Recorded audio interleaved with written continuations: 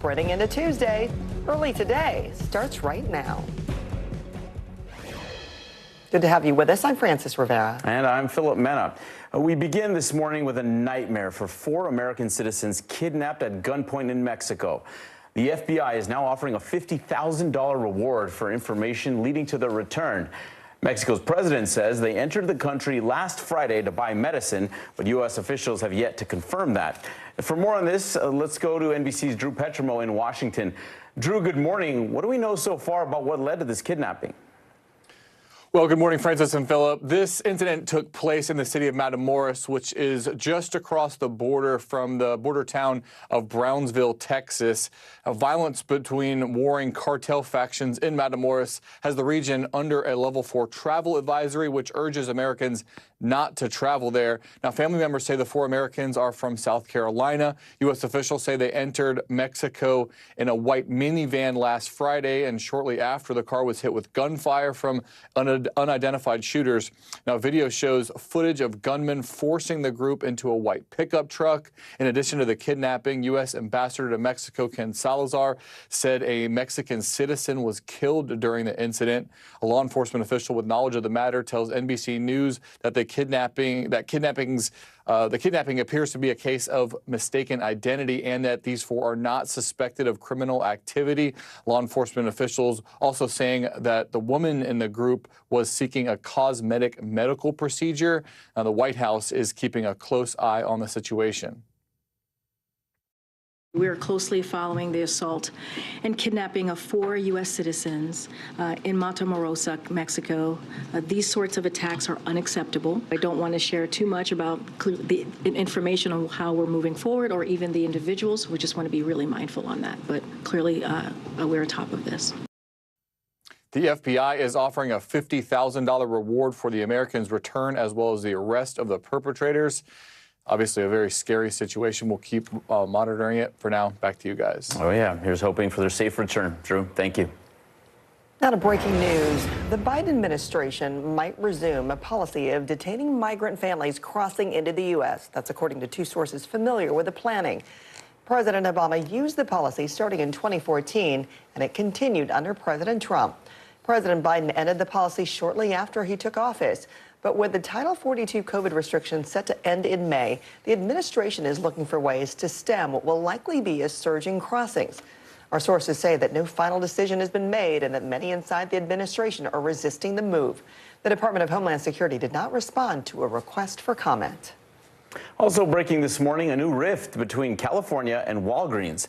Governor Gavin Newsom says the state will no longer do business with the drugstore chain or, quote, any company that cowers to extremists and puts women's lives at risk. This was in response to reporting that Walgreens said it would not sell abortion pills in 20 Republican-led states after attorneys general from those states threatened legal action. The list includes some states where abortion remains legal. Overnight, Walgreens released a new statement saying the company plans to dispense the medication in any jurisdiction where it is legally permissible to do so. The pharmacy chain is still waiting for certification from the FDA. Meanwhile, 5 women have filed a lawsuit against Texas, saying state laws prevented them from getting abortions despite health risks that made the procedure necessary.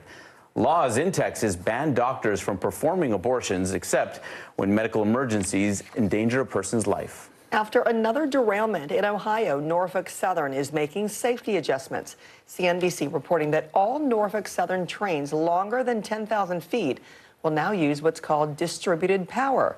That way, brakes can be employed evenly across the entire length of the transport, allowing for more controlled slowdowns in case of an emergency. Our Jesse Kirsch has more. The NTSB is investigating another Norfolk Southern crash in Ohio, the company's 4th derailment in this state in less than 5 months. The Springfield train wreck caught on camera. The company says 28 cars went off the track this weekend with 2 crew members on board.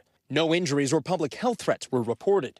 212 rail cars, some of which were tank cars transporting hazardous material. Norfolk Southern says the cars with hazardous materials were not among those that derailed.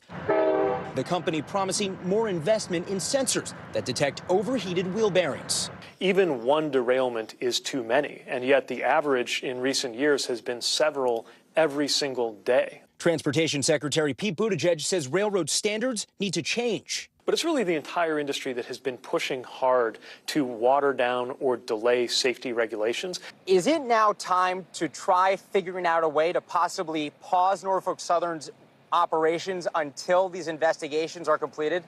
Well, the reality is that our economy depends on a strong freight rail network operating 24/7.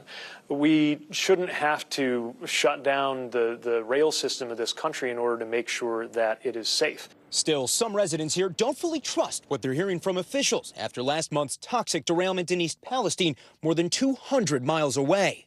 I don't know if it's frustrating, but it's just kind of scary that I'm sure there's safety protocols in place. Maybe they're not being followed. Bipartisan calls for rail safety reform growing. Meanwhile, Norfolk Southern's trains here, once again, on the move. Back to you. Hey, Jesse, thank you. New this morning, Fox News host Tucker Carlson aired the first clips of the unseen January 6th surveillance footage given to him by Speaker Kevin McCarthy. On his show last night, he said the insurrection was mostly peaceful chaos, adding that the people who forced themselves into the Capitol weren't, quote, insurrectionists, they were sightseers. We do want to clarify that NBC News does not know how the 44,000 hours of footage was edited or what was taken out. Nearly 140 officers were assaulted on that day, and nearly 1,000 people have been charged in the riot. U.S. Capitol Police have not commented on the video. A Capitol Hill source familiar with the matter tells NBC News that the police thought there was an agreement with the Committee on House Administration and not Fox News that they'd be able to review the clips the network was planning to air.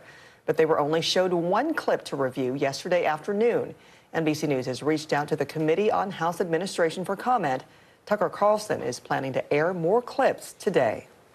A series of mid-air scares.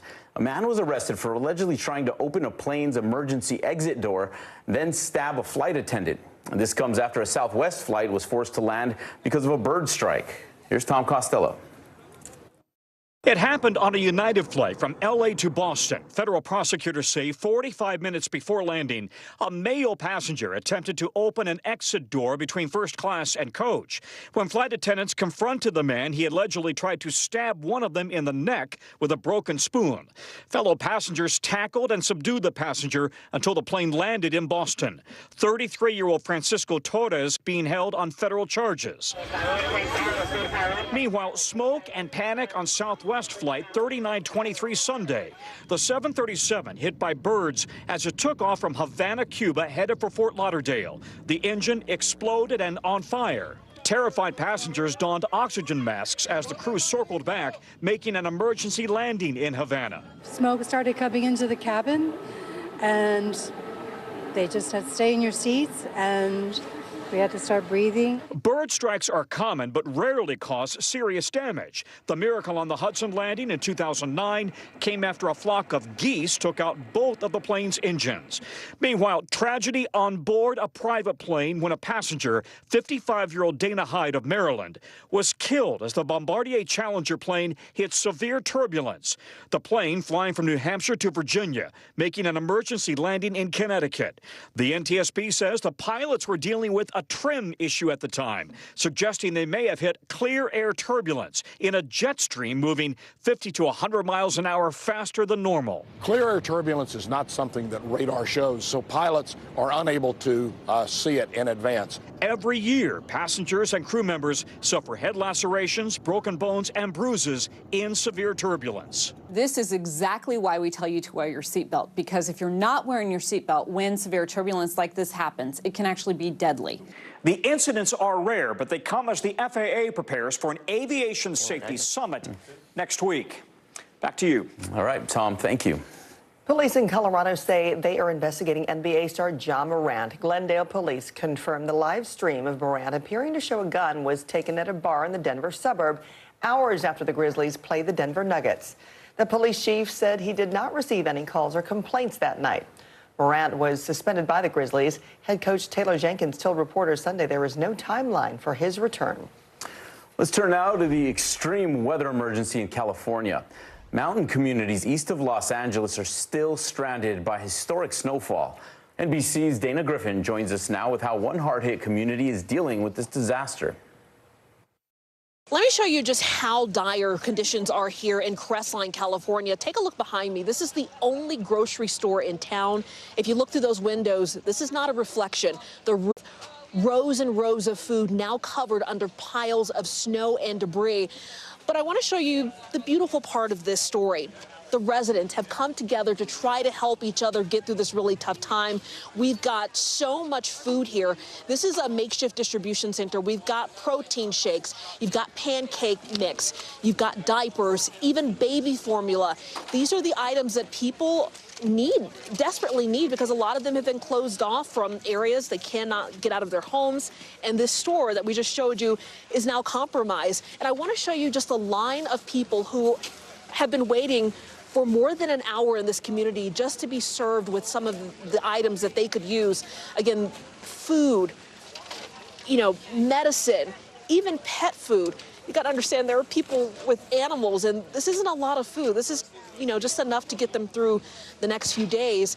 And the concern is, come Friday, when another storm is expected to hit this area, how can this community withstand it? So a lot of people are just hoping and bracing for more help to come as they weather this storm. Back to you. All right, Dana, thank you.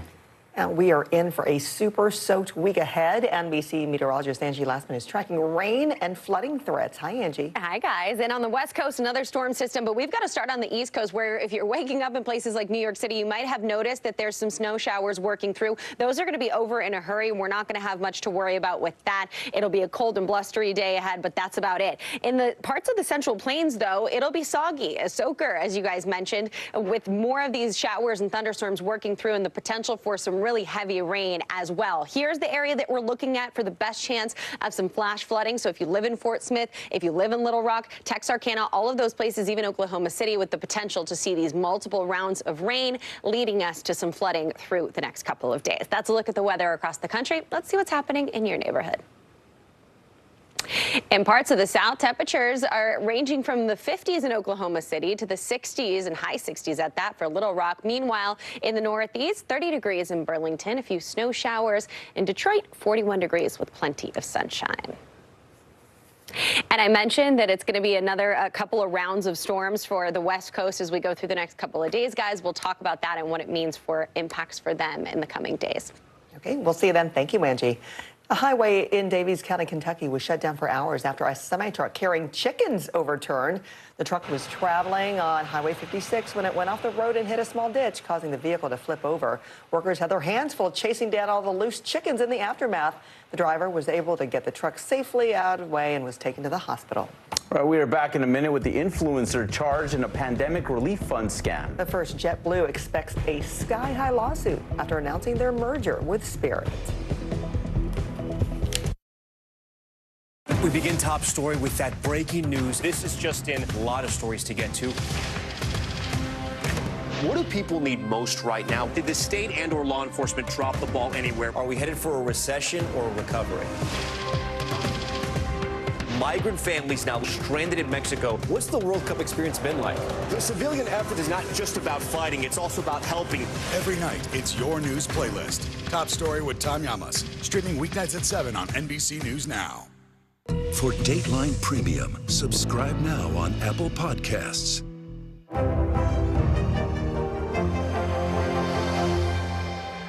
We begin top story with that breaking news. This is just in, a lot of stories to get to. What do people need most right now? Did the state and or law enforcement drop the ball anywhere? Are we headed for a recession or a recovery? Migrant families now stranded in Mexico. What's the World Cup experience been like? The civilian effort is not just about fighting, it's also about helping. Every night, it's your news playlist. Top Story with Tom Llamas, streaming weeknights at 7 on NBC News Now.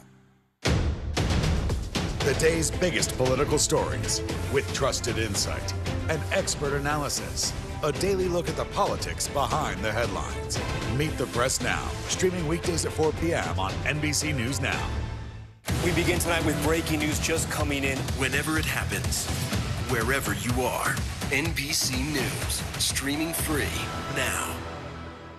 Hey, podcast fans, ready to unlock our true crime mysteries? Try Dateline Premium on Apple Podcasts. You'll get early access to originals, plus bonus content, and everything is ad-free. So head to Apple Podcasts now to subscribe.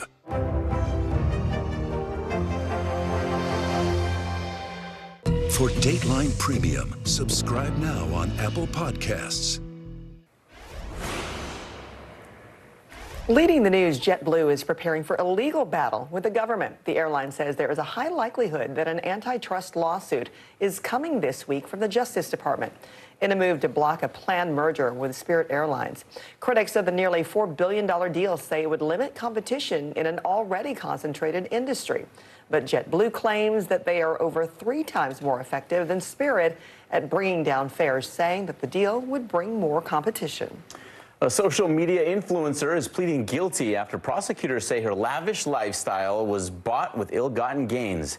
Officials say Danielle Miller used stolen identities to get over $1 million in COVID relief funds, which she put toward private jets, luxury hotel rooms, and more. She pled guilty to 2 counts of aggravated identity theft and 3 counts of wire fraud.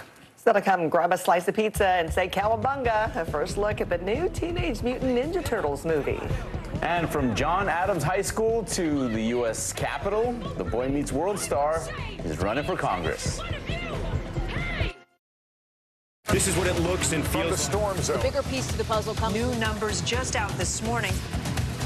Good evening. We begin tonight with breaking news just coming in. We begin this hour with the latest developments. We're coming on the air with some shakeups big time on Capitol Hill. How much water ultimately will be forced inland? Whenever it happens, wherever you are, NBC News, streaming free now. Watch NBC Nightly News with Lester Holt or listen wherever you get your podcasts. The day's biggest political stories with trusted insight and expert analysis. A daily look at the politics behind the headlines. Meet the Press Now, streaming weekdays at 4 p.m. on NBC News Now.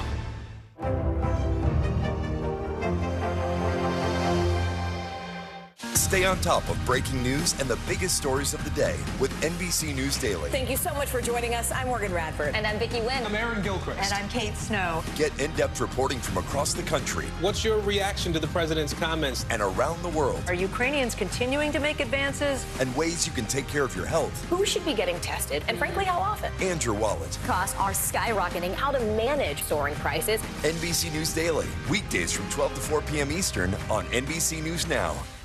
We begin tonight with breaking news just coming in. Whenever it happens, wherever you are, NBC News, streaming free now. For Dateline Premium, subscribe now on Apple Podcasts. This is what it looks and feels. With the latest developments. The bigger piece to the puzzle. We begin tonight with breaking news. How much water ultimately will be forced inland? Whenever it happens, wherever you are, NBC News, streaming free now. What do people need most right now? Did the state and/or law enforcement drop the ball? Migrant families now stranded in Mexico. What's the World Cup experience been like? It's your news playlist. Top story with Tom Yamas. Weeknights at 7 on NBC News Now. NBC News, streaming free now. Hey, I'm Hallie. It's good to be with you tonight. There's another legal filing today, and I want to cut through some of the weedsy stuff. And let's just get to the point. They have started to vote on the PACT Act. If you're like, Hallie, stop speaking Washingtonese. This bill would basically give health care to veterans who have exposed to these toxic chemicals. So, Scott, I'm trying to make this as not DC as possible. The increased sort of anger that we've seen now in politics. I saw you searching for, I think, your microphone, Dan. You are out. I was trying to do it on the slide. Live TV, man. It's okay.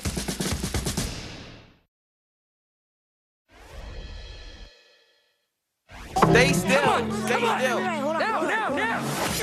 Oh. Let's try that again, but with ninja stars. Hey, why did we pick a fruit shaped exactly like my head? Just stop talking. You're ruining my concentration. You're fine. Chill. He's gonna die. Cowabunga! The Teenage Mutant Ninja Turtles are back in a new movie from Seth Rogen. The reboot packs some serious star power, too, with Jackie Chan, John Cena, Maya Rudolph, and Paul Rudd. The Heroes in a Half Shell will hit theaters on August 4th. I love all the reboots to make sure every generation will get some Teenage Mutant Ninja Turtles in them. It's important. Yeah. Okay, Boy Meets World star Ben Savage is hoping to take on his latest role, Boy Meets Congress. If I win and you guys vote for me, I would say to each and every one of you, hey, thanks! Taking a page from Corey Matthews' playbook, Savage announced his House bid running as Democrat for California's 30th district seat. The actor shared his campaign to his Instagram, saying in part, he wants to ensure equality and expand opportunities for all. I'm sure Mr. Feeney approves. All right, a Southern staple is getting the 31 flavors treatment. Baskin-Robbins unveiled a cluckin' good flavor, chicken and waffles. It's a buttermilk waffle-flavored ice cream with chicken and waffle-flavored bites and bourbon maple syrup drizzle. It doesn't actually have chicken in it, but hey, if you happen to be in New York City today, you get to try this for free.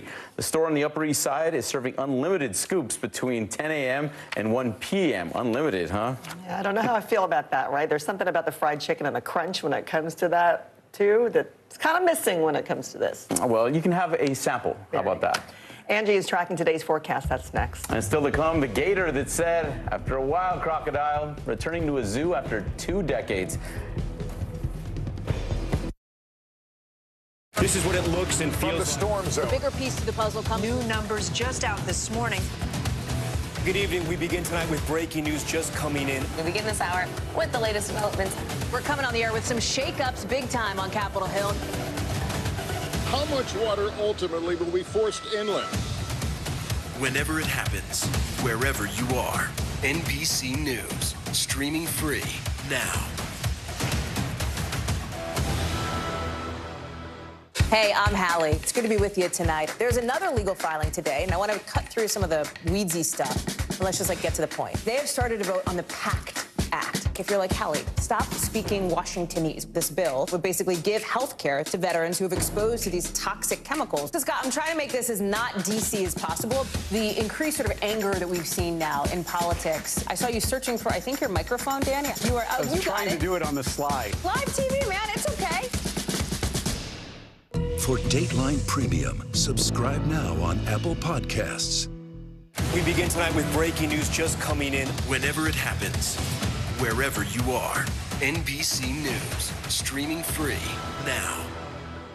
Hey, I'm Hallie. It's good to be with you tonight. There's another legal filing today, and I want to cut through some of the weedsy stuff. But let's just get to the point. They have started to vote on the PACT Act. If you're like Hallie, stop speaking Washingtonese. This bill would basically give health care to veterans who have exposed to these toxic chemicals. So, Scott, I'm trying to make this as not DC as possible. The increased sort of anger that we've seen now in politics. I saw you searching for, I think, your microphone, Danny. You are. I was trying to do it on the slide. Live TV, man. It's okay.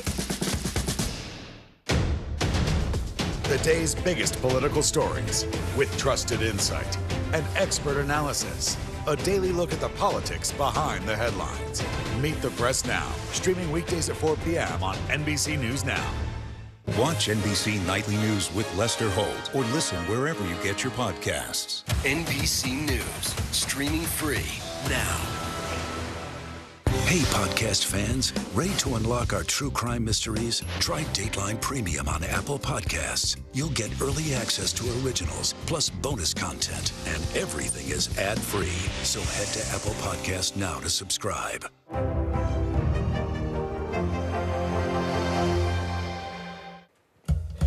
Welcome back. The West Coast just can't get a break today. We're adding on some additional snow and rainfall. And then as we head into the end of the work week, we're going to start to see another system, a stronger system, work on shore. That's going to bring even more rain and snow to parts of the West Coast. And the flooding concern and, of course, additional snowfall concern will be there through at least the end of the week. That's a look at your weather. We'll be right back.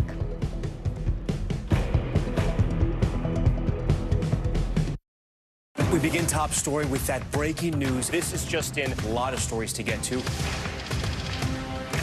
What do people need most right now? Did the state and or law enforcement drop the ball anywhere? Are we headed for a recession or a recovery? migrant families now stranded in Mexico. What's the World Cup experience been like?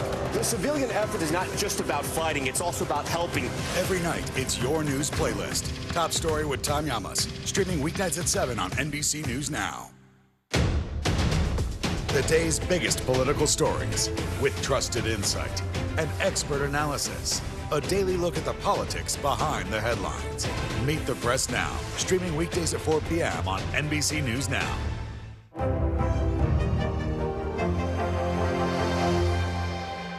For Dateline Premium, subscribe now on Apple Podcasts. NBC News, streaming free now. The day's biggest political stories with trusted insight and expert analysis. A daily look at the politics behind the headlines. Meet the Press Now, streaming weekdays at 4 p.m. on NBC News Now. This is what it looks and feels What's the latest, Phil? The bigger piece to the puzzle. We begin tonight with breaking news. How much water ultimately will be forced inland? Whenever it happens, wherever you are, NBC News, streaming free now.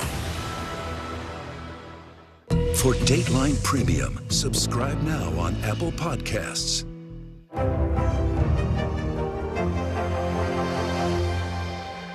NBC News, streaming free now. The day's biggest political stories with trusted insight and expert analysis. A daily look at the politics behind the headlines. Meet the Press Now, streaming weekdays at 4 p.m. on NBC News Now. In today's top stories, jurors in the high-profile double murder trial of Alec Murdaugh break their silence on the Today Show, opening up about Murdaugh's decision to take the stand in his own defense. Do you think he should have taken the stand? No. What about you, Amy? No. He didn't help himself? No. If I was him, I don't think I would have, but I think that he believes that he's so convincing that he felt like that was his, last resort. A lawyer for Alec Murdaugh tells NBC News Murdaugh is off suicide watch, but remains in isolation in a South Carolina prison. He is serving life for killing his wife Maggie and son Paul.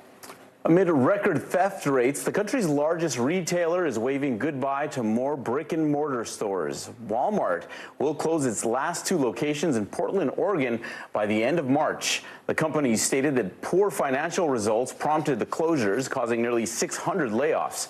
In December, CEO Doug McMillon told CNBC the retailer was facing historic shoplifting levels. Since last month, Walmart has also shut down locations in Florida, Illinois, Arkansas, and Wisconsin. A new study suggests a keto-like diet that's high in fat and low in carbs could double the risk of heart attacks, stroke, and blocked arteries. Researchers at St. Paul's Hospital in Vancouver say they've seen an increased levels of bad cholesterol, or LDL. They surveyed 305 people following a low-carb, high-fat diet over the course of 10 years and compared it with 1,200 people who followed a standard diet. They found that the harm outweighs the benefits. Well, a New York plastic surgeon says that the more you run, the more age in your face continues to race. In a viral TikTok, Dr. Gerald Imber says lots of running leads to the face aging prematurely. He says in part it's due to the bouncing that your cheeks do when you run. But don't slow down just yet. A reconstructive surgeon at Rutgers Medical School told Today.com there is no clinical evidence that proves running ages your skin. One Texas zoo is taking the phrase, "See you later, alligator," quite literally. It just took them a few decades. An 8-foot gator, that one right there, was returned home to a wildlife park in New Braunfels after going missing 20 years ago. Zoo officials believe she was stolen as a hatchling and kept as a pet by a former volunteer. That's Tiwa. It was discovered by a Texas game warden investigating hunting violations at a nearby property.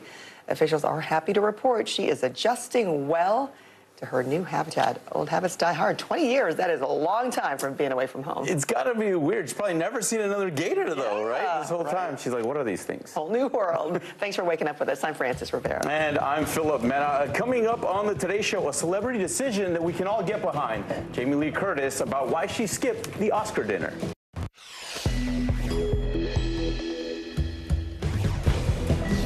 A desperate search south of the border. The new reward offered after 4 Americans were kidnapped at gunpoint in Mexico. Fox News under fire. Why Tucker Carlson's exclusive footage from the January 6th riot is sparking new backlash this morning. California versus Walgreens. Governor Gavin Newsom sets his sights on the pharmacy giant in the battle over abortion rights. A turbulent merger. A new legal challenge looming for JetBlue's plan to buy Spirit Airlines. A sweeping legacy from Sweet Home Alabama to Freebird.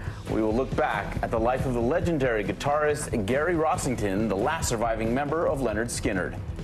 Tuesday is just getting started. Early Today starts right now.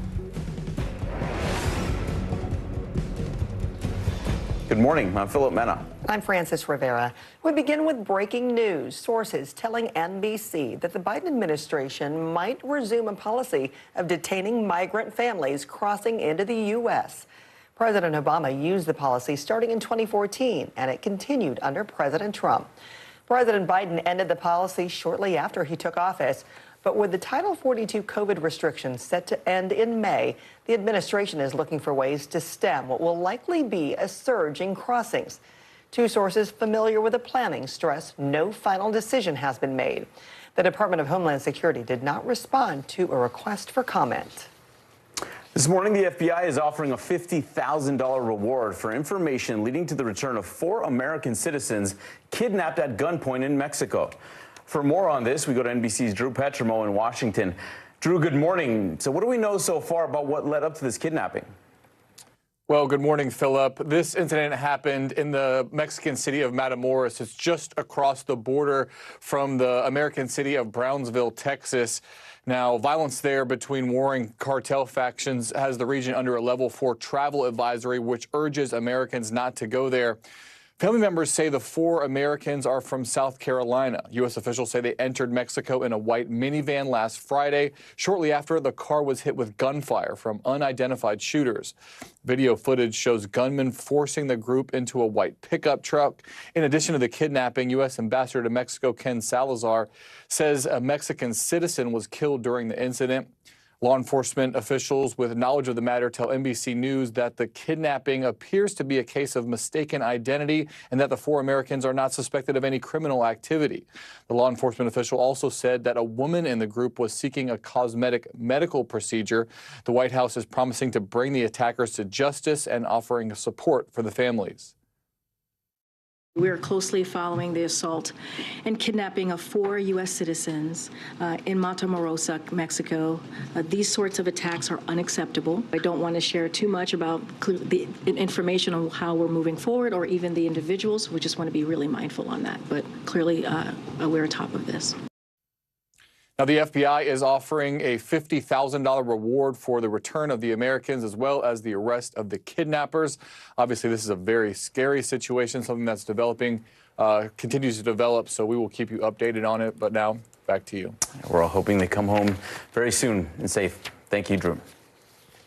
New this morning, Fox News host Tucker Carlson aired the first clips of the unseen January 6 surveillance footage given to him by Speaker Kevin McCarthy. On his show last night, he said the insurrection was mostly peaceful chaos, adding that the people who forced themselves into the Capitol weren't, quote, insurrectionists. They were sightseers. We do want to clarify that NBC News does not know how the 44,000 hours of footage was edited or what was taken out. Nearly 140 officers were assaulted on that day, and nearly 1,000 people have been charged in the riot. U.S. Capitol Police have not commented on the video. A Capitol Hill source familiar with the matter tells NBC News that the police thought there was an agreement with the Committee on House Administration and not Fox News, and that they'd be able to review the clips the network was planning to air. But they were only showed 1 clip to review yesterday afternoon. NBC News has reached out to the Committee on House Administration for comment. Tucker Carlson is planning to air more clips today. As the NTSB is investigating another Norfolk Southern train derailment in Ohio, the company says it is making safety adjustments, investing in more sensors that detect overheated wheel bearings. That's a suspected cause of the East Palestine disaster. Also, CNBC reports that all Norfolk Southern trains longer than 10,000 feet will now use what's called distributed power. That way, trains will not be powered by the locomotive alone, but from several locations across the length of the train, which will allow for safer, more controlled braking. Police in Colorado say they are investigating NBA star Ja Morant. Glendale police confirmed the live stream of Morant appearing to show a gun was taken at a bar at a Denver suburb hours after the Grizzlies played the Denver Nuggets. The police chief said he didn't receive any calls or complaints that night. Morant was suspended by the Grizzlies for the video. Head coach Taylor Jenkins told reporters Sunday there is no timeline for Morant's return. Amid record theft rates, the country's largest retailer is saying goodbye to more brick-and-mortar stores. Walmart will close its last 2 locations in Portland, Oregon by the end of the month. The company stated that poor financial results prompted the closures, causing nearly 600 layoffs. In December, CEO Doug McMillon told CNBC that the retailer was facing historic shoplifting levels. Since last month, Walmart has also shut down locations in Florida, Illinois, Arkansas, and Wisconsin. Let's turn now to the extreme weather emergency in California. Mountain communities east of Los Angeles still stranded by the historic snowfall. The need for food, medicine, and other supplies growing more dire. Our Miguel Almaguer is there. As blizzard-like conditions blanket California cities already buried under feet of snow. We have neighbors who are panicking. They're without, food, power, heat, medications. For nearly 2 weeks now, trapped residents near Lake Arrowhead, just 2 hours outside of Los Angeles, have been pleading for help. Middle school teacher Steve Gaskell is a literal lifeline. His Jeep loaded with meals and insulin for Marissa Cupsack's uncle, who's stranded at home. Thank you. It's overwhelming because my husband can't even come home. He's stuck at the bottom of the hill. As the desperate ration food and medicine, mounds of snow are trapping the most vulnerable, who can't dig or plow their way out. It's tough. It really is. Sorry. The National Guard and firefighters have been called in to help, but it's volunteers, some walking miles through waist-deep snow, making the difference. I think the first responders are overwhelmed with the sheer volume of calls that they're getting. With major roads being plowed, hand crews are slowly starting to reach senior citizens like Sydney White.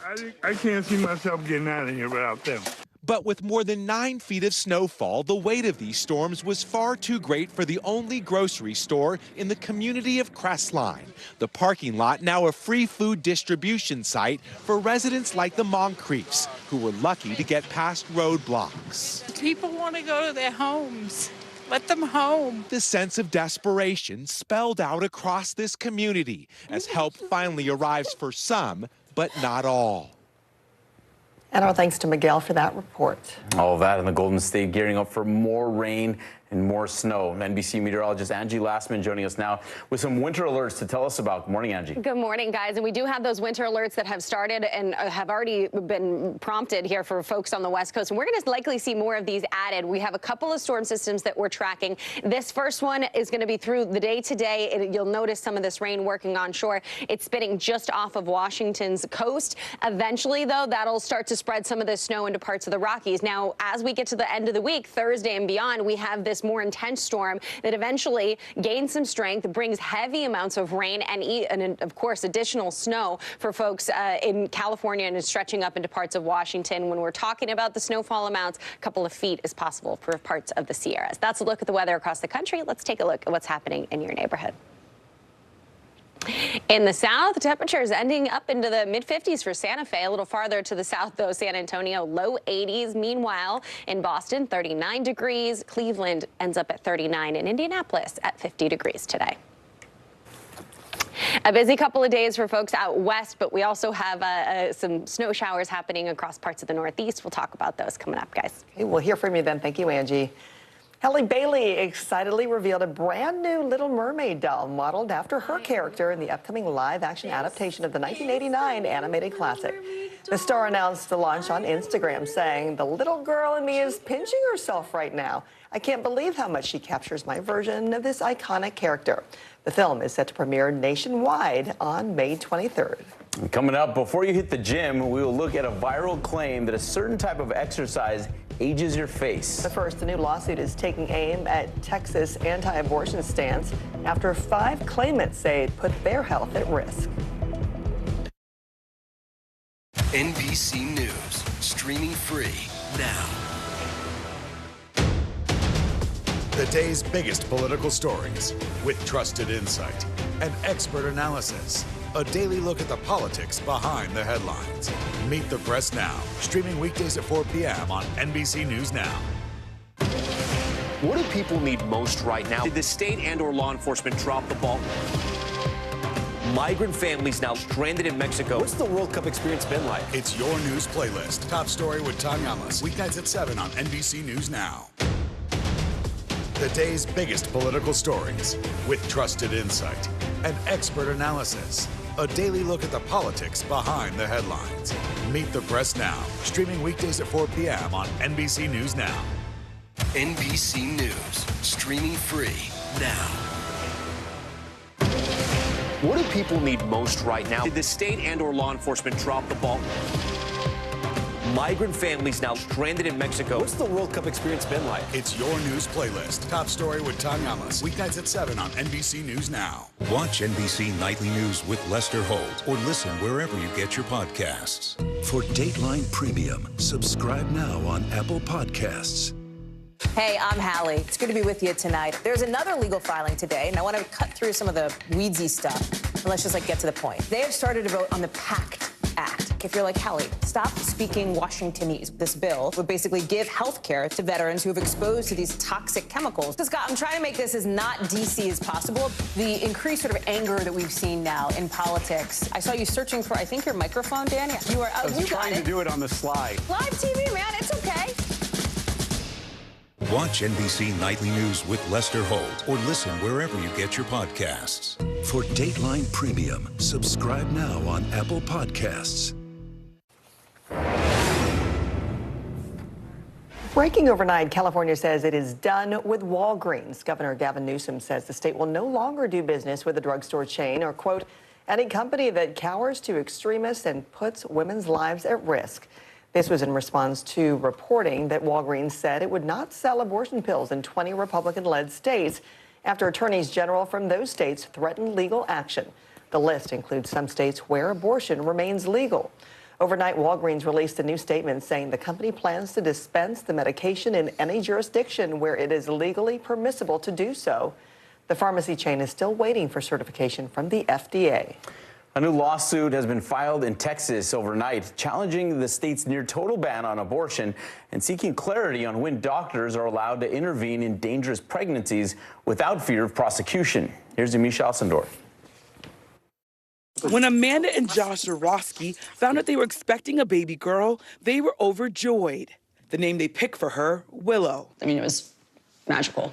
The first 17 weeks were very easy, very smooth sailing. But just before week 18, something felt wrong. Amanda's body was preparing for labor too early. The news from her doctor was devastating. She said pretty quickly, all in one breath, you're going to lose the baby. She's not going to survive. I thought what they would do is go in and intervene immediately, but she told me that they couldn't because the baby's heart was still beating and I wasn't sick. Laws in Texas ban doctors from performing abortions except when a medical emergency endangers a person's life or major bodily function. Those who violate the law could face up to life in prison. Take me into what it was like to wait. I just existed in sorrow and fear. I was really, really scared. This just isn't something that you do with any other kind of medical issue, is you have to ask, am I sick enough to get treatment? It was infuriating. 3 days after the diagnosis, Amanda's health deteriorated. Doctors performed an abortion, but serious infections led to sepsis, and Amanda spent 3 days in the ICU. Because of the law, I very nearly died. Nothing about this is pro-life. Now Amanda is part of a group of 7 plaintiffs represented by the Center for Reproductive Rights who plan to file a lawsuit against the state of Texas. Until there is a legal fight, nothing's going to change, and something has to change. But John Segal, president of Texas Right to Life, who helped craft the Texas Heartbeat Act, says the law is clear as written and that doctors like Amanda's are misinterpreting it. If they are saying they have to delay and wait the days like you're talking about, that is medical malpractice. But if it is uncertain that this child may survive or may not, Texas is saying we don't jump to conclusions. Doctors are saying the law is not clear, and as a result, I'm going to act on the side of being cautious, and that means that I might have to wait for a woman to get sicker and sicker before I can perform an abortion that I know she needs. And that's the wrong conclusion.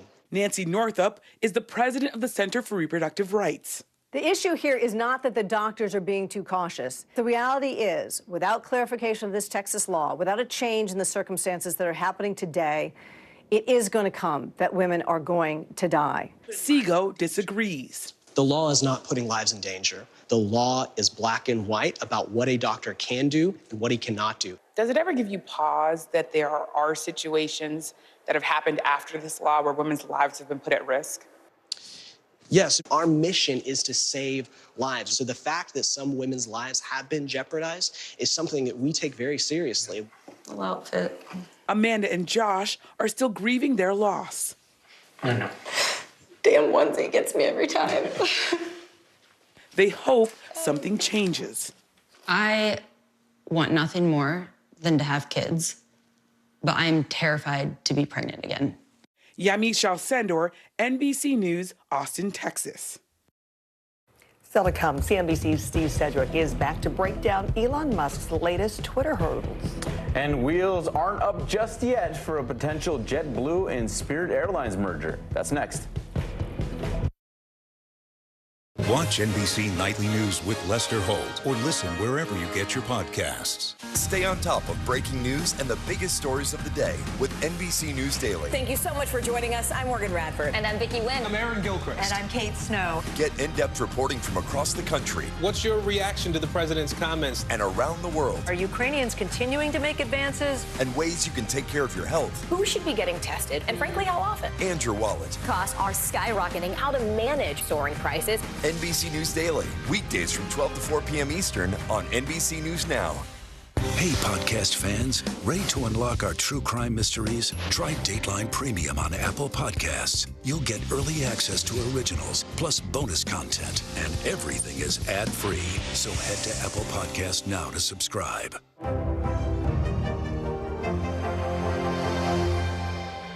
We begin top story with that breaking news. This is just in, a lot of stories to get to. What do people need most right now? Did the state and or law enforcement drop the ball anywhere? Are we headed for a recession or a recovery? Migrant families now stranded in Mexico. What's the World Cup experience been like? The civilian effort is not just about fighting, it's also about helping. Every night, it's your news playlist. Top Story with Tom Llamas. Streaming weeknights at 7 on NBC News Now.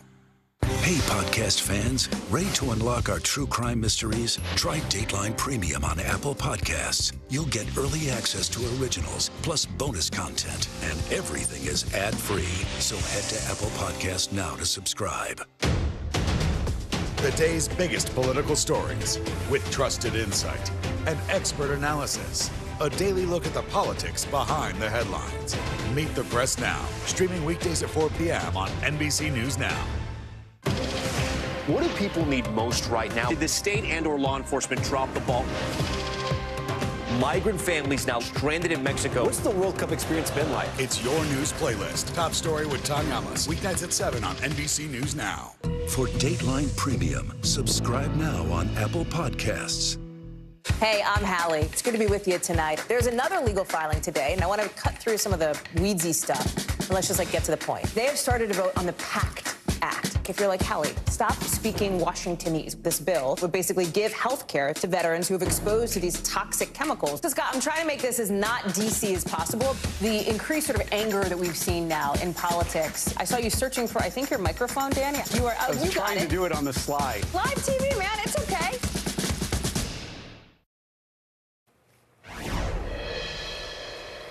A New York plastic surgeon says the more you run, the more the age in your face continues to race. In a viral TikTok, Dr. Gerald Imber says lots of running leads to the face aging prematurely.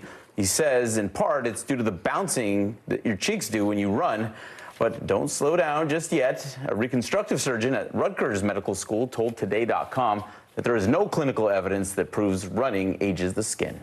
More technical difficulties for Twitter after Elon Musk's takeover. But first, a budget airline merger is facing new turbulence. CNBC's Steve Sedgwick is in London to break it all down for us. Hi, Steve. Good morning. Good morning, Francis. You've still got me worried about Philip's story about running on my face. Must be falling off at this rate. Right, OK, let's get to JetBlue first of all. The JetBlue does expect a Department of Justice lawsuit over the Spirit deal. This is a $3.8 billion acquisition. They're expecting to go up against the big four carriers and create a new big competitor there as well. But they've said for a long time we thought it's a high likelihood we'll get a complaint from the DOJ this week. We've factored all that in, and we still think this deal will close in 2024. Others are saying it won't foster competition. Actually, it will create less competition. Now back to that Elon Musk tweet again. Basically, there's been another outage on Monday and meant thousands of users could not use the site properly. They couldn't access links, photos, or other key aspects of the site as well. Now, Elon Musk has been tweeting saying a small API change. I looked up API. That's an application programming interface change. Has massive ramifications. And he's saying himself, look, the code stack is extremely brittle for no good reason. We'll ultimately need a complete rewrite. Others, though, are saying, look, if you lay off so many staff and key staff at that, then you are going to have problems with the operation of Twitter as well. But that battle yet to continue. Back to you both. It makes sense. All right, Steve, all good with wrinkles running in all of you. Thank you, as always. Angie's got our Tuesday weather roundup coming up next. And still to come here also on Early Today, rebuilding history. Notre Dame is back. Stay on top of breaking news and the biggest stories of the day with NBC News Daily. Thank you so much for joining us. I'm Morgan Radford. And I'm Vicki Lynn. I'm Aaron Gilchrist. And I'm Kate Snow. Get in-depth reporting from across the country What's your reaction to the president's comments? and around the world, Are Ukrainians continuing to make advances? and ways you can take care of your health Who should be getting tested? And frankly, how often? and your wallet. Costs are skyrocketing. How to manage soaring prices. NBC News Daily, weekdays from 12 to 4 p.m. Eastern on NBC News Now. We begin tonight with breaking news just coming in. Whenever it happens, wherever you are, NBC News, streaming free now.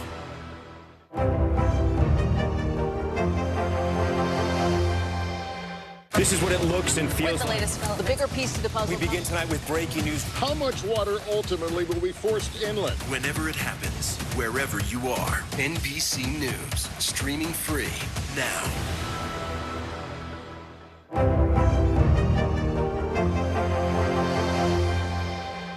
We begin tonight with breaking news just coming in. Whenever it happens, wherever you are, NBC News, streaming free now.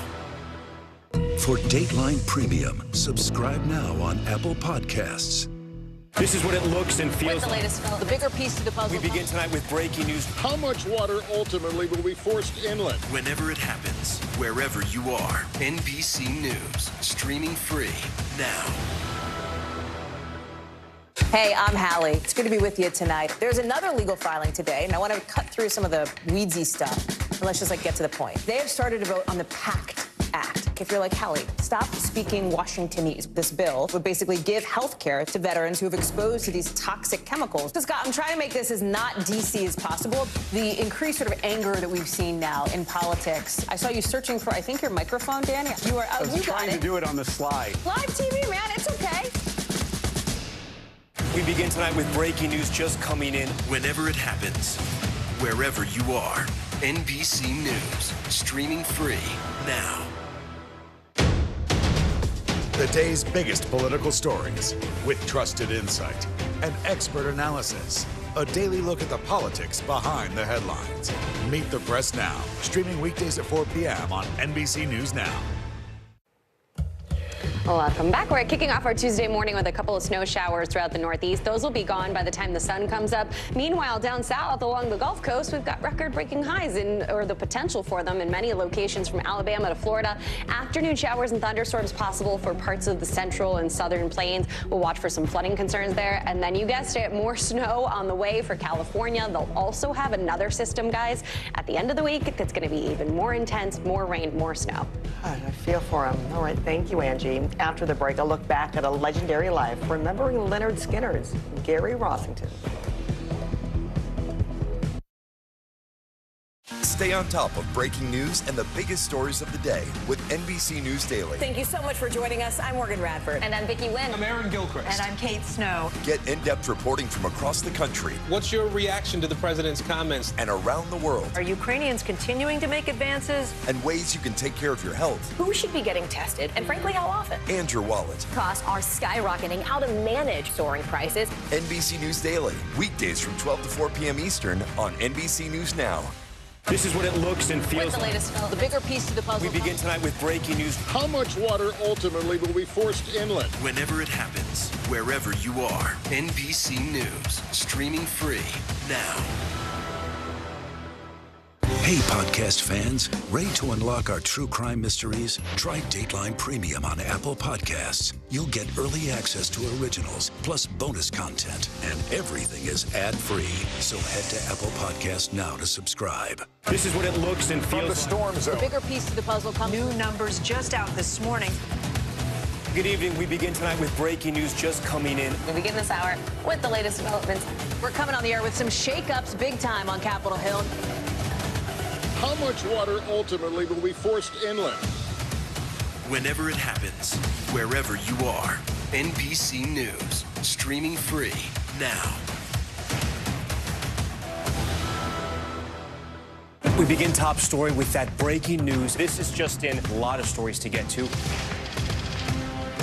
What do people need most right now? Did the state and or law enforcement drop the ball anywhere? Are we headed for a recession or a recovery? Migrant families now stranded in Mexico. What's the World Cup experience been like? The civilian effort is not just about fighting, it's also about helping. Every night, it's your news playlist. Top Story with Tom Llamas. Streaming weeknights at 7 on NBC News Now.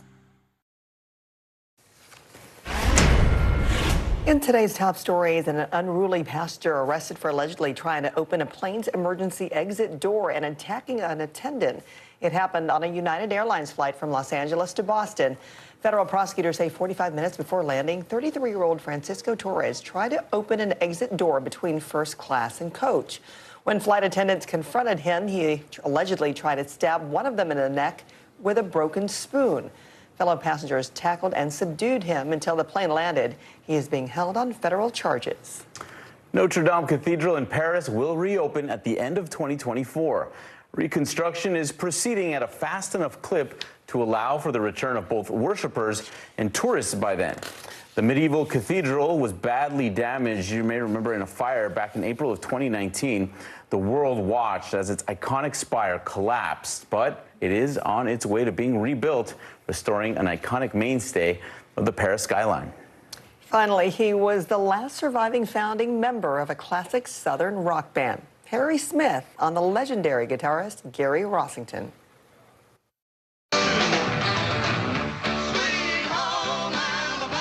Gary Rossington was one of the original members of Lynyrd Skynyrd. He co-wrote Sweet Home Alabama. The Jacksonville, Florida-based band exemplified the blues-fused sound of Southern rock. What's your name, little girl? What's your name? What's Your Name was one of their biggest hits. For many, Skynyrd was the sound of the 70s, but at the peak of their popularity, the band's chartered plane crashed, killing bandmates Ronnie Van Sant and Steve Gaines.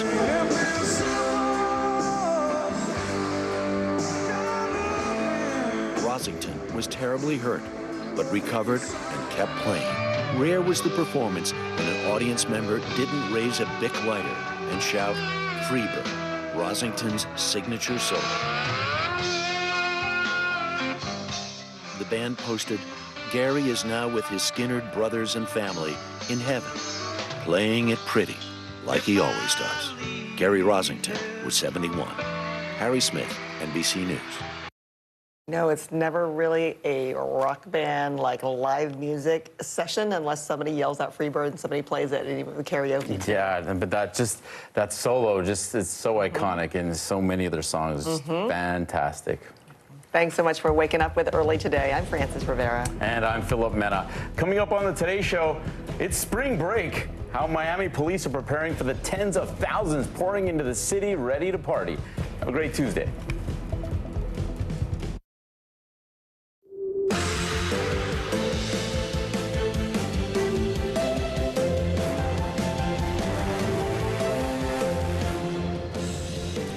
Good morning, I'm Joe Fryer. And I'm Zinclea Samoa in for Savannah Sellers. Right now on Morning News Now, kidnapped. The FBI is asking for help finding 4 Americans kidnapped in Mexico. We've got more on the video showing the moment they were taken at gunpoint. And the new information we're learning this morning about the alleged kidnappers and victims. Safety in the skies. There's a renewed focus on safety in airplanes this morning after several serious incidents of major turbulence. One case this week resulting in a death. What's behind the increase of rocky flights and why these incidents could get worse. Plus, fighting the abortion law. An NBC News exclusive brings the latest on a lawsuit targeting restrictive abortion laws in Texas. One of the plaintiffs is a woman who nearly lost her life after she had to carry her baby to term, despite doctors telling her the child would not survive. Because of the law, I very nearly died. Nothing about this is pro-life. What she says needs to change about the law to help more mothers and how Texas is responding to the lawsuit. Also this morning, remembering Gary Rosington, the last original member of Lynyrd Skynyrd, has died at the age of 71.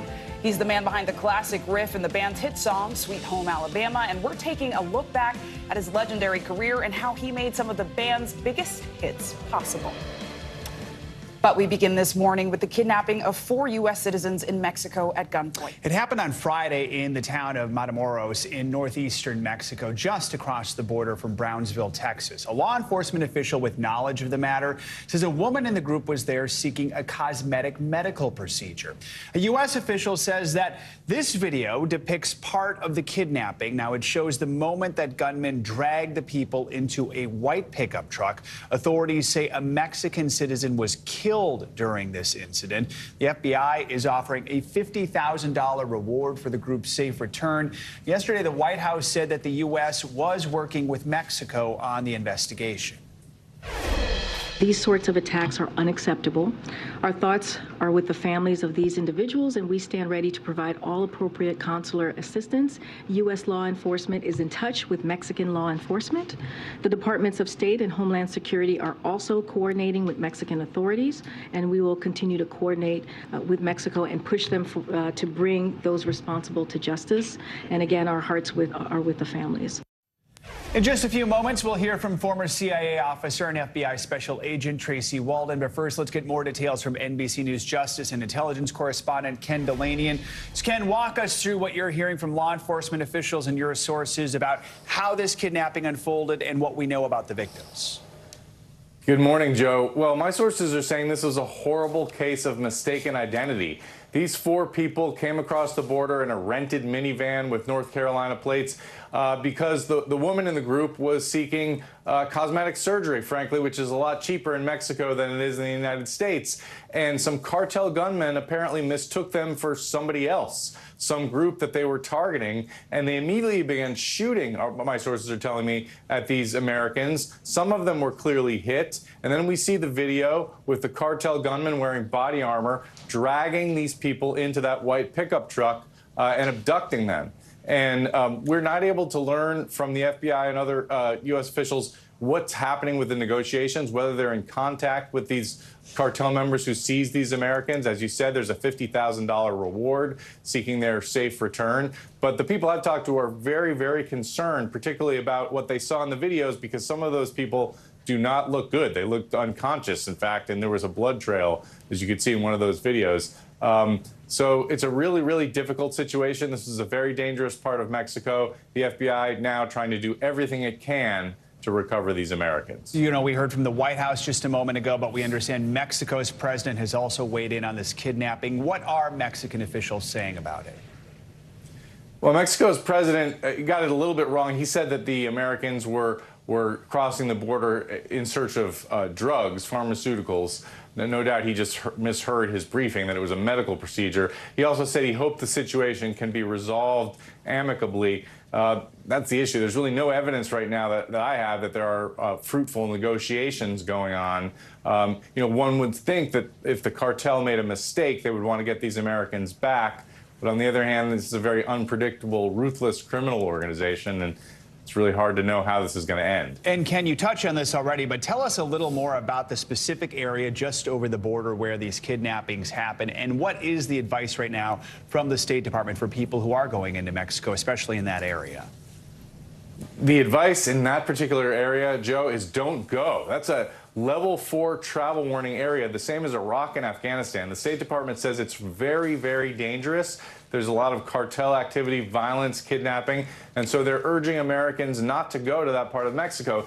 It's always unclear to me to what extent regular folks out there even see those State Department warnings and take them into account in their planning. But people should know that is a really dangerous area, and a lot of parts of Mexico are right now. There are places where Americans regularly vacation, such as Cancun and Playa del Carmen, where there have been cartel violence, shootings, murder. So it's people should really take that into account when they're considering travel to Mexico. And people might be paying more attention now. Ken Delaney, thank you so much for your reporting. Appreciate it. You bet.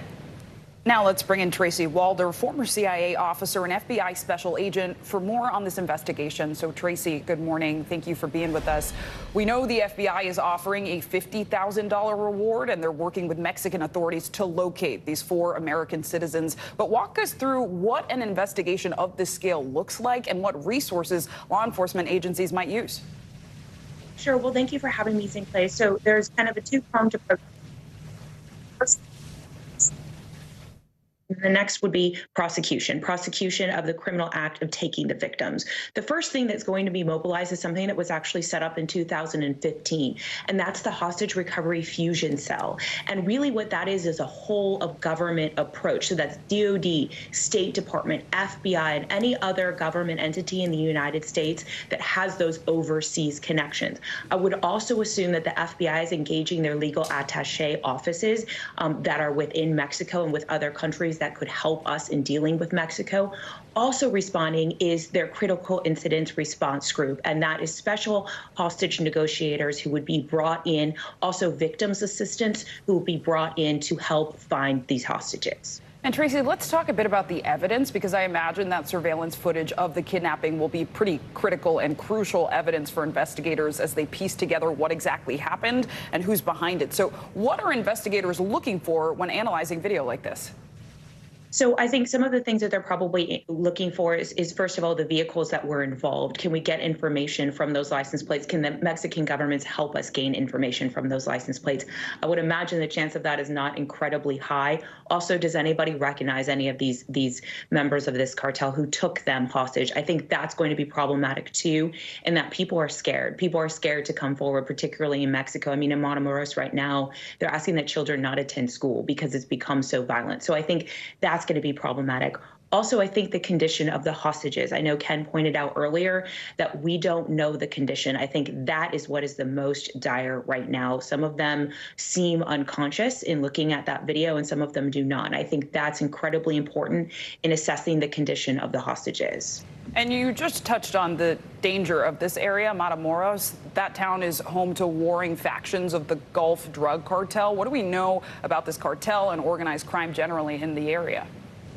Sure. So the level 4 travel advisory is against this state, Tamaulipas, and this is where Matamoros is. It's the Gulf cartel that primarily controls this area and controls the drug routes in and out of this area. This cartel is experiencing, I guess, what we would call a civil war, in that they have warring factions within the cartel. And that's where this violence is coming from. Another thing to note is that the former head of the cartel is also in prison here in the United States, but he's actually set to be released next year. And so I do expect that the violence may continue, but I think the other part that's important about a level 4 travel advisory is, yes, do not travel. But also, if you do travel, the other part of that advisory does say that the U.S. government is very limited in how they can help you in a situation like this. That's important information right there. Tracy Walter, thank you so much for your time. On Capitol Hill today, Federal Reserve Chairman Jerome Powell is set to appear before Congress to testify about the state of our economy. He'll answer questions about the Fed's monetary policy report, which examines how the economy has fared over the past 6 months and what we can expect moving forward. The two big topics that he'll no doubt be asked about: inflation and interest rates. NBC News Capitol Hill correspondent Ryan Nobles joins us now with more on this. Ryan, good morning. So what's the main message that Chairman Powell will likely be trying to get across to lawmakers today? Joe, what he's going to have to do is try and convince members of Congress that the Fed has a plan to kind of thread the needle between growing inflation and the prevention of a recession. And that's not an easy task. Powell has been slowly raising interest rates over the past couple of years as a way to tamp down raging inflation. It's helped a little bit, but inflation is still stubbornly high from what many experts would like to see. That has the markets concerned, and there's also a real concern that it could then lead to a recession. So Powell's going to have to answer a lot of tough questions about how much more he plans on raising interest rates as a result to try and tamp this down, if there will ever be an opportunity for interest rates to go down to those historically low rates that they were not too long ago, and if a recession is not a possibility, but really an inevitability. Those are all things lawmakers are going to be looking for. Yeah, Ryan, I have to assume some of those tough questions will be, could we expect another potential interest rate hike, and any insight into whether he expects things to get easier for Americans who are worried about both high prices and high interest rates, right? Yeah, that's right, Joe. And, you know, what's interesting about when someone like Jerome Powell comes before Congress is that you see these members try and break down these really complex financial issues in a way that their constituents will understand. So they're going to ask Powell questions about how these decisions that are made by the Fed affect everyday lives in terms of the cost of milk and food, the cost of automobiles and things along those lines. And then mortgage interest rates, all those things are part of what ultimately comes out of the Fed making a decision to raise interest rates. And then I would not be surprised at all if you see some of these members specifically pin him on just how much longer he expects to be forced to raise interest rates. There's a good chance another interest rate hike is in the offing. So expect him to be nailed down on exactly what his long-term plan is, because it's so infrequent that he comes before Congress. It's only a semi-annual event. And so when members have the opportunity to grill him, they take full advantage of that opportunity. And we should note this is one of two appearances he's going to have on the Hill. Tomorrow he appears before the House Financial Services Committee. I mean, we know today will be tough, but could we expect even a tougher line of questioning from House members? How will it compare? There is that chance because, of course, the House is run by Republicans. But it's important to keep in mind, Joe, that there's a lot of criticism to go around for the Fed because of just how crazy inflation has been over the past couple of years from both Democrats and Republicans. What could get interesting in the conversation tomorrow is Powell's thoughts on the debt ceiling. Of course, Republicans in the House have said consistently that they believe that the debt ceiling should be used as a leverage point for Congress to rein in spending. That's something that makes the Federal Reserve very concerned. Like many experts in the financial markets, they do not want to see the debt ceiling messed with, or even the possibility that the United States may default on its credit. So it would not be a surprise at all if we see a back and forth between Democrats and Republicans on the panel tomorrow, specifically aimed at the debt ceiling, with Republicans pressing Powell on whether or not runaway congressional spending is a bigger problem for the economy, or the threat of not raising the debt ceiling is the bigger problem. That could be the back and forth that will be of great interest tomorrow. All right, Ryan, thank you so much.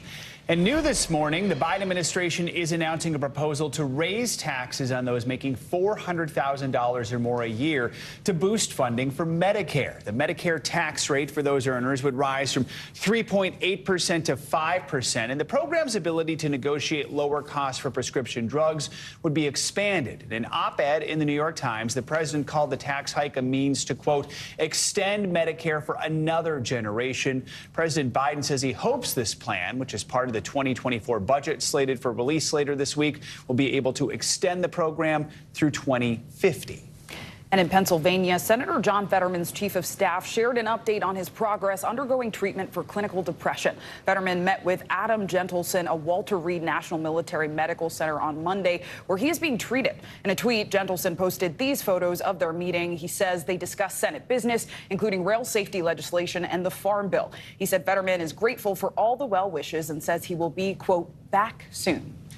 It's another cold, icy day in parts of California after another massive storm on Sunday. Some communities in the northern part of the state are isolated. Grocery stores and roads there are still closed as they continue digging out from multiple feet of snow. Those who have been able to get out of their homes are helping their neighbors by bringing them food and supplies. Even in Southern California, some were trapped by snow that piled up to 10 feet high. The snow is even causing fires in some areas because of possible gas leaks. Another storm is expected to hit the state this Friday, with Californians bracing to deal with it all over again. So let's get a little closer look at what to expect today and the rest of the week with your Morning News Now weather forecast. Angie Lassman joins us. Good morning, Angie. Good morning, guys. It's such a difficult situation out west because they need really this moisture for the drought conditions there, but just not all at once, and they continue to be pounded by these really intense storms, and there's multiple on the way over the next couple of days with an atmospheric river event setting up once again. So here's the lay of the land. We still have rain and snow working through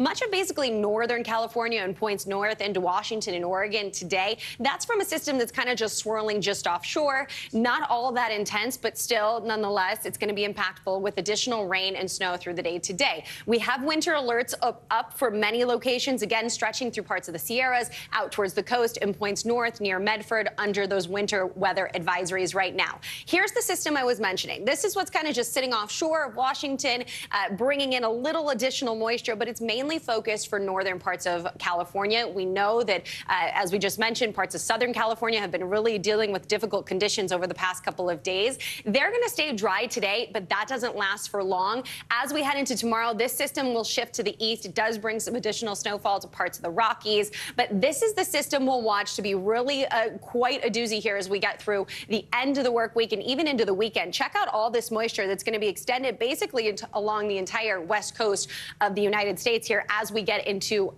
Thursday, Friday, and even into Saturday. We'll still be dealing with more rain and more snow. This is going to extend into the northern tier of the United States as well, where we will have additional snowfall. But what we're focusing on as far as additional snowfall for parts of California, the Sierras could get anywhere from another 1 to 3 feet of snow over the next couple of days. As we look at Mount Shasta, even another 1 to 2 feet there as well. So additional snow, additional rain. Here's some of that rain that we're expecting. Notice up to 2 inches in some spots. So we will watch for the snow melt to also be accompanied by this rainfall that will lead to the potential for some flooding concerns over the next couple of days. Meanwhile, on the East Coast, if you blinked, you might have missed it, but we had a couple of snowflakes in parts of New York and the Northeast today.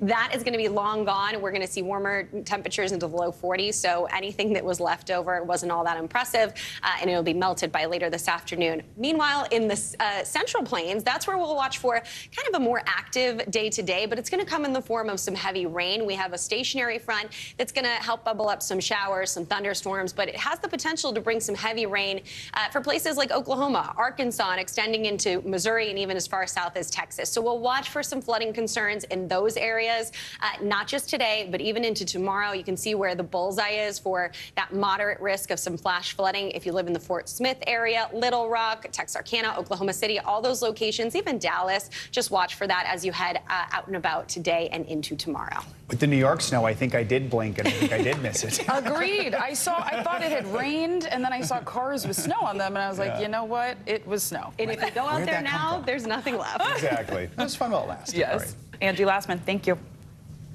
And sticking with weather news, over the past week, significant turbulence is being blamed for 1 death and severe injuries on a private jet, plus 7 hospitalizations on a different commercial flight. And while severe turbulence is not common, it can cause panic when it strikes. To help us better understand this, we're joined by Isabel Smith. She is a PhD student studying turbulence at the University of Reading in the UK. So good morning, Isabel. Thank you for joining us. What an interesting topic to study in school. So first off, can you just briefly explain to us what exactly causes turbulence for an aircraft?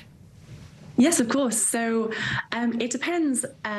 When you're flying at 30 to 40,000 feet, there are different mechanisms that can impact you. So if you're traveling over the Rockies, the air can be forced over this mountainous terrain, and it can lead to really unstable airflow and cause mountain wave turbulence. If you're near convective systems or thunderstorms, you normally try and avoid these systems, but you can be impacted by turbulence there. The turbulence that I'm particularly interested in is clear air turbulence, and this kind of is quite a dangerous type of turbulence because it's undetectable from onboard radar equipment. So it can be quite sudden and can lead to quite damaging and unfortunately fatal incidents. This forms around jet streams. So jet streams are these very fast bands of winds that propagate around the globe. You've probably mentioned in a few weather forecasts, you've probably seen them. And around the edge of these jet streams, you have unstable air, which cascades out and can lead to quite large instability and clear air turbulence. So I think to that end, for the frequent flyers, or even those who don't travel that much and maybe are just afraid of that turbulence that you're describing, how common is it, and when is it most likely to occur during a flight? Well, despite the fact that turbulence causes 71% of all in-flight injuries, and the US spends around $200 million trying to deal with damages and costs, it actually only really affects about 3% of the atmosphere. That's light turbulence. As you progress in severity, it becomes less and less likely. So 1% of the atmosphere has moderate turbulence, and from that, I think 1/10 of a percentile of the atmosphere has severe turbulence, which is what this recent incident had, unfortunately. Absolutely. I mean, that's why they say where you're... And it's also most turbulent in winter, apologies, yes. Winter seasons when it's probably most likely to encounter turbulence. With all that inclement weather, I'm sure. And I know you recently published a paper about the future of air turbulence, and in it you actually claim that it's only going to get worse, which I don't like hearing. And you say it's especially during the summer. So why exactly is that? So basically what's happening is when we say global warming, we talk about the lower level of the troposphere, the lower level of the Earth's surface, and this is the troposphere. And this lower level is warming at a very rapid rate, but it's actually trapping in a lot of heat. So the upper level of the atmosphere, so there's different levels as you progress from surface to space. The level just above the troposphere, the stratosphere, is cooling at such a rapid rate as the troposphere is warming. And so we have this really strong temperature gradient, and this is leading to much faster winds over the North Atlantic and across the world. And it's basically leading to an increase in the number of turbulent counters across different seasons. So I think, as you mentioned in the paper that came out yesterday, we talk about how summer in the future could be as turbulent as winter was in the 1950s. And turbulence in the winter is you're much more likely to encounter it in winter than you are in summer. And it's just fascinating how seasons are changing and shifting in time with global warming. Watch out, summer travelers. Isabel Smith, thank you so much. Thank you. Coming up, new developments this morning from that protest over a controversial law enforcement training center in Atlanta. Nearly 24 people are now facing domestic terrorism charges. We've got the latest on that just ahead. Plus, an NBC News exclusive. Texas is now facing a lawsuit over its restrictive abortion laws. Why one woman says the law nearly killed her. Next.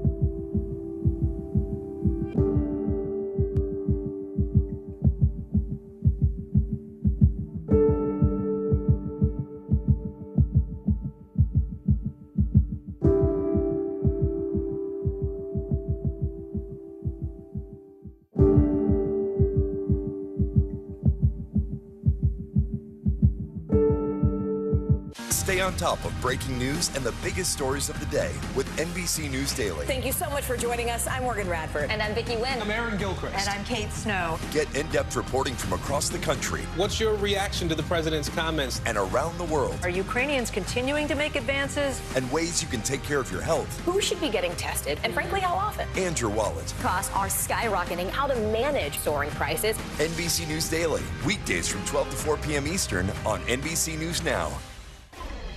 We're back with new developments in that protest against a proposed police training center in Atlanta over the weekend. 23 protesters have now been charged with domestic terrorism, accused of allegedly setting equipment on fire and throwing fireworks at police officers. NBC News correspondent Blaine Alexander has more. Well, this facility was actually approved back in 2021, but the police chief says in recent months, the clashes have only escalated.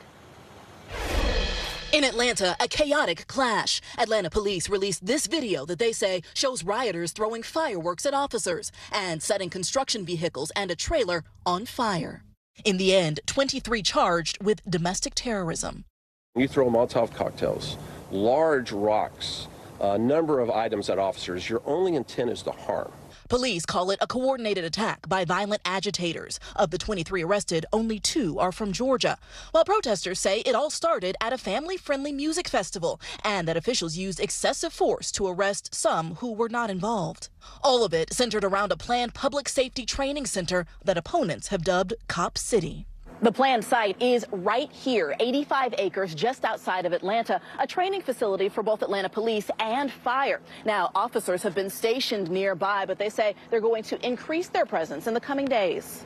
Officials tout it as a way to improve community policing. This is where your community and neighborhood watch programs will learn how to keep your neighborhood safe.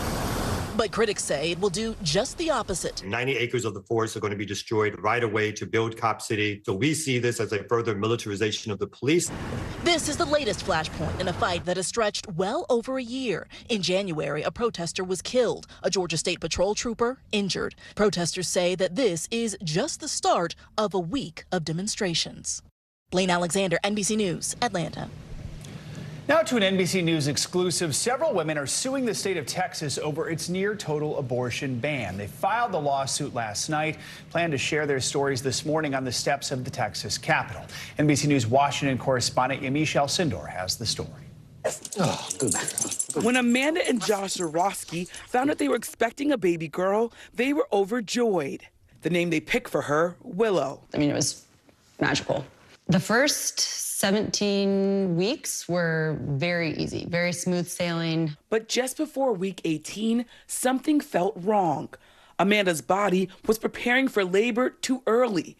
The news from her doctor was devastating. She said pretty quickly, all in one breath, you're going to lose the baby. She's not going to survive. I thought what they would do is go in and intervene immediately, but she told me that they couldn't because the baby's heart was still beating and I wasn't sick. Laws in Texas ban doctors from performing abortions except when a medical emergency endangers a person's life or major bodily function.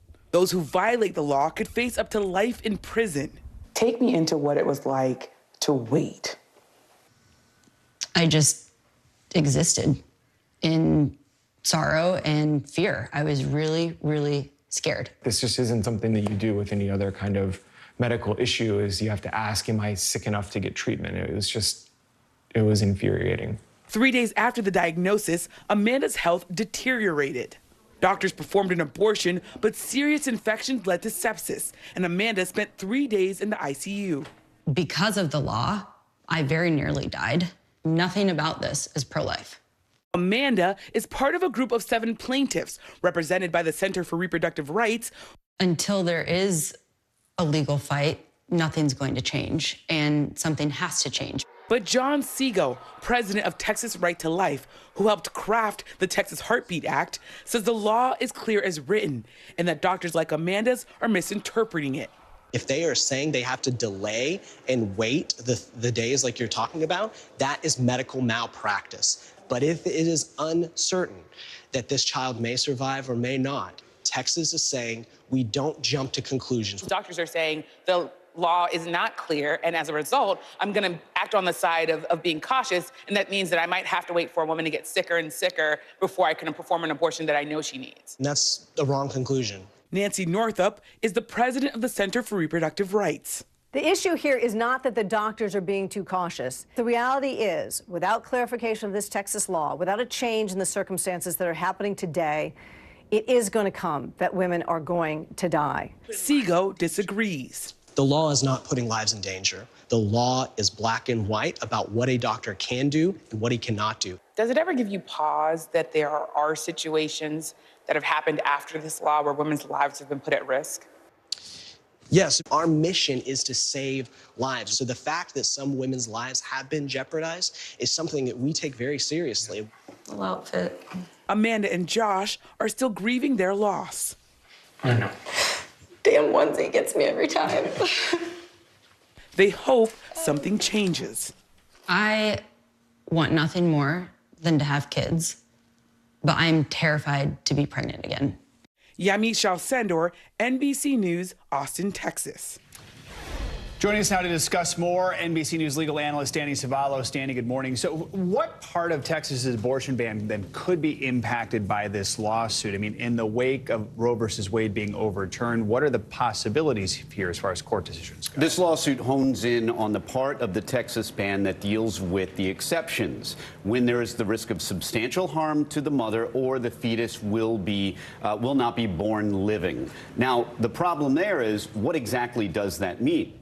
Legislators write laws, but they're not doctors. So doctors are left interpreting it to figure out exactly what that means. And the concern here, especially borne out by this lawsuit, is that doctors are afraid. They err on the side of not providing an abortion because there are harsh penalties. Imagine what any of us would do if you were given a choice by a statute, but if you choose unwisely, you're going to face criminal prosecution. You're going to take the path of least resistance. You're going to be careful, but that may have some serious consequences because doctors are just going to avoid risk, which is something we all do. You see in that interview that the approach by the Right to Life folks is that, well, it's pretty clear and that's malpractice if they don't follow it. Well, doesn't sound like he's making those medical decisions himself. If you are a doctor and your license is on the line, then there's some fear involved. Well, let's dig into some of those legal implications for doctors who choose to practice an abortion. What do those look like? And I mean, as a lawyer, what would you recommend to a doctor? I would recommend to a doctor, candidly, look at the law, resolve all issues in favor of not finding anything that will get you a jail sentence or criminal prosecution or losing your license. I mean, risk aversion. Unfortunately, we lawyers are risk averse, and that's the way we counsel our clients. It's why we don't make particularly good businessmen, because we don't like risk. So if I'm counseling a doctor, I would say, look, one choice will almost always land you avoiding jail time. The other one, very real possibility of jail time, especially in Texas. So, look, use your best judgment. But keep in mind, as they said in Indiana Jones, choose wisely. Some other states have identical bans or nearly identical bans to this, and I think we're already starting to see legal action play out around the country. What is it we're seeing, and how does this end? Does this have to go before the Supreme Court again, possibly? Probably not, because the Supreme Court is pretty clear. The state of the law now in a post-Roe era is that the states can ban abortion from the moment of conception. They can ban abortion or allow abortion right up until the day before birth. I don't think that last scenario is very likely, but that gives you an idea that this has truly been returned to the states. So it will take a very creative challenge to even get the issue of Roe and Dobbs in front of the Supreme Court again. All right, Danny Savalos, appreciate it, Danny. Thank you so much. Now to some international news. Crews are searching for survivors after 2 deadly mudslides in Indonesia. NBC News foreign correspondent Claudio Lavanga joins us from Rome with this and other world news. Claudio, good morning. Good morning. At least 42 people are still missing after several villages on a remote island in Indonesia were hit by 2 landslides triggered by torrential rain. Now, officials there say that dozens of people, including soldiers, policemen and volunteers, joined the search after 27 houses were buried under tons of mud that came down from nearby hills. 10 people have been so far confirmed dead, and more than 1,000 people were evacuated. Now to North Korea, where Kim Yo-jong, the sister of leader Kim Jong-un, said the country is ready to take quick, overwhelming action against the United States and South Korea following their joint military exercises. The warning comes a day after the U.S. flew a nuclear-capable B-52 bomber over the Korean peninsula as part of a series of drills between the two allies. In the statement read on state media in North Korea, she said the demonstrative military moves and all sorts of rhetoric by the U.S. and South Korea undoubtedly provide North Korea with conditions for being forced to do something to cope with them. And finally, let's go to Jersey, a British island near the coast of France, where under a new scheme, French nationals will now be allowed to enter showing only their national ID cards. Why is this important? Well, because after Britain left the European Union, Europeans, including the French, were required to show their passport upon entry, despite the closeness of the island to France. Now, the decision to ease border controls came after French authorities threatened to stop funding a ferry service to Jersey unless an agreement could be reached over the travel documents, guys. All right, hit him where it hurts. Ferry service. All right, Claudia, thank you so much. Thank you. Yeah. And coming up, a new effort to fight Alzheimer's. The information scientists just discovered that could help doctors develop new and potentially more effective treatments. Plus, keeping your mental health in shape, why people are turning to a different type of gym focused on working out what's going on inside rather than outside. That's next.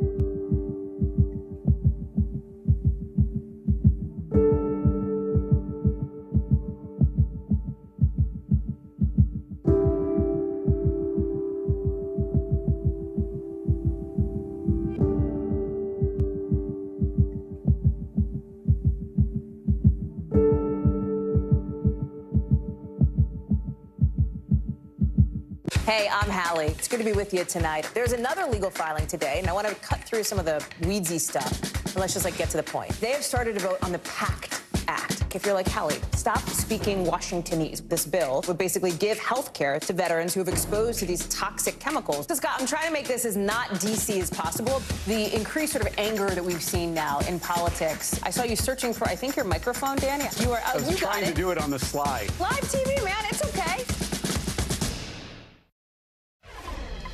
We're back with a look at the push to improve Alzheimer's research by focusing more on communities of color. This morning, we're taking you to the University of Miami, where scientists have discovered a genetic variant associated with the disease found only in people of Puerto Rican and Caribbean descent.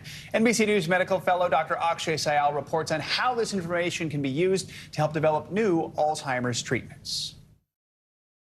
2 years ago, Gustavo Rodriguez, a 68-year-old man from Florida, lost both his parents in a matter of weeks. I was admitted to the hospital with COVID. I got a call in the hospital that my dad passed, and I couldn't do anything. I didn't get to see my dad, say goodbye to my dad. His parents, both Puerto Rican, were struggling with the devastating effects of Alzheimer's disease, taking its toll on the entire family. It slowly deteriorates your head, your brain. But it was difficult to see my mom and dad slowly disappear. Unfortunately, cases like Gustavo's family are far too common. Currently, about 6 million Americans are living with Alzheimer's disease and related forms of memory loss. In the coming years, that number is expected to skyrocket to 14 million. By 2060, cases among Hispanic Americans are projected to increase 7 times over today's estimates, according to the CDC. Why? uncontrolled chronic health conditions like heart disease and diabetes, where factors like poverty and access to education may play a role. There may be a genetic component as well. These are samples from patients.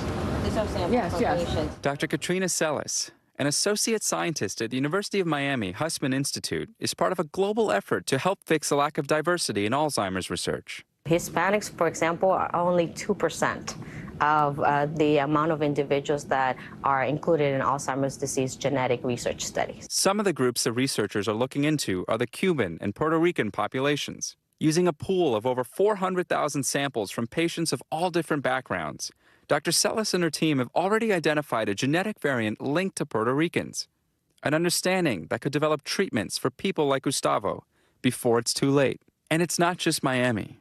Researchers at the University of Texas, Austin have also launched a brand new study to learn why Hispanic adults experience a higher rate of Alzheimer's than white Americans, a potential to develop treatments specifically for Latinos. And as somebody with such a strong history of Alzheimer's disease, are you worried about the future? I am, but I try not to think about it. Dr. Akshay Sayal, NBC News. Our thanks to Dr. Sayal for that reporting. It's time now for our weekly mental health check-in. We're taking a closer look at why Black women are less likely to be screened for eating disorders. Plus, we'll tell you how to spot sundowning in dementia patients. Let's bring in Nero Feliciano for more on these headlines. She's a psychotherapist and also the author of Gutsy Mindfulness Practices for Everyday Bravery. Thank you so much for being with us this morning. So first, let's start with that research that shows Black women are less likely to be asked about potential eating disorders by their doctors. Pretty concerning. And they're also more likely to feel isolated while struggling with this disorder. So walk us through why exactly that is and what are some of the stigmas?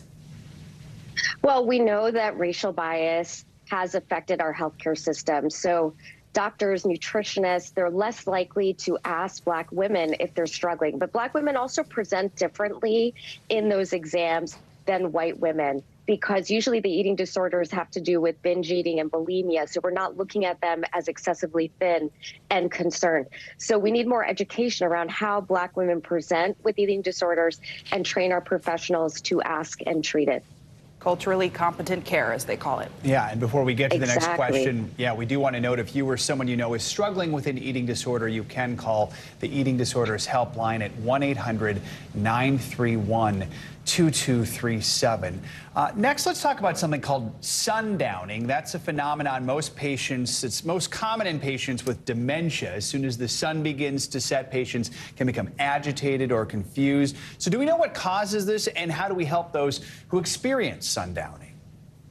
Yes, Joe, it's dementia and Alzheimer's. About 20% of patients who have these conditions experience sundowning. It happens around the same time every evening, lasts about 4 hours till they go to bed. They say it has to do with the degradation of structures in their brain that also have to do with circadian rhythm, and that's why they happen when the sun goes down. And there are several ways to treat it. One thing they can do is bright light therapy, exercise, creating a very calming mood in the room, aromatherapy, soft music, making sure that person is comfortable before the sun goes down. They're not hungry or thirsty, and that they have some emotional support at that point.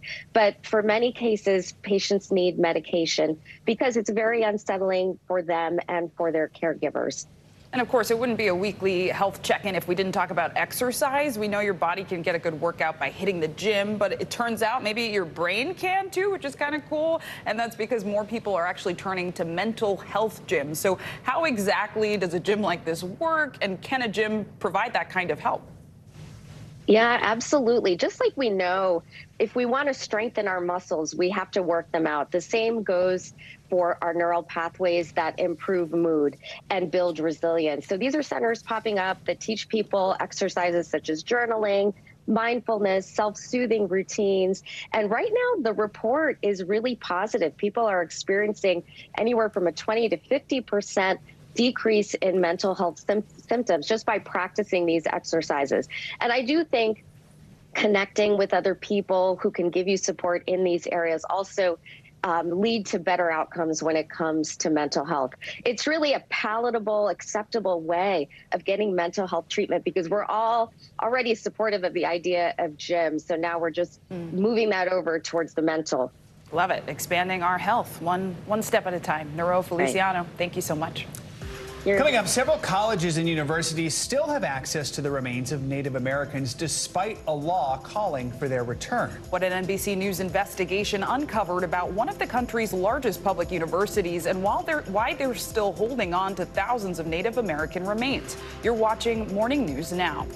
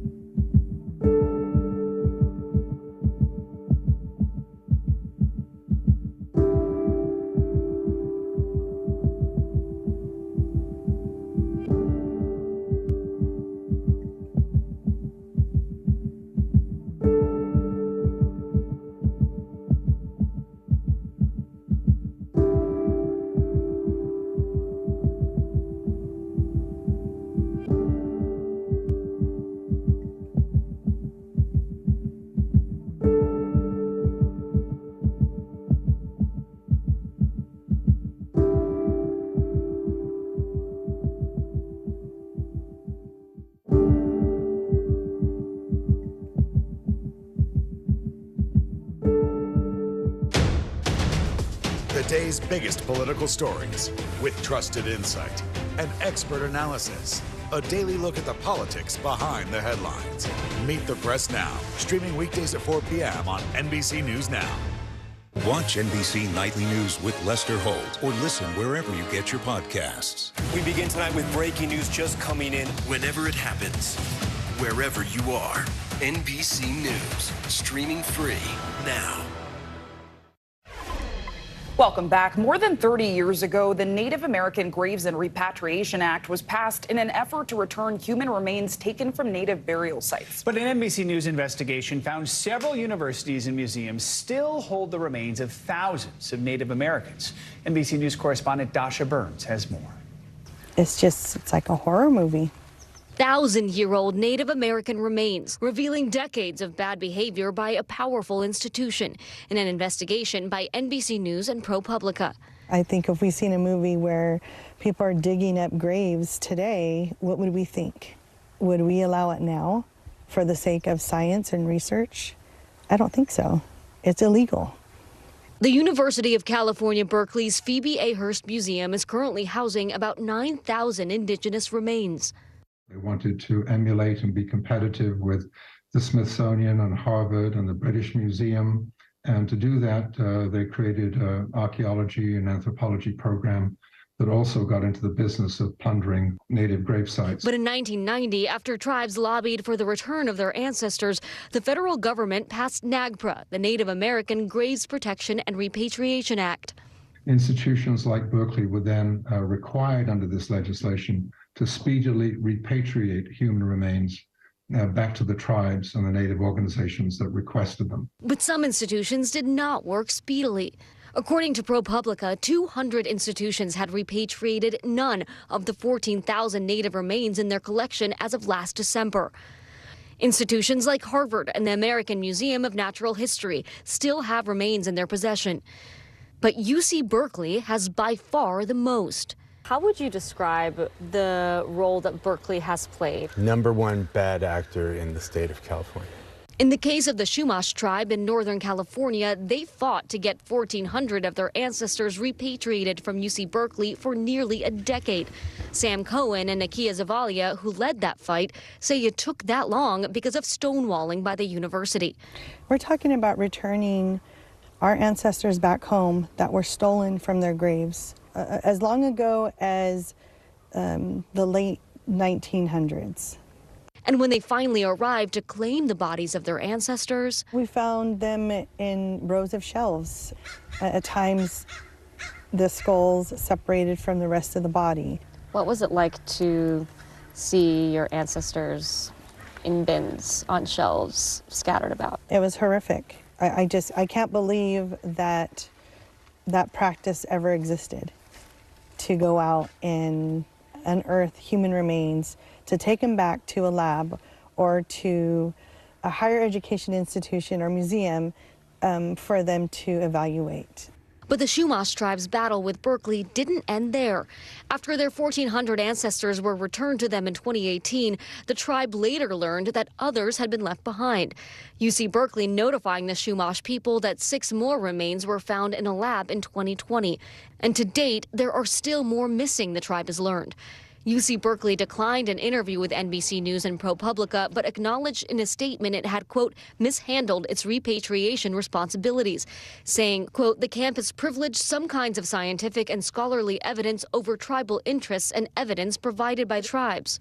UC Berkeley, a powerful progressive institution reckoning with its past. Berkeley has learned how to talk the talk of repatriation, but is still resisting actual Native American human remains repatriation, and they need to be sanctioned. The Chumash say this fight is far from over.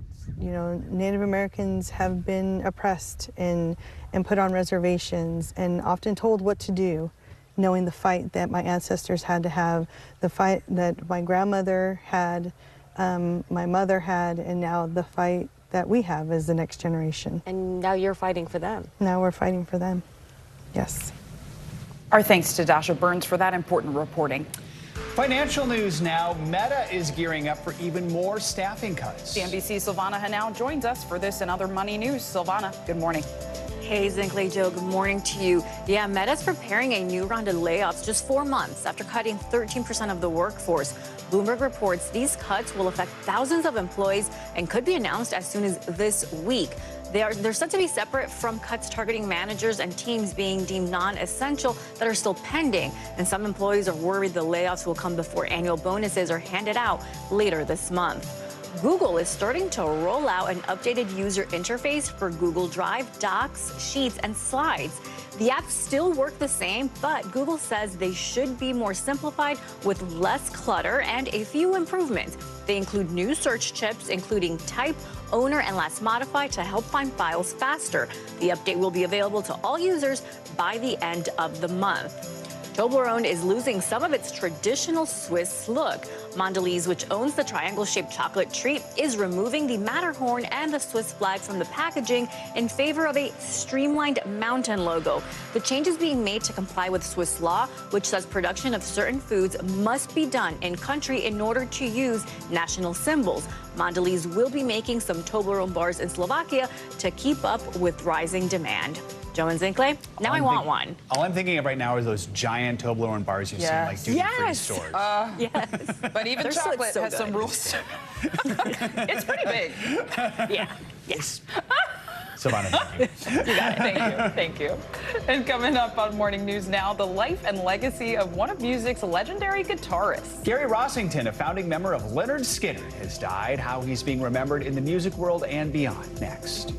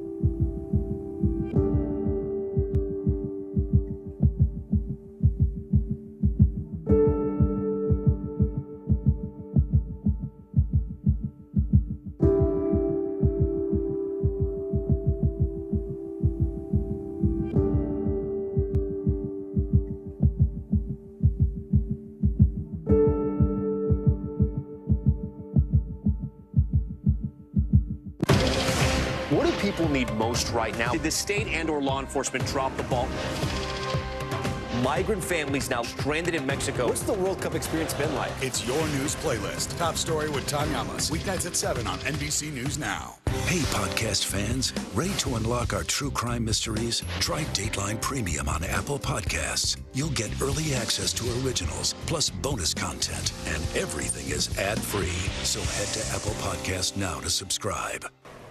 Keanu Reeves is going viral for a new and unconventional role, a fungus-eating bacteria. Okay, here's the real story. German scientists recently found a compound that's so effective at killing fungi, they decided to name it after the actor Keanu Reeves in honor of his on-screen fighting skills. The name, Keanu-mycins. The bacteria itself is believed to be an environmentally friendly alternative to chemical pesticides.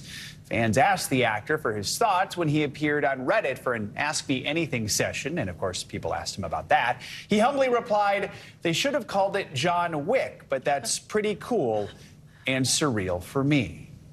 I guess that's a compliment. Yeah, I was going to say new goal unlock, like hashtag goals to be named after a bacteria.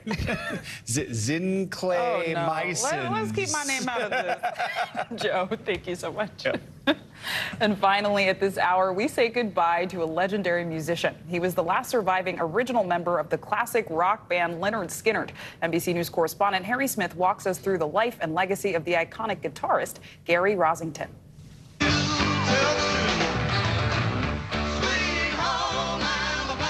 Gary Rosington was one of the original members of Lynyrd Skynyrd. He co-wrote Sweet Home Alabama. The Jacksonville, Florida-based band exemplified the blues-fused sound of Southern rock.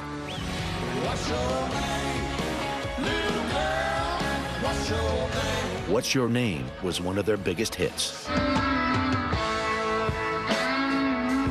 For many, Skynyrd was the sound of the 70s. But at the peak of their popularity, the band's chartered plane crashed, killing bandmates Ronnie Van Sant and Steve Gaines.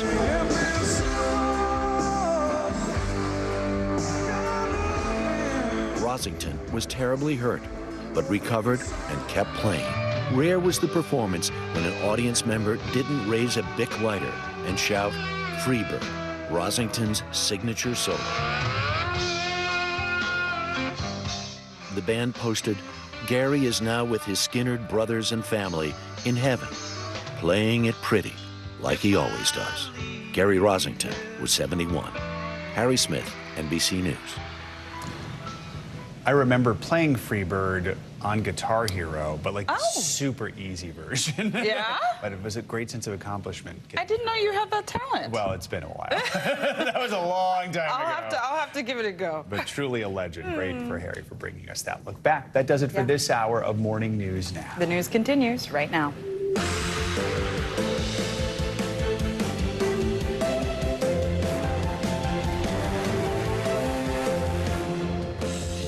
Good morning. I'm Zinclay Asamoah in for Savannah Sellers. And I'm Joe Fryer. Right now on Morning News Now, a race against time in California. Search and rescue teams working around the clock to dig out the snowbound in SoCal. People now braving snowdrifts of nearly 10 feet to help deliver vital supplies like food, water, and medications to those still trapped.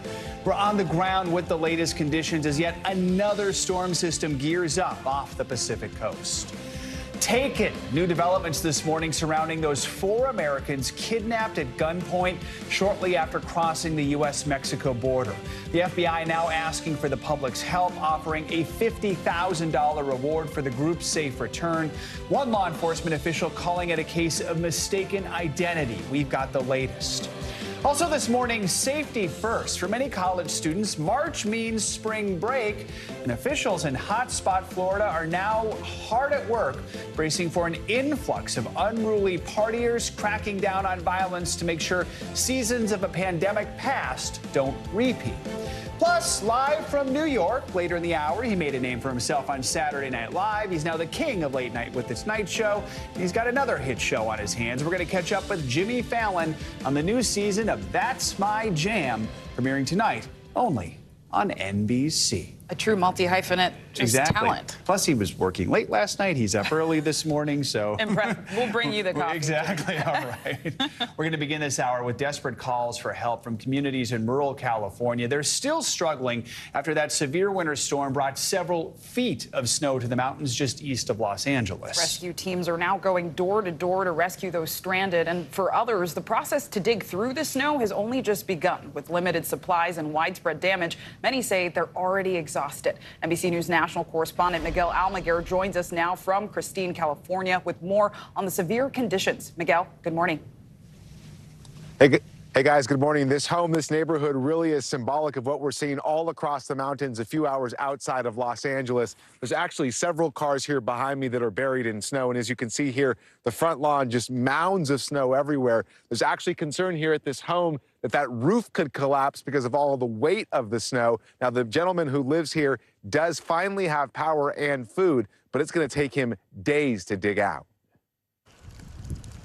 This morning, this is the race to reach the snowbound in Southern California. Emergency teams digging out trapped residents in the San Bernardino Mountains, just 80 miles east of L.A. Homes and cars submerged in snow drifts more than 9 feet tall. Feels like an apocalyptic movie. In the last 2 weeks alone, over 7 million cubic yards of snow cleared from state highways, the equivalent of more than 2,000 Olympic-sized swimming pools. But many side roads here are still undrivable. Without us volunteers, there's no telling how many dead bodies we'd be recovering. Middle school teacher Steve Gaskell serving as a literal lifeline, scaling the snow to deliver food and medications to stranded residents like Marissa Kupsick, including insulin for her uncle. It's just scary not being able to get out. How desperate did you need these supplies, including that insulin? Oh, it's a matter of life or death for my uncle. Pregnant mom Stephanie Gillis and her husband David were trapped in their home when she went into labor. Road closures preventing their midwives from arriving in time. That's when things started to get a little stressful for me. Luckily, Stephanie gave birth to a healthy baby girl, Audrey, without complications. Meantime, Northern California also facing dangerous conditions. Heavy snow in the Sierra Nevada, collapsing roofs and making travel treacherous. Yosemite National Park and over a dozen state parks closed indefinitely as Californians come together to help brave this historic winter wallop. Now, there is some good news. Most of the major roads here have been plowed, but the side roads and so many driveways have not. Take a look at this Corvette. It is encased in snow and ice. It'll take weeks likely to dig this car out. Now, the other major concern in this area is the cold temperatures and folks without power and heat. That could be a life and death scenario. Joe, guys, back to you guys. Praying people stay safe. Miguel Almaguer, thank you. Let's stick with the weather and get your morning news now forecast. Angie Lassman has more on what to expect this week. Good morning, Angie. Good morning, guys. And for California, adding insult to injury, where we have a couple of systems that we're going to watch move onshore, bring more moisture, more snow, more rain. So let's start there. We'll start on the West Coast, where there's some showers working in, focused mainly for Northern California and points up into Washington and Oregon along the coast. We do have a couple of snow showers working through as well, but most of it is few and far between. We do have those winter weather alerts in effect, though, right now, and here's why. We have a couple of systems that are in work onshore. That first one is the culprit for these kind of scattered rain showers and snow showers that are focused again into Northern California and up into places like Portland and Seattle.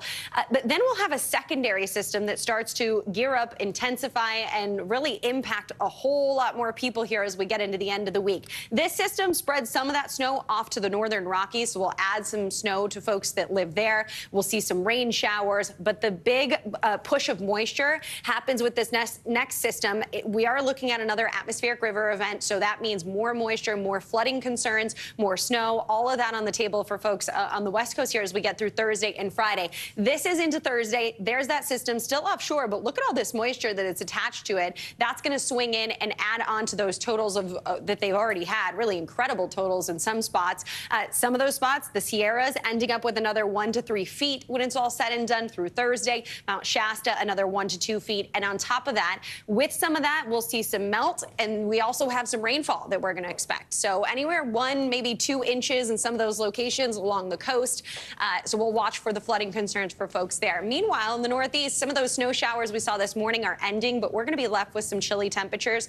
New York, 41 degrees. It'll feel like the 30s. Rochester into the low 30s. It'll feel like the 20s. We do have some breezy conditions, so just make sure that you are prepared for that. Meanwhile, it's the opposite on the Gulf Coast, guys, where more record temperatures for them. Not breezy there. Yeah, that's the place to be, apparently. Exactly. Angie Lassman, thank you. This morning, authorities are searching for the 4 Americans who were kidnapped in the Mexican border city of Matamoros. The FBI is offering $50,000 for the group's safe return. The kidnapping happened Friday and resulted in the death of 1 Mexican citizen. NBC News correspondent Morgan Chesky joins us now from Brownsville, Texas, which is just across the border from where the kidnapping happened. Morgan, good morning. Yeah, Joe, good morning. And authorities say this may be a horrible case of mistaken identity. Officials say this group of 4 U.S. citizens had come here to Brownsville to cross over into Matamoros so one of those women could get a cosmetic procedure done. Instead, they drove right into the middle of a gunfight, ending in a terrifying kidnapping, at least part of which was caught on camera. 4 Americans kidnapped in a Mexican border city, and this morning, a law enforcement official tells NBC News this video captures part of the horrifying attack. In it, you see a gunman dragging people to a white pickup truck in Matamoros, Mexico, after authorities say the van carrying 4 U.S. citizens was caught in the crossfire of a deadly shootout. Family identified one of those victims as Latavia Washington McGee. Sharing, the group rented a van to drive from South Carolina to Brownsville, Texas. The plan, cross over for a cosmetic surgery. Zelandria Brown told the Associated Press that her younger brother, Zindell Brown, is also one of the victims. Now the whereabouts of all 4, unknown. The U.S. State Department placing both the city of Matamoros and the Mexican state of Tamaulipas under a level 4 travel warning since October, citing crime and kidnapping as reasons to avoid travel entirely. It's devolved over the years to the point now where there is increasing drug-related violence, criminal organizations seeking to kidnap for ransom. Following 2 Tamaulipas shootings that closed schools, the State Department issued a warning reminder just hours before the kidnapping took place. This isn't an isolated situation. Congressman Vicente Gonzalez, whose district includes Brownsville, calls this part of a larger trend towards cartel violence. What are you telling your constituents in light of this recent kidnapping? I'm telling them to be very careful in traveling across the border. In Washington, the White House stressing they're following the situation closely. Our thoughts are with the families of these individuals, and we stand ready to provide all appropriate consular assistance. A U.S. official tells NBC authorities are concerned about the group's well-being, since videos appear to show some of them severely wounded. It's a race to identify them so that we can establish contact and maybe begin negotiations here. Now, the FBI says they are working hand in hand with Mexican authorities to try to track down these culprits and find those victims. We did see a large response on behalf of Mexican authorities following this crime. We're told investigators were gathering ballistic data, processing the vehicles involved, and trying to obtain as much surveillance video as possible at this scene, really just across the bridge from where I'm standing. The whereabouts of those 4 victims still unknown at this hour, but the Mexican president did say yesterday that he does believe this will all be resolved. Joe. All right, Morgan, thank you so much. Overseas now, Ukraine's President Zelensky has vowed to keep defending, the eastern city of Bakhmut, the scene of one of the war's fiercest battles. Russian forces, aided by the mercenary Wagner Group, have been pushing hard over the past few months to gain what could be an important foothold in the Donbas region. NBC News foreign correspondent Matt Bradley joins us now with the latest on all this. So, Matt, we have been following the fighting in Bakhmut for some time now. Where do things stand right now? Do Ukrainians really think they can hold on to it? Yeah, I mean, it's really interesting because, of course, things stand more or less where they stood almost a year ago when this battle first started. As you mentioned, Joe, this has been one of the fiercest battles and one of the longest battles of what is now a war that has extended far beyond a year now. And it's been going on for almost that entire year. Now, we're seeing both sides almost evenly matched, losing a lot of materiel and a lot of personnel. This has been a very lethal fight, and yet both sides seem determined to hold on. Now, the state of the front is that it's the Wagner group on the Russian side that has been leading this fight, and we heard that is a group that is essentially a private army that is led by an oligarch who is a close friend of Vladimir Putin. This man, and this is a name to remember, you've probably heard this before, his name is Yevgeny Prigozhin, and he has been complaining, publicly airing his grievances with the Kremlin and with the Ministry of Defense in Russia for not providing his private army with enough weapons, he says, to fight off the Ukrainians. He says that this could be something like treason or sabotage, that the Ukrainian military doesn't want to see him, the Russian military doesn't want to see his private army succeed, where the Russian military has shown itself time and time again to have failed. So this fight for Bakhmut, it's not just a fight about Russian prestige in taking a city, which they haven't done for nearly the past year. This is about Prigozhin himself, elevating himself within the ranks of the military and the defense establishment in the Kremlin. And in doing so, he's opening up a lot of fissures within the Kremlin and within the leadership. Guys? And Matt, the Russians clearly believe this would be an important gain. Their defense minister said it would allow for further offensive action inside Ukraine. But interestingly, the U.S. Defense Secretary Lloyd Austin appeared to actually downplay its significance while on tour in the Middle East. So what exactly did he say about it? Yeah, I mean, Lloyd Austin, along with much of the U.S. and really all the Western defense establishment, Western military analysts, everybody who looks at this battle wonders why on both the Ukrainian and the Russian sides, both sides are willing to lose so many men and materiel to fight for a city, Bakhmut, that isn't necessarily seen as particularly important or strategically necessary to win what is Russia's goal of taking most of the eastern Donbass region. Those two major provinces in the eastern part of the country that for many people there who live there, they do identify as Russian. So, this is a battle that has been going on for so long, and it seems like it's taken on an outsized proportion. And, Lloyd Austin made these comments just the other day. Here's what he said.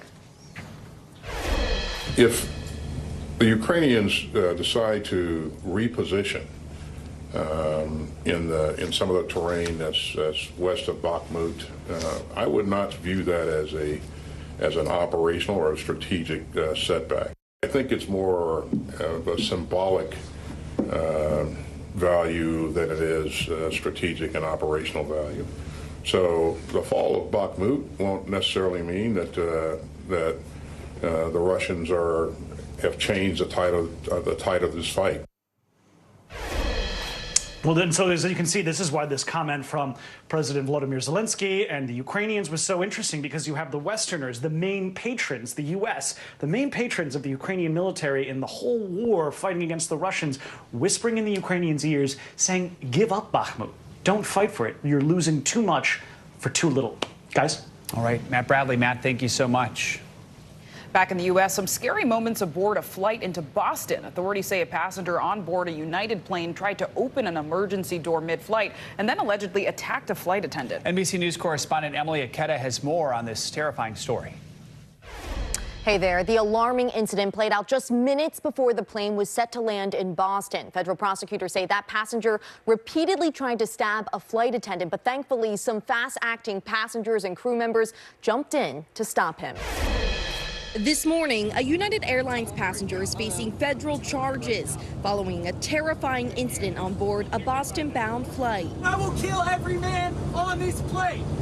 According to court documents, about 45 minutes before landing the cross-country trip from Los Angeles, the flight crew was notified that an emergency exit door on the plane had been disarmed. A flight attendant discovered the door's handle had been moved out of the fully locked position.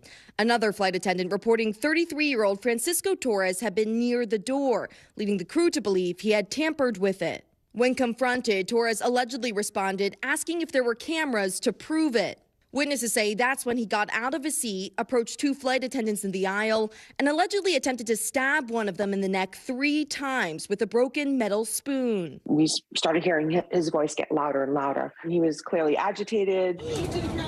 Passengers on board the plane, seen in this video shared by witness Lisa Olson, tackled and restrained the suspect. There were probably 4 or 5 men that restrained him on the ground. Torres later admitting to investigators he knew if he opened the door, many people would die. Also claiming self-defense during the altercation, saying he made the weapon on board in the bathroom. Just how unusual is this degree of violence? It's extraordinarily unusual, but it doesn't take that much to take a lot of everyday items and turn them into weapons. It comes as we're learning new details about Torres. In 2015, he was ordered by a court to undergo a psychiatric evaluation, according to a lawsuit he filed against a hospital years later, in which he alleged he was misdiagnosed with a mental health disorder. In that suit, Torres, who represented himself, sought $50 billion and a license to carry and use, if necessary, any type concealed or unconcealed firearms and explosives on any commercial transports. The case was later dismissed. United Airlines says it has zero tolerance for any type of violence on our flights, adding this customer will be banned from flying on United pending an investigation. If convicted, Torres could face life in prison. The Flight Attendants Union continues to call on Congress to require a list of nationally banned disruptive passengers and says incidents like this put everyone at risk. Back to you. Emily, thanks so much. And coming up on this hour of Morning News Now, the White House is out this morning with a new plan to save Medicare coverage for millions of Americans. We'll dig deeper into President Biden's new proposal set to be formally released today and the pushback it's expected to receive from Republicans. We'll be right back.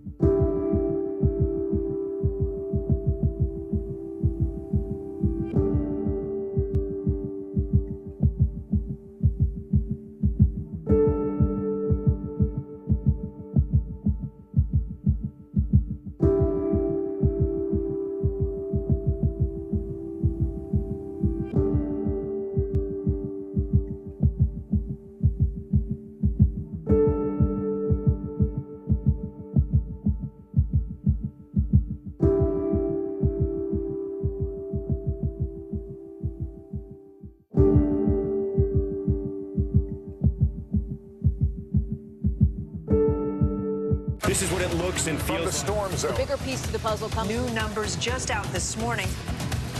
Good evening. We begin tonight with breaking news just coming in. We begin this hour with the latest developments. We're coming on the air with some shakeups big time on Capitol Hill. How much water ultimately will be forced inland? Whenever it happens, wherever you are, NBC News, streaming free now.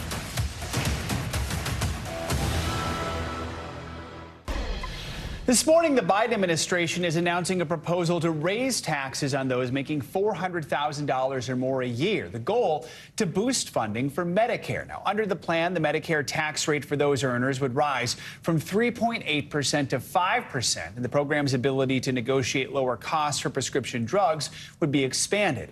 In an op-ed in the New York Times, the president called the tax hike a means to, quote, extend Medicare for another generation. President Biden says he hopes this plan, which is part of the 2024 budget he'll release later this week, will be able to extend the program through 2050.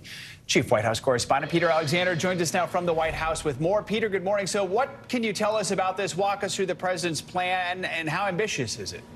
Well, it's particularly ambitious given the fact that the president obviously no longer has Democrats leading the Chamber of Commerce, the House, which is now run by Republicans. So it's unlikely to go anywhere. He is, however, previewing, Joe, this top priority in the budget. As you say, he'll release it this week, proposing hiking taxes on Americans making more than $400,000 a year.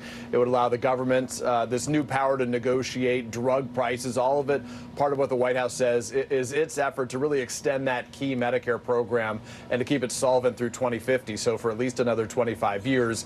This latest push obviously comes as the president's facing a possible showdown with Republicans over the debt ceiling, government funding as well. Republicans have obviously been eyeing big cuts in federal spending. They haven't identified what those cuts would be. But again, just to be clear, the president's plan really does have very little chance of becoming law. This is in many ways more about messaging, especially with Republicans now in control of the House. But his budget is important. It does sort of signal a likely starting point for the negotiations on government spending. The proposed changes here to Medicare's ability to negotiate prescription drug prices, were they to happen, they would certainly benefit seniors, reducing what those seniors pay out of pocket, Joe, according to the White House, and it would cap the cost of some generic drugs. Medicare is always going to be a big budget headline, but looking ahead, are we expecting anything else major from the budget later this week? I think you can anticipate you'll hear more in terms of an effort to try to raise taxes on some of America's wealthiest. During his recent State of the Union, the president called on Congress to pass his proposal for a billionaire's minimum tax. This would likely be similar to a proposal that he had laid out just a year ago that called for a 20% minimum income tax on those multimillionaires and billionaires. The president says it's only fair that the wealthiest Americans don't pay less than teachers and police officers and nurses. That billionaire's tax would apply to households with more than $100 million. The top, not 1%, but 1/100%. That's maybe 700 of the wealthiest families in the country. And officials say it could be critical, though, that it could create an extra $350 billion in tax revenue over the next decade. But, Joe, again, to be clear here, Republicans oppose any tax increases, so it's very unlikely any of this comes to pass. All right, Peter Alexander at the White House. Thank you, Peter. And this morning, Defense Secretary Lloyd Austin is in Iraq on an unannounced visit as part of his Middle East tour. Austin is the most senior official in the Biden administration to make the trip, which comes 20 years after the U.S. invasion of Iraq. Tens of thousands of Iraqi civilians died in the war, and the ensuing instability eventually led to the rise of ISIS. Speaking in Baghdad, Austin said the U.S. was committed to Iraq's security and fight against terrorism, adding the U.S. would maintain a military presence in the country. We're deeply committed to ensuring that the Iraqi people can live in peace and dignity, with safety and security, and with economic opportunity for all. The U.S. forces are ready to remain in Iraq at the invitation of the government of Iraq. Now, these forces are operating in a non-combat advise, assist, and enable role to support the Iraqi-led fight against terrorism. More international news now, and the launch of a new rocket in Japan did not go quite as planned. NBC News correspondent Claudio Labonga joins us now for more on this. Claudio, good morning.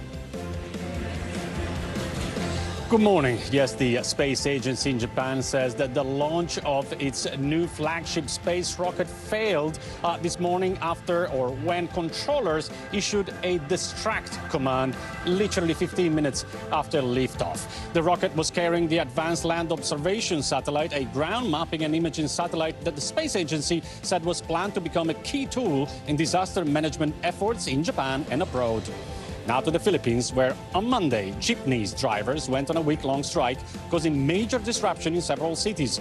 Jeepneys are former military jeeps left behind by the U.S. after the Second World War, turned into a cheap mean of transport and are crucial and popular parts of the transport system there. The strike was prompted by the request by the government to replace them with a more modern alternatives, as they say the vehicles are damaging to the environment. And finally, take a look at what archaeologists unearthed in an ancient temple in southern Egypt. Egypt's Antiquities Ministry said that a sphinx-like statue and the remains of a shrine were among artifacts that were found in the temple of Dendera, about 300 miles from Cairo. And guess who archaeologists believe the statue represents? Claudius, or Claudio, the Roman emperor who ruled over North Africa and has inspired countless of Italian parents ever since to call their children Claudio, including mine, of course. Fantastic name. All right. Indeed. Claudio, thank you so much. Appreciate it.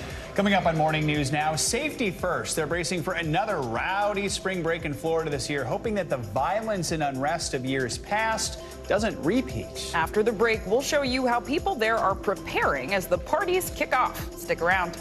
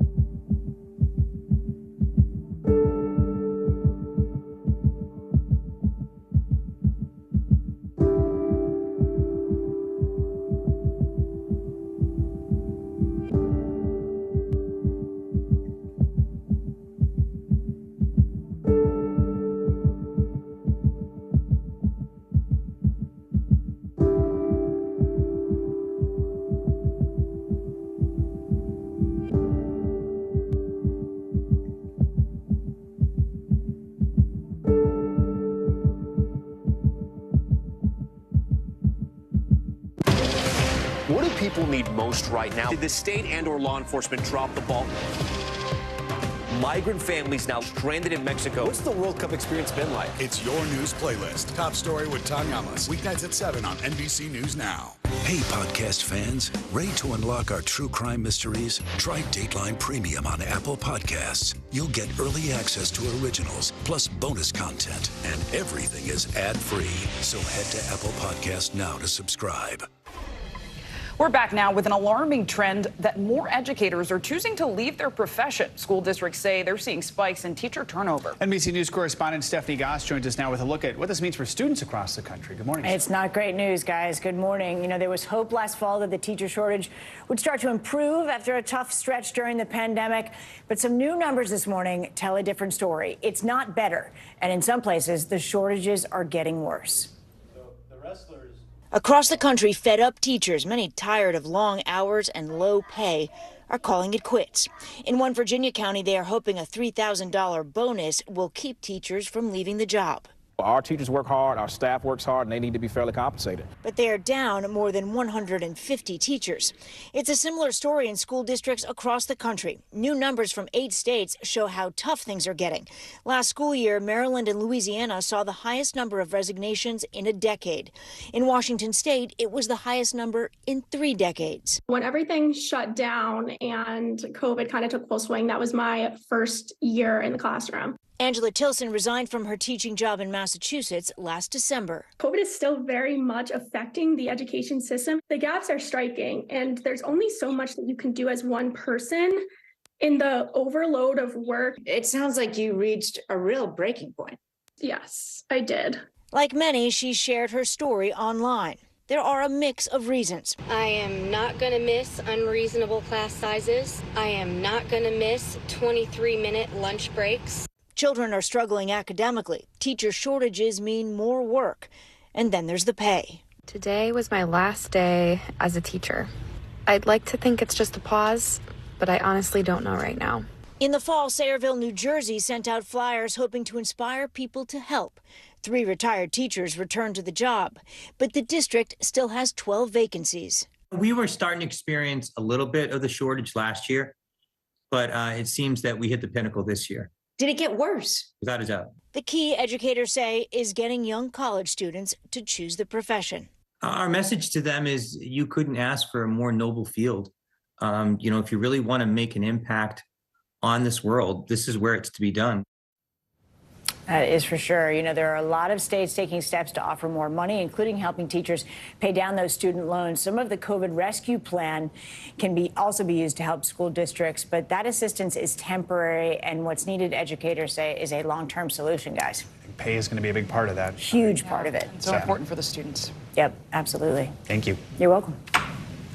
And spring break season is upon us, and that means beach towns and resorts will be seeing a surge in travelers between now and mid-April. In recent years, the spring break celebrations have been disruptive for cities like Miami Beach and Fort Lauderdale, but city officials are taking action this year to make sure the festivities don't get out of hand. NBC News correspondent Sam Brock is in Cocoa Beach, California, with the details. Sam?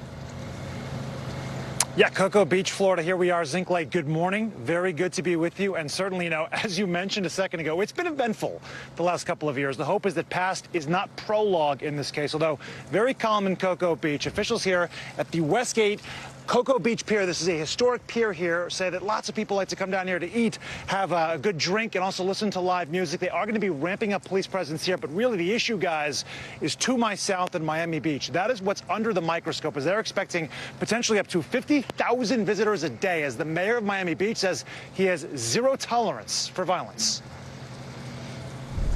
In Miami Beach, the calm before the spring break storm. I wanted to catch it before spring break, so I could just have a nice quiet time. Florida is the nation's top spring break destination this year, according to AAA, thanks to the Sunshine State's theme parks, cruise ship ports, and over 800 miles of coastline. This is the place to be. Everyone comes down here to party, to relax, to experience the beach and stuff.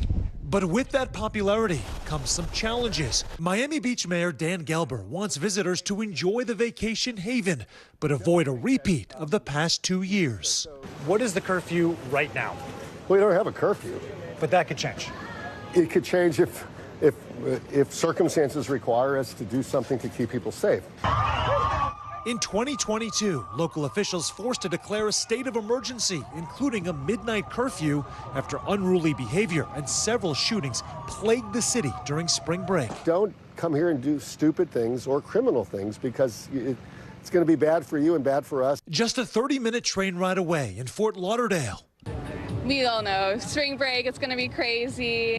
Authorities reminding spring breakers alcohol is banned from public beaches through April 2nd, along with coolers, tents, and loud music. Unfortunately, this time of year, we see a lot of injuries that are alcohol related. At the nation's airports, the TSA is anticipating an upward trend in travel volume this spring break, possibly exceeding pre-pandemic levels. Tampa's airport expecting a record number of travelers. I like to refer to spring break as the Super Bowl for the airport. In the Orlando area, officials expect more than 7 million to fly in and out over that time frame. In Cocoa Beach, it's already lively on an early March Monday. Just in terms of the economic vitality of this particular city, though, how important is spring break? Very important.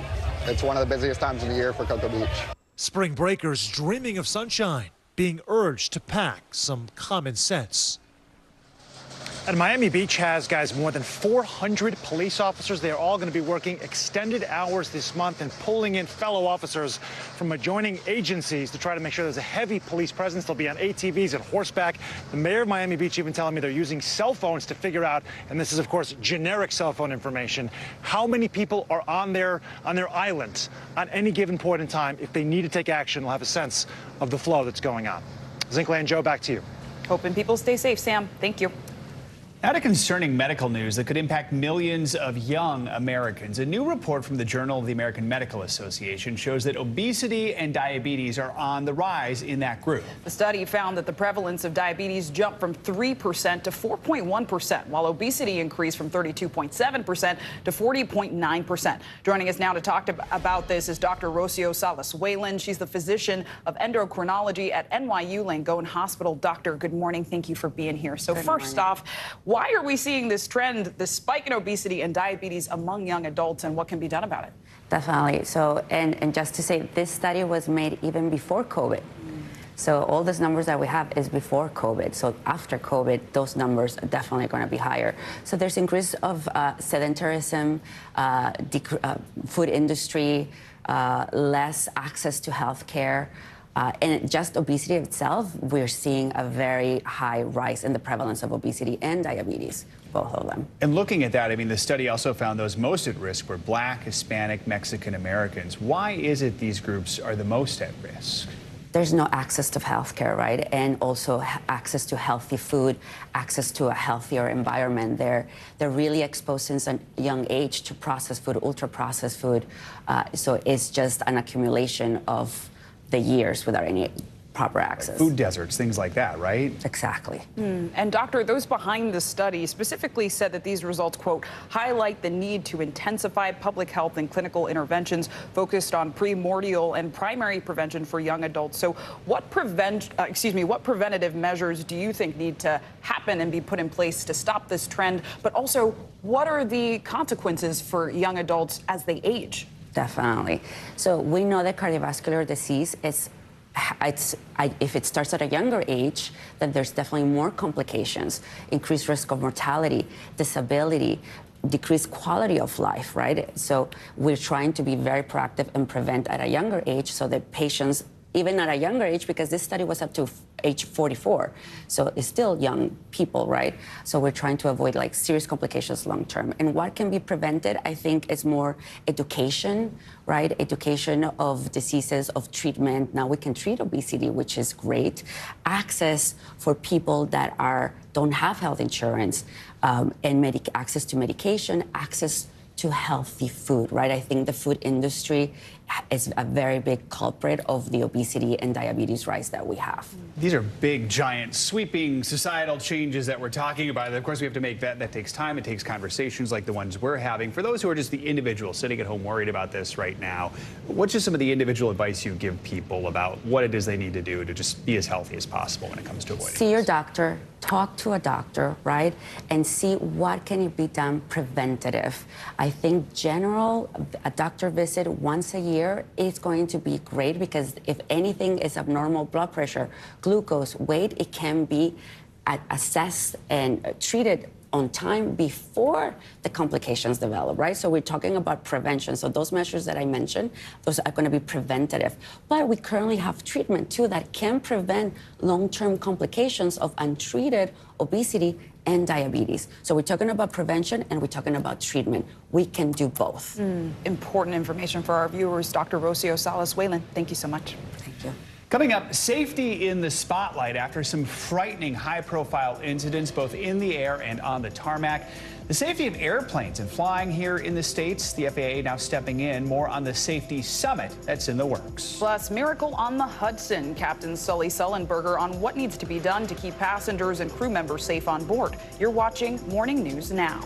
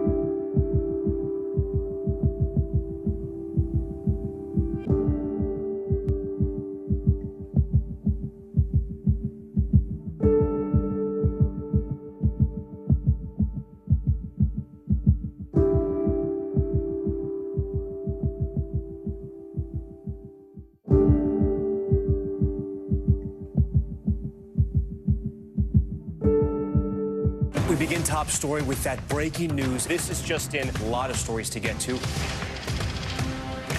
What do people need most right now? Did the state and/or law enforcement drop the ball anywhere? Are we headed for a recession or a recovery?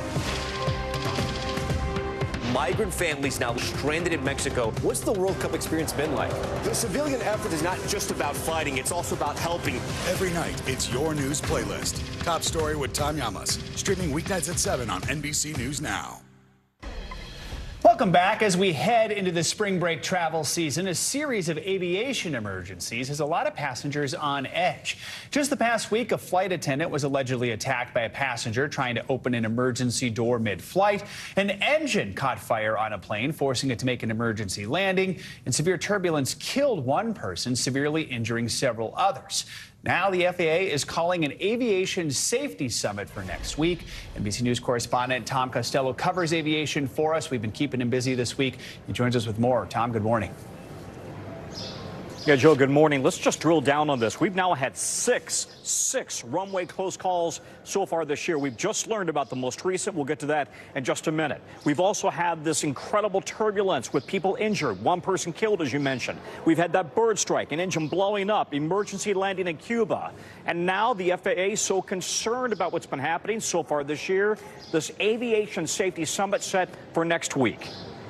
After months of high-profile close calls, the bird strike and engine fire on that Southwest flight over Cuba has put a lot of people on edge. People were screaming, not knowing what to do, and we kept trying to breathe, and it was filling up with more smoke. Thankfully, the plane landed safely back in Havana. If you lose an engine, if you lose a computer system, you've got multiple fail-safes, right? Absolutely. I mean, you've got typically 2 to 3 different systems to back each other up. For each system? For each system. Mark Weiss is a former American Airlines captain. The airplanes are certified to fly on one engine. On one engine? On one engine. So that's not the issue. The emergency landing in Cuba followed 2 cases of severe in-flight turbulence. 7 injured last Thursday, a Lufthansa flight forced to divert to Washington, D.C. While on Friday, 55-year-old Dana Hyde killed in a private jet that hit severe turbulence too. And multiple close calls on the nation's runways this year, including Burbank, California. You up the runway yet? We're going around. Austin, Texas. FedEx is on the go. New York's JFK. Delta 1943, cancel takeoff clearance. And Honolulu. And that United jumbo jet that went into a steep nosedive off Hawaii in December, coming within 800 feet of slamming into the ocean. Now the FAA chief, himself a veteran pilot, is convening a nationwide safety summit next week. Pilots, controllers, airlines, unions, and regulators. I want to hear from the participants about what they are seeing in their own operations. And more important, I want specific ideas about how to enhance our already robust safety net with concrete actions. The pressing question, are these a string of coincidences, or is there an ongoing safety issue that needs to be addressed now? NTSB Chief Jennifer Homendy. We really need to focus on what's going on in the aviation system. Let's take a pause. Let's do a safety stand down, and let's figure out what are we missing here. We mentioned that there was a 6th runway incursion. This one happened in February in Sarasota. The NTSB says one plane was cleared to land on a plane that another plane had already been cleared to take off from. And this became a very close call. NTSB believes this was likely an air traffic controller error. Joe, the question really is there an issue nationwide as it relates to staying on the money, on the job, and not getting complacent? Back to you. All right, Tom, thank you so much. And in response to the recent turbulence in the skies, retired U.S. Airways pilot Captain Sully Sullenberger is speaking out. You'll remember Sully successfully landed a plane in New York's Hudson River after losing both of his engines to a bird strike back in 2009. He now works as an aviation safety expert and was on the Today Show earlier this morning to talk about safety in the airline industry. And while all of these incidents are unrelated, he says they all point to a troubling trend. They are the canaries in the coal mine, and they should concern us. They're indications that as good as a job as we've done in this complex system, there's always improvements that can be made, and we still have work to do.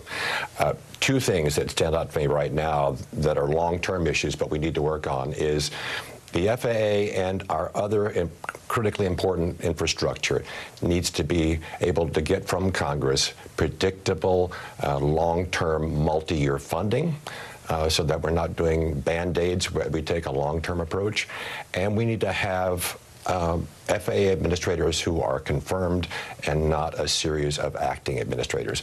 Those two things alone in the long term would do a lot to stabilize the system. Do you think there is a sense of complacency that sets in when air travel has been, thankfully, so safe? Yes, we become the victims of our own success. We must keep reminding ourselves on literally a daily basis that even though air travel has become ultra safe and routine, what we're really doing is pushing a tube filled with people through the upper atmosphere 7 or 8 miles above the Earth at 80% of the speed of sound in a hostile environment with outside air temperatures to -70 and air pressure 1/4 that at the surface. And we must return it safely to the surface every time. And during that interview, Captain Sully also pointed to the staffing shortages created by COVID-19 and called for more recruiting efforts to fill aviation support roles like air traffic controller and mechanics. Some financial news now. California breaking ties with Walgreens. CNBC's Silvana Henao joins us once again for more on that and other money news. Silvana, good morning.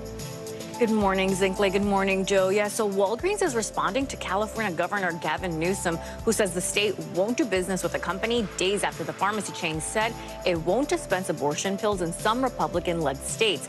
That includes states where abortion is legal, but Republican attorneys general have warned Walgreens it risks breaking the law. Walgreens says it plans to dispense the pill in any jurisdiction where it's legal to do so, and once it's been certified by the FDA.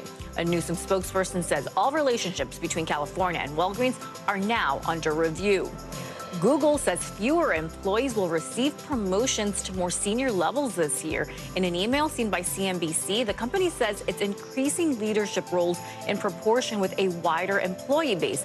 Google has implemented a new performance review system, which will result in more employees getting low ratings and fewer getting high marks. Lego reporting sales topped $9 billion last year, outpacing rivals like Mattel and Hasbro, and despite facing higher costs for raw materials, energy, and shipping. Lego has enjoyed stellar growth throughout the pandemic as kids and adults turn to its iconic plastic bricks. It's expanded its product lineup and opened hundreds of stores. Lego will soon announce details of a collaboration with Epic Games, the maker of Fortnite, guys. And I know my nephew contributed to that because he's got so many Lego sets. I was going to say $1 billion worth, right? Yeah, it's fun. I've been to Legoland. I'm a fan. It's kind of cool. Can't go wrong with a classic. It's pretty cool. Silvana Henao, thank you so much. You got it.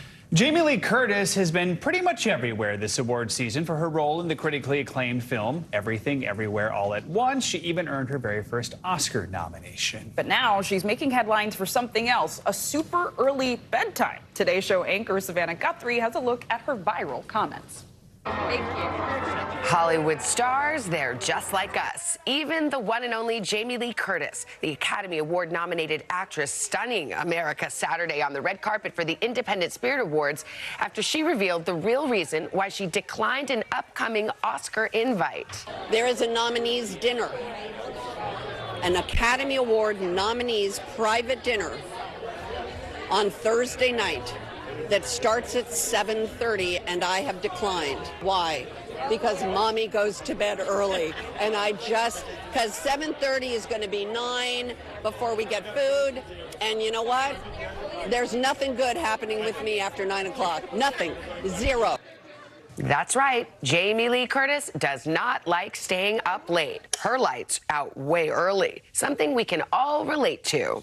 Jamie Lee Curtis, we salute you. Oh my gosh, I feel seen. I'm like, are we at a club in Ibiza? It starts at 7:30 p.m. Her comments now going viral on social media, bringing out all the fellow early risers. One user commenting, she is all of us. Even Shonda Rhimes chiming in, simply writing, preach. The 64-year-old actress proving mommy does not lie, posting this caption and picture on Instagram. Her lights clearly out at 6:58. Many now wondering, will she be able to stay up on Oscar night? Curtis, who's been in the business for 45 years, is nominated for her very first Academy Award this weekend for her role as a menacing IRS agent in Everything Everywhere All at Once. You think this is funny? But she's already been taking this award season by storm, winning a SAG Award for Best Supporting Actress just last month. The truth of the matter is I'm 64 years old, and this is just amazing. And fervently supporting her co-stars, cheering them on at every ceremony. All of it proving it's never too late to fall in love with Jamie Lee Curtis. Our thanks to Savannah Guthrie for that reporting, as we all look forward to cheering Curtis on this Sunday, March 12th at the Oscars. I think she's going to stay up late because I think she's the favorite to win. You know, we hope so. All right, there's more Morning News Now right after this.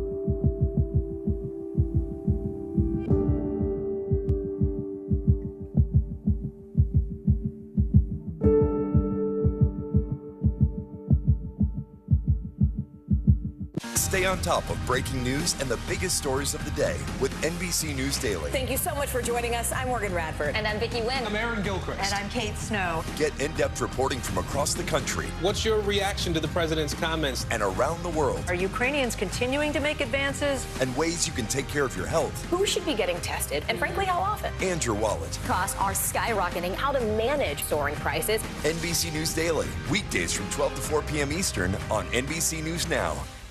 This is what it looks and feels like. From the storm zone. The bigger piece to the puzzle. New numbers just out this morning. We begin with breaking news just coming in. Russia has launched another round of attacks. What was it like when you came back and saw your neighborhood like this? They say that in modern war, there aren't any front lines anymore. Here, there certainly are. We begin with the breaking news. Hurricane Ian gaining in strength. We've had some of the strongest winds here. How many of you were up there? At least like 11. Now to the economy as Americans face the highest inflation rate in decades. How does this all impact your wallet? More fallout from Elon Musk's Twitter takeover. An urgent warning this hour about the flu. How does RSV specifically hit some kids so hard, and then it seems like it almost doesn't affect others? Can voters trust that you will be able to do this job? Why should voters believe you? This special election night. We love it. We live for this. We have a substantial team of NBC News correspondents fanned out. This is the first time we've not been able to call control of the House on election night. Tonight, we'll take an unflinching look at the resurgence of anti-Semitism in America. They're waiting until Title 42 is lifted before they decide whether to cross into the United States. What made you decide to go the medicinal healing route for what you're growing here? Who should be accountable? The city points the finger at the state at the city. Making news right now. We are live on the ground there. I want to show you an up-close look at what we're talking about here. The news continues right now. Hey, I'm Hallie. It's good to be with you tonight. There's another legal filing today, and I want to cut through some of the weedsy stuff. And let's just get to the point. They have started to vote on the PACT Act. If you're like, Hallie, stop speaking Washingtonese. This bill would basically give health care to veterans who have exposed to these toxic chemicals. So, Scott, I'm trying to make this as not DC as possible. The increased sort of anger that we've seen now in politics. I saw you searching for, I think, your microphone, Dan. You are. I was trying to do it on the slide. Live TV, man. It's okay. You may want to look up at the sky tonight for the last full moon of winter. It will reach peak brightness today, and like many other full moons, this one does have a name. It's called the worm moon. Why worm? Well, Native American tribes referred to it as that because it coincided with the spring emergence of, you guessed it, worms. So what better way to welcome the new season? The worm moon will be joined by 3 special guests as well. Venus and Jupiter will be at their closest positions in a decade, while Mars will be glowing in its usual red-orange in the southwest. So, Joe, feeling like a true party in the sky. You know, I love a pretty moon. I'm not so sure how I feel about the image of worms surrounding I mean, maybe they'll be doing the worm. You remember that dance yes. move? Oh, yes. You should do that. Do the worm, but looking at the worm moon. Just don't take pictures of it with your phone because they don't work. It just doesn't land the same way. I agree. I agree. That does it for this hour of Morning News Now. The news continues right now.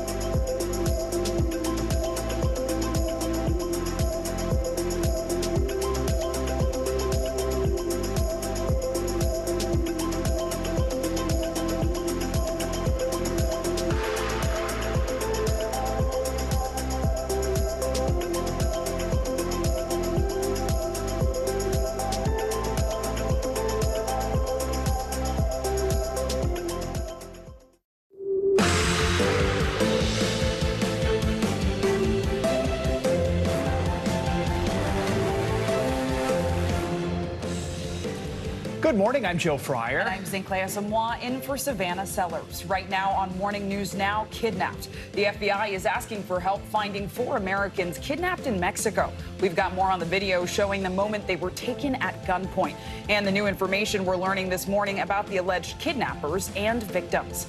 Safety in the skies. There's a renewed focus on safety in airplanes this morning after several serious incidents of major turbulence. One case this week resulting in a death. What's behind the increase of rocky flights and why these incidents could get worse.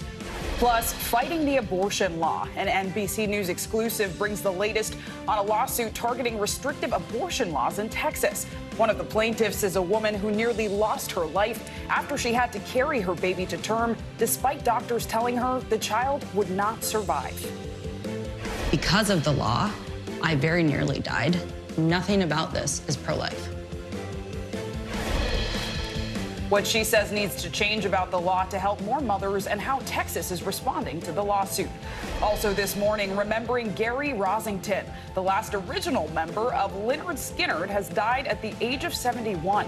He's the man behind the classic riff in the band's hit song, Sweet Home Alabama, and we're taking a look back at his legendary career and how he made some of the band's biggest hits possible.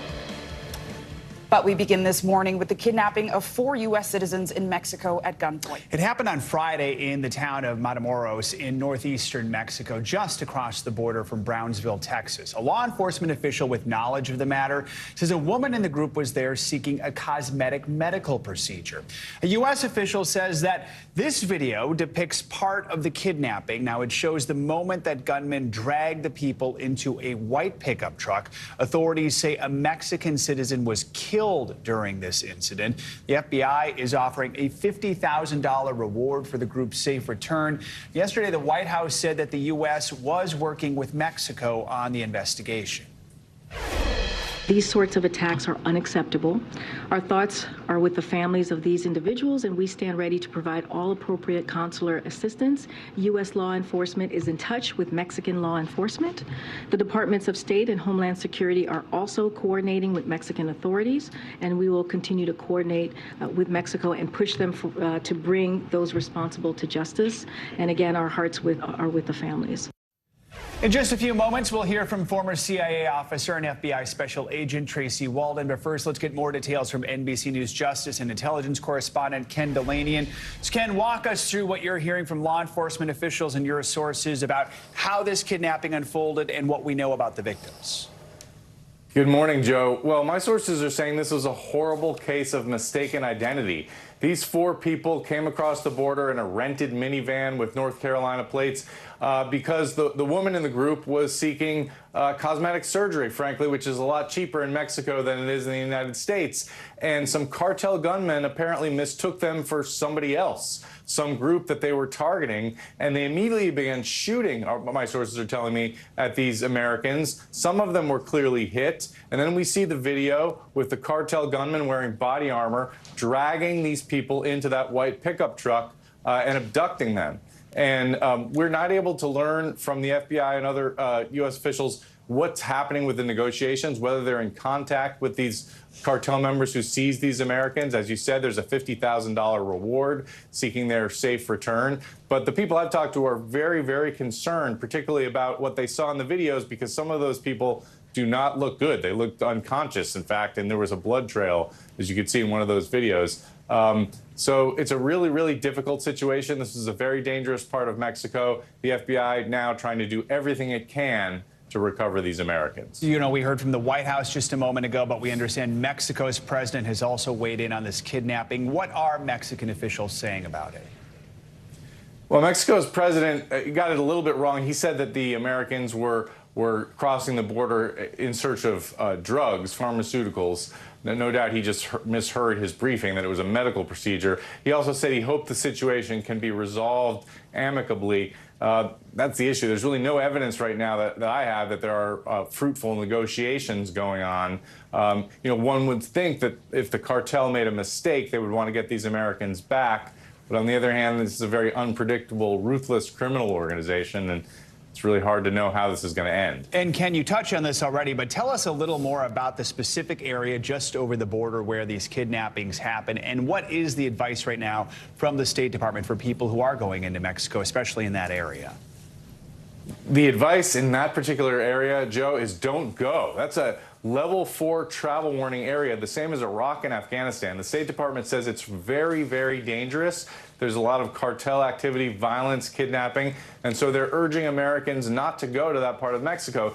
It's always unclear to me to what extent regular folks out there even see those State Department warnings and take them into account in their planning. But people should know that is a really dangerous area, and a lot of parts of Mexico are right now. There are places where Americans regularly vacation, such as Cancun and Playa del Carmen, where there have been cartel violence, shootings, murder. So it's people should really take that into account when they're considering travel to Mexico. And people might be paying more attention now. Ken Delaney, thank you so much for your reporting. Appreciate it. You bet. Now let's bring in Tracy Walder, former CIA officer and FBI special agent, for more on this investigation. So Tracy, good morning. Thank you for being with us.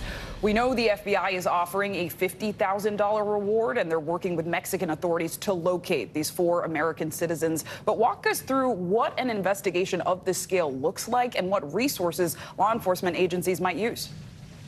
Sure. Well, thank you for having me in place. So there's kind of a 2-pronged approach. First,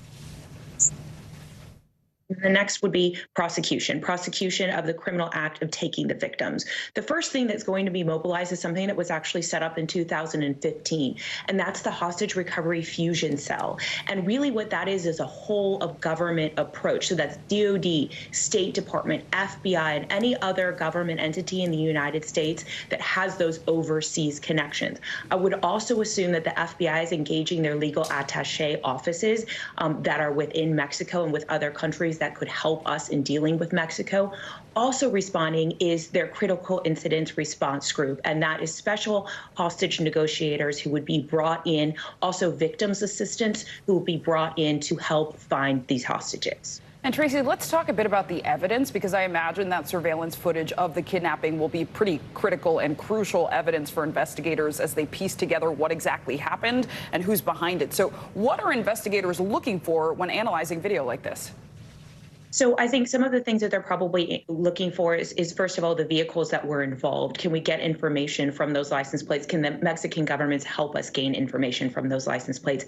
I would imagine the chance of that is not incredibly high. Also, does anybody recognize any of these members of this cartel who took them hostage? I think that's going to be problematic too, in that people are scared. People are scared to come forward, particularly in Mexico. I mean, in Matamoros right now, they're asking that children not attend school because it's become so violent. So I think that's going to be problematic.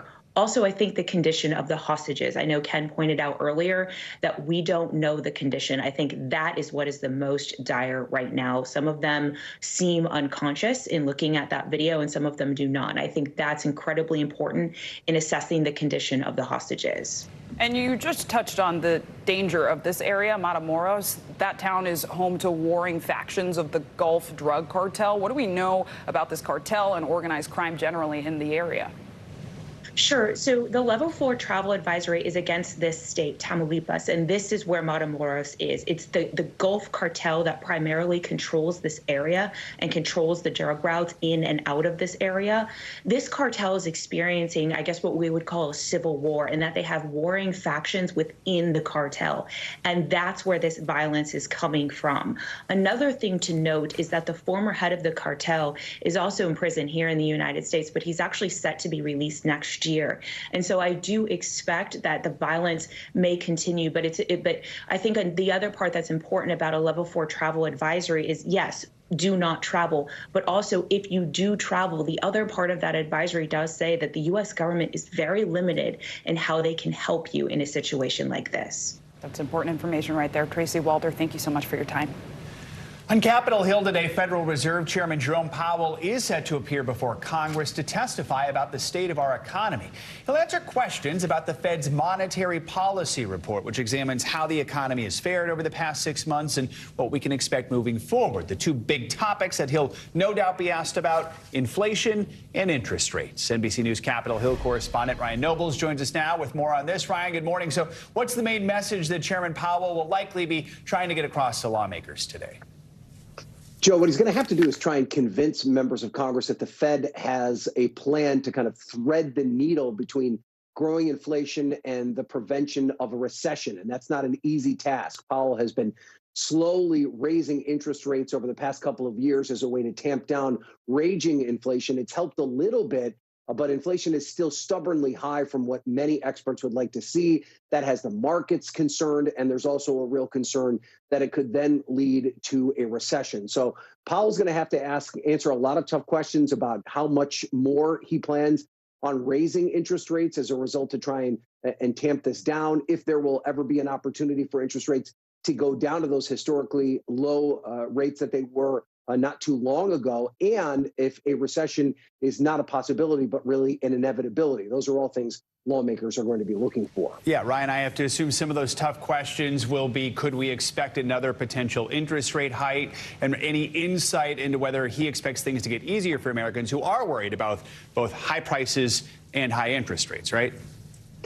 Yeah, that's right, Joe. And, you know, what's interesting about when someone like Jerome Powell comes before Congress is that you see these members try and break down these really complex financial issues in a way that their constituents will understand. So they're going to ask Powell questions about how these decisions that are made by the Fed affect everyday lives in terms of the cost of milk and food, the cost of automobiles and things along those lines. And then mortgage interest rates, all those things are part of what ultimately comes out of the Fed making a decision to raise interest rates. And then I would not be surprised at all if you see some of these members specifically pin him on just how much longer he expects to be forced to raise interest rates. There's a good chance another interest rate hike is in the offing. So expect him to be nailed down on exactly what his long-term plan is, because it's so infrequent that he comes before Congress. It's only a semi-annual event. And so when members have the opportunity to grill him, they take full advantage of that opportunity. And we should note this is one of two appearances he's going to have on the Hill. Tomorrow he appears before the House Financial Services Committee. I mean, we know today will be tough, but could we expect even a tougher line of questioning from House members? How will it compare? There is that chance because, of course, the House is run by Republicans. But it's important to keep in mind, Joe, that there's a lot of criticism to go around for the Fed because of just how crazy inflation has been over the past couple of years from both Democrats and Republicans. What could get interesting in the conversation tomorrow is Powell's thoughts on the debt ceiling. Of course, Republicans in the House have said consistently that they believe that the debt ceiling should be used as a leverage point for Congress to rein in spending. That's something that makes the Federal Reserve very concerned. Like many experts in the financial markets, they do not want to see the debt ceiling messed with, or even the possibility that the United States may default on its credit. So it would not be a surprise at all if we see a back and forth between Democrats and Republicans on the panel tomorrow, specifically aimed at the debt ceiling, with Republicans pressing Powell on whether or not runaway congressional spending is a bigger problem for the economy, or the threat of not raising the debt ceiling is the bigger problem. That could be the back and forth that will be of great interest tomorrow. All right, Ryan, thank you so much.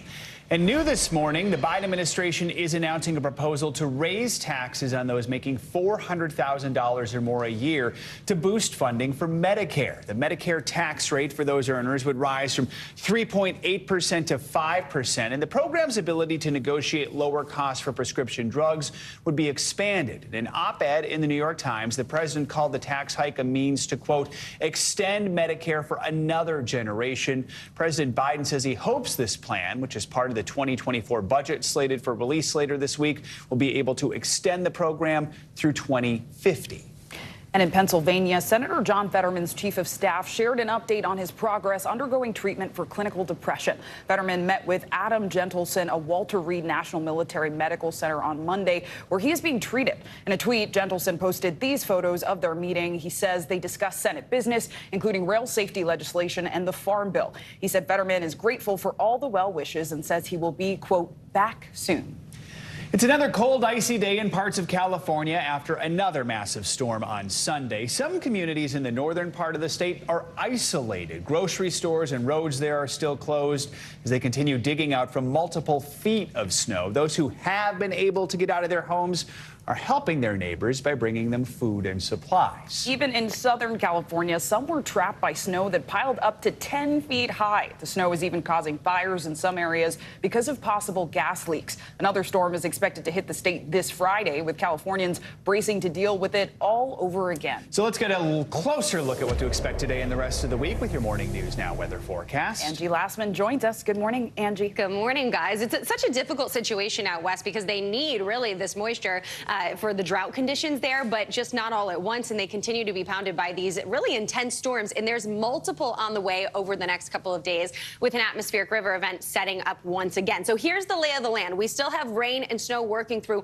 much of basically northern California and points north into Washington and Oregon today. That's from a system that's kind of just swirling just offshore. Not all that intense, but still, nonetheless, it's going to be impactful with additional rain and snow through the day today. We have winter alerts up for many locations, again, stretching through parts of the Sierras, out towards the coast and points north near Medford under those winter weather advisories right now. Here's the system I was mentioning. This is what's kind of just sitting offshore of Washington, bringing in a little additional moisture, but it's mainly focused for northern parts of California. We know that, as we just mentioned, parts of Southern California have been really dealing with difficult conditions over the past couple of days. They're going to stay dry today, but that doesn't last for long. As we head into tomorrow, this system will shift to the east. It does bring some additional snowfall to parts of the Rockies, but this is the system we'll watch to be really quite a doozy here as we get through the end of the work week and even into the weekend. Check out all this moisture that's going to be extended basically along the entire west coast of the United States here as we get into Thursday, Friday, and even into Saturday. We'll still be dealing with more rain and more snow. This is going to extend into the northern tier of the United States as well, where we will have additional snowfall. But what we're focusing on as far as additional snowfall for parts of California, the Sierras could get anywhere from another 1 to 3 feet of snow over the next couple of days. As we look at Mount Shasta, even another 1 to 2 feet there as well. So additional snow, additional rain. Here's some of that rain that we're expecting. Notice up to 2 inches in some spots. So we will watch for the snow melt to also be accompanied by this rainfall that will lead to the potential for some flooding concerns over the next couple of days. Meanwhile, on the East Coast, if you blinked, you might have missed it, but we had a couple of snowflakes in parts of New York and the Northeast today. That is going to be long gone. We're going to see warmer temperatures into the low 40s. So anything that was left over wasn't all that impressive, and it'll be melted by later this afternoon. Meanwhile, in the Central Plains, that's where we'll watch for kind of a more active day today, but it's going to come in the form of some heavy rain. We have a stationary front that's going to help bubble up some showers, some thunderstorms, but it has the potential to bring some heavy rain for places like Oklahoma, Arkansas, and extending into Missouri and even as far south as Texas. So we'll watch for some flooding concerns in those areas, not just today, but even into tomorrow. You can see where the bullseye is for that moderate risk of some flash flooding. If you live in the Fort Smith area, Little Rock, Texarkana, Oklahoma City, all those locations, even Dallas, just watch for that as you head out and about today and into tomorrow. With the New York snow, I think I did blink and I think I did miss it. Agreed. I thought it had rained, and then I saw cars with snow on them, and I was like, you know what? It was snow. And if you go out there now, there's nothing left. Exactly. It was fun while it lasted. Yes. Right. Angie Lastman, thank you. And sticking with weather news, over the past week, significant turbulence is being blamed for 1 death and severe injuries on a private jet, plus 7 hospitalizations on a different commercial flight. And while severe turbulence is not common, it can cause panic when it strikes. To help us better understand this, we're joined by Isabel Smith. She is a PhD student studying turbulence at the University of Reading in the UK. So good morning, Isabel. Thank you for joining us. What an interesting topic to study in school. So first off, can you just briefly explain to us what exactly causes turbulence for an aircraft? Yes, of course. So it depends. When you're flying at 30 to 40,000 feet, there are different mechanisms that can impact you. So if you're traveling over the Rockies, the air can be forced over this mountainous terrain, and it can lead to really unstable airflow and cause mountain wave turbulence. If you're near convective systems or thunderstorms, you normally try and avoid these systems, but you can be impacted by turbulence there. The turbulence that I'm particularly interested in is clear air turbulence, and this kind of is quite a dangerous type of turbulence because it's undetectable from onboard radar equipment. So it can be quite sudden and can lead to quite damaging and unfortunately fatal incidents. This forms around jet streams. So jet streams are these very fast bands of winds that propagates around the globe. You've probably mentioned in a few weather forecasts, you've probably seen them. And around the edge of these jet streams, you have unstable air, which cascades out and can lead to quite large instability and clear air turbulence. So I think to that end, for the frequent flyers, or even those who don't travel that much and maybe are just afraid of that turbulence that you're describing, how common is it, and when is it most likely to occur during a flight? Well, despite the fact that turbulence causes 71% of all in-flight injuries, and the US spends around $200 million trying to deal with damages and costs, it actually only really affects about 3% of the atmosphere. That's light turbulence. As you progress in severity, it becomes less and less likely. So 1% of the atmosphere has moderate turbulence, and from that, I think 1/10 of a percentile of the atmosphere has severe turbulence, which is what this recent incident had, unfortunately. Absolutely. I mean, that's why they say where you're... And it's also most turbulent in winter, apologies, yes. Winter seasons when it's probably most likely to encounter turbulence. With all that inclement weather, I'm sure. And I know you recently published a paper about the future of air turbulence, and in it you actually claim that it's only going to get worse, which I don't like hearing. And you say it's especially during the summer. So why exactly is that?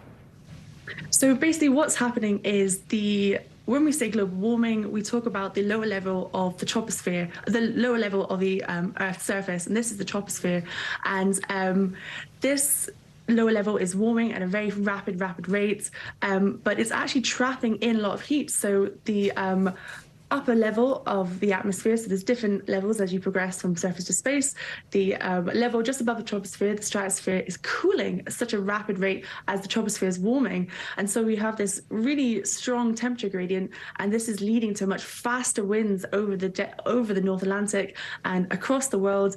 And it's basically leading to an increase in the number of turbulent counters across different seasons. So I think, as you mentioned in the paper that came out yesterday, we talk about how summer in the future could be as turbulent as winter was in the 1950s. And turbulence in the winter is you're much more likely to encounter it in winter than you are in summer. It's just fascinating how seasons are changing and shifting in time with global warming. Watch out, summer travelers. Isabel Smith, thank you so much. Thank you. Coming up, new developments this morning from that protest over a controversial law enforcement training center in Atlanta. Nearly 24 people are now facing domestic terrorism charges. We've got the latest on that just ahead. Plus, an NBC News exclusive. Texas is now facing a lawsuit over its restrictive abortion laws. Why one woman says the law nearly killed her. Next.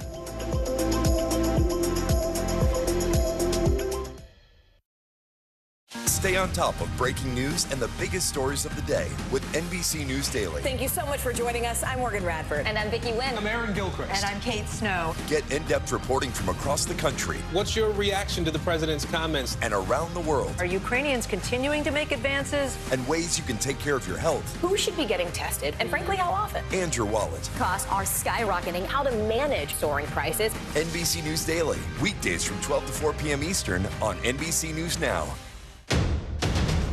The day's biggest political stories with trusted insight and expert analysis. A daily look at the politics behind the headlines. Meet the Press Now, streaming weekdays at 4 p.m. on NBC News Now. NBC News, streaming free now. Hey, I'm Hallie. It's good to be with you tonight. There's another legal filing today, and I want to cut through some of the weedsy stuff. And let's just get to the point. They have started to vote on the PACT Act. If you're like, Hallie, stop speaking Washingtonese. This bill would basically give health care to veterans who have exposed to these toxic chemicals. So, Scott, I'm trying to make this as not DC as possible. The increased sort of anger that we've seen now in politics. I saw you searching for, I think, your microphone, Danny. You are. I was trying to do it on the slide. Live TV, man. It's okay. Hey, podcast fans, ready to unlock our true crime mysteries? Try Dateline Premium on Apple Podcasts. You'll get early access to originals, plus bonus content, and everything is ad-free. So head to Apple Podcasts now to subscribe.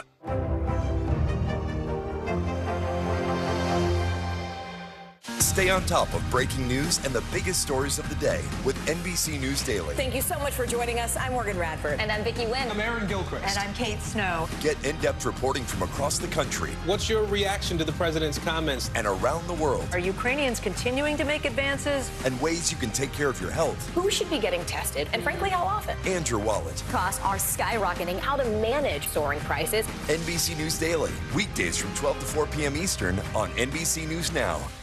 Watch NBC Nightly News with Lester Holt or listen wherever you get your podcasts. Hey, podcast fans, ready to unlock our true crime mysteries? Try Dateline Premium on Apple Podcasts. You'll get early access to originals, plus bonus content, and everything is ad-free. So head to Apple Podcasts now to subscribe. This is what it looks and feels From the storm zone. The bigger piece to the puzzle comes. New numbers just out this morning. Good evening. We begin tonight with breaking news just coming in. We begin this hour with the latest developments. We're coming on the air with some shakeups big time on Capitol Hill. How much water ultimately will be forced inland? Whenever it happens, wherever you are, NBC News, streaming free now.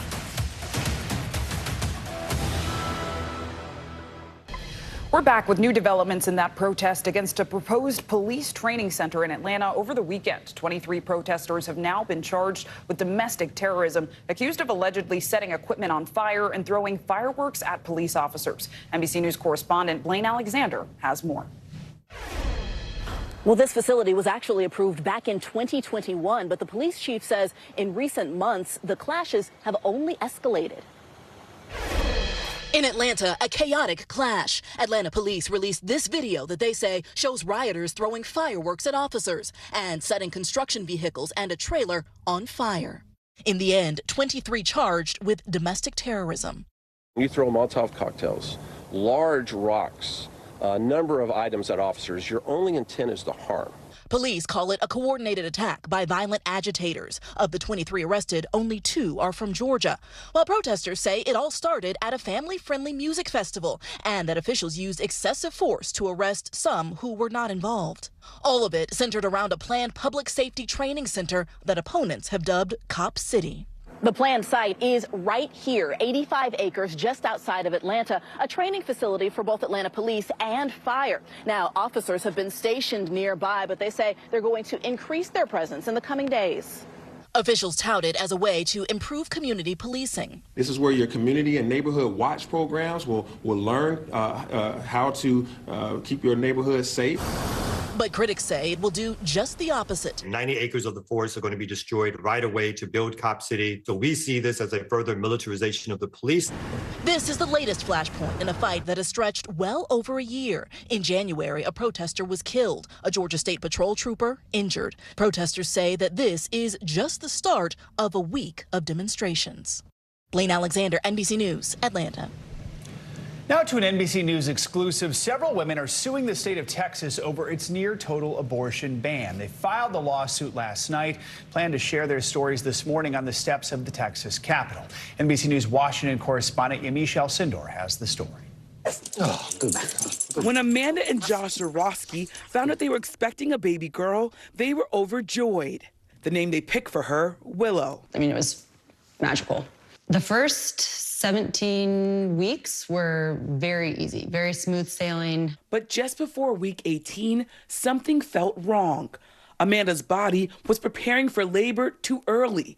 The news from her doctor was devastating. She said pretty quickly, all in one breath, you're going to lose the baby. She's not going to survive. I thought what they would do is go in and intervene immediately, but she told me that they couldn't because the baby's heart was still beating and I wasn't sick. Laws in Texas ban doctors from performing abortions except when a medical emergency endangers a person's life or major bodily function. Those who violate the law could face up to life in prison. Take me into what it was like to wait. I just existed in sorrow and fear. I was really, really scared. This just isn't something that you do with any other kind of medical issue, is you have to ask, am I sick enough to get treatment? It was infuriating. 3 days after the diagnosis, Amanda's health deteriorated. Doctors performed an abortion, but serious infections led to sepsis, and Amanda spent 3 days in the ICU. Because of the law, I very nearly died. Nothing about this is pro-life. Amanda is part of a group of 7 plaintiffs represented by the Center for Reproductive Rights. Until there is a legal fight, nothing's going to change, and something has to change. But John Segal, president of Texas Right to Life, who helped craft the Texas Heartbeat Act, says the law is clear as written and that doctors like Amanda's are misinterpreting it. If they are saying they have to delay and wait the days like you're talking about, that is medical malpractice. But if it is uncertain that this child may survive or may not, Texas is saying we don't jump to conclusions. Doctors are saying the law is not clear, and as a result, I'm going to act on the side of being cautious, and that means that I might have to wait for a woman to get sicker and sicker before I can perform an abortion that I know she needs. And that's the wrong conclusion. Nancy Northup is the president of the Center for Reproductive Rights. The issue here is not that the doctors are being too cautious. The reality is, without clarification of this Texas law, without a change in the circumstances that are happening today, it is going to come that women are going to die. Segal disagrees. The law is not putting lives in danger. The law is black and white about what a doctor can do and what he cannot do. Does it ever give you pause that there are situations that have happened after this law where women's lives have been put at risk? Yes, our mission is to save lives. So the fact that some women's lives have been jeopardized is something that we take very seriously. Little outfit. Amanda and Josh are still grieving their loss. I know. Damn onesie gets me every time. They hope something changes. I want nothing more than to have kids, but I'm terrified to be pregnant again. Yamiche Alcindor, NBC News, Austin, Texas.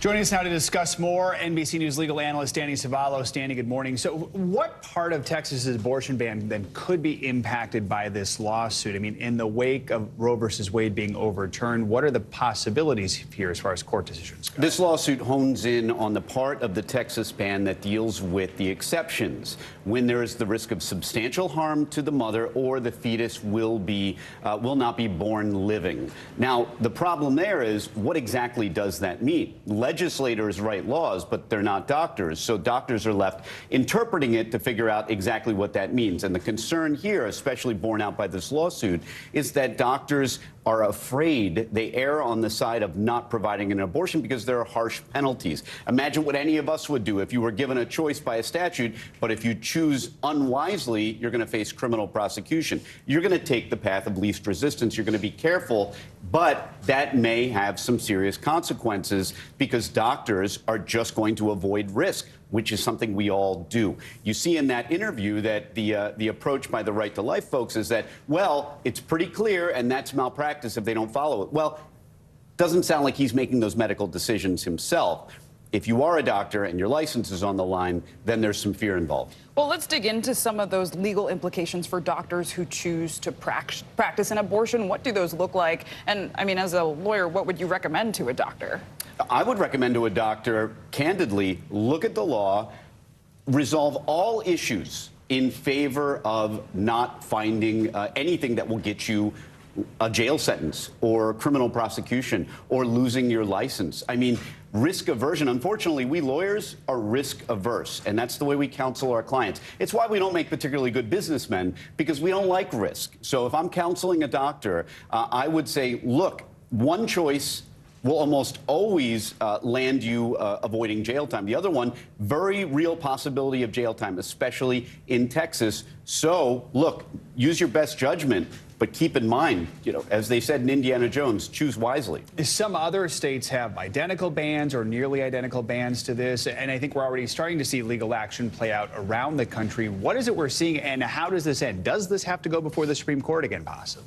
Probably not, because the Supreme Court is pretty clear. The state of the law now in a post-Roe era is that the states can ban abortion from the moment of conception. They can ban abortion or allow abortion right up until the day before birth. I don't think that last scenario is very likely, but that gives you an idea that this has truly been returned to the states. So it will take a very creative challenge to even get the issue of Roe and Dobbs in front of the Supreme Court again. All right, Danny Ceballos, appreciate it, Danny. Thank you so much. Now to some international news. Crews are searching for survivors after 2 deadly mudslides in Indonesia. NBC News foreign correspondent Claudio Lavanga joins us from Rome with this and other world news. Claudio, good morning. Good morning. At least 42 people are still missing after several villages on a remote island in Indonesia were hit by 2 landslides triggered by torrential rain. Now, officials there say that dozens of people, including soldiers, policemen and volunteers, joined the search after 27 houses were buried under tons of mud that came down from nearby hills. 10 people have been so far confirmed dead, and more than 1,000 people were evacuated. Now to North Korea, where Kim Yo-jong, the sister of leader Kim Jong-un, said the country is ready to take quick, overwhelming action against the United States and South Korea following their joint military exercises. The warning comes a day after the U.S. flew a nuclear-capable B-52 bomber over the Korean peninsula as part of a series of drills between the two allies. In the statement read on state media in North Korea, she said the demonstrative military moves and all sorts of rhetoric by the U.S. and South Korea undoubtedly provide North Korea with conditions for being forced to do something to cope with them. And finally, let's go to Jersey, a British island near the coast of France, where under a new scheme, French nationals will now be allowed to enter showing only their national ID cards. Why is this important? Well, because after Britain left the European Union, Europeans, including the French, were required to show their passport upon entry, despite the closeness of the island to France. Now, the decision to ease border controls came after French authorities threatened to stop funding a ferry service to Jersey unless an agreement could be reached over the travel documents, guys. All right, hit him where it hurts. Ferry service. All right, Claudio, thank you so much. Thank you. Yeah. And coming up, a new effort to fight Alzheimer's. The information scientists just discovered that could help doctors develop new and potentially more effective treatments. Plus, keeping your mental health in shape, why people are turning to a different type of gym focused on working out what's going on inside rather than outside. That's next. We begin tonight with breaking news just coming in. Whenever it happens, wherever you are, NBC News, streaming free now. Hey, I'm Hallie. It's good to be with you tonight. There's another legal filing today, and I want to cut through some of the weedsy stuff. And let's just get to the point. They have started to vote on the PACT Act. If you're like Hallie, stop speaking Washingtonese. This bill would basically give health care to veterans who have exposed to these toxic chemicals. So, Scott, I'm trying to make this as not DC as possible. The increased sort of anger that we've seen now in politics. I saw you searching for, I think, your microphone, Danny. You are. I was trying to do it on the slide. Live TV, man. It's okay. We begin tonight with breaking news just coming in. Whenever it happens, wherever you are, NBC News, streaming free now.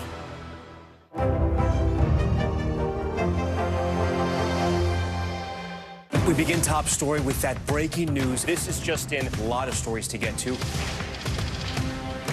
What do people need most right now? Did the state and/or law enforcement drop the ball anywhere? Are we headed for a recession or a recovery? Migrant families now stranded in Mexico. What's the World Cup experience been like? The civilian effort is not just about fighting, it's also about helping. Every night, it's your news playlist. Top Story with Tom Llamas. Streaming weeknights at 7 on NBC News Now. For Dateline Premium, subscribe now on Apple Podcasts. Stay on top of breaking news and the biggest stories of the day with NBC News Daily. Thank you so much for joining us. I'm Morgan Radford. And I'm Vicki Wynn. I'm Aaron Gilchrist. And I'm Kate Snow. Get in-depth reporting from across the country. What's your reaction to the president's comments? And around the world. Are Ukrainians continuing to make advances? And ways you can take care of your health. Who should be getting tested? And frankly, how often? And your wallet. Costs are skyrocketing. How to manage soaring prices. NBC News Daily. Weekdays from 12 to 4 p.m. Eastern on NBC News Now. Stay on top of breaking news and the biggest stories of the day with NBC News Daily. Thank you so much for joining us. I'm Morgan Radford. And I'm Vicki Wynn. I'm Aaron Gilchrist. And I'm Kate Snow. Get in-depth reporting from across the country. What's your reaction to the president's comments? And around the world. Are Ukrainians continuing to make advances? And ways you can take care of your health. Who should be getting tested? And frankly, how often? And your wallet. Costs are skyrocketing. How to manage soaring prices. NBC News Daily. Weekdays from 12 to 4 p.m. Eastern on NBC News Now. Hey, podcast fans, ready to unlock our true crime mysteries? Try Dateline Premium on Apple Podcasts. You'll get early access to originals, plus bonus content, and everything is ad-free. So head to Apple Podcasts now to subscribe. This is what it looks and feels. From the storm zone. The bigger piece to the puzzle comes. New numbers just out this morning. Good evening. We begin tonight with breaking news just coming in. We begin this hour with the latest developments. We're coming on the air with some shakeups big time on Capitol Hill. How much water ultimately will be forced inland? Whenever it happens, wherever you are, NBC News, streaming free now.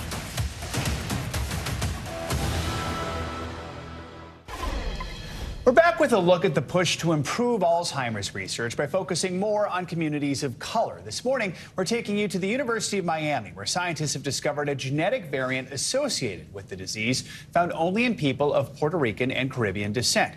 NBC News medical fellow Dr. Akshay Syal reports on how this information can be used to help develop new Alzheimer's treatments.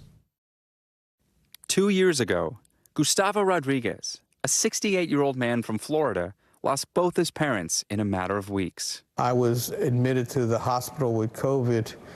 I got a call in the hospital that my dad passed, and I couldn't do anything. I didn't get to see my dad, say goodbye to my dad. His parents, both Puerto Rican, were struggling with the devastating effects of Alzheimer's disease, taking its toll on the entire family. It slowly deteriorates your head, your brain. But it was difficult to see my mom and dad slowly disappear. Unfortunately, cases like Gustavo's family are far too common.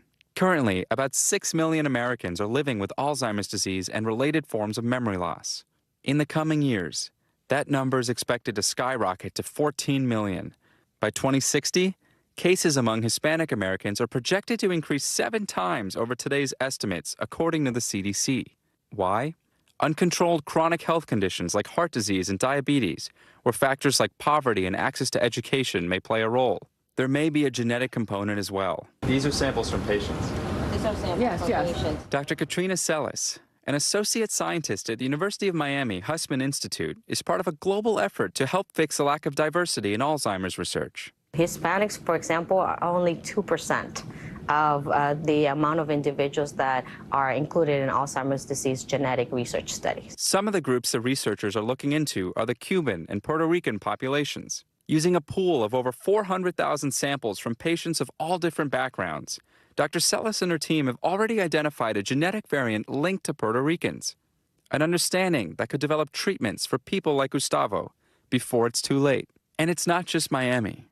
Researchers at the University of Texas, Austin have also launched a brand new study to learn why Hispanic adults experience a higher rate of Alzheimer's than white Americans, a potential to develop treatments specifically for Latinos. And as somebody with such a strong history of Alzheimer's disease, are you worried about the future? I am, but I try not to think about it. Dr. Akshay Sayal, NBC News. Our thanks to Dr. Sayal for that reporting.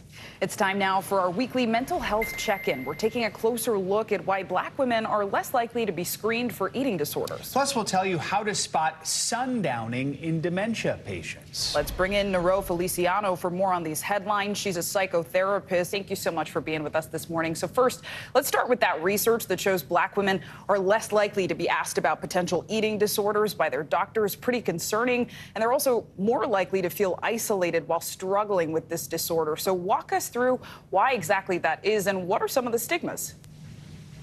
Well, we know that racial bias has affected our healthcare system. So doctors, nutritionists, they're less likely to ask Black women if they're struggling. But Black women also present differently in those exams than white women, because usually the eating disorders have to do with binge eating and bulimia. So we're not looking at them as excessively thin and concerned.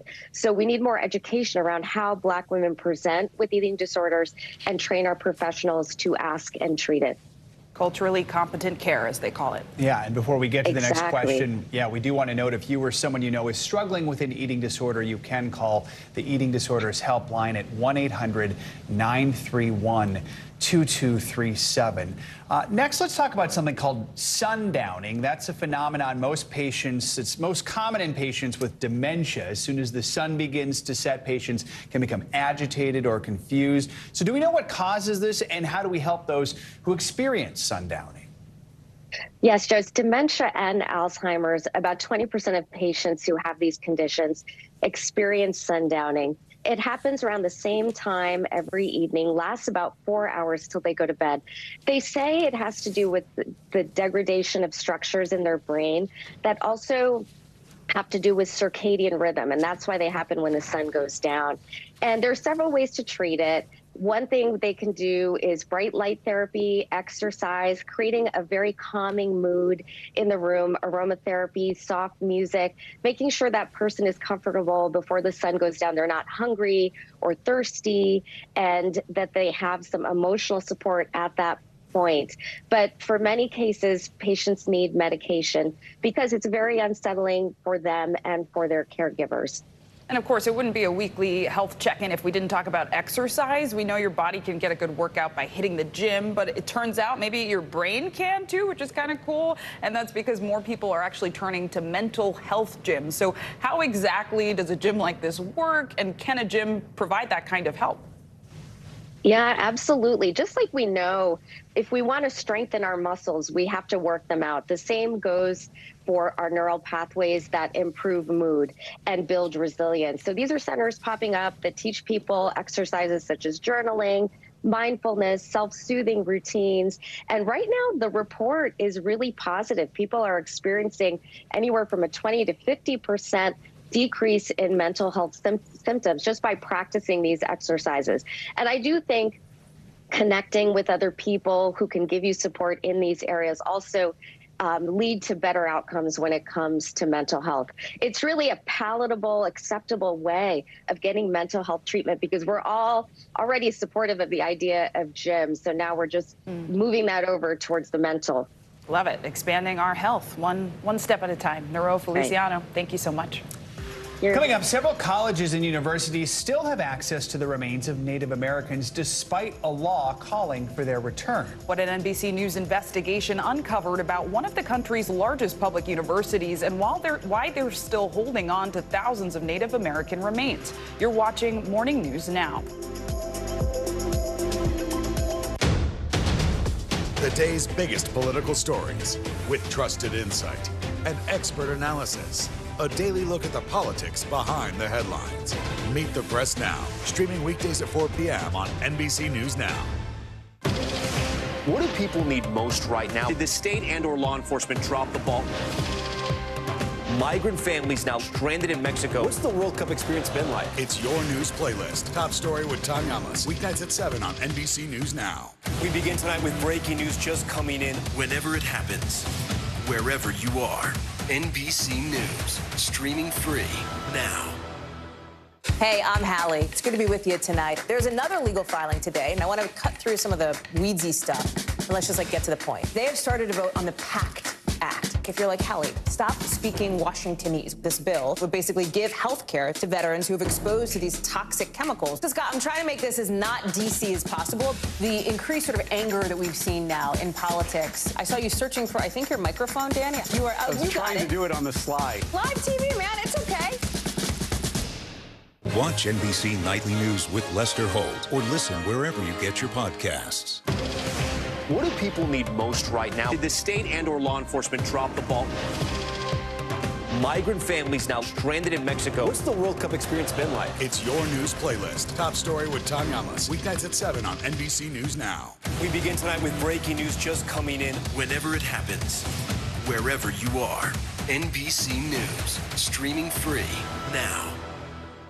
Hey, podcast fans, ready to unlock our true crime mysteries? Try Dateline Premium on Apple Podcasts. You'll get early access to originals, plus bonus content, and everything is ad-free. So head to Apple Podcasts now to subscribe.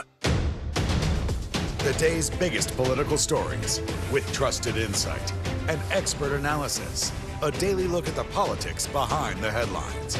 Meet the Press Now, streaming weekdays at 4 p.m. on NBC News Now. This is what it looks and feels What's the latest, Phil? The bigger piece to the puzzle. We begin tonight with breaking news. How much water ultimately will be forced inland? Whenever it happens, wherever you are, NBC News, streaming free now.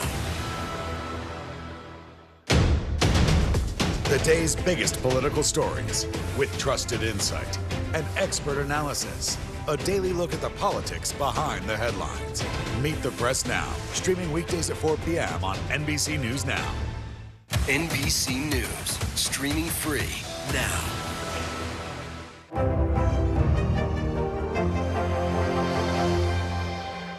We begin tonight with breaking news just coming in. Whenever it happens, wherever you are, NBC News, streaming free now. Welcome back. More than 30 years ago, the Native American Graves and Repatriation Act was passed in an effort to return human remains taken from Native burial sites. But an NBC News investigation found several universities and museums still hold the remains of thousands of Native Americans. NBC News correspondent Dasha Burns has more.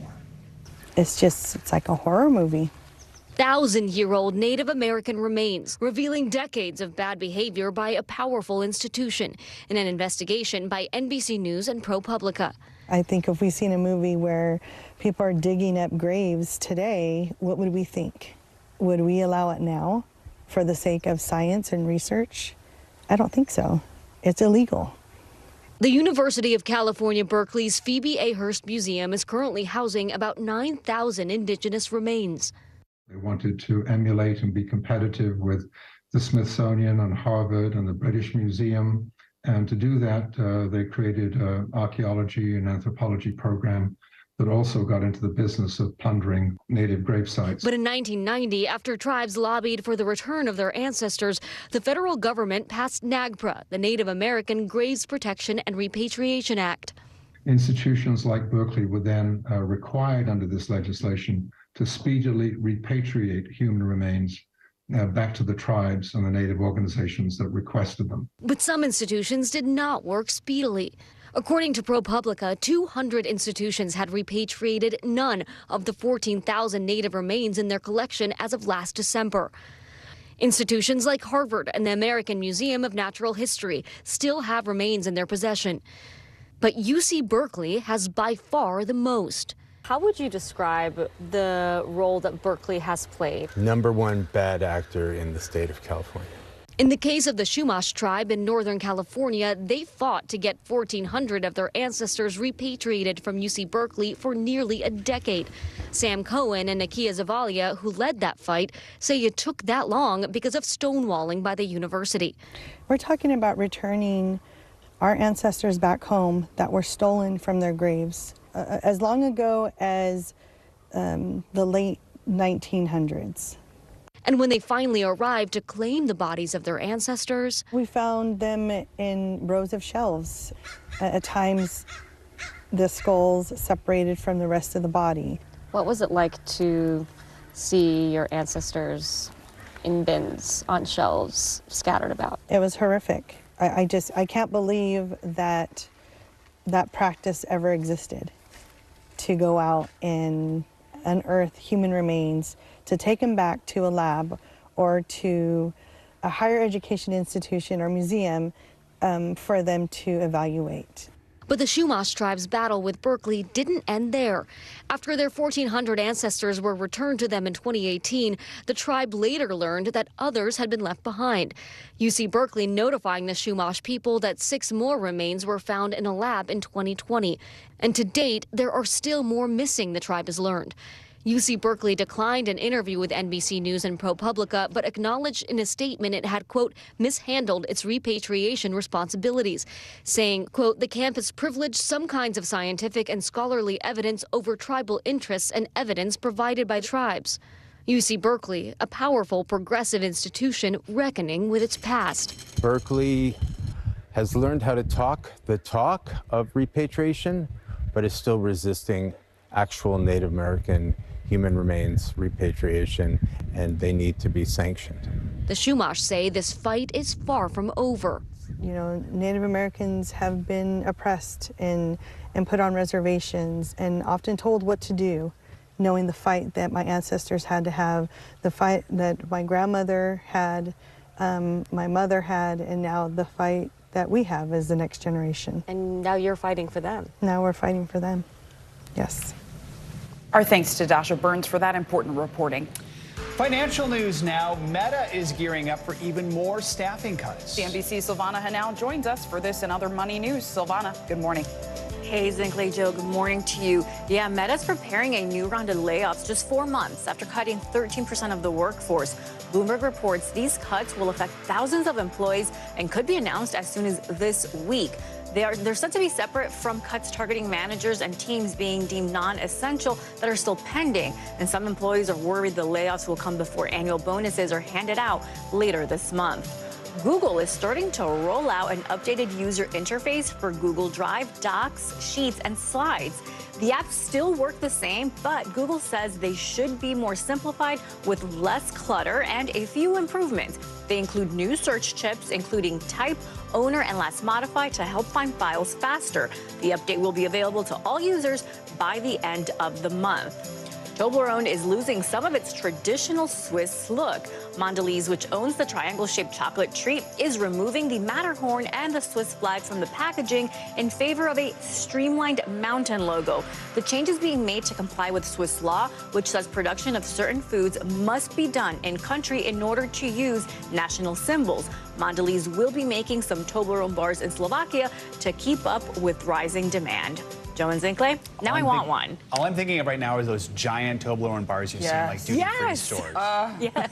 But even chocolate has some rules. It's pretty big. Yeah. Yes. Silvana, thank you. You got it. Thank you. And coming up on Morning News Now, the life and legacy of one of music's legendary guitarists. Gary Rossington, a founding member of Lynyrd Skynyrd, has died. How he's being remembered in the music world and beyond. Next.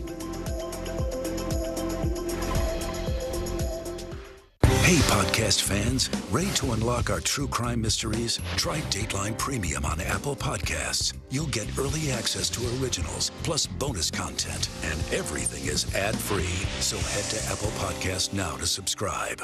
Watch NBC Nightly News with Lester Holt or listen wherever you get your podcasts. Hey, I'm Hallie. It's good to be with you tonight. There's another legal filing today, and I want to cut through some of the weedsy stuff. And let's just get to the point. They have started to vote on the PACT Act. If you're like, Hallie, stop speaking Washingtonese. This bill would basically give health care to veterans who have exposed to these toxic chemicals. So, Scott, I'm trying to make this as not DC as possible. The increased sort of anger that we've seen now in politics. I saw you searching for, I think, your microphone, Dan. You are out. I was trying to do it on the slide. Live TV, man. It's okay. For Dateline Premium, subscribe now on Apple Podcasts. The day's biggest political stories with trusted insight and expert analysis. A daily look at the politics behind the headlines. Meet the Press Now, streaming weekdays at 4 p.m. on NBC News Now. What do people need most right now? Did the state and/or law enforcement drop the ball? Migrant families now stranded in Mexico. What's the World Cup experience been like? It's your news playlist. Top story with Tom Llamas. Weeknights at 7 on NBC News Now. Hey, I'm Hallie. It's good to be with you tonight. There's another legal filing today, and I want to cut through some of the weedsy stuff. And let's just get to the point. They have started to vote on the PACT Act. If you're like, Hallie, stop speaking Washingtonese. This bill would basically give health care to veterans who have exposed to these toxic chemicals. So, Scott, I'm trying to make this as not DC as possible. The increased sort of anger that we've seen now in politics. I saw you searching for, I think, your microphone, Danny. You are out. I was trying to do it on the slide. Live TV, man. It's okay.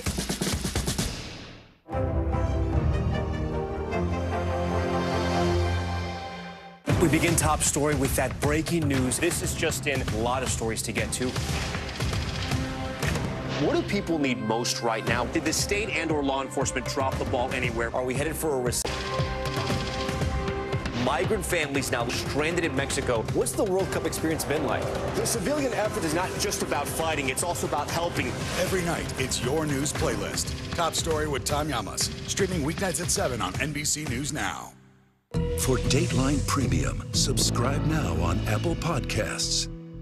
Stay on top of breaking news and the biggest stories of the day with NBC News Daily. Thank you so much for joining us. I'm Morgan Radford. And I'm Vicki Wynn. I'm Aaron Gilchrist. And I'm Kate Snow. Get in-depth reporting from across the country. What's your reaction to the president's comments? And around the world. Are Ukrainians continuing to make advances? And ways you can take care of your health. Who should be getting tested? And frankly, how often? And your wallet. Costs are skyrocketing. How to manage soaring prices. NBC News Daily. Weekdays from 12 to 4 p.m. Eastern on NBC News Now. Keanu Reeves is going viral for a new and unconventional role, a fungus-eating bacteria. Okay, here's the real story. German scientists recently found a compound that's so effective at killing fungi, they decided to name it after the actor Keanu Reeves in honor of his on-screen fighting skills. The name, Keanumycins. The bacteria itself is believed to be an environmentally friendly alternative to chemical pesticides.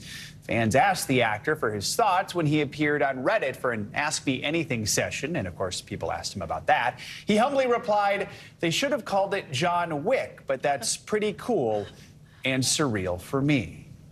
I guess that's a compliment. Yeah, I was going to say new goal unlocked, like hashtag goals to be named after bacteria.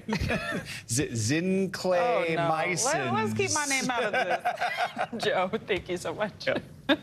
And finally, at this hour, we say goodbye to a legendary musician. He was the last surviving original member of the classic rock band Lynyrd Skynyrd.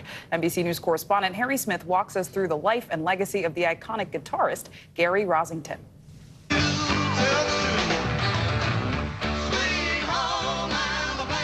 Gary Rosington was one of the original members of Lynyrd Skynyrd. He co-wrote Sweet Home Alabama. The Jacksonville, Florida-based band exemplified the blues-fused sound of Southern rock.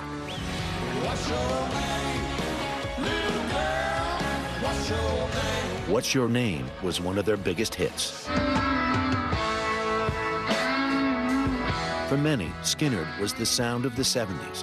But at the peak of their popularity, the band's chartered plane crashed, killing bandmates Ronnie Van Sant and Steve Gaines.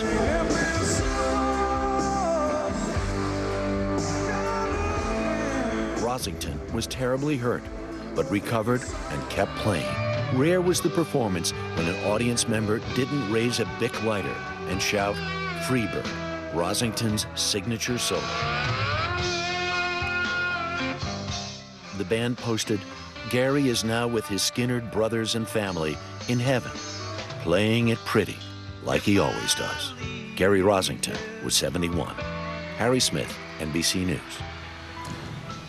I remember playing Freebird on Guitar Hero, but like the super easy version. Yeah? But it was a great sense of accomplishment. I didn't know you had that talent. Well, it's been a while. That was a long time ago. I'll have to give it a go. But truly a legend. Great for Harry for bringing us that look back. That does it for this hour of Morning News Now. The news continues right now.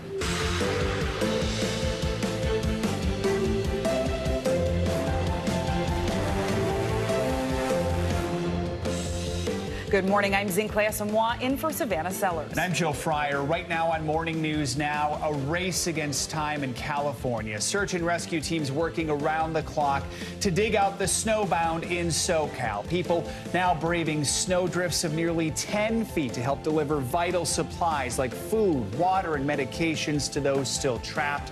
We're on the ground with the latest conditions as yet another storm system gears up off the Pacific coast.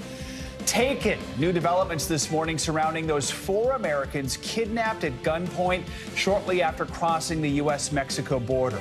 The FBI now asking for the public's help, offering a $50,000 reward for the group's safe return. One law enforcement official calling it a case of mistaken identity. We've got the latest. Also this morning, safety first. For many college students, March means spring break, and officials in hotspot Florida are now hard at work, bracing for an influx of unruly partiers, cracking down on violence to make sure seasons of a pandemic past don't repeat. We begin this hour with desperate calls for help from communities in rural California. They're still struggling after a severe winter storm brought several feet of snow to the mountains just east of Los Angeles. Rescue teams are now going door to door to rescue those stranded. And for others, the process to dig through the snow has only just begun. But with limited supplies and widespread damage, many say they're already exhausted. NBC News national correspondent Miguel Almaguer joins us now from Crestline, California, with more on the severe conditions. Miguel, good morning. Hey guys, good morning. This home, this neighborhood really is symbolic of what we're seeing all across the mountains a few hours outside of Los Angeles. There's actually several cars here behind me that are buried in snow. And as you can see here, the front lawn, just mounds of snow everywhere. There's actually concern here at this home that roof could collapse because of all the weight of the snow. Now, the gentleman who lives here does finally have power and food, but it's going to take him days to dig out. This morning, this is the race to reach the snowbound in Southern California. Emergency teams digging out trapped residents in the San Bernardino Mountains, just 80 miles east of L.A. Homes and cars submerged in snow drifts more than 9 feet tall. Feels like an apocalyptic movie. In the last 2 weeks alone, over 7 million cubic yards of snow cleared from state highways, the equivalent of more than 2,000 Olympic-sized swimming pools. But many side roads here are still undrivable. Without us volunteers, there's no telling how many dead bodies we'd be recovering.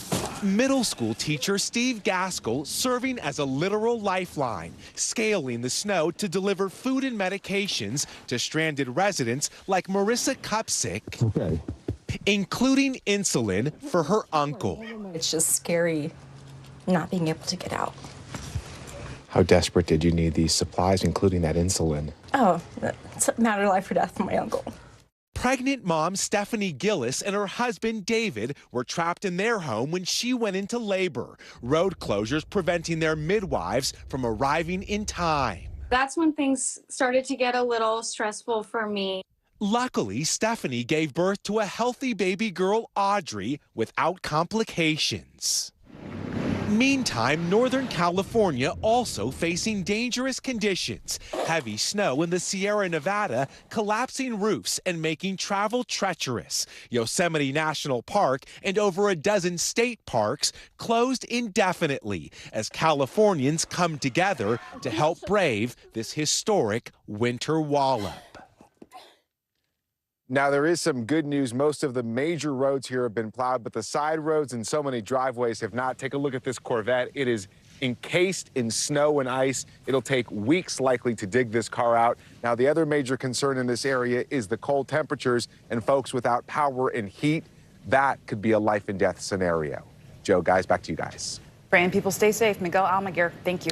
Let's stick with the weather and get your Morning News Now forecast. Angie Lassman has more on what to expect this week. Good morning, Angie. Good morning, guys. And for California, adding insult to injury, where we have a couple of systems that we're going to watch move on shore, bring more moisture, more snow, more rain. So let's start there. We'll start on the West Coast, where there's some showers working in, focused mainly for Northern California and points up into Washington and Oregon along the coast. We do have a couple of snow showers working through as well, but most of it is few and far between. We do have those winter weather alerts in effect effect, though, right now, and here's why. We have a couple of systems that are in work on shore. That first one is the culprit for these kind of scattered rain showers and snow showers that are focused, again, into Northern California and up into places like Portland and Seattle.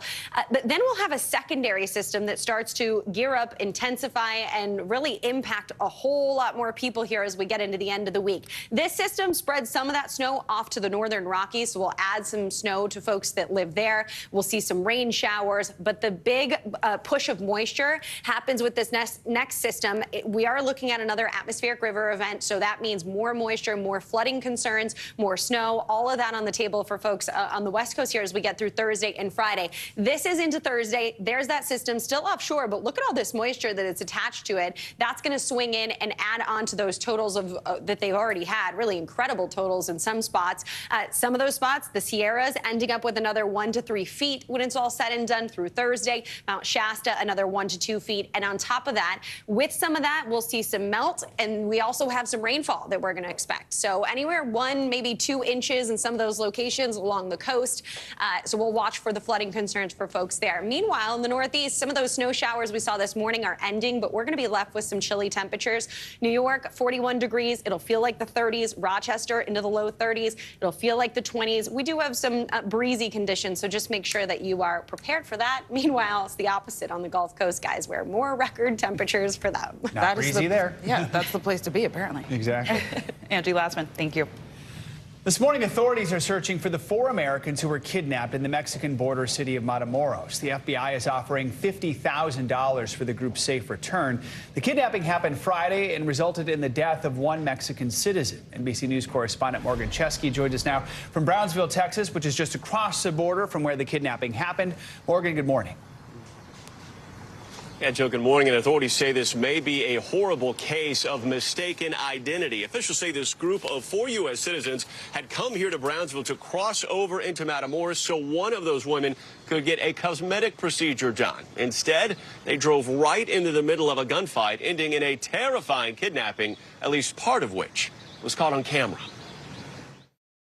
4 Americans kidnapped in a Mexican border city, and this morning, a law enforcement official tells NBC News this video captures part of the horrifying attack. In it, you see a gunman dragging people to a white pickup truck in Matamoros, Mexico, after authorities say the van carrying 4 U.S. citizens was caught in the crossfire of a deadly shootout. Family identified one of those victims as Latavia Washington McGee. Sharing, the group rented a van to drive from South Carolina to Brownsville, Texas. The plan, cross over for a cosmetic surgery. Zelandria Brown told the Associated Press that her younger brother, Zendel Brown, is also one of the victims. Now the whereabouts of all 4, unknown. The U.S. State Department placing both the city of Matamoros and the Mexican state of Tamaulipas under a level 4 travel warning since October, citing crime and kidnapping as reasons to avoid travel entirely. It's devolved over the years to the point now where there is increasing drug-related violence, criminal organizations seeking to kidnap for ransom. Following 2 Tamaulipas shootings that closed schools, the State Department issued a warning reminder just hours before the kidnapping took place. This isn't an isolated situation. Congressman Vicente Gonzalez, whose district includes Brownsville, calls this part of a larger trend towards cartel violence. What are you telling your constituents in light of this recent kidnapping? I'm telling them to be very careful in traveling across the border. In Washington, the White House stressing they're following the situation closely. Our thoughts are with the families of these individuals, and we stand ready to provide all appropriate consular assistance. A U.S. official tells NBC authorities are concerned about the group's well-being, since videos appear to show some of them severely wounded. It's a race to identify them so that we can establish contact and maybe begin negotiations here. Now, the FBI says they are working hand in hand with Mexican authorities to try to track down these culprits and find those victims. We did see a large response on behalf of Mexican authorities following this crime. We're told investigators were gathering ballistic data, processing the vehicles involved, and trying to obtain as much surveillance video as possible at this scene, really just across the bridge from where I'm standing. The whereabouts of those 4 victims still unknown at this hour, but the Mexican president did say yesterday that he does believe this will all be resolved. Joe? All right, Morgan, thank you so much. Overseas now, Ukraine's President Zelensky is vowed to keep defending, the eastern city of Bakhmut, the scene of one of the war's fiercest battles. Russian forces, aided by the mercenary Wagner Group, have been pushing hard over the past few months to gain what could be an important foothold in the Donbas region. NBC News foreign correspondent Matt Bradley joins us now with the latest on all this. So, Matt, we have been following the fighting in Bakhmut for some time now. Where do things stand right now? Do Ukrainians really think they can hold on to it? Yeah, I mean, it's really interesting because, of course, things stand more or less where they stood almost a year ago when this battle first started. As you mentioned, Joe, this has been one of the fiercest battles and one of the longest battles of what is now a war that has extended far beyond a year now. And it's been going on for almost that entire year. Now, we're seeing both sides almost evenly matched, losing a lot of materiel and a lot of personnel. This has been a very lethal fight, and yet both sides seem determined to hold on. Now, the state of the front is that it's the Wagner Group on the Russian side that has been leading this fight, and we heard that is a group that is essentially a private army that is led by an oligarch who is a close friend of Vladimir Putin. This man, and this is a name to remember, you've probably heard this before, his name is Yevgeny Prigozhin, and he has been complaining, publicly airing his grievances with the Kremlin and with the Ministry of Defense in Russia for not providing his private army with enough weapons, he says, to fight off the Ukrainians. He says that this could be something like treason or sabotage, that the Ukrainian military doesn't want to see the Russian military doesn't want to see his private army succeed, where the Russian military has shown itself time and time again to have failed. So this fight for Bakhmut, it's not just a fight about Russian prestige in taking a city, which they haven't done for nearly the past year. This is about Prigozhin himself, elevating himself within the ranks of the military and the defense establishment in the Kremlin. And in doing so, he's opening up a lot of fissures within the Kremlin and within the leadership. Guys? And Matt, the Russians clearly believe this would be an important gain. Their defense minister said it would allow for further offensive action inside Ukraine. But interestingly, the U.S. Defense Secretary Lloyd Austin appeared to actually downplay its significance while on tour in the Middle East. So what exactly did he say about it? Yeah, I mean, Lloyd Austin, along with much of the U.S. and really all the Western defense establishment, Western military analysts, everybody who looks at this battle wonders why on both the Ukrainian and the Russian sides, both sides are willing to lose so many men and materiel to fight for a city, Bakhmut, that isn't necessarily seen as particularly important or strategically necessary to win what is Russia's goal of taking most of the eastern Donbas region, those two major provinces in the eastern part of the country that for many people there who live there, they do identify as Russian. So, this is a battle that has been going on for so long, and it seems like it's taken on an outsized proportion. And, Lloyd Austin made these comments just the other day. Here's what he said. If the Ukrainians decide to reposition in some of the terrain that's west of Bakhmut, I would not view that as an operational or a strategic setback. I think it's more of a symbolic value than it is strategic and operational value. So the fall of Bakhmut won't necessarily mean that the Russians have changed the tide of this fight. Well, then, so as you can see, this is why this comment from President Volodymyr Zelensky and the Ukrainians was so interesting, because you have the Westerners, the main patrons, the U.S., the main patrons of the Ukrainian military in the whole war fighting against the Russians, whispering in the Ukrainians' ears, saying, give up Bakhmut. Don't fight for it. You're losing too much for too little. Guys? All right, Matt Bradley. Matt, thank you so much. Back in the U.S., some scary moments aboard a flight into Boston. Authorities say a passenger on board a United plane tried to open an emergency door mid-flight and then allegedly attacked a flight attendant. NBC News correspondent Emily Aketa has more on this terrifying story. Hey there. The alarming incident played out just minutes before the plane was set to land in Boston. Federal prosecutors say that passenger repeatedly tried to stab a flight attendant, but thankfully some fast-acting passengers and crew members jumped in to stop him. This morning, a United Airlines passenger is facing federal charges following a terrifying incident on board a Boston-bound flight. I will kill every man on this plane. According to court documents, about 45 minutes before landing the cross-country trip from Los Angeles, the flight crew was notified that an emergency exit door on the plane had been disarmed. a flight attendant discovered the door's handle had been moved out of the fully locked position. Another flight attendant reporting 33-year-old Francisco Torres had been near the door, leading the crew to believe he had tampered with it. When confronted, Torres allegedly responded, asking if there were cameras to prove it. Witnesses say that's when he got out of his seat, approached 2 flight attendants in the aisle, and allegedly attempted to stab one of them in the neck 3 times with a broken metal spoon. We started hearing his voice get louder and louder. He was clearly agitated. Passengers on board the plane, seen in this video shared by witness Lisa Olson, tackled and restrained the suspect. There were probably 4 or 5 men that restrained him on the ground. Torres later admitting to investigators he knew if he opened the door, many people would die. Also claiming self-defense during the altercation, saying he made the weapon on board in the bathroom. Just how unusual is this degree of violence? It's extraordinarily unusual, but it doesn't take that much to take a lot of everyday items and turn them into weapons. It comes as we're learning new details about Torres. In 2015, he was ordered by a court to undergo a psychiatric evaluation, according to a lawsuit he filed against a hospital years later, in which he alleged he was misdiagnosed with a mental health disorder. In that suit, Torres, who represented himself, sought $50 billion and a license to carry and use, if necessary, any type concealed or unconcealed firearms and explosives on any commercial transports. The case was later dismissed. United Airlines says it has zero tolerance for any type of violence on our flights, adding this customer will be banned from flying on United pending an investigation. If convicted, Torres could face life in prison. The Flight Attendants Union continues to call on Congress to require a list of nationally banned disruptive passengers and says incidents like this put everyone at risk. Back to you.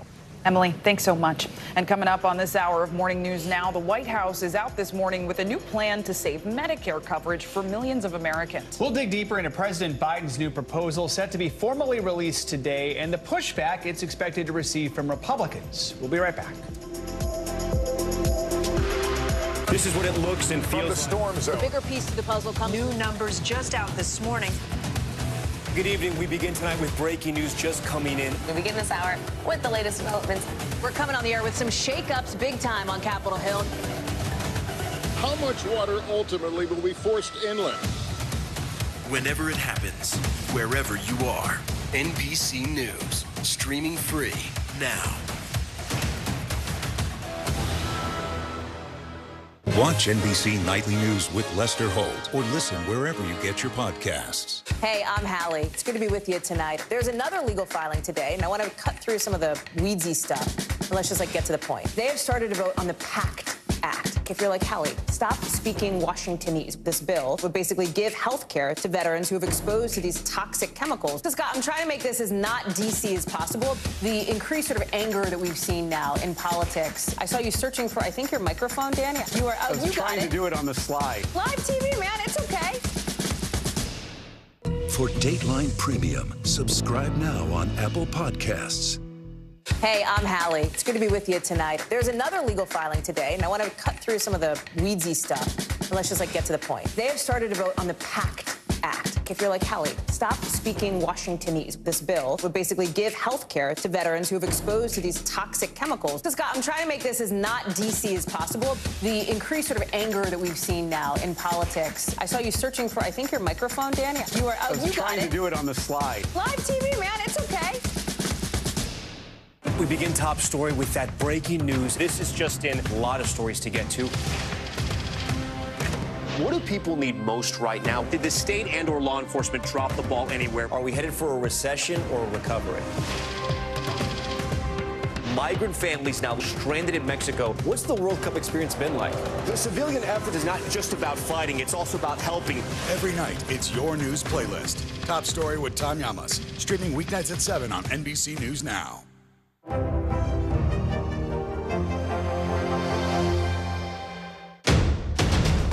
The day's biggest political stories with trusted insight and expert analysis. A daily look at the politics behind the headlines. Meet the Press Now, streaming weekdays at 4 p.m. on NBC News Now. We begin top story with that breaking news. This is just in. A lot of stories to get to. What do people need most right now? Did the state and or law enforcement drop the ball anywhere? Are we headed for a recession or a recovery? Migrant families now stranded in Mexico. What's the World Cup experience been like? The civilian effort is not just about fighting, it's also about helping.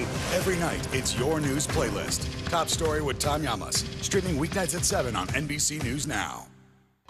This morning, the Biden administration is announcing a proposal to raise taxes on those making $400,000 or more a year. The goal, to boost funding for Medicare. Now, under the plan, the Medicare tax rate for those earners would rise from 3.8% to 5%, and the program's ability to negotiate lower costs for prescription drugs would be expanded. In an op-ed in the New York Times, the president called the tax hike a means to, quote, extend Medicare for another generation. President Biden says he hopes this plan, which is part of the 2024 budget he'll release later this week, will be able to extend the program through 2050. Chief White House correspondent Peter Alexander joins us now from the White House with more. Peter, good morning. So what can you tell us about this? Walk us through the president's plan, and how ambitious is it? Well, it's particularly ambitious given the fact that the president obviously no longer has Democrats leading the Chamber of Commerce, the House, which is now run by Republicans. So it's unlikely to go anywhere. He is, however, previewing, Joe, this top priority in the budget. As you say, he'll release it this week, proposing hiking taxes on Americans making more than $400,000 a year. It would allow the government this new power to negotiate drug prices, all of it. Part of what the White House says is its effort to really extend that key Medicare program and to keep it solvent through 2050, so for at least another 25 years. This latest push obviously comes as the president's facing a possible showdown with Republicans over the debt ceiling, government funding as well. Republicans have obviously been eyeing big cuts in federal spending. They haven't identified what those cuts would be. But again, just to be clear, the president's plan really does have very little chance of becoming law. This is in many ways more about messaging, especially with Republicans now in control of the House. But his budget is important. It does sort of signal a likely starting point for the negotiations on government spending. The proposed changes here to Medicare's ability to negotiate prescription drug prices, were they to happen, they would certainly benefit seniors, reducing what those seniors pay out of pocket, Joe, according to the White House, and it would cap the cost of some generic drugs. Medicare is always going to be a big budget headline, but looking ahead, are we expecting anything else major from the budget later this week? I think you can anticipate you'll hear more in terms of an effort to try to raise taxes on some of America's wealthiest. During his recent State of the Union, the president called on Congress to pass his proposal for a billionaire's minimum tax. This would likely be similar to a proposal that he had laid out just a year ago that called for a 20% minimum income tax on those multimillionaires and billionaires. The president says it's only fair that the wealthiest Americans don't pay less than teachers and police officers and nurses. That billionaire's tax would apply to households with more than $100 million. The top, not 1%, but 1/100th%. That's maybe 700 of the wealthiest families in the country. And officials say it could be critical, though, that it could create an extra $350 billion in tax revenue over the next decade. But, Joe, again, to be clear here, Republicans oppose any tax increases, so it's very unlikely any of this comes to pass. All right, Peter Alexander at the White House. Thank you, Peter. And this morning, Defense Secretary Lloyd Austin is in Iraq on an unannounced visit as part of his Middle East tour. Austin is the most senior official in the Biden administration to make the trip, which comes 20 years after the U.S. invasion of Iraq. Tens of thousands of Iraqi civilians died in the war, and the ensuing instability eventually led to the rise of ISIS. Speaking in Baghdad, Austin said the U.S. was committed to Iraq's security and fight against terrorism, adding the U.S. would maintain a military presence in the country. We're deeply committed to ensuring that the Iraqi people can live in peace and dignity, with safety and security, and with economic opportunity for all. The U.S. forces are ready to remain in Iraq at the invitation of the government of Iraq. Now, these forces are operating in a non-combat advise, assist, and enable role to support the Iraqi-led fight against terrorism. More international news now, and the launch of a new rocket in Japan did not go quite as planned. NBC News correspondent Claudio Lavanga joins us now for more on this. Claudio, good morning. Good morning. Yes, the space agency in Japan says that the launch of its new flagship space rocket failed this morning when controllers issued a distract command literally 15 minutes after liftoff. The rocket was carrying the Advanced Land Observation Satellite, a ground mapping and imaging satellite that the space agency said was planned to become a key tool in disaster management efforts in Japan and abroad. Now to the Philippines, where on Monday, jeepneys drivers went on a week-long strike, causing major disruption in several cities. Jeepneys are former military jeeps left behind by the U.S. after the Second World War, turned into a cheap means of transport and are crucial and popular parts of the transport system there.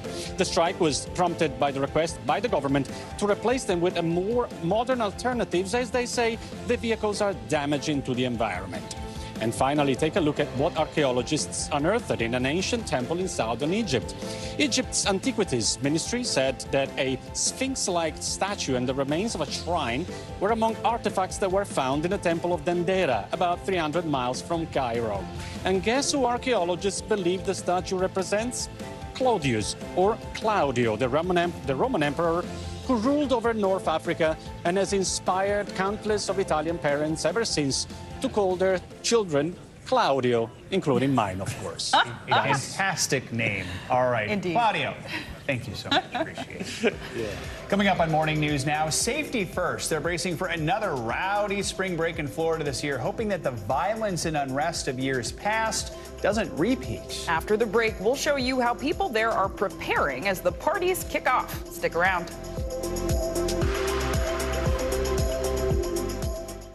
We begin top story with that breaking news. This is just in, a lot of stories to get to. What do people need most right now? Did the state and or law enforcement drop the ball anywhere? Are we headed for a recession or a recovery?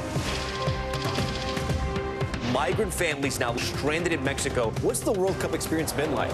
The civilian effort is not just about fighting, it's also about helping. Every night, it's your news playlist. Top Story with Tom Llamas. Streaming weeknights at 7 on NBC News Now.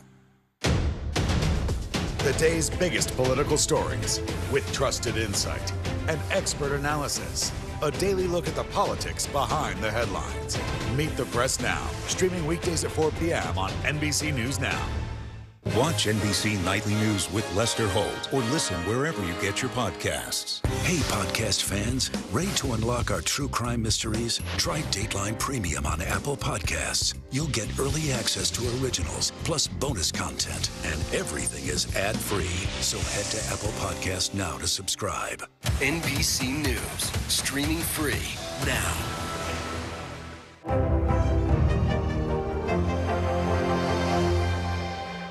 Hey, podcast fans, ready to unlock our true crime mysteries? Try Dateline Premium on Apple Podcasts. You'll get early access to originals, plus bonus content, and everything is ad-free.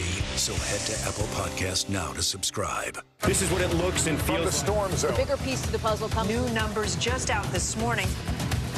Good evening. We begin tonight with breaking news just coming in. We begin this hour with the latest developments. We're coming on the air with some shakeups big time on Capitol Hill. How much water ultimately will be forced inland? Whenever it happens, wherever you are, NBC News, streaming free now.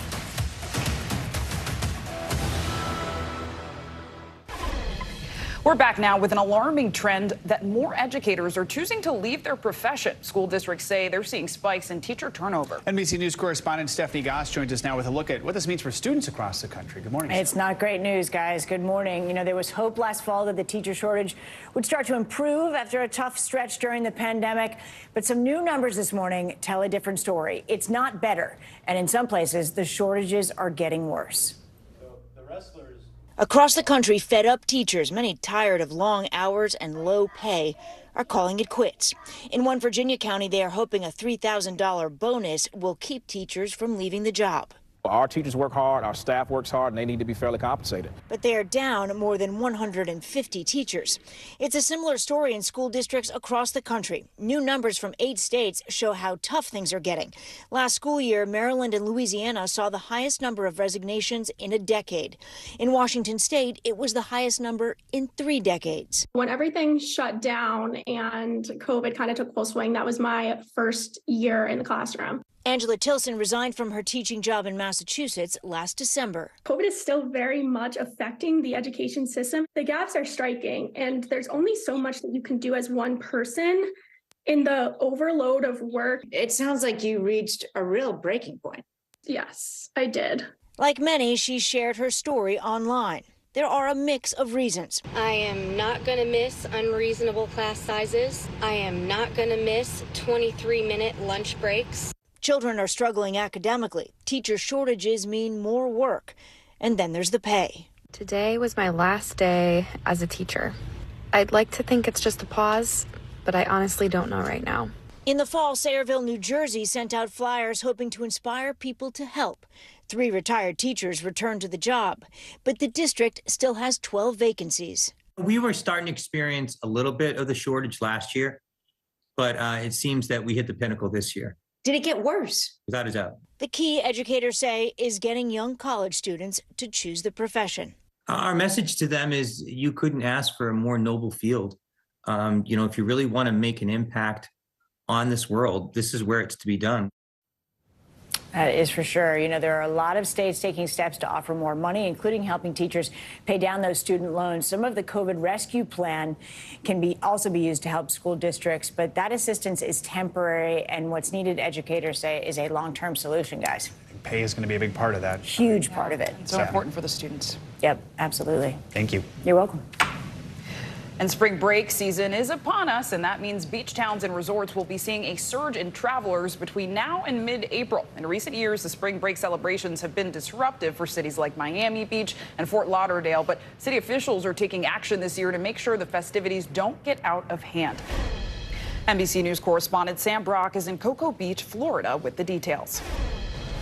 Yeah, Cocoa Beach, Florida. Here we are, Zinc Lake. Good morning. Very good to be with you. And certainly, as you mentioned a second ago, it's been eventful the last couple of years. The hope is that past is not prologue in this case, although very calm in Cocoa Beach. Officials here at the Westgate Cocoa Beach Pier, this is a historic pier here, say that lots of people like to come down here to eat, have a good drink, and also listen to live music. They are going to be ramping up police presence here, but really the issue, guys, is to my south in Miami Beach. That is what's under the microscope, as they're expecting potentially up to 50,000 visitors a day, as the mayor of Miami Beach says he has zero tolerance for violence. In Miami Beach, the calm before the spring break storm. I wanted to catch it before spring break, so I could just have a nice quiet time. Florida is the nation's top spring break destination this year, according to AAA, thanks to the Sunshine State's theme parks, cruise ship ports, and over 800 miles of coastline. This is the place to be. Everyone comes down here to party, to relax, to experience the beach and stuff. But with that popularity comes some challenges. Miami Beach Mayor Dan Gelber wants visitors to enjoy the vacation haven, but avoid a repeat of the past 2 years. What is the curfew right now? We don't have a curfew. But that could change. It could change if circumstances require us to do something to keep people safe. In 2022, local officials forced to declare a state of emergency, including a midnight curfew after unruly behavior and several shootings plagued the city during spring break. Don't come here and do stupid things or criminal things, because it's going to be bad for you and bad for us. Just a 30-minute train ride away in Fort Lauderdale. We all know spring break, it's going to be crazy. Authorities reminding spring breakers alcohol is banned from public beaches through April 2nd, along with coolers, tents, and loud music. Unfortunately, this time of year, we see a lot of injuries that are alcohol related. At the nation's airports, the TSA is anticipating an upward trend in travel volume this spring break, possibly exceeding pre-pandemic levels. Tampa's airport expecting a record number of travelers. I like to refer to spring break as the Super Bowl for the airport. In the Orlando area, officials expect more than 7 million to fly in and out over that time frame. In Cocoa Beach, it's already lively on an early March Monday. Just in terms of the economic vitality of this particular city, though, how important is spring break? Very important. It's one of the busiest times of the year for Cocoa Beach. Spring breakers dreaming of sunshine, being urged to pack some common sense. And Miami Beach has, guys, more than 400 police officers. They are all going to be working extended hours this month and pulling in fellow officers from adjoining agencies to try to make sure there's a heavy police presence. They'll be on ATVs and horseback. The mayor of Miami Beach even telling me they're using cell phones to figure out, and this is, of course, generic cell phone information, how many people are on their island on any given point in time. If they need to take action, they'll have a sense of the flow that's going on. Zinkley and Joe, back to you. Hoping people stay safe, Sam. Thank you. Now to concerning medical news that could impact millions of young Americans. A new report from the Journal of the American Medical Association shows that obesity and diabetes are on the rise in that group. The study found that the prevalence of diabetes jumped from 3% to 4.1%, while obesity increased from 32.7% to 40.9%. Joining us now to talk about this is Dr. Rocio Salas-Whalen. She's the physician of endocrinology at NYU Langone Hospital. Doctor, good morning. Thank you for being here. So first off, why are we seeing this trend, this spike in obesity and diabetes among young adults, and what can be done about it? Definitely. So, and just to say, this study was made even before COVID. So all these numbers that we have is before COVID. So after COVID, those numbers are definitely going to be higher. So there's increase of sedentarism, food industry, less access to health care. And just obesity itself, we're seeing a very high rise in the prevalence of obesity and diabetes, both of them. And looking at that, I mean, the study also found those most at risk were Black, Hispanic, Mexican Americans. Why is it these groups are the most at risk? There's no access to health care, right? And also access to healthy food, access to a healthier environment. They're really exposed since a young age to processed food, ultra-processed food. So it's just an accumulation of the years without any proper access. Like food deserts, things like that, right? Exactly. And doctor, those behind the study specifically said that these results, quote, highlight the need to intensify public health and clinical interventions focused on primordial and primary prevention for young adults. So what preventative measures do you think need to happen and be put in place to stop this trend? But also, what are the consequences for young adults as they age? Definitely. So we know that cardiovascular disease is, if it starts at a younger age, then there's definitely more complications, increased risk of mortality, disability, decreased quality of life, right? So we're trying to be very proactive and prevent at a younger age so that patients, even at a younger age, because this study was up to age 44, so it's still young people, right? So we're trying to avoid like serious complications long term. And what can be prevented, I think, is more education, right? Education of diseases, of treatment. Now we can treat obesity, which is great.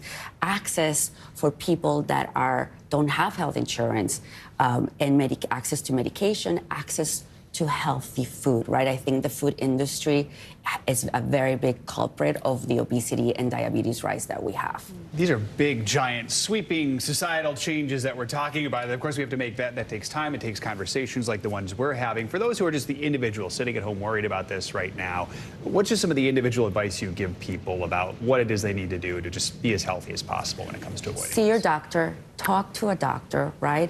And see what can be done preventative. I think a doctor visit once a year is going to be great, because if anything is abnormal, blood pressure, glucose, weight, it can be assessed and treated on time before the complications develop, right? So we're talking about prevention. So those measures that I mentioned, those are going to be preventative. But we currently have treatment too that can prevent long-term complications of untreated obesity and diabetes. So we're talking about prevention and we're talking about treatment. We can do both. Important information for our viewers. Dr. Rocio Salas-Whalen, thank you so much. Thank you. Coming up, safety in the spotlight after some frightening high-profile incidents both in the air and on the tarmac. The safety of airplanes and flying here in the States, the FAA now stepping in. More on the safety summit that's in the works. Plus, miracle on the Hudson. Captain Sully Sullenberger on what needs to be done to keep passengers and crew members safe on board. You're watching Morning News Now. This is what it looks and feels like. The bigger piece to the puzzle, new numbers just out this morning. We begin with breaking news just coming in. Russia has launched another round of attacks. What was it like when you came back and saw your neighborhood like this? They say that in modern war, there aren't any front lines anymore. Here, there certainly are. We begin with the breaking news. Hurricane Ian gaining in strength. We've had some of the strongest winds here. How many of you were up there? At least like 11. Now to the economy as Americans face the highest inflation rate in decades. How does this all impact your wallet? More fallout from Elon Musk's Twitter takeover. An urgent warning this hour about the flu. How does RSV specifically hit some kids so hard, and then it seems like it almost doesn't affect others?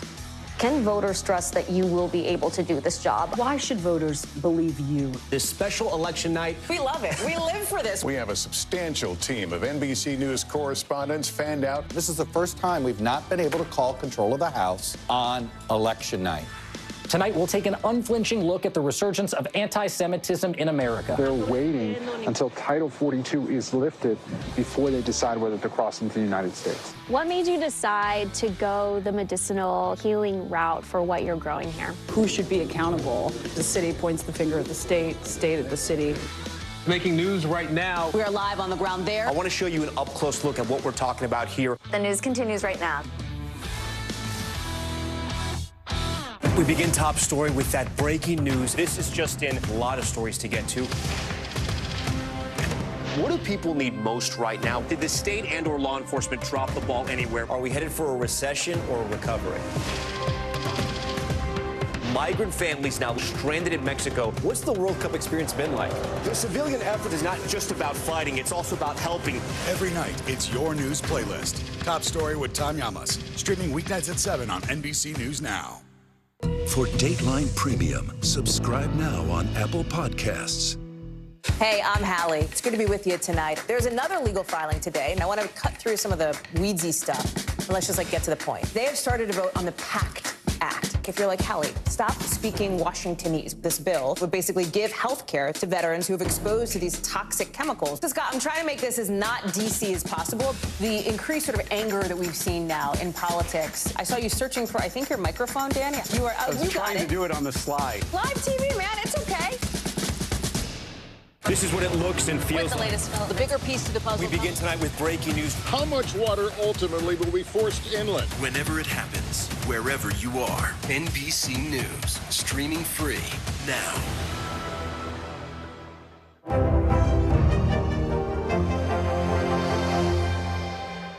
For Dateline Premium, subscribe now on Apple Podcasts. Welcome back. As we head into the spring break travel season, a series of aviation emergencies has a lot of passengers on edge. Just the past week, a flight attendant was allegedly attacked by a passenger trying to open an emergency door mid-flight. An engine caught fire on a plane, forcing it to make an emergency landing, and severe turbulence killed one person, severely injuring several others. Now the FAA is calling an aviation safety summit for next week. NBC News correspondent Tom Costello covers aviation for us. We've been keeping him busy this week. He joins us with more. Tom, good morning.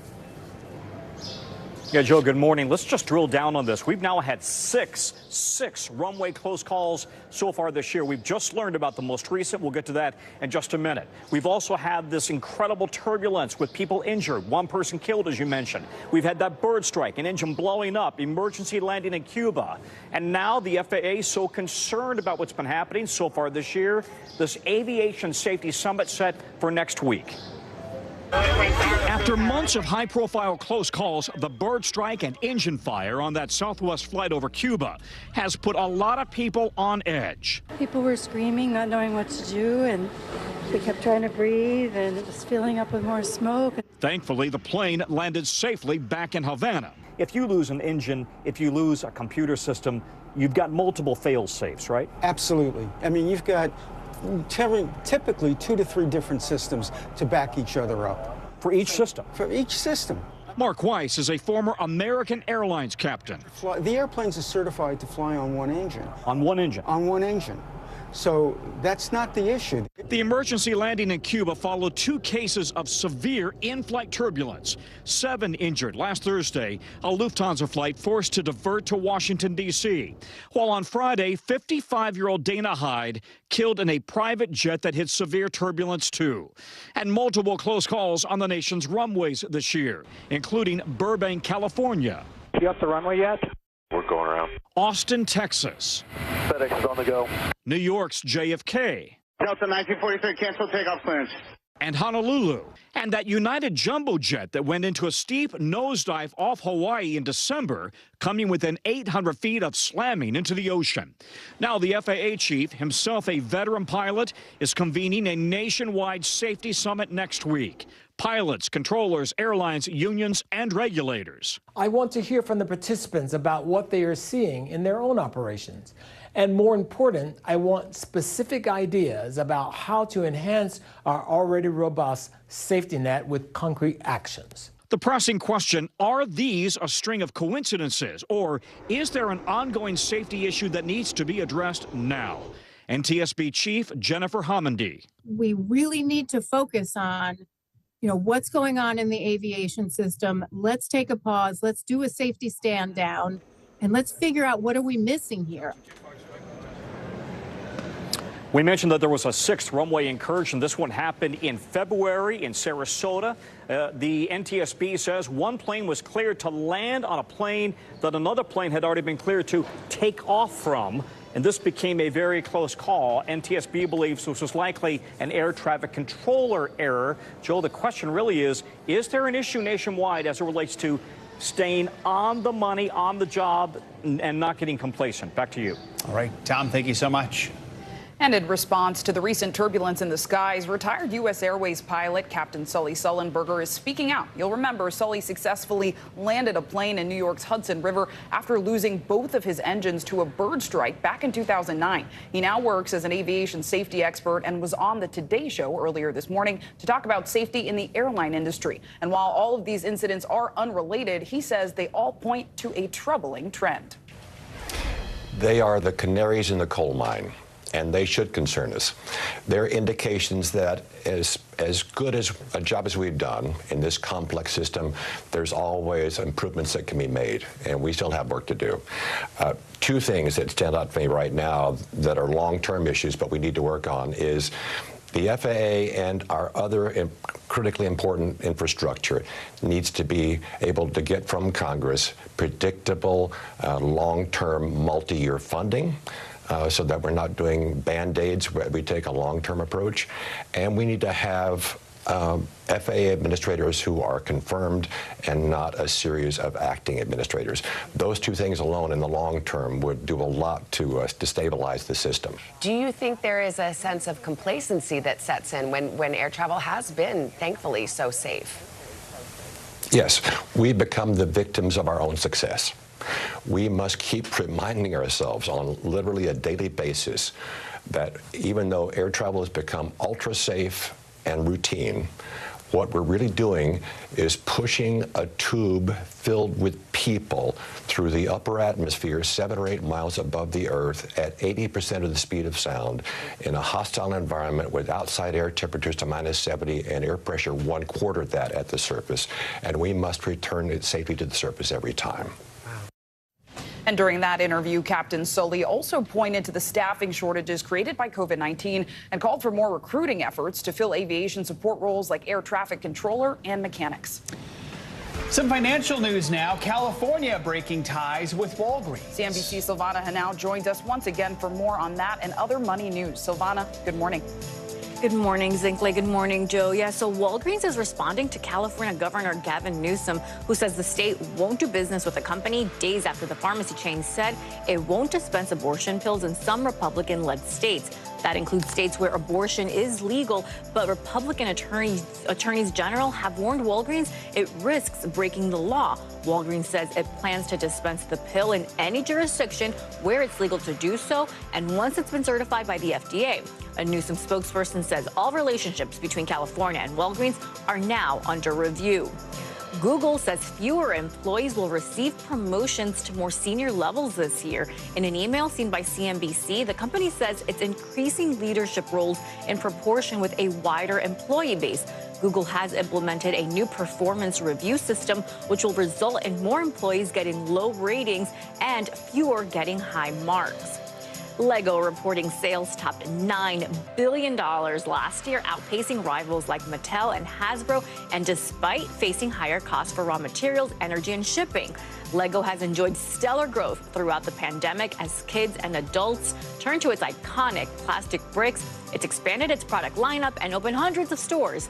Lego will soon announce details of a collaboration with Epic Games, the maker of Fortnite, guys. And I know my nephew contributed to that because he's got so many Lego sets. I was going to say $1 billion worth, right? Yeah, it's fun. I've been to Legoland. I'm a fan. It's kind of cool. Can't go wrong with a classic. It's pretty cool. Silvana Hanau, thank you so much. You got it. Jamie Lee Curtis has been pretty much everywhere this award season for her role in the critically acclaimed film Everything Everywhere All at Once. She even earned her very first Oscar nomination. But now she's making headlines for something else, a super early bedtime. Today's show anchor Savannah Guthrie has a look at her viral comments. Thank you. Hollywood stars, they're just like us. Even the one and only Jamie Lee Curtis, the Academy Award-nominated actress, stunning America Saturday on the red carpet for the Independent Spirit Awards after she revealed the real reason why she declined an upcoming Oscar invite. There is a nominees' dinner, an Academy Award nominees' private dinner on Thursday night that starts at 7:30, and I have declined. Why? Because mommy goes to bed early, and because 7:30 is going to be 9 before we get food, and you know what? There's nothing good happening with me after 9 o'clock. Nothing. Zero. That's right. Jamie Lee Curtis does not like staying up late. Her lights out way early, something we can all relate to. Jamie Lee Curtis, we salute you. Oh my gosh, I feel seen. I'm like, are we at a club in Ibiza? It starts at 7:30 p.m. Her comments now going viral on social media, bringing out all the fellow early risers. One user commenting, she is all of us. Even Shonda Rhimes chiming in, simply writing, preach. The 64-year-old actress proving mommy does not lie, posting this caption and picture on Instagram. Her lights clearly out at 6:58. Many now wondering, will she be able to stay up on Oscar night? Curtis, who's been in the business for 45 years, is nominated for her very first Academy Award this weekend for her role as a menacing IRS agent in Everything Everywhere All at Once. You think this is funny? But she's already been taking this award season by storm, winning a SAG Award for Best Supporting Actress just last month. The truth of the matter is I'm 64 years old, and this is just amazing. And fervently supporting her co-stars, cheering them on at every ceremony. All of it proving it's never too late to fall in love with Jamie Lee Curtis. Our thanks to Savannah Guthrie for that reporting as we all look forward to cheering Curtis on this Sunday, March 12th at the Oscars. I think she's going to stay up late because I think she's the favorite to win. You know, we hope so. All right, there's more morning news now right after this. What do people need most right now? Did the state and/or law enforcement drop the ball? Migrant families now stranded in Mexico. What's the World Cup experience been like? It's your news playlist. Top story with Tom Yamas. Weeknights at 7 on NBC News Now. For Dateline Premium, subscribe now on Apple Podcasts. We begin tonight with breaking news just coming in. Whenever it happens, wherever you are, NBC News, streaming free now. The day's biggest political stories with trusted insight and expert analysis. A daily look at the politics behind the headlines. Meet the Press Now, streaming weekdays at 4 p.m. on NBC News Now.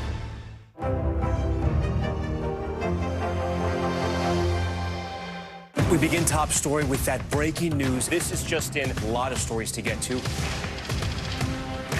What do people need most right now? Did the state and/or law enforcement drop the ball anywhere? Are we headed for a recession or a recovery? Migrant families now stranded in Mexico. What's the World Cup experience been like? The civilian effort is not just about fighting, it's also about helping. Every night, it's your news playlist. Top story with Tom Yamas, streaming weeknights at 7 on NBC News Now. This is what it looks and feels What's the latest, Phil? The bigger piece of the puzzle. We begin tonight with breaking news. How much water ultimately will be forced inland? Whenever it happens, wherever you are, NBC News, streaming free now. Hey, podcast fans, ready to unlock our true crime mysteries? Try Dateline Premium on Apple Podcasts. You'll get early access to originals, plus bonus content, and everything is ad-free. So head to Apple Podcasts now to subscribe. Watch NBC Nightly News with Lester Holt or listen wherever you get your podcasts. NBC News, streaming free now. We begin top story with that breaking news. This is just in, a lot of stories to get to. What do people need most right now? Did the state and or law enforcement drop the ball anywhere? Are we headed for a recession or a recovery? Migrant families now stranded in Mexico. What's the World Cup experience been like? The civilian effort is not just about fighting, it's also about helping. Every night, it's your news playlist. Top Story with Tom Llamas, streaming weeknights at 7 on NBC News Now. This is what it looks and feels. With the latest film, the bigger piece to the puzzle. We begin tonight with breaking news. How much water ultimately will be forced inland? Whenever it happens, wherever you are, NBC News, streaming free now. Hey, podcast fans, ready to unlock our true crime mysteries? Try Dateline Premium on Apple Podcasts. You'll get early access to originals, plus bonus content, and everything is ad-free. So head to Apple Podcasts now to subscribe. We begin top story with that breaking news. This is just in, a lot of stories to get to. What do people need most right now? Did the state and or law enforcement drop the ball anywhere? Are we headed for a recession or a recovery? Migrant families now stranded in Mexico. What's the World Cup experience been like? The civilian effort is not just about fighting, it's also about helping. Every night, it's your news playlist. Top Story with Tom Llamas, streaming weeknights at 7 on NBC News Now. This is what it looks and feels. With the latest film, the bigger piece to the puzzle. We begin tonight with breaking news. How much water ultimately will be forced inland? Whenever it happens, wherever you are, NBC News, streaming free now. Hey, podcast fans, ready to unlock our true crime mysteries? Try Dateline Premium on Apple Podcasts. You'll get early access to originals, plus bonus content, and everything is ad-free. So head to Apple Podcasts now to subscribe. Hey, podcast fans, ready to unlock our true crime mysteries? Try Dateline Premium on Apple Podcasts. You'll get early access to originals, plus bonus content, and everything is ad-free. So head to Apple Podcasts now to subscribe.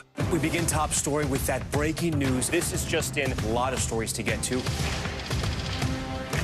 What do people need most right now? Did the state and or law enforcement drop the ball anywhere? Are we headed for a recession or a recovery? Migrant families now stranded in Mexico. What's the World Cup experience been like? The civilian effort is not just about fighting, it's also about helping. Every night, it's your news playlist. Top Story with Tom Llamas, streaming weeknights at 7 on NBC News Now. This is what it looks and feels. With the latest film, the bigger piece to the puzzle. We begin tonight with breaking news. How much water ultimately will be forced inland? Whenever it happens, wherever you are, NBC News, streaming free now. Hey, podcast fans, ready to unlock our true crime mysteries? Try Dateline Premium on Apple Podcasts. You'll get early access to originals, plus bonus content, and everything is ad-free. So head to Apple Podcasts now to subscribe. We begin top story with that breaking news. This is just in, a lot of stories to get to. What do people need most right now? Did the state and or law enforcement drop the ball anywhere? Are we headed for a recession or a recovery? Migrant families now stranded in Mexico. What's the World Cup experience been like? The civilian effort is not just about fighting, it's also about helping. Every night, it's your news playlist. Top Story with Tom Llamas, streaming weeknights at 7 on NBC News Now. This is what it looks and feels. With the latest film, the bigger piece to the puzzle. We begin tonight with breaking news. How much water ultimately will be forced inland? Whenever it happens, wherever you are, NBC News, streaming free now. You may want to look up at the sky tonight for the last full moon of winter. It will reach peak brightness today, and like many other full moons, this one does have a name. It's called the worm moon. Why worm? Well, Native American tribes referred to it as that because it coincided with the spring emergence of, you guessed it, worms. So what better way to welcome the new season? The worm moon will be joined by 3 special guests as well. Venus and Jupiter will be at their closest positions in a decade, while Mars will be glowing in its usual red-orange in the southwest. So Joe, feeling like a true party in the sky. You know, I love a pretty moon. I'm not so sure how I feel about the image of worms surrounding I mean, maybe they'll be doing the worm. You remember that dance move? Oh, yes. You should do that. Do the worm, but looking at the worm moon. Just don't take pictures of it with your phone because they don't work. It just doesn't land the same way. I agree. I agree. Right. That does it for this hour of Morning News Now. The news continues right now.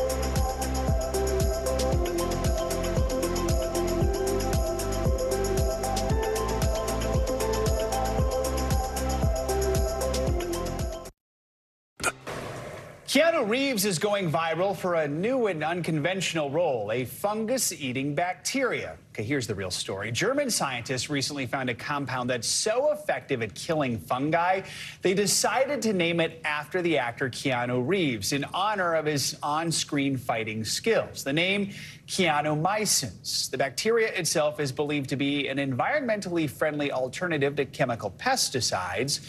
Fans asked the actor for his thoughts when he appeared on Reddit for an Ask Me Anything session, and of course, people asked him about that. He saying earlier today that 2 of those Americans caught in that kidnapping on Friday are now dead, and that 2 others are alive, but one of them is wounded. The governor did add that the Americans are in the custody of Mexican officials, but this comes now on day 4 after this horrific crime took place, just really a stone's throw across the river from where I'm standing, when these 4 Americans, according to their family members, made the drive from South Carolina here to Brownsville, Texas, because a woman in that group wanted to undergo a cosmetic procedure in neighboring Matamoros. But according to federal officials, it was just almost immediately after crossing, they took gunfire as a result, according to officials, of mistaken identity.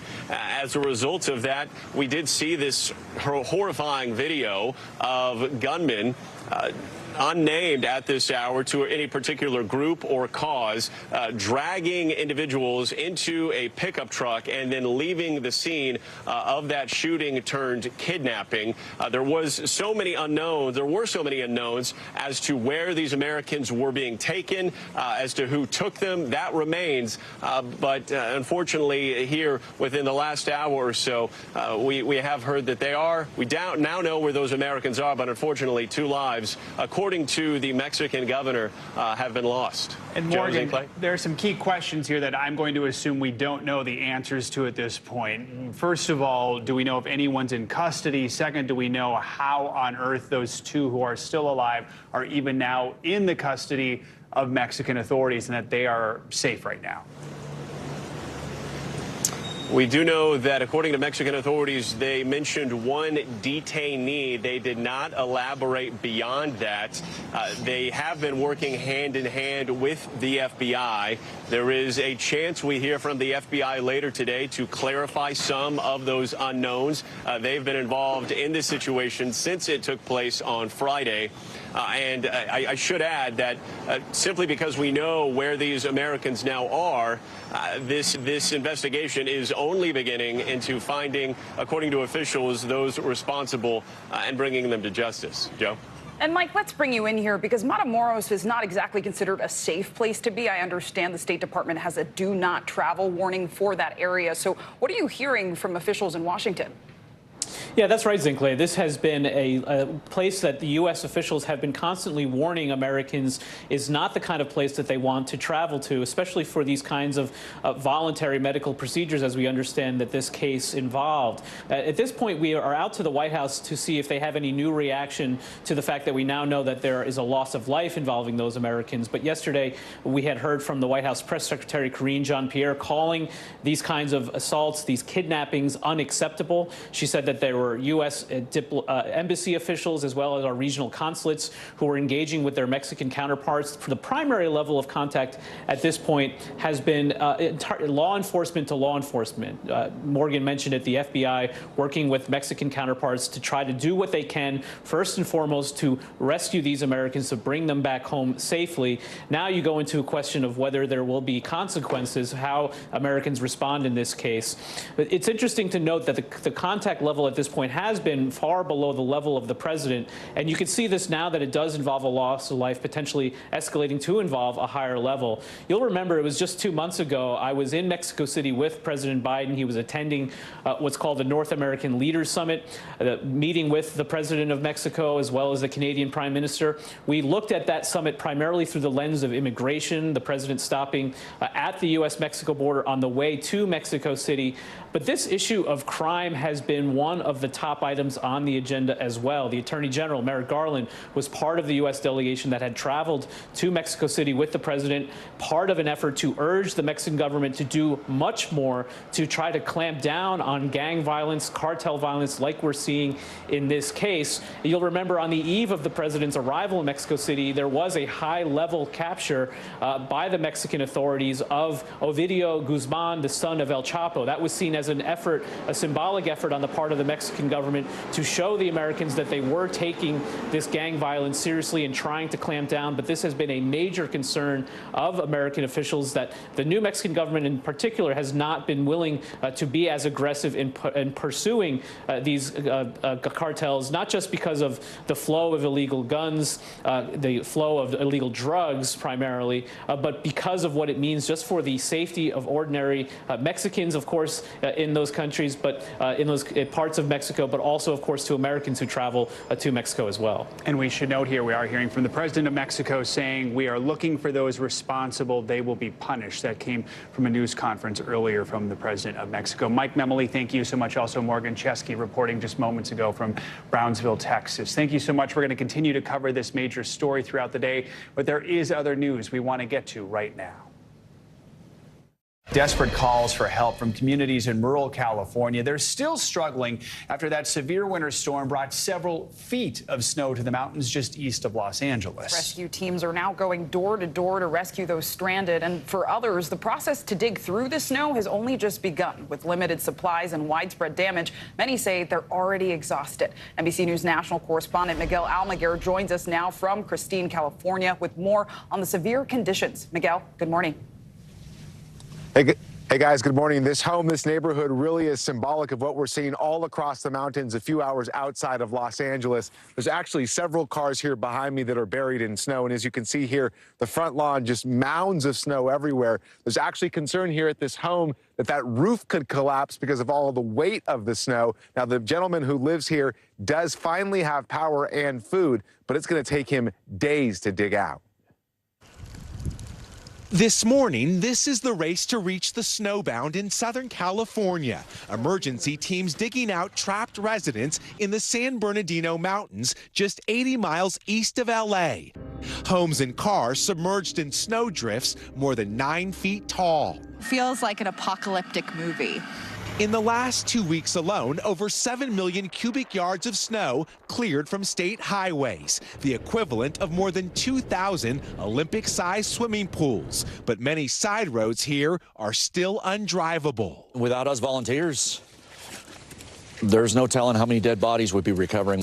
Middle school teacher Steve Gaskell serving as a literal lifeline, scaling the snow to deliver food and medications to stranded residents like Marissa Kupsick, including insulin for her uncle. It's just scary not being able to get out. How desperate did you need these supplies, including that insulin? Oh, it's a matter of life or death for my uncle.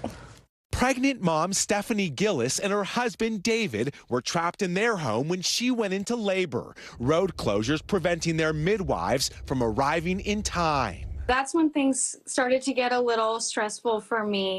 Luckily, Stephanie gave birth to a healthy baby girl, Audrey, without complications. Meantime, Northern California also facing dangerous conditions. Heavy snow in the Sierra Nevada, collapsing roofs and making travel treacherous. Yosemite National Park and over a dozen state parks closed indefinitely as Californians come together to help brave this historic winter wallop. Now, there is some good news. Most of the major roads here have been plowed, but the side roads and so many driveways have not. Take a look at this Corvette. It is encased in snow and ice. It'll take weeks likely to dig this car out. Now, the other major concern in this area is the cold temperatures and folks without power and heat. That could be a life and death scenario. Joe, guys, back to you guys. Praying people stay safe. Miguel Almaguer, thank you. Let's stick with the weather and get your morning news now forecast. Angie Lassman has more on what to expect this week. Good morning, Angie. Good morning, guys. And for California, adding insult to injury, where we have a couple of systems that we're going to watch move onshore, bring more moisture, more snow, more rain. So let's start there. We'll start on the West Coast, where there's some showers working in, focused mainly for Northern California and points up into Washington and Oregon along the coast. We do have a couple of snow showers working through as well, but most of it is few and far between. We do have those winter weather alerts in effect, though, right now, and here's why. We have a couple of systems that are in work onshore. That first one is the culprit for these kind of scattered rain showers and snow showers that are focused again into Northern California and up into places like Portland and Seattle. But then we'll have a secondary system that starts to gear up, intensify, and really impact a whole lot more people here as we get into the end of the week. This system spreads some of that snow off to the Northern Rockies, so we'll add some snow to folks that live there. We'll see some rain showers, but the big push of moisture happens with this next system. We are looking at another atmospheric river event, so that means more moisture, more flooding concerns, more snow, all of that on the table for folks on the West Coast here as we get through Thursday and Friday. This is into Thursday. There's that system still offshore, but look at all this moisture that it's attached to it. That's going to swing in and add on to those totals of that they've already had, really incredible totals in some spots. Some of those spots, the Sierras ending up with another 1 to 3 feet when it's all said and done through Thursday. Mount Shasta, another 1 to 2 feet. And on top of that, with some of that, we'll see some melt, and we also have some rainfall that we're going to expect. So anywhere 1, maybe 2 inches in some of those locations along the coast. So we'll watch for the flooding concerns for folks there. Meanwhile, in the Northeast, some of those snow showers we saw this morning are ending, but we're going to be left with some chilly temperatures. New York, 41 degrees. It'll feel like the 30s. Rochester into the low 30s. It'll feel like the 20s. We do have some breezy conditions, so just make sure that you are prepared for that. Meanwhile, it's the opposite on the Gulf Coast, guys, where more record temperatures for them. Not breezy there. Yeah, that's the place to be, apparently. Exactly.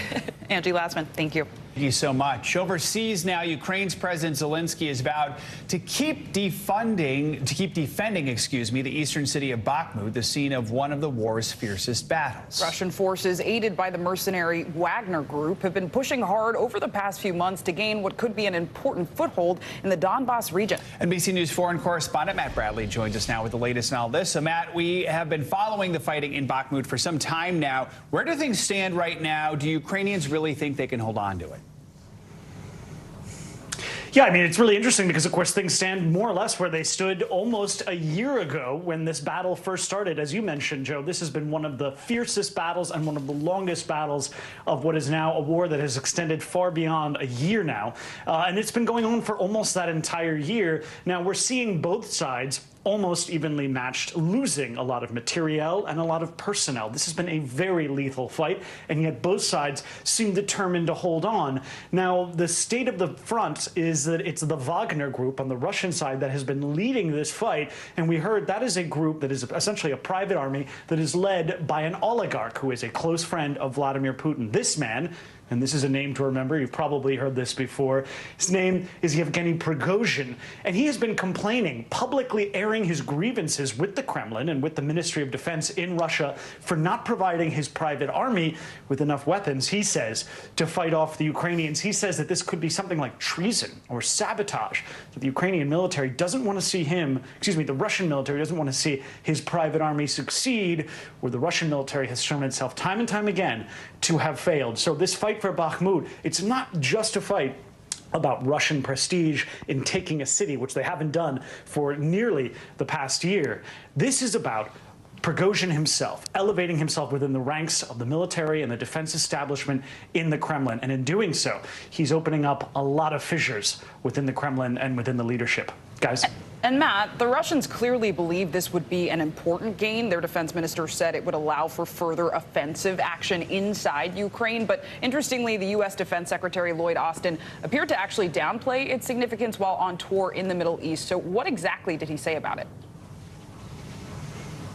Yeah, I mean, Lloyd Austin, along with much of the U.S. and really all the Western defense establishment, Western military analysts, everybody who looks at this battle wonders why on both the Ukrainian and the Russian sides, both sides are willing to lose so many men and materiel to fight for a city, Bakhmut, that isn't necessarily seen as particularly important or strategically necessary to win what is Russia's goal of taking most of the eastern Donbass region, those two major provinces in the eastern part of the country that for many people there who live there, they do identify as Russian. So, this is a battle that has been going on for so long, and it seems like it's taken on an outsized proportion. And, Lloyd Austin made these comments just the other day. Here's what he said. If the Ukrainians decide to reposition in some of the terrain that's west of Bakhmut, I would not view that as an operational or a strategic setback. I think it's more of a symbolic value than it is strategic and operational value. So the fall of Bakhmut won't necessarily mean that the Russians have changed the tide of this fight. Well, then, so as you can see, this is why this comment from President Volodymyr Zelensky and the Ukrainians was so interesting, because you have the Westerners, the main patrons, the U.S., the main patrons of the Ukrainian military in the whole war fighting against the Russians, whispering in the Ukrainians' ears, saying, give up Bakhmut. Don't fight for it. You're losing too much for too little. Guys? All right, Matt Bradley. Matt, thank you so much. Back in the U.S., some scary moments aboard a flight into Boston. Authorities say a passenger on board a United plane tried to open an emergency door mid-flight and then allegedly attacked a flight attendant. NBC News correspondent Emily Aketa has more on this terrifying story. Hey there. The alarming incident played out just minutes before the plane was set to land in Boston. Federal prosecutors say that passenger repeatedly tried to stab a flight attendant, but thankfully some fast-acting passengers and crew members jumped in to stop him. This morning, a United Airlines passenger is facing federal charges following a terrifying incident on board a Boston-bound flight. I will kill every man on this plane.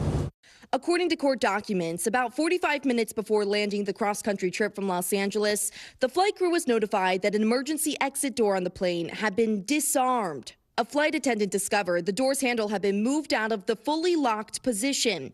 Another flight attendant reporting 33-year-old Francisco Torres had been near the door, leading the crew to believe he had tampered with it. When confronted, Torres allegedly responded, asking if there were cameras to prove it. Witnesses say that's when he got out of his seat, approached two flight attendants in the aisle, and allegedly attempted to stab one of them in the neck 3 times with a broken metal spoon. We started hearing his voice get louder and louder. He was clearly agitated. Passengers on board the plane, seen in this video shared by witness Lisa Olson, tackled and restrained the suspect. There were probably 4 or 5 men that restrained him on the ground. Torres later admitting to investigators he knew if he opened the door, many people would die. Also claiming self-defense during the altercation, saying he made the weapon on board in the bathroom. Just how unusual is this degree of violence? It's extraordinarily unusual. but it doesn't take that much to take a lot of everyday items and turn them into weapons. It comes as we're learning new details about Torres. In 2015, he was ordered by a court to undergo a psychiatric evaluation, according to a lawsuit he filed against a hospital years later, in which he alleged he was misdiagnosed with a mental health disorder. In that suit, Torres, who represented himself, sought $50 billion and a license to carry and use, if necessary, any type concealed or unconcealed firearms and explosives on any commercial transports. The case was later dismissed. United Airlines says it has zero tolerance for any type of violence on our flights, adding this customer will be banned from flying on United pending an investigation. If convicted, Torres could face life in prison. The Flight Attendants Union continues to call on Congress to require a list of nationally banned disruptive passengers and says incidents like this put everyone at risk. Back to you.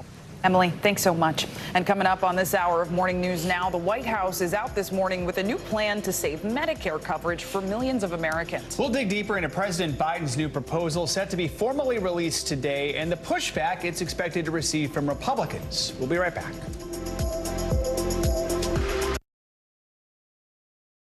Hey, podcast fans, ready to unlock our true crime mysteries? Try Dateline Premium on Apple Podcasts. You'll get early access to originals, plus bonus content, and everything is ad-free. So head to Apple Podcasts now to subscribe. This is what it looks and feels From the storm zone. The bigger piece to the puzzle, new numbers just out this morning. We begin with breaking news just coming in. Russia has launched another round of attacks. What was it like when you came back and saw your neighborhood like this? They say that in modern war, there aren't any front lines anymore. Here, there certainly are. And we begin with the breaking news. Hurricane Ian gaining in strength. We've had some of the strongest winds here. How many of you were up there? At least like 11. Now to the economy as Americans face the highest inflation rate in decades. How does this all impact your wallet? More fallout from Elon Musk's Twitter takeover. An urgent warning this hour about the flu. How does RSV specifically hit some kids so hard, and then it seems like it almost doesn't affect others? Can voters trust that you will be able to do this job? Why should voters believe you? This special election night. We love it. We live for this. We have a substantial team of NBC News correspondents fanned out. This is the first time we've not been able to call control of the House on election night. Tonight, we'll take an unflinching look at the resurgence of anti-Semitism in America. They're waiting until Title 42 is lifted before they decide whether to cross into the United States. What made you decide to go the medicinal healing route for what you're growing here? Who should be accountable? The city points the finger at the state, state at the city. Making news right now. We are live on the ground there. I want to show you an up-close look at what we're talking about here. The news continues right now. Hey, I'm Hallie. It's good to be with you tonight. There's another legal filing today, and I want to cut through some of the weedsy stuff. And let's just get to the point. They have started to vote on the PACT Act. If you're like Hallie, stop speaking Washingtonese. This bill would basically give health care to veterans who have exposed to these toxic chemicals. So, Scott, I'm trying to make this as not DC as possible. The increased sort of anger that we've seen now in politics. I saw you searching for, I think, your microphone, Danny. You are. I was trying to do it on the slide. Live TV, man. It's okay. Watch NBC Nightly News with Lester Holt or listen wherever you get your podcasts. We begin top story with that breaking news. This is just in a lot of stories to get to. What do people need most right now? Did the state and or law enforcement drop the ball anywhere? Are we headed for a recession or a recovery? Migrant families now stranded in Mexico. What's the World Cup experience been like? The civilian effort is not just about fighting, it's also about helping. Every night, it's your news playlist. Top Story with Tom Llamas. Streaming weeknights at 7 on NBC News Now. NBC News, streaming free now. For Dateline Premium, subscribe now on Apple Podcasts. This morning, the Biden administration is announcing a proposal to raise taxes on those making $400,000 or more a year. The goal, to boost funding for Medicare. Now, under the plan, the Medicare tax rate for those earners would rise from 3.8% to 5%, and the program's ability to negotiate lower costs for prescription drugs would be expanded. In an op-ed in the New York Times, the president called the tax hike a means to, quote, extend Medicare for another generation. President Biden says he hopes this plan, which is part of the 2024 budget he'll release later this week will be able to extend the program through 2050. Chief White House correspondent Peter Alexander joins us now from the White House with more. Peter, good morning. So what can you tell us about this? Walk us through the president's plan and how ambitious is it? Well, it's particularly ambitious given the fact that the president obviously no longer has Democrats leading the Chamber of Commerce, the House, which is now run by Republicans. So it's unlikely to go anywhere. He is, however, previewing, Joe, this top priority in the budget. As you say, he'll release it this week, proposing hiking taxes on Americans making more than $400,000 a year. It would allow the government this new power to negotiate drug prices. All of it, part of what the White House says, is its effort to really extend that key Medicare program and to keep it solvent through 2050, so for at least another 25 years. This latest push obviously comes as the president's facing a possible showdown with Republicans over the debt ceiling, government funding as well. Republicans have obviously been eyeing big cuts in federal spending. They haven't identified what those cuts would be. But again, just to be clear, the president's plan really does have very little chance of becoming law. This is in many ways more about messaging, especially with Republicans now in control of the House. But his budget is important. It does sort of signal a likely starting point for the negotiations on government spending. The proposed changes here to Medicare's ability to negotiate prescription drug prices, were they to happen, they would certainly benefit seniors, reducing what those seniors pay out of pocket, Joe, according to the White House, and it would cap the cost of some generic drugs. Medicare is always going to be a big budget headline, but looking ahead, are we expecting anything else major from the budget later this week? I think you can anticipate you'll hear more in terms of an effort to try to raise taxes on some of America's wealthiest. During his recent State of the Union, the president called on Congress to pass his proposal for a billionaire's minimum tax. This would likely be similar to a proposal that he had laid out just a year ago that called for a 20% minimum income tax on those multimillionaires and billionaires. The president says it's only fair that the wealthiest Americans don't pay less than teachers and police officers and nurses. That billionaire's tax would apply to households with more than $100 million. The top, not 1%, but 1/100%. That's maybe 700 of the wealthiest families in the country. And officials say it could be critical, though, that it could create an extra $350 billion in tax revenue over the next decade. But, Joe, again, to be clear here, Republicans oppose any tax increases, so it's very unlikely any of this comes to pass. All right, Peter Alexander at the White House. Thank you, Peter.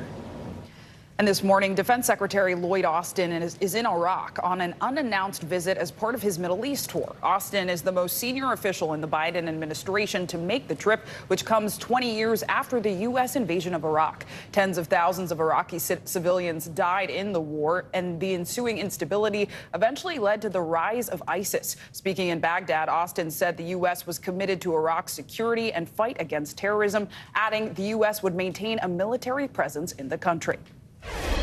We're deeply committed to ensuring that the Iraqi people can live in peace and dignity, with safety and security, and with economic opportunity for all. The U.S. forces are ready to remain in Iraq at the invitation of the government of Iraq.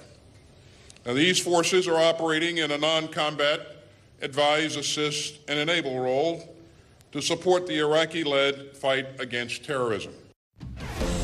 More international news now, and the launch of a new rocket in Japan did not go quite as planned. NBC News correspondent Claudio Lavanga joins us now for more on this. Claudio, good morning. Good morning. Yes, the space agency in Japan says that the launch of its new flagship space rocket failed this morning when controllers issued a distract command literally 15 minutes after liftoff. The rocket was carrying the Advanced Land Observation Satellite, a ground mapping and imaging satellite that the space agency said was planned to become a key tool in disaster management efforts in Japan and abroad. Now to the Philippines, where on Monday, jeepneys drivers went on a week-long strike, causing major disruption in several cities. Jeepneys are former military jeeps left behind by the U.S. after the Second World War, turned into a cheap means of transport, and are crucial and popular parts of the transport system there. The strike was prompted by the request by the government to replace them with a more modern alternatives, as they say the vehicles are damaging to the environment. And finally, take a look at what archaeologists unearthed in an ancient temple in southern Egypt. Egypt's Antiquities Ministry said that a sphinx-like statue and the remains of a shrine were among artifacts that were found in the temple of Dendera, about 300 miles from Cairo. And guess who archaeologists believe the statue represents? Claudius, or Claudio, the Roman emperor who ruled over North Africa and has inspired countless of Italian parents ever since to call their children Claudio, including mine, of course. Fantastic name. All right. Indeed. Claudio, thank you so much. Appreciate it. Coming up on Morning News Now, safety first. They're bracing for another rowdy spring break in Florida this year, hoping that the violence and unrest of years past doesn't repeat. After the break, we'll show you how people there are preparing as the parties kick off. Stick around.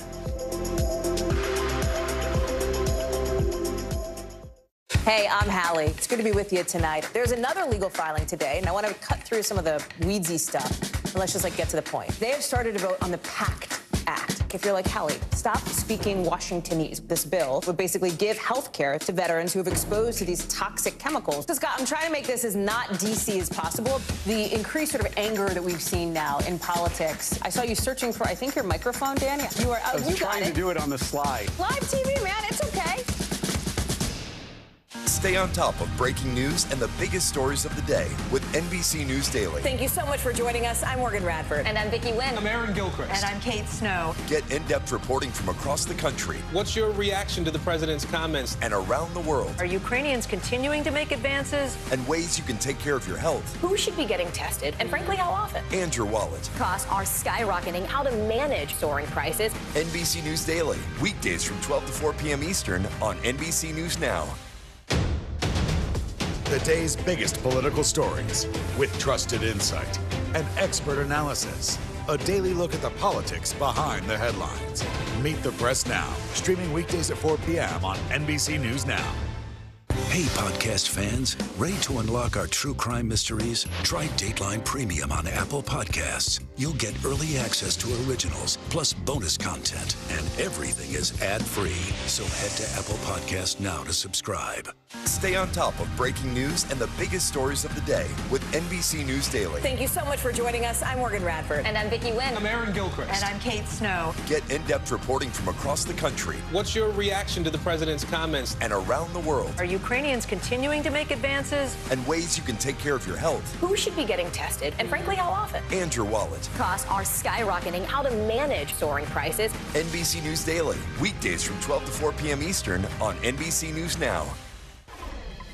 We're back now with an alarming trend that more educators are choosing to leave their profession. School districts say they're seeing spikes in teacher turnover. NBC News correspondent Stephanie Goss joins us now with a look at what this means for students across the country. Good morning. It's not great news, guys. Good morning. You know, there was hope last fall that the teacher shortage would start to improve after a tough stretch during the pandemic. But some new numbers this morning tell a different story. It's not better. And in some places, the shortages are getting worse. Across the country, fed-up teachers, many tired of long hours and low pay, are calling it quits. In one Virginia county, they are hoping a $3,000 bonus will keep teachers from leaving the job. Our teachers work hard, our staff works hard, and they need to be fairly compensated. But they are down more than 150 teachers. It's a similar story in school districts across the country. New numbers from 8 states show how tough things are getting. Last school year, Maryland and Louisiana saw the highest number of resignations in a decade. In Washington state, it was the highest number in 3 decades. When everything shut down and COVID kind of took full swing, that was my first year in the classroom. Angela Tilson resigned from her teaching job in Massachusetts last December. COVID is still very much affecting the education system. The gaps are striking, and there's only so much that you can do as one person in the overload of work. It sounds like you reached a real breaking point. Yes, I did. Like many, she shared her story online. There are a mix of reasons. I am not going to miss unreasonable class sizes. I am not going to miss 23-minute lunch breaks. Children are struggling academically. Teacher shortages mean more work. And then there's the pay. Today was my last day as a teacher. I'd like to think it's just a pause, but I honestly don't know right now. In the fall, Sayreville, New Jersey sent out flyers hoping to inspire people to help. 3 retired teachers returned to the job, but the district still has 12 vacancies. We were starting to experience a little bit of the shortage last year, but it seems that we hit the pinnacle this year. Did it get worse? Without a doubt. The key, educators say, is getting young college students to choose the profession. Our message to them is you couldn't ask for a more noble field. If you really want to make an impact on this world, this is where it's to be done. That is for sure. There are a lot of states taking steps to offer more money, including helping teachers pay down those student loans. Some of the COVID rescue plan can also be used to help school districts, but that assistance is temporary, and what's needed, educators say, is a long-term solution, guys. Pay is going to be a big part of that. Huge part of it. It's so important for the students. Yep, absolutely. Thank you. You're welcome. And spring break season is upon us, and that means beach towns and resorts will be seeing a surge in travelers between now and mid-April. In recent years, the spring break celebrations have been disruptive for cities like Miami Beach and Fort Lauderdale, but city officials are taking action this year to make sure the festivities don't get out of hand. NBC News correspondent Sam Brock is in Cocoa Beach, Florida, with the details. Yeah, Cocoa Beach, Florida. Here we are, Zinkley. Good morning. Very good to be with you. And certainly, as you mentioned a second ago, it's been eventful the last couple of years. The hope is that past is not prologue in this case, although very calm in Cocoa Beach. Officials here at the Westgate Cocoa Beach Pier, this is a historic pier here, say that lots of people like to come down here to eat, have a good drink, and also listen to live music. They are going to be ramping up police presence here, but really the issue, guys, is to my south in Miami Beach. That is what's under the microscope, as they're expecting potentially up to 50,000 visitors a day, as the mayor of Miami Beach says he has zero tolerance for violence. In Miami Beach, the calm before the spring break storm. I wanted to catch it before spring break, so I could just have a nice quiet time. Florida is the nation's top spring break destination this year, according to AAA, thanks to the Sunshine State's theme parks, cruise ship ports, and over 800 miles of coastline. This is the place to be. Everyone comes down here to party, to relax, to experience the beach and stuff. But with that popularity comes some challenges. Miami Beach Mayor Dan Gelber wants visitors to enjoy the vacation haven, but avoid a repeat of the past 2 years. What is the curfew right now? We don't have a curfew. But that could change. It could change if circumstances require us to do something to keep people safe. In 2022, local officials forced to declare a state of emergency, including a midnight curfew after unruly behavior and several shootings plagued the city during spring break. Don't come here and do stupid things or criminal things, because it's going to be bad for you and bad for us. Just a 30-minute train ride away in Fort Lauderdale. We don't know. Spring break, it's going to be crazy. Authorities reminding spring breakers alcohol is banned from public beaches through April 2nd, along with coolers, tents, and loud music. Unfortunately, this time of year, we see a lot of injuries that are alcohol related. At the nation's airports, the TSA is anticipating an upward trend in travel volume this spring break, possibly exceeding pre-pandemic levels. Tampa's airport expecting a record number of travelers. I like to refer to spring break as the Super Bowl for the airport. In the Orlando area, officials expect more than 7 million to fly in and out over that time frame. In Cocoa Beach, it's already lively on an early March Monday. Just in terms of the economic vitality of this particular city, though, how important is spring break? Very important. It's one of the busiest times of the year for Cocoa Beach. Spring breakers dreaming of sunshine, being urged to pack some common sense. And Miami Beach has, guys, more than 400 police officers. They are all going to be working extended hours this month and pulling in fellow officers from adjoining agencies to try to make sure there's a heavy police presence. They'll be on ATVs and horseback. The mayor of Miami Beach even telling me they're using cell phones to figure out, and this is, of course, generic cell phone information, how many people are on their island on any given point in time. If they need to take action, they'll have a sense of the flow that's going on. Zinkley and Joe, back to you. Hoping people stay safe, Sam. Thank you.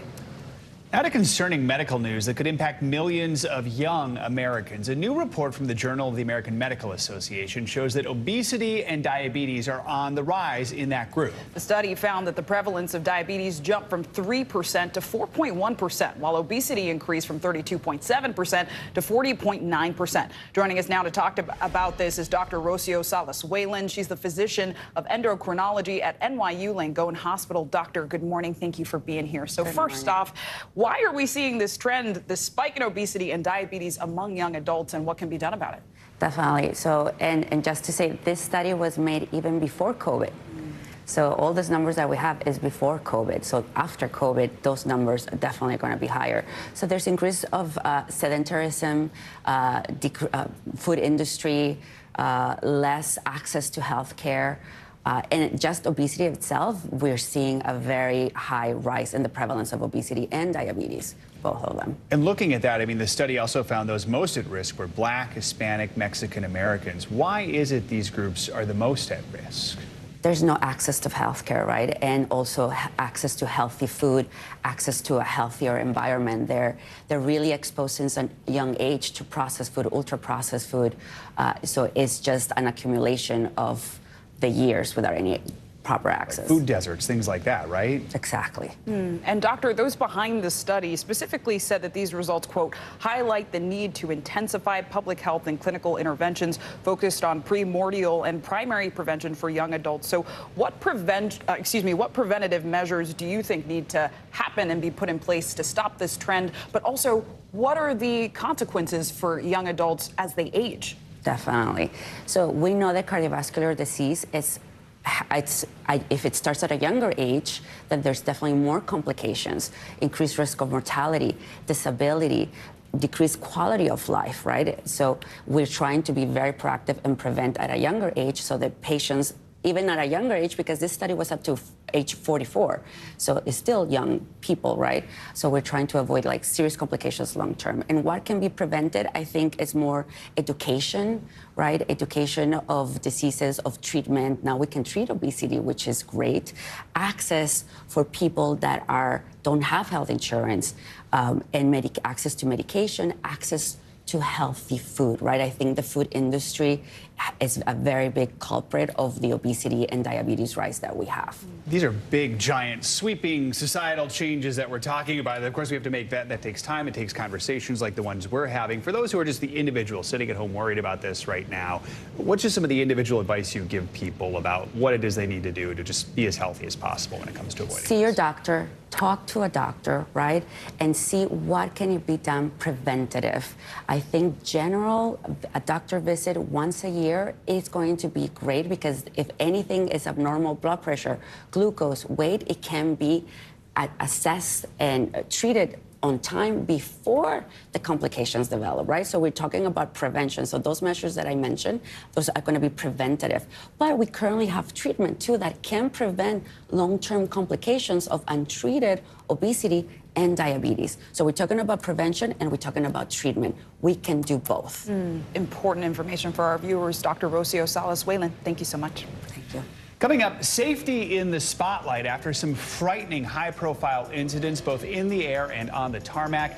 The safety of airplanes and flying here in the States, the FAA now stepping in. More on the safety summit that's in the works. Plus, miracle on the Hudson. Captain Sully Sullenberger on what needs to be done to keep passengers and crew members safe on board. You're watching Morning News Now. NBC News, streaming free now. Hey, I'm Hallie. It's good to be with you tonight. There's another legal filing today, and I want to cut through some of the weedsy stuff. And let's just get to the point. They have started to vote on the PACT Act. If you're like, Hallie, stop speaking Washingtonese. This bill would basically give health care to veterans who have exposed to these toxic chemicals. So, Scott, I'm trying to make this as not DC as possible. The increased sort of anger that we've seen now in politics. I saw you searching for, I think, your microphone, Danny. You were I was trying to do it on the slide. Live TV, man. It's okay.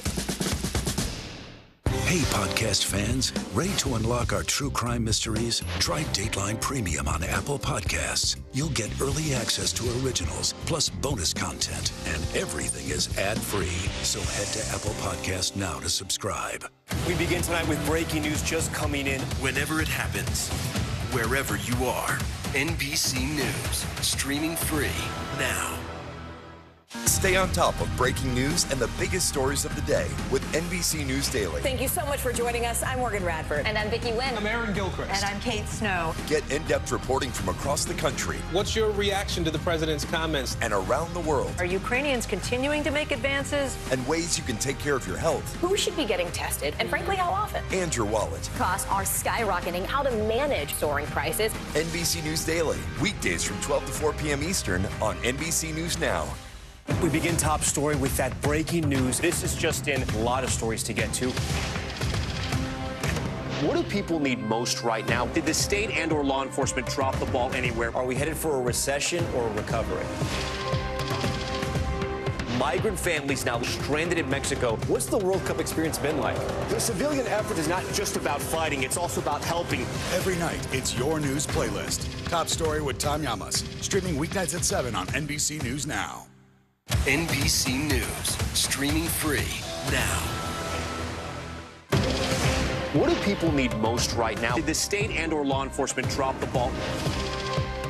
Migrant families now stranded in Mexico. What's the World Cup experience been like? It's your news playlist. Top Story with Tom Llamas. Weeknights at 7 on NBC News Now. Hey, podcast fans, ready to unlock our true crime mysteries? Try Dateline Premium on Apple Podcasts. You'll get early access to originals, plus bonus content, and everything is ad-free. So head to Apple Podcasts now to subscribe. What do people need most right now? Did the state and or law enforcement drop the ball? Migrant families now stranded in Mexico. What's the World Cup experience been like? It's your news playlist. Top Story with Tom Llamas. Weeknights at 7 on NBC News Now. For Dateline Premium, subscribe now on Apple Podcasts.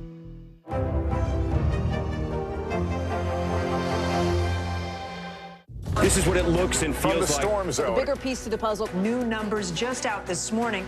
We begin with breaking news just coming in. Russia has launched another round of attacks. What was it like when you came back and saw your neighborhood like this?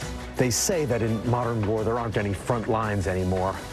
Here, there certainly are. We begin with the breaking news. Hurricane Ian gaining in strength. We've had some of the strongest winds here. How many of you were up there? At least like 11. Now to the economy as Americans face the highest inflation rate in decades. How does this all impact your wallet?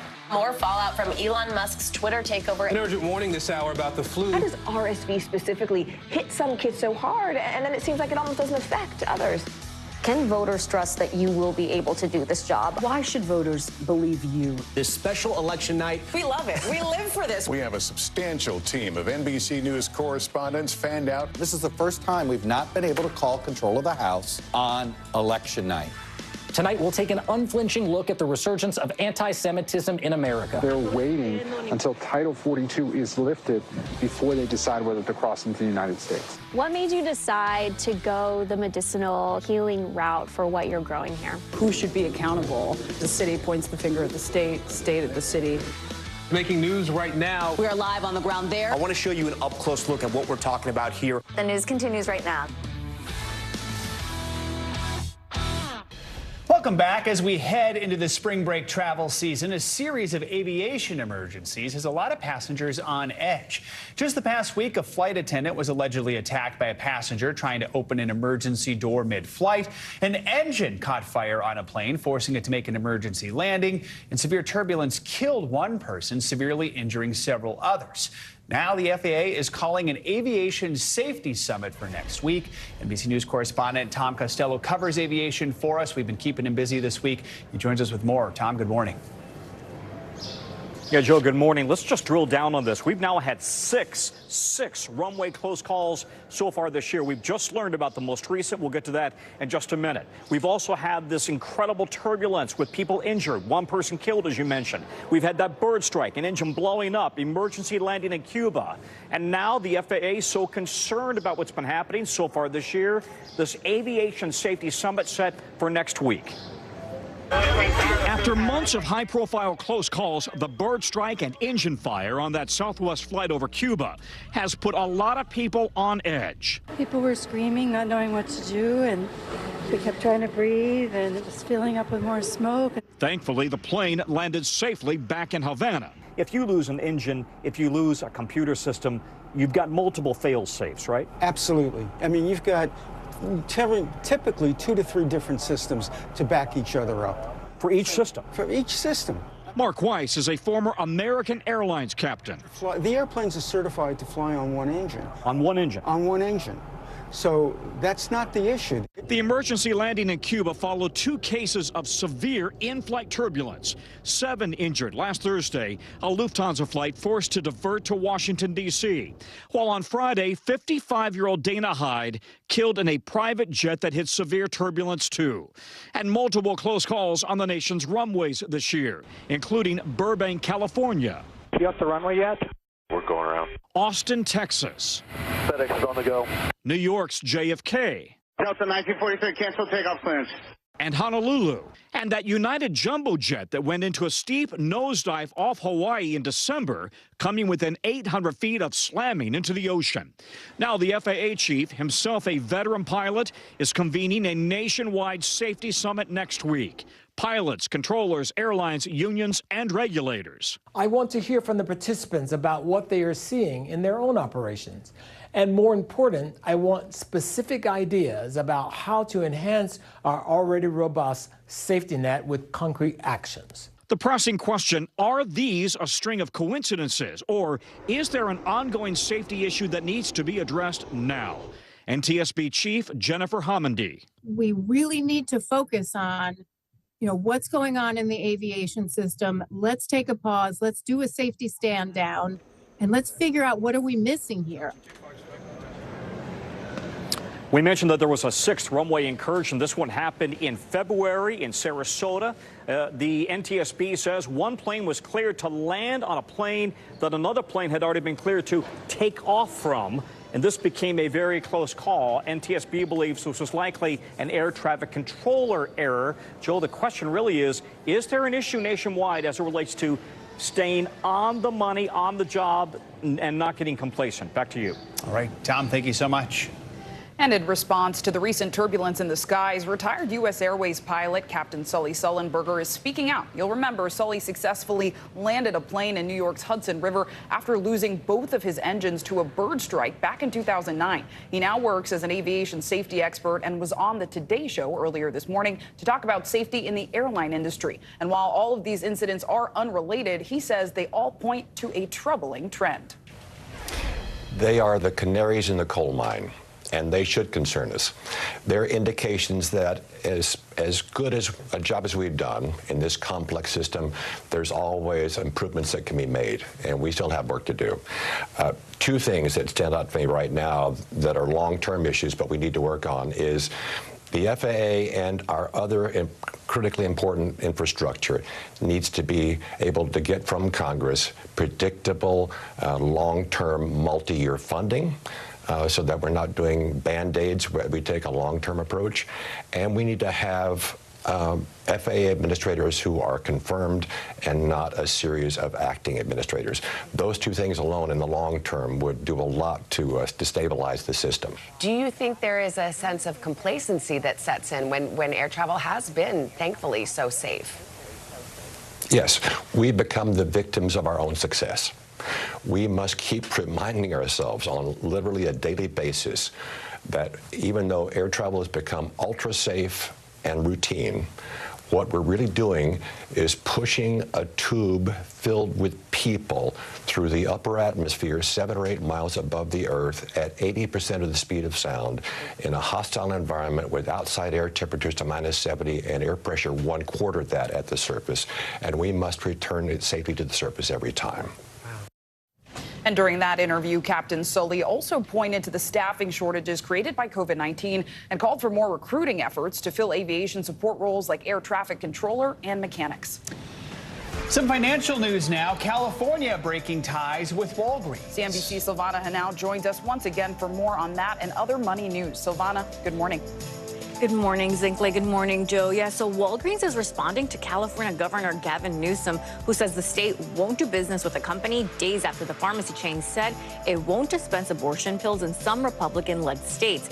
That includes states where abortion is legal, but Republican attorneys general have warned Walgreens it risks breaking the law. Walgreens says it plans to dispense the pill in any jurisdiction where it's legal to do so, and once it's been certified by the FDA. A Newsom spokesperson says all relationships between California and Walgreens are now under review.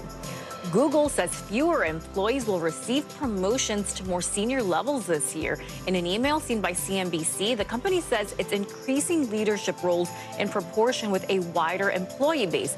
Google has implemented a new performance review system, which will result in more employees getting low ratings and fewer getting high marks. Lego reporting sales topped $9 billion last year, outpacing rivals like Mattel and Hasbro, and despite facing higher costs for raw materials, energy, and shipping. Lego has enjoyed stellar growth throughout the pandemic as kids and adults turn to its iconic plastic bricks. It's expanded its product lineup and opened hundreds of stores. Lego will soon announce details of a collaboration with Epic Games, the maker of Fortnite, guys. And I know my nephew contributed to that because he's got so many Lego sets. I was going to say $1 billion worth, right? Yeah, it's fun. I've been to Legoland. I'm a fan. It's kind of cool. Can't go wrong with a classic. It's pretty cool. Silvana Hanel, thank you so much. You got it. Jamie Lee Curtis has been pretty much everywhere this award season for her role in the critically acclaimed film Everything Everywhere All at Once. She even earned her very first Oscar nomination. But now she's making headlines for something else, a super early bedtime. Today's show anchor Savannah Guthrie has a look at her viral comments. Thank you. Hollywood stars, they're just like us. Even the one and only Jamie Lee Curtis, the Academy Award nominated actress, stunning America Saturday on the red carpet for the Independent Spirit Awards after she revealed the real reason why she declined an upcoming Oscar invite. There is a nominees dinner, an Academy Award nominees private dinner on Thursday night that starts at 7:30, and I have declined. Why? Because mommy goes to bed early, and because 7:30 is going to be 9 before we get food, and you know what? There's nothing good happening with me after 9 o'clock. Nothing. Zero. That's right. Jamie Lee Curtis does not like staying up late. Her lights out way early, something we can all relate to.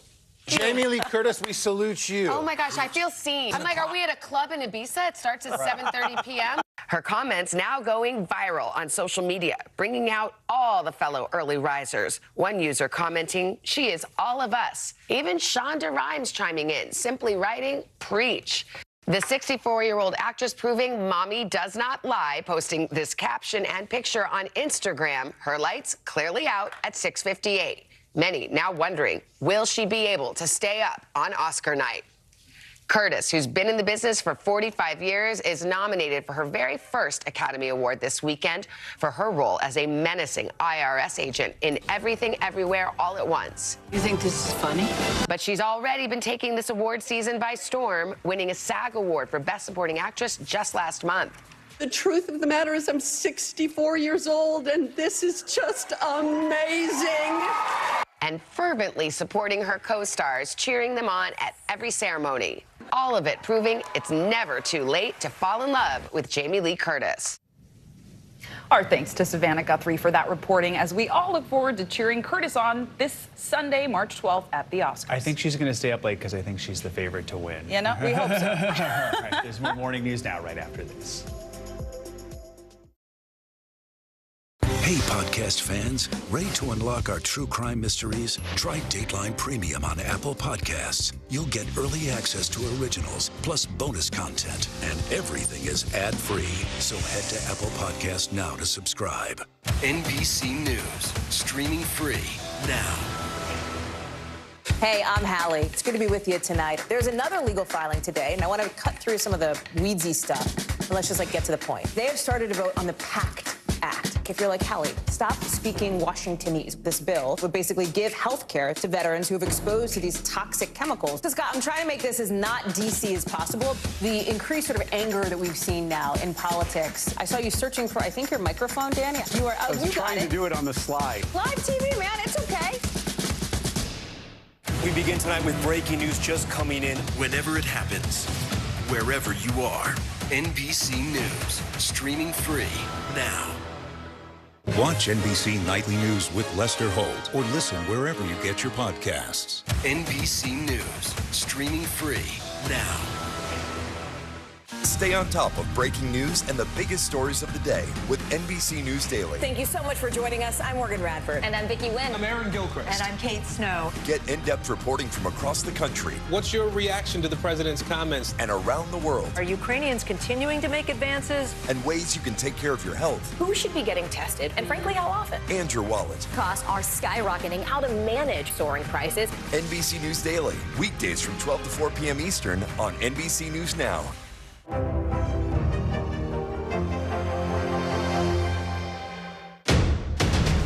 The day's biggest political stories with trusted insight and expert analysis. A daily look at the politics behind the headlines. Meet the Press Now, streaming weekdays at 4 p.m. on NBC News Now. Hey, I'm Hallie. It's good to be with you tonight. There's another legal filing today, and I want to cut through some of the weedsy stuff. And let's just get to the point. They have started to vote on the PACT Act. If you're like, Hallie, stop speaking Washingtonese. This bill would basically give health care to veterans who have exposed to these toxic chemicals. So, Scott, I'm trying to make this as not DC as possible. The increased sort of anger that we've seen now in politics. I saw you searching for, I think, your microphone, Dan. You are. I was trying to do it on the slide. Live TV, man. It's okay. Watch NBC Nightly News with Lester Holt or listen wherever you get your podcasts. We begin top story with that breaking news. This is just in. A lot of stories to get to.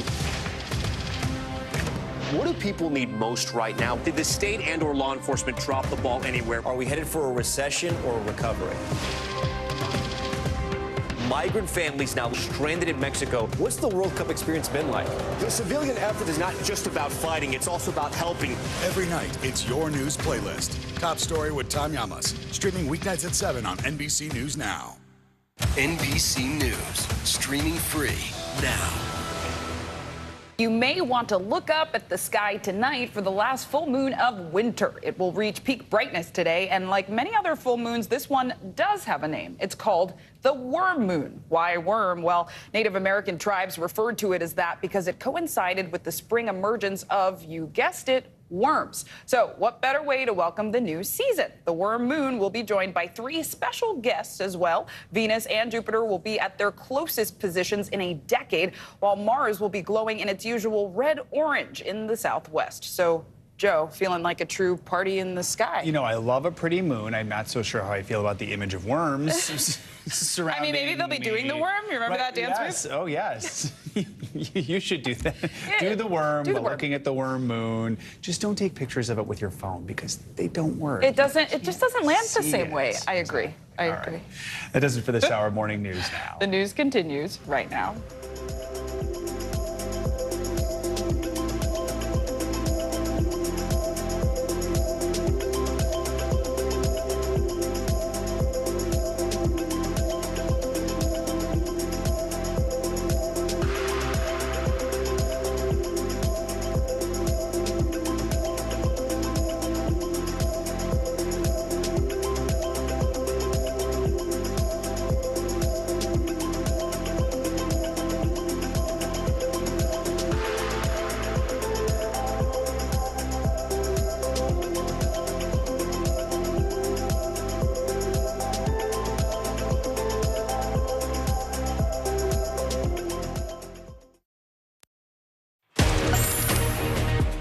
Good Tuesday to you. I'm Vicki Wynn. Glad you could be with us. And I'm Savannah Sellers. NBC News Daily starts right now.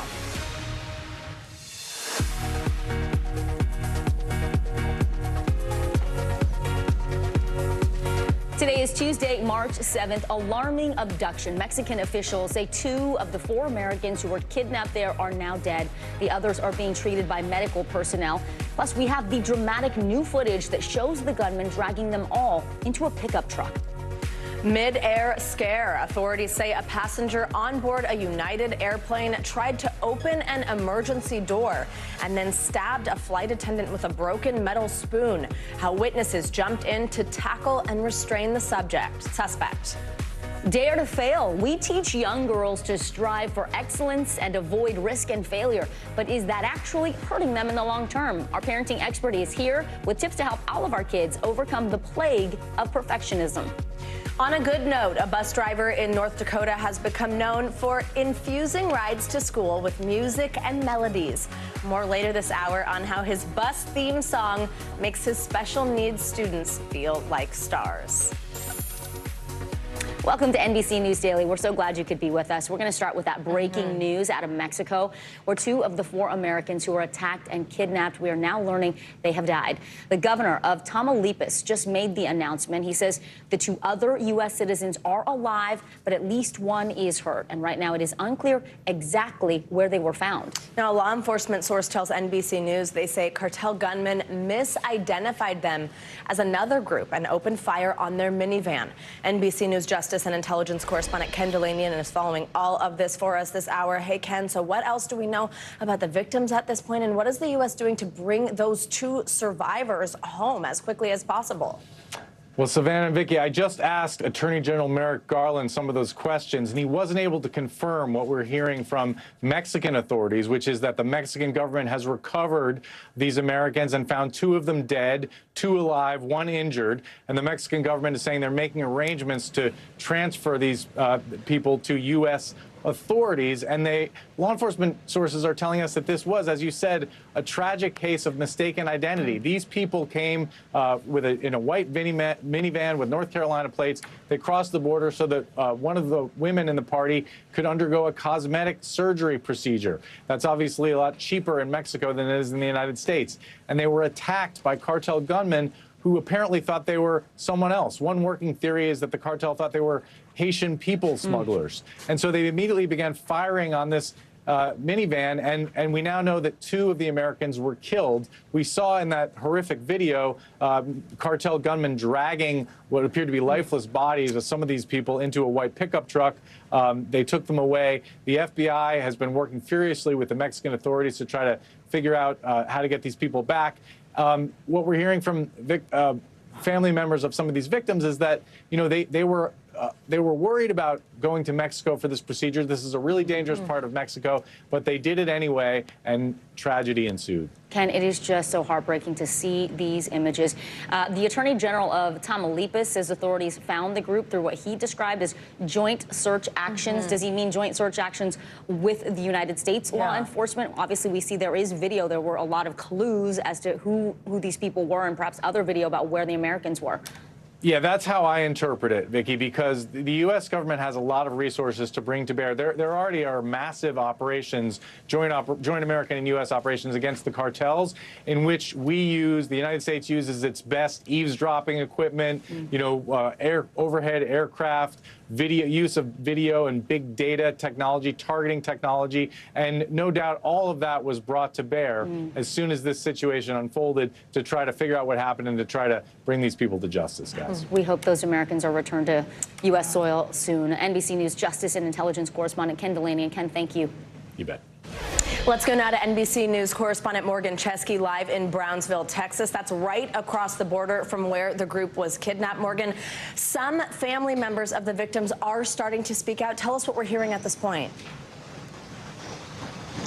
Yeah, we're hearing a bit more about context-wise how this group ended up here in Brownsville before making their way across to Matamoros. According to the family members of 2 of those individuals, this group originated in South Carolina, rented this white van, and then drove hundreds of miles here because a woman in this group of 4 wanted to undergo a cosmetic procedure. But according to what we're hearing from federal authorities now, it was shortly after crossing this bridge that this van holding this group of 4 U.S. citizens took fire from this group of armed men, and what soon followed was what we witnessed in this horrific video, those gunmen taking these individuals away from that van, loading them into a white pickup truck, and then essentially for 3-4 days disappearing.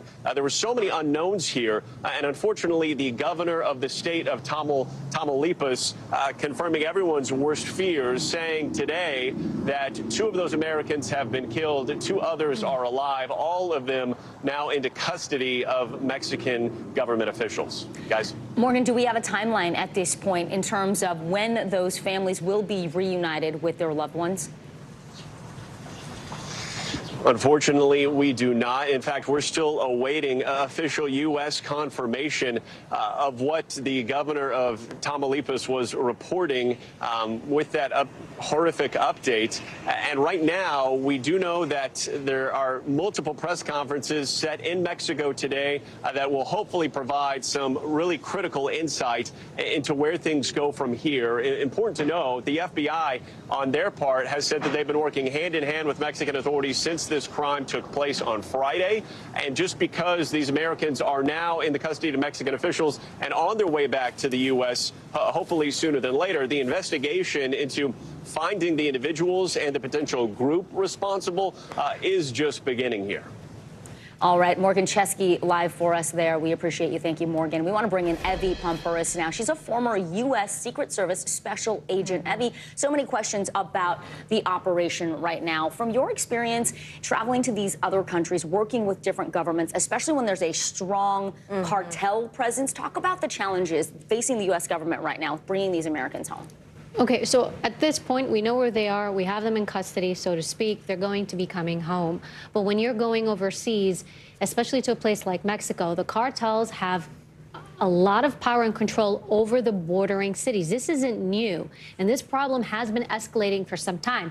It's just because we're dealing with Americans now that it's coming to further light. Mexicans and Mexican Americans along the border have been dealing with this problem for a really long time, even trusting local authorities. In fact, one of the former leaders of one of the cartels, he was actually a police officer at one point. So we're dealing with a very volatile situation, a country that is struggling a bit. The government, although their intentions are, hey, we're here to help, they don't have control over the cartels, and the cartels are really running the show. So the State Department had warned Americans not to travel to this particular region. Walk us through just how dangerous it is. And we understand now that we think that they were crossing the border for this type of surgery. Yeah. It sounds like they were even kind of nervous about it at first. But talk through the risk of making a decision like that. Here's the thing. I've been to Mexico. It's a wonderful place. Over the years, we've seen a deterioration when it comes to safety, even in some of the tourist places. Right now, the way it is, I would not be going to Mexico, any part of Mexico. Before you go, before you travel, you really should look at the travel advisories. The cartels have a lot of power. Look, they're smuggling in people, they're smuggling in drugs, cocaine, marijuana. It's prolific at the borders. And so we're seeing this uncontrolled movement. Also, when we look at migrants, what they're doing to migrants as far as human trafficking, and even targeting women and using them and violating them and sexual assaults. It has been, you're looking at a really big problem at the border. Evie, talk about what you said. One thing, look at the travel advisories. Yeah. That's great advice. People are heading out for spring break, making their plans right now. If they're going to a place where it is advised to be careful, maybe it's not as dangerous as Matamoros, what should we do to protect ourselves and our families? So I will tell you this, as Secret Service agents, we traveled the world. First thing we did, we looked at the State Department travel advisory. We'd go to that country, we'd print it out, we'd look at what was going on. It would tell you, are there any advisories, things you need to be careful of? Also, very simple things like, what is the local 911 number? Here it's 911. If you're in an emergency, you don't know where to call. It'll tell you things like whether you should be driving on the road or not driving on the road. There were some countries we knew when we went, we would not drive on the road at night. There were road pirates. So you must do this. You can also enroll in something that's called STEP, where you let the embassy know in that country, hey, I'm coming to this country. And they know, and so you will receive any emergency text or notifications, and then they also have you documented that you are in country. You should absolutely do this anywhere you go in the world. I mean, we did it as Secret Service agents, and we were pretty well equipped, but we always knew. And you had situational awareness, too. I think just knowing where you are. You have to have situational awareness. Sometimes we have this, we are very fortunate here in the United States to have a lot of security and trust in our government, to an extent for some people, and our local authorities. But when you go to a country like Mexico, for example, highly corrupt and a lot of issues with local authorities, and you just have to be really careful. Don't assume you're in America. Absolutely. Respect the local laws and rules. Evie Pompuris, thank you so much. Really important information following this tragic story. We appreciate it. Thank you. We want to turn now to our CNBC Money Minute. Best Buy's Geek Squad isn't just installing TVs in home theaters anymore. They're now going to help set up hospital at-home programs. The electronics retailer struck a 3-year deal with Atrium Health to offer virtual hospital rooms. Yeah, it's pretty cool. Yeah. Joining us now is CNBC Tech Check co-anchor Deirdre Bosa. Hey, Deirdre, so Best Buy already started setting up virtual care systems in some areas. How's this going to work? Yeah, so as we use tech more to monitor our health, it's pretty simple here. Best Buy's Geek Squad will actually go to a patient's home and set up technology that remotely monitors their heart rate, their blood oxygen level, or other vitals. The data would then be shared securely with doctors and nurses through a telemedicine hub. The new partnership is Best Buy's latest push to turn healthcare into a more meaningful revenue driver. Other big tech is looking to do this as well. Meanwhile, Meta is preparing a new round of layoffs just 4 months after cutting 13% of its workforce. Bloomberg reports these cuts will affect thousands of employees and could be announced as soon as this week. CEO Mark Zuckerberg has dubbed 2023 as the year of efficiency as the company focuses on lower costs. And of course, Meta is one tech company that just hired a lot during the pandemic and is at least trying to reverse some of that. Wow, hate to see that. Yeah, now it's just one tech company doing a lot of layoffs. All right, Deirdre Bosa, thank you so much. Well, girls are traditionally taught to be perfect, while boys are taught to be brave. Straight ahead, expert advice on how to boost your daughter's can-do attitude. You're watching NBC News Daily.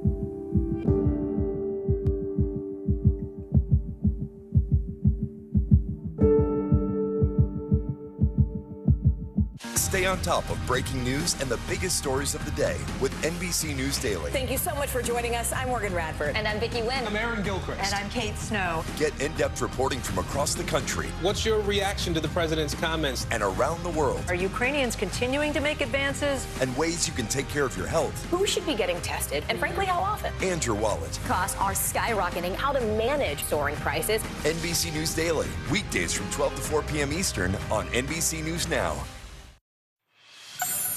Welcome back. We're excited about this segment. Yeah, it's a good talker. Well, in our society, it's common practice to teach boys to be brave and encourage them to play rough and swing high, fight hard. But the same isn't said for girls, who we tell to, smile pretty, play it safe, get A's in school, all that kind of stuff. A lot of pressure. I see that. I see it firsthand. And when perfectionism is ingrained, particularly in girls, research shows that it can have stark effects on their ability to take risks later in life. So how do we break that cycle and raise our girls to not just dream big, but also to be bold? I love this. Yeah. Jody Baumstein joins us now. She's a licensed therapist with Children's Healthcare of Atlanta, and she's here on set with us today, which we're very excited about. So talk to us about this. I mean, why is it that this notion of perfectionism is so detrimental, and does it come at the expense of being brave, of being willing to take a risk? Well, if you think about bravery, it requires us to accept the unknown, the unpredictable. Yep. And that means there's a possibility we could fail. But if I have a core belief that I have to be perfect to receive love, affection, I'm not going to do anything that threatens that. And if I'm even thinking about it, the brain's going to perceive such a threat, it's going to tell me, no way, don't do it. So it will stop us from taking those risks. I think about that later in life. We talk about how men are more likely to reach for stretch assignments. They'll say, you know what, I'm not fully qualified, but yeah, Yes. let me apply for that job. Whereas research shows that women, they make sure that they're like overqualified before they apply for a job. So I see the real world implications later on. What is it that we are teaching our boys and girls, probably even like subconsciously, that tells them success looks differently if you're a boy or a girl? Right, and sometimes it's direct and sometimes it's not so direct, but they are getting different messages. Boys are being taught, take risks, go for it, listen to what you really want. Girls are sometimes being taught, success means pleasing everybody around you, making it comfortable for everyone else, even if that means suppressing what you want. And that is stopping them. It's stopping them from asking for the raise, for stopping them from even saying no to things that aren't right. So we have to be thinking about the long term, regardless of gender. How do we want kids to be when they're older? Right. If we want them to be those adults that are going to take the risk, we have to teach them how to do it when they're young and stop telling girls to override that feeling. Yes. Oh my gosh. Love that. As the mother This of three is daughters, it speaks directly to as them. a daughter. Yeah, exactly. This is hitting hard. How do we make it clear to our kids, whether they're a boy, whether they're a girl, no matter gender, that it's okay to fail, that life is about learning through those instances? It starts with us. If we fail and we fall apart and we're really harsh and critical to ourselves, they are going to learn to do the exact same thing. We've got to start separating the behavior from who we are. There's a huge difference between I failed and I'm a failure. Whoa. Yes. When I say I'm a failure, then that's it. That's who I am. There's nothing I can do. That's the end of the road. When I say I failed, what does that do? It encourages me to think about the learning and the growth. It gives me hope that I can do better. And so we have to teach kids the very big difference. There is a lot of self-compassion in that work to recognize that we all struggle. It's a universal human experience to fail, and there's a lot of learning that comes from it. Yeah, and the idea that maybe you can't now, but just means I can't yet. Like giving them that frame of reference that it's not something that is a forever situation. That you're not a failure, but you might have made a mistake. I love that. Give us some more of those, like real world practical tips to help our kids, boys or girls, who are struggling with that idea of being perfect all the time. Well, you took the words out of my mouth. That's one of them. Literally, the power of yet is what we call it. This is good for kids and adults. We often fall into this trap. I can't. What does it do? Again, it's holding us back.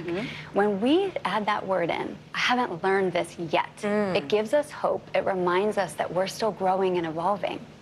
We're not stuck. And we're not defined by this one thing either. But we also want to be making sure that in our everyday interactions, we are not becoming the voice that's going to become in their heads later. So if we're correcting every little thing, they will learn to do that same exact thing as they become an adult. Whoa, this is... Take a chill pill, parents. Skin deep. All right. Licensed therapist Jody Baumstein, it was a pleasure to have you on set with us today. Thank you so much. Really, really great conversation. We appreciate it. Well, a study published by the American Medical Association found that some parents were dishonest about their kids having COVID while the pandemic was still in full swing. Many also reported that they did not follow testing or quarantine guidelines so that their family could resume a normal life. I can't say we're too surprised. One of the authors of that report said the data offers new insight into how the virus spread in the U.S. She also emphasized the need for better support mechanisms for parents, like paid sick leave. All right, well, the big dig, the state of emergency and door-to-door rescues happening now in California. That's next. You're watching NBC News Daily.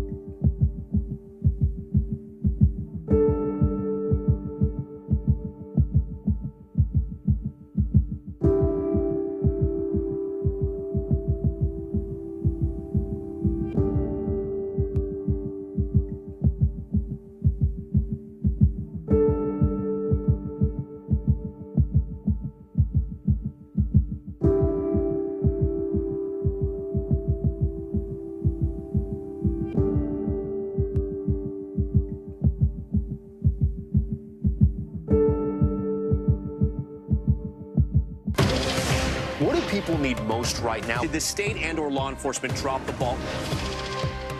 Migrant families now stranded in Mexico. What's the World Cup experience been like? It's your news playlist. Top story with Tom Yamas. Weeknights at 7 on NBC News Now. The day's biggest political stories with trusted insight and expert analysis. A daily look at the politics behind the headlines. Meet the Press Now. Streaming weekdays at 4 p.m. on NBC News Now. Welcome back. 5 women in Texas are suing the state for being denied abortions. They are advocating for more discretion for doctors when it comes to intervening during medical emergencies. That's right. NBC News correspondent Yamiche Alcindor spoke to one of the couples that's part of the lawsuit about their traumatizing experience. When Amanda and Josh Zarowski found out they were expecting a baby girl, they were overjoyed. The name they picked for her, Willow. I mean, it was magical. The first 17 weeks were very easy, very smooth sailing. But just before week 18, something felt wrong. Amanda's body was preparing for labor too early. The news from her doctor was devastating. She said pretty quickly, all in one breath, you're going to lose the baby. She's not going to survive. I thought what they would do is go in and intervene immediately, but she told me that they couldn't because the baby's heart was still beating and I wasn't sick. Laws in Texas ban doctors from performing abortions except when a medical emergency endangers a person's life or major bodily function.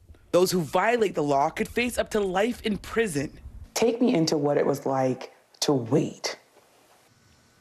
I just existed in sorrow and fear. I was really, really scared. This just isn't something that you do with any other kind of medical issue, is you have to ask, am I sick enough to get treatment? It was infuriating. 3 days after the diagnosis, Amanda's health deteriorated. Doctors performed an abortion, but serious infections led to sepsis, and Amanda spent 3 days in the ICU. Because of the law, I very nearly died. Nothing about this is pro-life. Amanda is part of a group of 7 plaintiffs represented by the Center for Reproductive Rights. Until there is a legal fight, nothing's going to change, and something has to change. But John Segal, president of Texas Right to Life, who helped craft the Texas Heartbeat Act, says the law is clear as written and that doctors like Amanda's are misinterpreting it.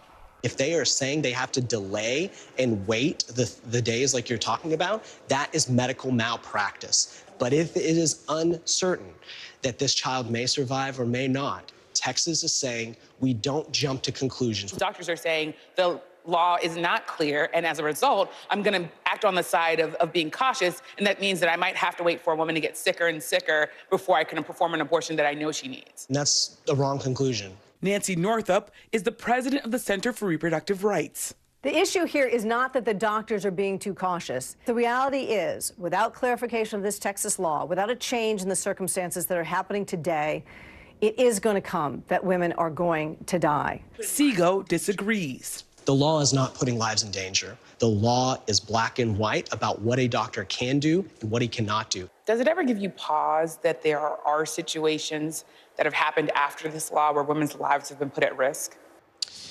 Yes, our mission is to save lives. So the fact that some women's lives have been jeopardized is something that we take very seriously. Little outfit. Amanda and Josh are still grieving their loss. I know. Damn onesie gets me every time. They hope something changes. I want nothing more than to have kids, but I'm terrified to be pregnant again. Now, Amanda and Josh told me that the medical complications that nearly killed Amanda because she was forced to wait for that medically necessary abortion also damaged her uterus, so it will now be harder for her to conceive. Meanwhile, the president of the Center for Reproductive Rights said they hope that if they win this case in Texas, it could be a blueprint for getting clarity in other states where women are facing similar situations. Vicki, Savannah. All right, Yamiche Alcindor, thank you very much. Wow, in-depth report, eye-opening. Very. Sure. Thank you to the couple for speaking out and sharing that very personal experience. Well, straight ahead, a major scare in the air. The passengers who jumped in after a man allegedly tried to stab a flight attendant and open an emergency door mid-flight. You're watching NBC News Daily, and you can watch us anytime for free on our streaming network, NBC News Now. You can do this anywhere, really, wherever you stream. YouTube, Hulu, Roku, of course, Peacock. But look at all these other places on your screen. You got Plex. Maybe you've never heard of it. Try it. Zumo, Tubi. All of the places. Your news Fire continues. TV? Yeah. Any smart TV, right? The Samsung Plus would work. See us everywhere. That's right. Your news continues right after this.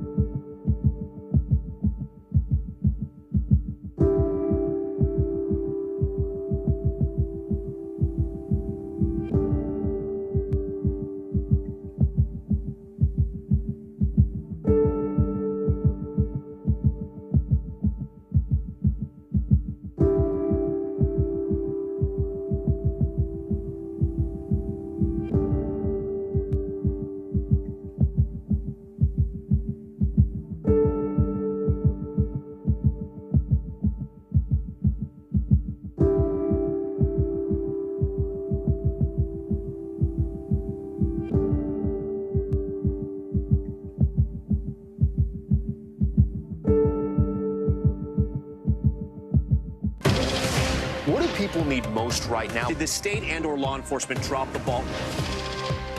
Migrant families now stranded in Mexico. What's the World Cup experience been like? It's your news playlist. Top story with Tanya Amos. Weeknights at 7 on NBC News Now. Hey, podcast fans. Ready to unlock our true crime mysteries? Try Dateline Premium on Apple Podcasts. You'll get early access to originals, plus bonus content, and everything is ad-free. So head to Apple Podcasts now to subscribe.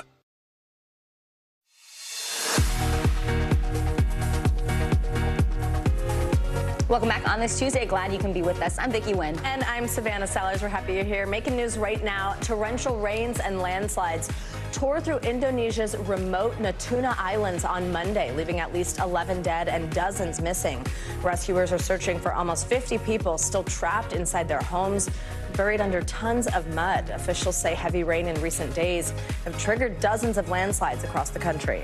A social media influencer has pleaded guilty to fraudulently receiving more than $1 million in pandemic relief funds. Prosecutors say 32-year-old Danielle Miller got the money using stolen identities, and she put the funds toward a lavish lifestyle of private jets and luxury hotels.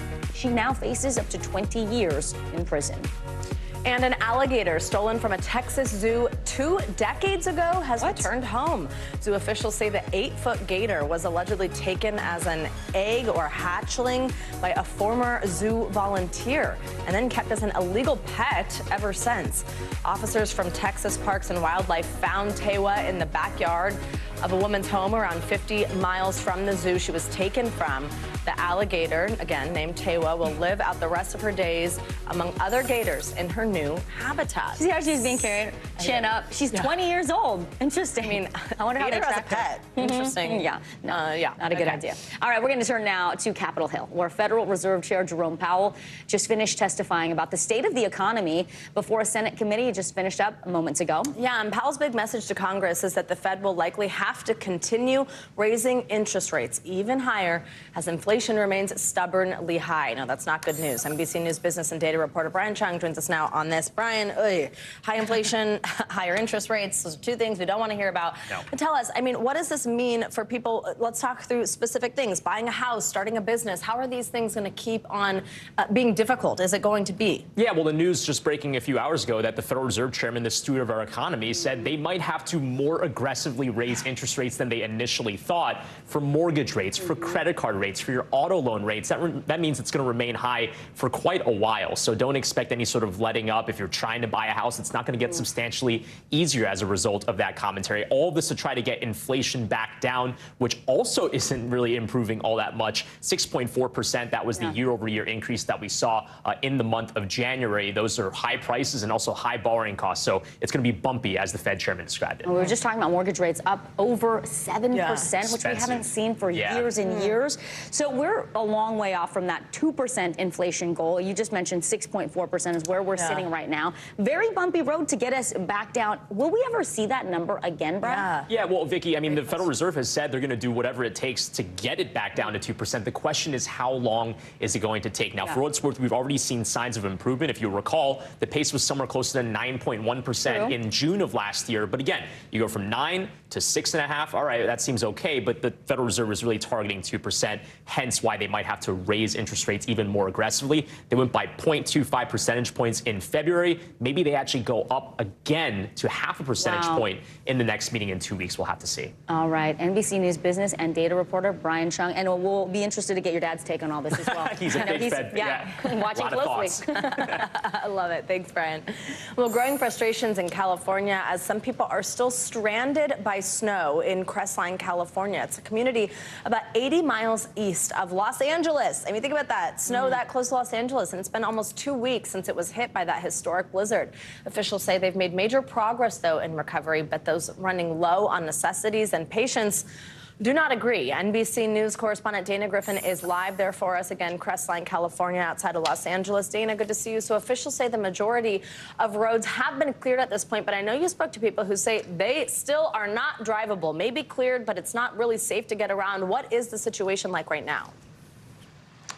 Okay, let me break it down for you. So it's true, 100% of the primary roads, according to the county, have been plowed, but it's these side roads that are really tricky to navigate. Even when me and my producer drove up this morning and even yesterday, the roads are already narrow. And so when you have these piles of snow that are flanking you on both sides, it makes the street even more narrow. And it's really tricky for crews to get through those roads. It's tricky for residents to even get to those roads. Officials updated us this morning saying that this is a very laborious effort to try to reach people in those higher elevations, and that, you know, they say there are still some roads they have not reached and there are still power outages. So it's very concerning for a lot of people. We even spoke to the town's only veterinarian here in Crestline, and she really spells out how dire it is here. Listen. Let me tell you guys, it is awful up here just trying to drive in. The roads are terrible. The snowpack is so high. There's so many damaged vehicles. I mean, this is not a joke. Someone needs to come in here and help us and declare this on a federal level, not just a state level. Now, this emergency has only been declared at the state level about 6 days ago by Governor Gavin Newsom. Officials say they have about 700 firefighters working in the county, and we're told that the National Guard, the California National Guard, is in the area. We haven't personally seen them here, but we know that they have been dispatched here and hopefully trying to get to those people who have yet to be reached. Savannah? And Dana, I know also, unfortunately, 2 major storm systems are still supposed to hit California later this week. What's that like in terms of preparation? Are people staying safe? Does this mean some people are still going to be stuck until after those storms? That could be the case. I think a lot of people have learned from these last 2 rounds of storms back in February and here in March that they've got to stock up on necessities and food, because it's been tough just getting roads plowed, and if they are snowed in, they're going to be there for a while. Officials have not said how they are going to tackle this because there's so much snow here. We've seen the crews out even today, like trying to push up as much snow as they can onto the bank, but there's just so much of it. There's really no more space to put it. So our thoughts are really going to be with people as they try to brace for possibly another 1 to 3 feet of snow, especially in the northern California, Savannah. Absolutely. That video that says "help us" written out in the snow, I mean, says it all about how just while some people maybe are able to get around, others are not. And again, some context, just 80 miles east of Los Angeles is where Dana Griffin's reporting from. Thank you so much. Well, Savannah, the CDC predicts 7 times more Hispanic Americans than white Americans will have Alzheimer's disease by 2060. That is a huge difference, but why? The dramatic jump is largely due to a lack of diversity in genetic research. NBC News medical fellow Dr. Akshay Sayal spoke with one team of doctors that is working to bridge that gap. 2 years ago, Gustavo Rodriguez, a 68-year-old man from Florida, lost both his parents in a matter of weeks. I was admitted to the hospital with COVID. I got a call in the hospital that my dad passed, and I couldn't do anything. I didn't get to see my dad, say goodbye to my dad. His parents, both Puerto Rican, were struggling with the devastating effects of Alzheimer's disease, taking its toll on the entire family. It slowly deteriorates your head, your brain, but it was difficult to see my mom and dad slowly disappear. Unfortunately, cases like Gustavo's family are far too common. Currently, about 6 million Americans are living with Alzheimer's disease and related forms of memory loss. In the coming years, that number is expected to skyrocket to 14 million. By 2060, cases among Hispanic Americans are projected to increase 7 times over today's estimates, according to the CDC. Why? Uncontrolled chronic health conditions like heart disease and diabetes, where factors like poverty and access to education may play a role. There may be a genetic component as well. These are samples from patients.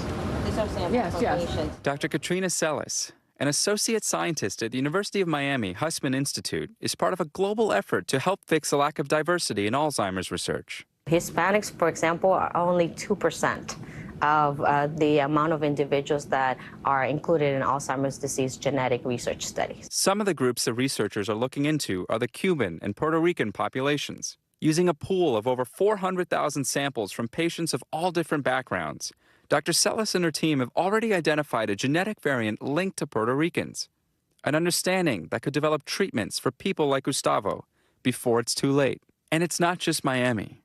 Researchers at the University of Texas, Austin have also launched a brand new study to learn why Hispanic adults experience a higher rate of Alzheimer's than white Americans. A potential to develop treatments specifically for Latinos. And as somebody with such a strong history of Alzheimer's disease, are you worried about the future?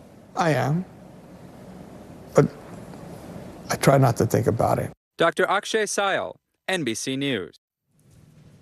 Really interesting stuff there, and such important research. You need diversity in all aspects of life, especially the sciences. Absolutely, and our thanks to Dr. Sayal as always. Well, a scary scene unfolded thousands of feet in the air on Monday on board a United Airlines plane. Another one. Law enforcement agents say a passenger tried to open an emergency door mid-flight and then attacked a flight attendant. Here's NBC News correspondent Emily Aketa with the details.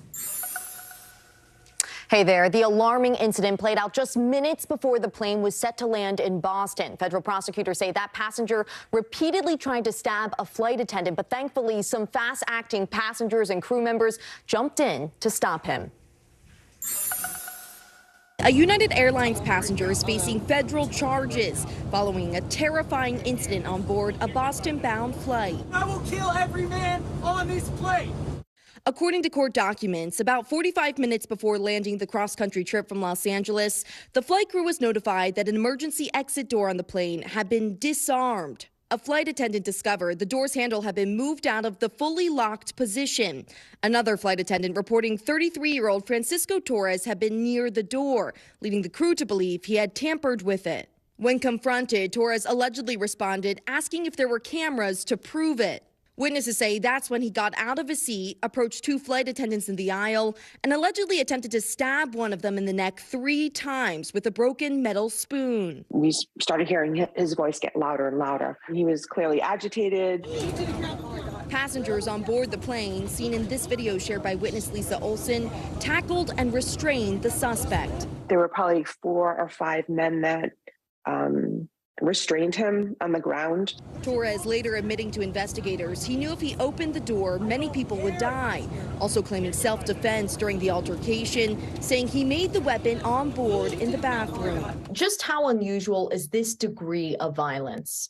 It's extraordinarily unusual, but it doesn't take that much to take a lot of everyday items and turn them into weapons. It comes as we're learning new details about Torres. In 2015, he was ordered by a court to undergo a psychiatric evaluation, according to a lawsuit he filed against a hospital years later, in which he alleged he was misdiagnosed with a mental health disorder. In that suit, Torres, who represented himself, sought $50 billion and a license to carry and use, if necessary, any type concealed or unconcealed firearms and explosives on any commercial transports. The case was later dismissed. United Airlines says it has zero tolerance for any type of violence on our flights, adding this customer will be banned from flying on United pending an investigation.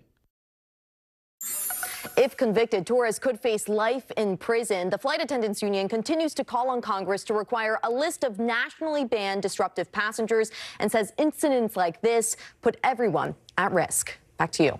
Sure do. Oh my gosh, they really do. Emily, thank you so much. You're watching NBC News Daily.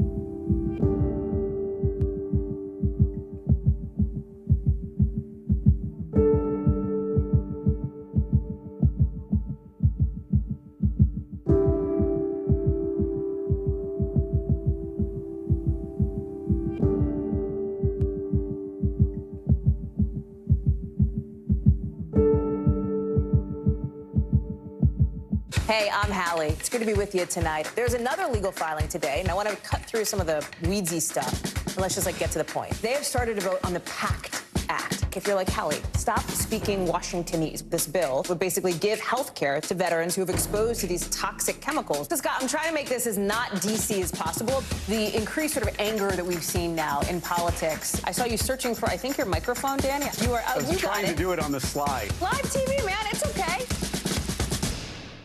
For Dateline Premium, subscribe now on Apple Podcasts. Welcome back. The music world is mourning the loss of a Southern rock pioneer. Legendary guitarist Gary Rossington wrote some of the biggest hits of the 70s with his bandmates Lynyrd Skynyrd. NBC News correspondent Harry Smith shows us the Rock and Roll Hall of Famer's life and legacy.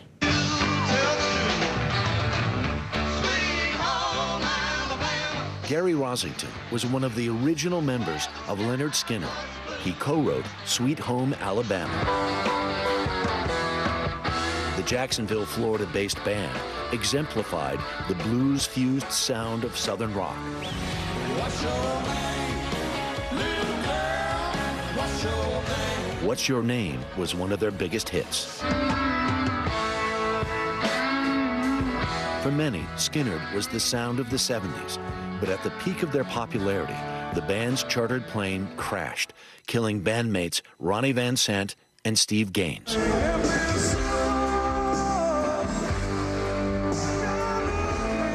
Rosington was terribly hurt, but recovered and kept playing. Rare was the performance when an audience member didn't raise a Bic lighter and shout, "Freebird," Rosington's signature solo. The band posted, "Gary is now with his Skynyrd brothers and family in heaven, playing it pretty, like he always does."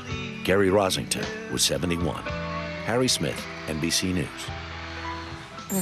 Great story. Our thanks to Harry. Well, one North Dakota school bus driver is helping some special students get their day started on the right note. Jody Kurzman from our Bismarck affiliate, KFYR, introduces us to the singing bus driver.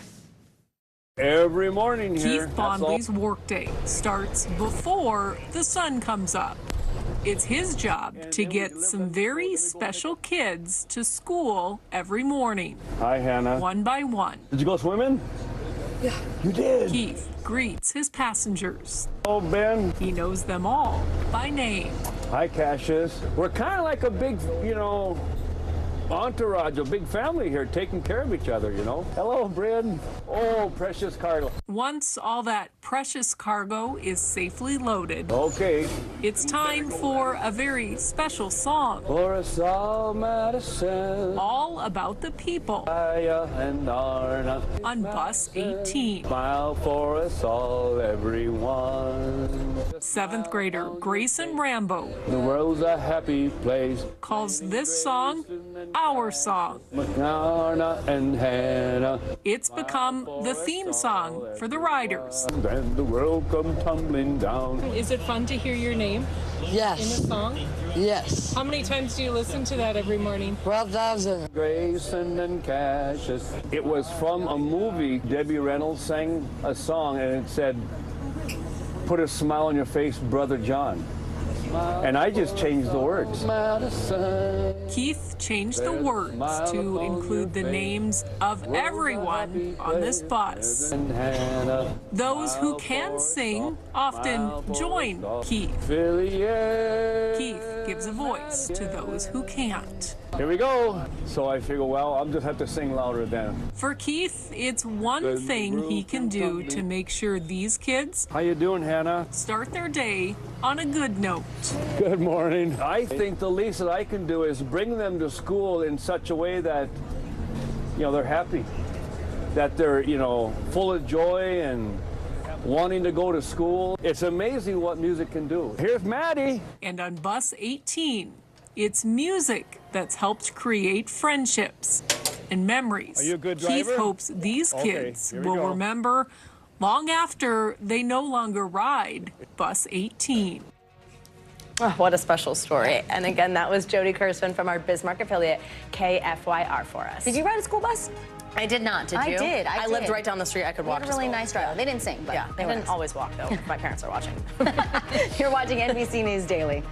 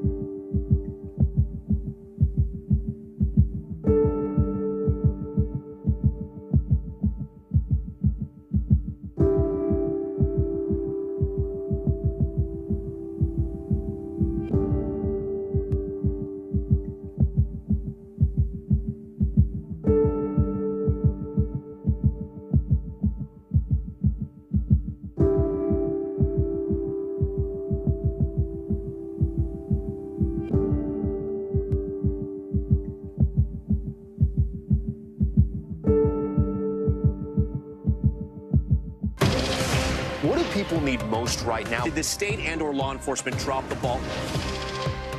Migrant families now stranded in Mexico. What's the World Cup experience been like? It's your news playlist. Top story with Tom Yamas. Weeknights at 7 on NBC News Now. The day's biggest political stories with trusted insight and expert analysis. A daily look at the politics behind the headlines. Meet the Press Now. Streaming weekdays at 4 p.m. on NBC News Now.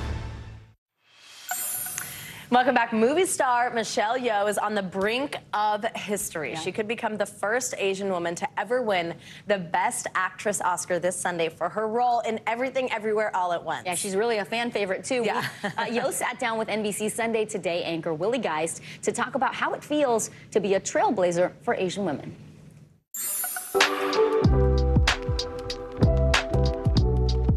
You draw a bit of a crowd, Michelle.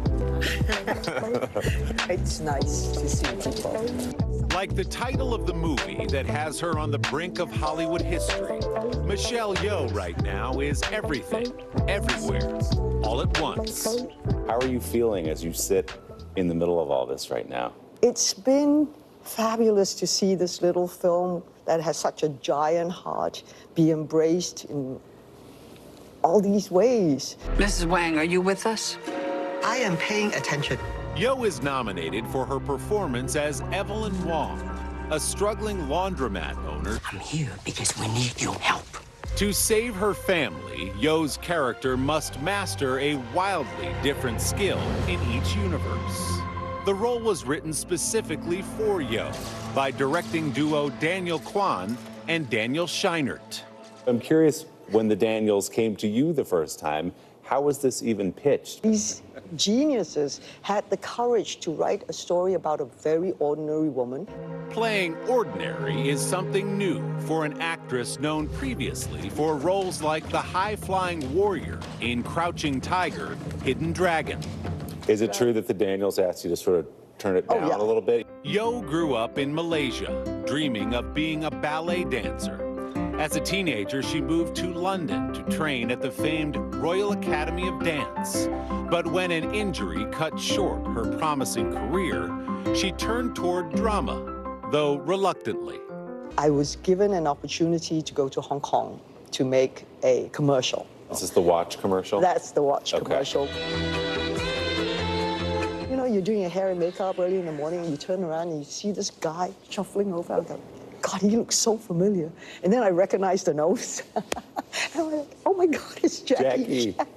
Yeoh soon was starring alongside Jackie Chan in Hong Kong action films like Super Cop. An established star in Asia, Yeoh made the leap to Hollywood, a town that at first did not seem to appreciate her resume. And that time, quite a few directors and actors were trying to make it in Hollywood as well, because that is the ultimate dream. And then you get here, and for the first time, I think, I understood that I'm a minority. Now, in Everything Everywhere All at Once, Yeoh finally plays her first leading role in Hollywood with a performance that is making history. This is not just for me. This is for every little girl that looks like me. It's emotional enough to win an Academy Award, but with everything you just described, how much would it mean to you? It's beyond me. Just the nomination had shined a light on a lot of people. Yeah. It was very obvious, this Asian family, it was being seen. People around the world were saying, look at us, give us a seat at the table. And she's taking the seat at the table, and she is about to be everywhere all at once. She has some big movies coming out. I love seeing that insight. And the fact that she's 60 years old and just continuing to be in her prime, I love it. So her prime. Yep. It's just the picture of glamour, elegance, smarts. It's just incredible. All right. Willie Geist, thank you so much. Amazing. Well, here's what's trending right now. Get ready to say goodbye to Ted Lasso. Actor Jason Sudeikis confirms the Emmy-winning comedy series will end with this upcoming third season, telling Deadline it is the end of the story he wanted to share. It is not all bad news, though. Sudeikis says he is not ruling out the possibility of a spin-off. Season 3 premieres next Wednesday on Apple TV. Well, a fake band is making a real impact. Daisy Jones and the Six. It's the first fictional band to top the iTunes chart. Wow. With the release of their first album, Aurora, the self-titled show on Amazon Prime follows the rise and fall of the band as its members get mixed up in the Los Angeles rock and roll scene of the 1970s. That's on my watch list. Yeah, I've heard it's really good. Yeah. It's based on a book. Yeah, so it should be a good one. Well, I'm Savannah Sellers. I'm Vicki Wynn. You're watching NBC News Daily.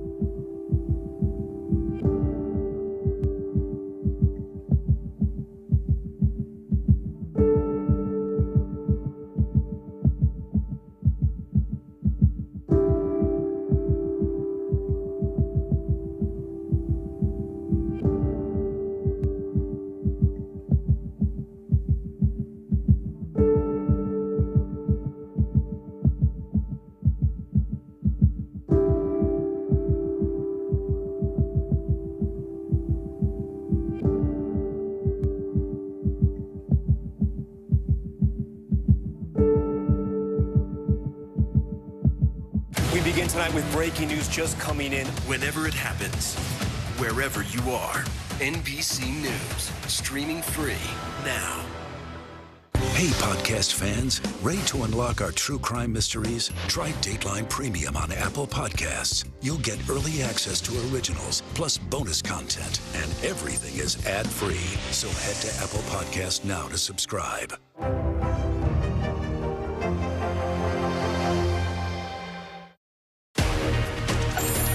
Hey everyone, thanks for joining us this Tuesday. I'm Savannah Sellers. So glad you could be with us. I'm Vicki Wynn. NBC News Daily starts right now.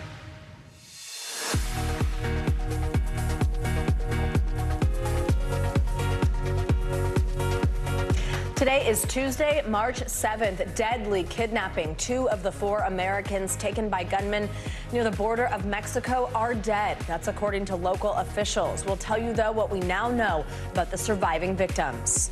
Party season, hotspot destinations like Florida are bracing for a surge of spring breakers. How cities are preparing for the onslaught of some 50,000 visitors between now and mid-April. Healthy alternative, a popular zero-calorie sweetener has been linked to blood clotting, stroke, and even heart attacks. What a new study recommends for your next coffee. Trapped inside. People in Crestline, California are still grappling with more than 5 feet of snow, up to 9 feet in some areas, after a historic blizzard. But the struggle is far from over. How the state is bracing for more bad weather ahead. Welcome to NBC News Daily. We're going to start with that breaking news. We do now know 2 Americans are dead after a group of 4 were kidnapped in Mexico last week. The governor of Tamaulipas just made the announcement. He says the 2 others are alive, but at least one of them is hurt. So far, no official word on how or where they were found. This dramatic video appears to show cartel gunmen dragging the Americans into the back of a pickup truck. They attacked the group shortly after they crossed the border. A law enforcement source is telling NBC News cartel members misidentified the U.S. citizens and opened fire on their minivan. Let's get right to NBC News correspondent Morgan Chesky live in Brownsville, Texas, right across the border from where the group was kidnapped. And Morgan, we do understand we do have some more breaking news on this. Just moments ago, the Attorney General of Tamaulipas tweeted that 2 victims have been delivered across an international bridge. Do we know anything else about them, their condition, or where they're at right now? Yeah, Vicki, Savannah, we're still awaiting official U.S. confirmation on that update from the AG of the state of Tamaulipas. We do not know their whereabouts right now. If it is indeed true, that would mean that we're still awaiting to hear on what is the fate of the 2 deceased Americans. We do not know their whereabouts at this hour. We do only know that the governor of Tamaulipas reported earlier today that all of the Americans kidnapped on Friday were in the custody of Mexican officials. So it is potentially encouraging to hear that those 2 survivors are now back stateside. Again, we're awaiting to hear confirmation of that from federal law enforcement here in the States. But I think this goes to show just how quickly things are happening. You had the kidnapping that took place just a stone's throw from the bridge where I'm standing on Friday. Then you really had about 3 days of so many unknowns. We didn't know where these Americans were. We didn't know who was responsible in taking essentially taking them in broad daylight. And now, while we're still waiting to hear if any group claims responsibility, as this investigation deepens, we do know that those 4 Americans are in the custody of Mexican officials. And hopefully, according to that Attorney General from Tamaulipas, that 2 of them may already be back here. We do know that early reports suggest that of the 2 that survived, 1 was still wounded. They'll no doubt be being checked out by medical personnel here in Texas. And in addition to the other one, because this is, of course, is an incredibly harrowing ordeal that's taken place here, just in this border community that really drew this group here just so they could get a cosmetic procedure done, according to officials, just across the river from where I'm standing. Guys. Yeah, Morgan, we're looking at the border crossing right behind you. Now, the State Department here in the United States lists Matamoros as a dangerous area. They tell Americans not to go there because it is notorious for crime and kidnappings. You mentioned the cosmetic surgery procedure. Walk us through this group, where they were from, what they were doing, what they were hoping to achieve there across the border. Well, according to at least one of the family members of the victims, they told NBC News that this group originated in South Carolina, had rented a van with North Carolina license plates, then made that long journey from the East Coast to here in South Texas for this procedure that was expected to take place on Friday. And, of course, federal authorities have said that just minutes, if not sooner, after crossing the bridge, this van and the 4 individuals inside fell under a hail of gunfire from this armed group that then took them as essentially captive at gunpoint. And then we saw that video of what happened next. These individuals being loaded up into that white pickup truck on Friday afternoon. They're people taking them captive, not rushing at all in broad daylight. And, you know, that just began this intense search that ended earlier today with the news from that Mexican state official.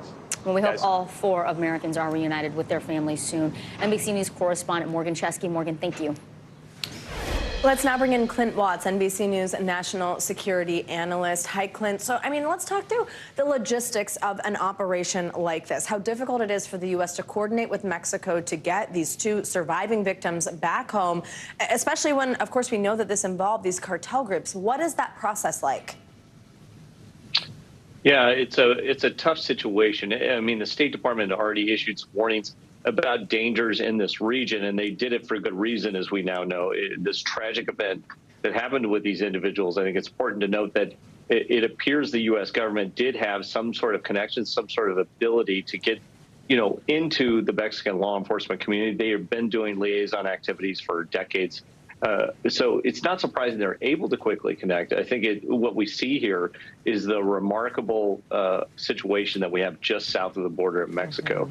These Americans were just barely across the border whenever they were ambushed by this criminal group. And at the same point, while the U.S. government is able to work with the Mexican law enforcement and criminal division, they probably have some saw a joint operation there, probably some intelligence community coordination across there. Mexico is not fully controlled by the government. I think that's very clear to see from that video. The cartels have penetrated or have kind of a space to run. That video showed that the cartels had no fear about the actions they were doing. They did it in broad daylight, and they were not slowed down or stopped. There was no quick response force that showed up to that scene. So while, yes, the U.S. government has very close relationships, liaisons in law enforcement and intel, they can do things like body recovery. Just think it really speaks to the situation that it couldn't have been prevented from the start. Absolutely. Great points there about what we do see in that video. And as a guest in our last hour made the point, look, for a lot of us, this is surprising. Maybe this is happening right over the border. These border communities have been dealing with this type of activity for quite some time now. NBC News national security analyst Clint Watts, thank you very much. Yeah. For more insight, let's bring in NBC News Justice and Intelligence correspondent Ken Delaney. And so, Ken, earlier today, you asked Attorney General Merrick Garland a question about the recovery mission. And now we know that these Americans, at least two of them, have been brought over that international bridge. Where do things stand now? Well, Vicki, U.S. officials are still not commenting, including Attorney General Garland, in answer to my question. And that may be because they want to talk to the victims' families before they say anything publicly, and they want to make sure they have all the information that they need, and they may be getting that just now. So Garland wouldn't comment on what were then the reports just coming out that two of the Americans had been killed, two survived. He did, though, speak about the problem of the Mexican drug cartels. And he said, look, the FBI and the DEA are doing everything they can to try to bring these organizations to justice. But this episode really does, put a new spotlight on this, decades-long problem of these incredibly well-funded, powerful criminal organizations that operate with impunity in many parts of Mexico, including in places where Americans go on vacation. And, the U.S. has been waging a low-level, essentially a war on these cartels for years, but they're not winning. And they've been using, some very sophisticated intelligence and law enforcement techniques, including intercepts and overhead video surveillance. And there's a sometimes tense relationship between the Mexican government and U.S. law enforcement. But, we're already hearing now calls in Congress for more action on this because this affects Mexicans, obviously, and it affects Americans. Oh, it absolutely does. And we're talking about Friday. Today is Tuesday. It took several days to get here. What are you hearing about that? And also, you're talking to some family members of the victims. You're hearing they're starting to speak out. What are they saying? Yeah, so what we're hearing from some family members is confirming the story that I heard from law enforcement sources, which is that these people went down to the state of Matamoros so that the woman in the party could undergo a cosmetic surgery procedure, which is much cheaper in Mexico than it is in the United States, and that some of the family members, were urging them not to do that. They knew that it was a risk. Perhaps they didn't know that the State Department was warning Americans not to go to this area. It's on the do not travel list because it's really, really dangerous. But obviously these family members are saying this is their worst nightmare. Oh, NBC News Justice and Intelligence correspondent Ken Delaney. And Ken, thank you so much. It's tragic. Well, now let's turn to our CNBC Money Minute. And Weight Watchers is getting into the Ozempic market, something you've reported on quite a bit. Well, the company is buying telehealth platform Sequence, which offers virtual appointments with doctors who can prescribe several different weight loss medications. CNBC senior markets correspondent Dominic Chu joins us now. So, Dom, walk us through this program. What can Weight Watchers members get?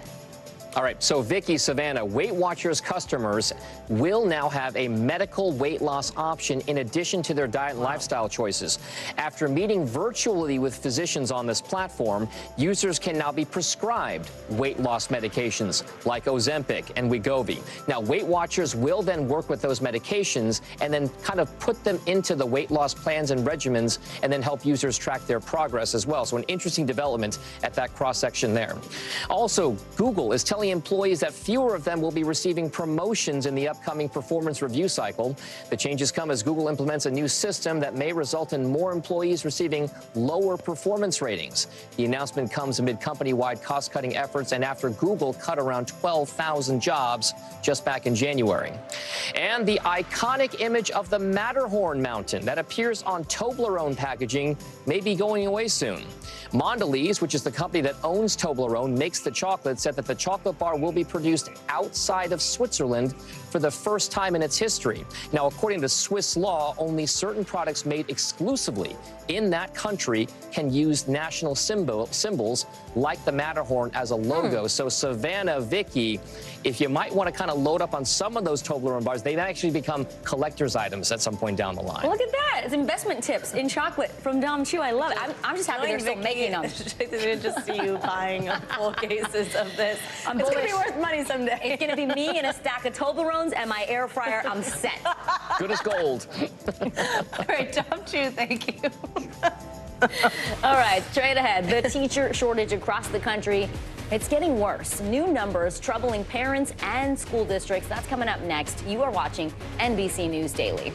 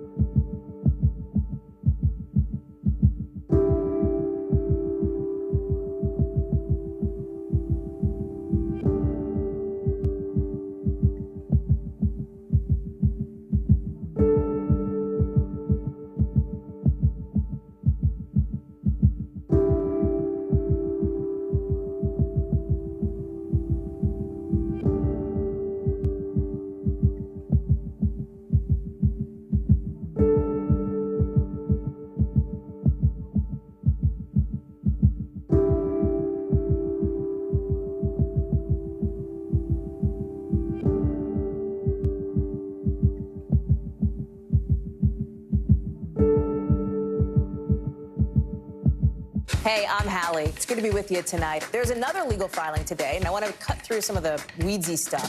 And let's just get to the point. They have started to vote on the PACT Act. If you're like Hallie, stop speaking Washingtonese. This bill would basically give health care to veterans who have exposed to these toxic chemicals. So, Scott, I'm trying to make this as not DC as possible. The increased sort of anger that we've seen now in politics. I saw you searching for, I think, your microphone, Danny. You are. I was trying to do it on the slide. Live TV, man. It's okay.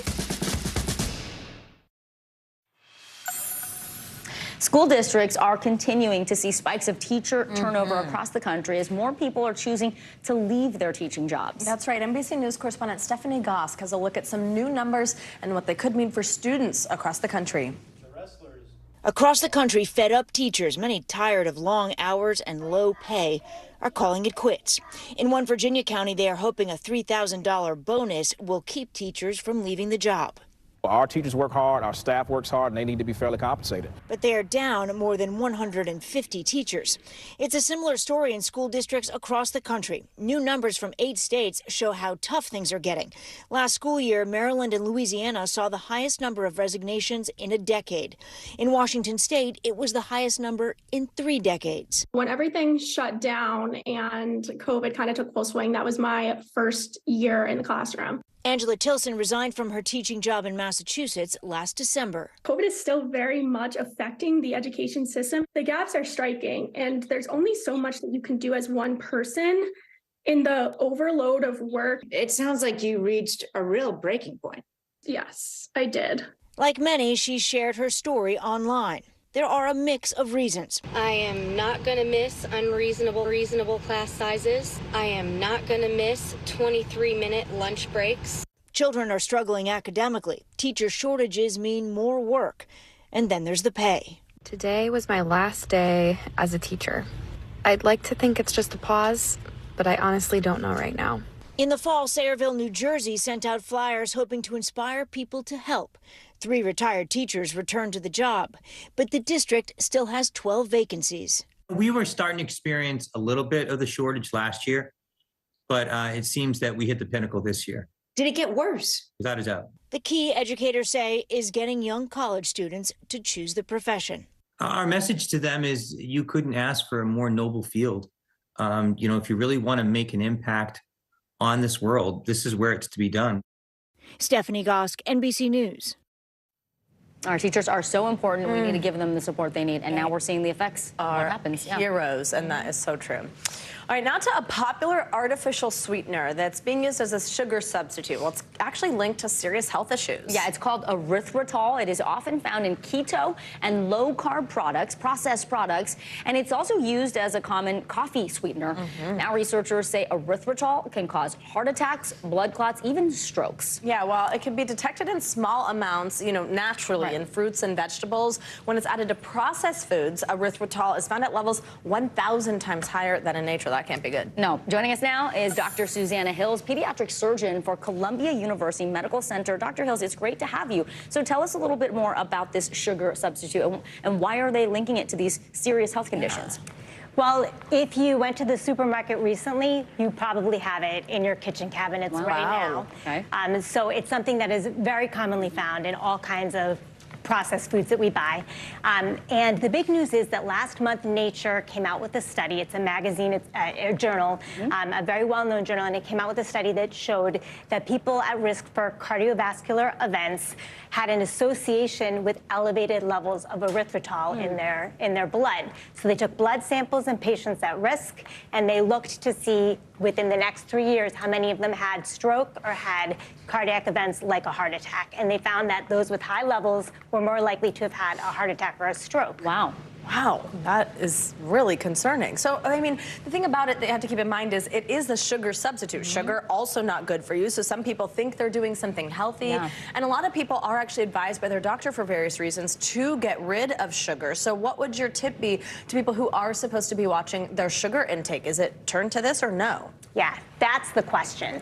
And my advice is nobody needs to do anything dramatic in terms of changing their diet right now. There are a couple of key things about this study to remember. The study population was really people who were already at risk for having these events like stroke or heart attack. So we definitely did not prove that this substance caused these events. It was an association.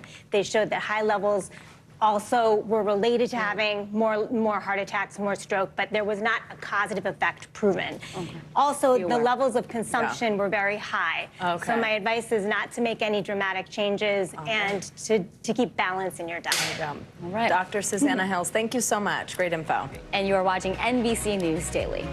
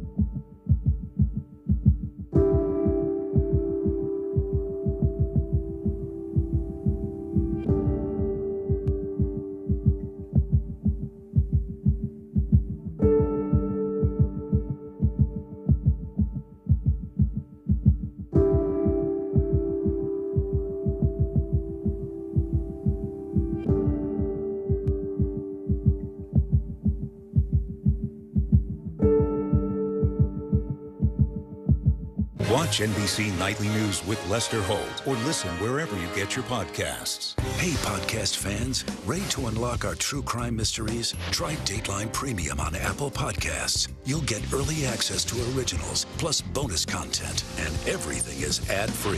So head to Apple Podcasts now to subscribe. We begin tonight with breaking news just coming in. Whenever it happens, wherever you are, NBC News, streaming free now. Welcome back. 5 women in Texas are suing the state for being denied abortions. They are advocating for more discretion for doctors when it comes to intervening during medical emergencies. That's right. NBC News correspondent Yamiche Alcindor spoke to one of the couples that's part of the lawsuit about their traumatizing experience. When Amanda and Josh Zarowski found out they were expecting a baby girl, they were overjoyed. The name they picked for her, Willow. I mean, it was magical. The first 17 weeks were very easy, very smooth sailing. But just before week 18, something felt wrong. Amanda's body was preparing for labor too early. The news from her doctor was devastating. She said pretty quickly, all in one breath, you're going to lose the baby. She's not going to survive. I thought what they would do is go in and intervene immediately, but she told me that they couldn't because the baby's heart was still beating and I wasn't sick. Laws in Texas ban doctors from performing abortions except when a medical emergency endangers a person's life or major bodily function. Those who violate the law could face up to life in prison. Take me into what it was like to wait. I just existed in sorrow and fear. I was really, really scared. This just isn't something that you do with any other kind of medical issue, is you have to ask, am I sick enough to get treatment? It was infuriating. 3 days after the diagnosis, Amanda's health deteriorated. Doctors performed an abortion, but serious infections led to sepsis, and Amanda spent 3 days in the ICU. Because of the law, I very nearly died. Nothing about this is pro-life. Amanda is part of a group of 7 plaintiffs represented by the Center for Reproductive Rights. Until there is a legal fight, nothing's going to change, and something has to change. But John Segal, president of Texas Right to Life, who helped craft the Texas Heartbeat Act, says the law is clear as written and that doctors like Amanda's are misinterpreting it. If they are saying they have to delay and wait the days like you're talking about, that is medical malpractice. But if it is uncertain that this child may survive or may not, Texas is saying we don't jump to conclusions. Doctors are saying the law is not clear, and as a result, I'm going to act on the side of being cautious, and that means that I might have to wait for a woman to get sicker and sicker before I can perform an abortion that I know she needs. And that's the wrong conclusion. Nancy Northup is the president of the Center for Reproductive Rights. The issue here is not that the doctors are being too cautious. The reality is, without clarification of this Texas law, without a change in the circumstances that are happening today, it is going to come that women are going to die. Segal disagrees. The law is not putting lives in danger. The law is black and white about what a doctor can do and what he cannot do. Does it ever give you pause that there are situations that have happened after this law where women's lives have been put at risk? Yes, our mission is to save lives. So the fact that some women's lives have been jeopardized is something that we take very seriously. Little outfit. Amanda and Josh are still grieving their loss. I know. Damn onesie gets me every time. They hope something changes. I want nothing more than to have kids, but I'm terrified to be pregnant again. Now, Amanda and Josh told me that the medical complications that nearly killed Amanda because she was forced to wait for that medically necessary abortion also damaged her uterus, so it will now be harder for her to conceive. Meanwhile, the president of the Center for Reproductive Rights said they hope that if they win this case in Texas, it could be a blueprint for getting clarity in other states where women are facing similar situations. Vicki, Savannah. All right, Yamiche Alcindor, thank you very much. Wow, in-depth report, eye-opening. Very. Sure. Thank you to the couple for speaking out and sharing that very personal experience. Well, straight ahead, a major scare in the air. The passengers who jumped in after a man allegedly tried to stab a flight attendant and open an emergency door mid-flight. You're watching NBC News Daily, and you can watch us anytime for free on our streaming network, NBC News Now. You can do this anywhere, really, wherever you stream. YouTube, Hulu, Roku, of course, Peacock. But look at all these other places on your screen. You got Plex. Maybe you've never heard of it. Try it. Zumo, Tubi. All of the places. Your news Fire continues. TV? Yeah. Any smart TV, right? The Samsung Plus would work. See us everywhere. That's right. Your news continues right after this.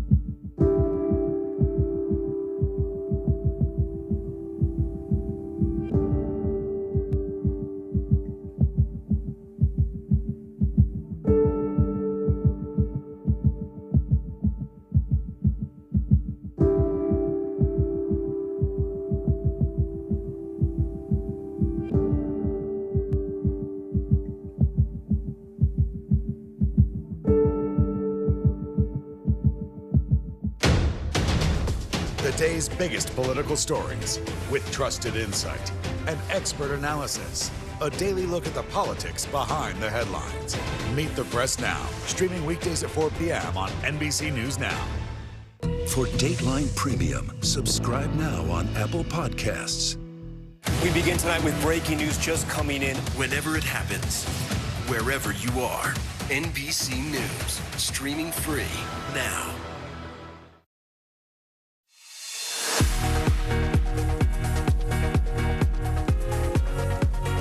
Welcome back, and thanks again for being with us today. I'm Savannah Sellers. Great to be with you. I'm Vicki Nguyen. Making news right now. The Biden administration is considering restarting the Immigration and Customs Enforcement policy known as family detention that detains migrants who enter the country illegally with their children. President Biden had stopped the policy initially after he took office. China's new foreign minister says the U.S. and China are heading towards, quote, confrontation and conflict unless Washington changes course. He referred to increasing tensions in a news conference today between the world's two largest economies. It comes amid recent incidents with China's surveillance balloon and Russia's war in Ukraine. Japan's new H-3 rocket, well, it has failed its first test flight.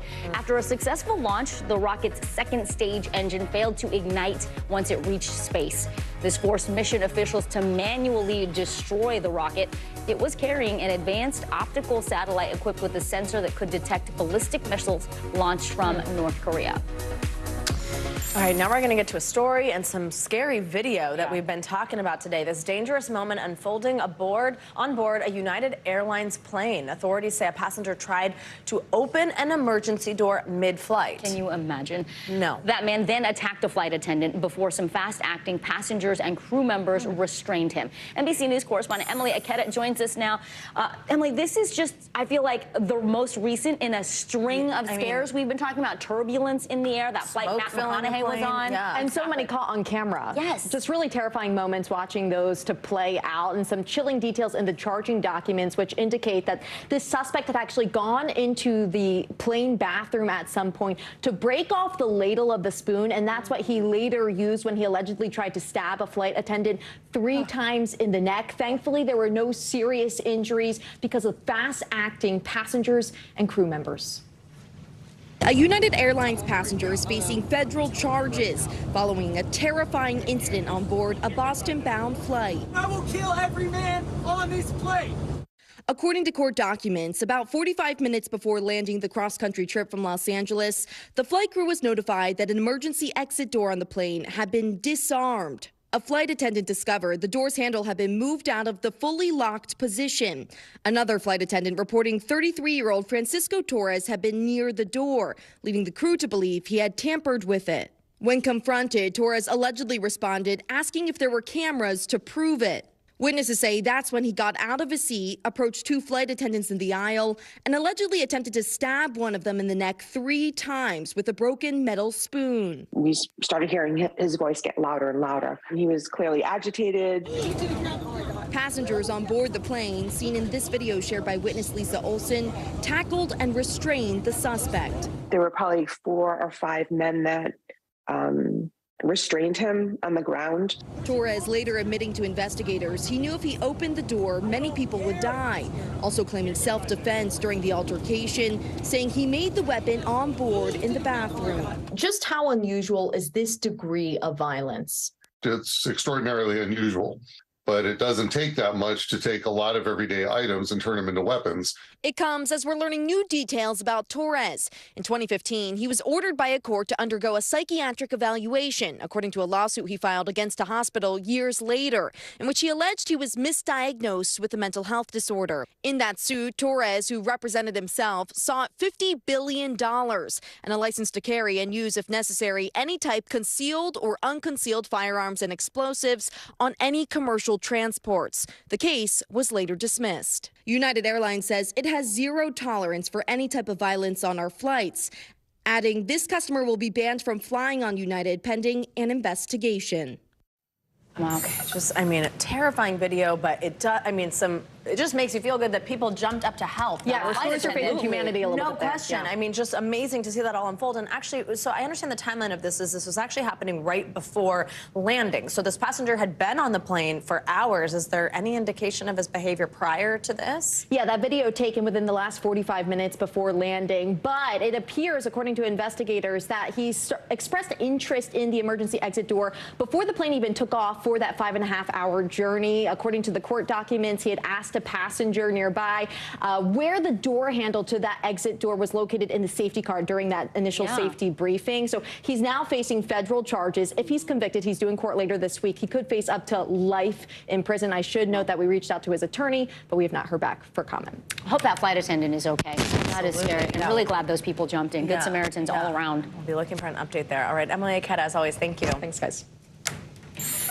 Well, concerns are growing as people are still trapped in Crestline, California. This is a town about 80 miles east of Los Angeles at a pretty high elevation. It has been snowing it's been almost 2 weeks since a historic blizzard dumped more than 5 feet of snow on that Crestline community. While officials say most of the roads are clear, people who live there say they're terrible, and now more bad weather is on the way. NBC News correspondent Dana Griffin is live in Crestline, California for us again today. Dana, good to see you. So businesses still closed where you are. You showed us the snow that broke through a roof at one of the stores there yesterday. Lots of people still don't have power. What's the situation right now?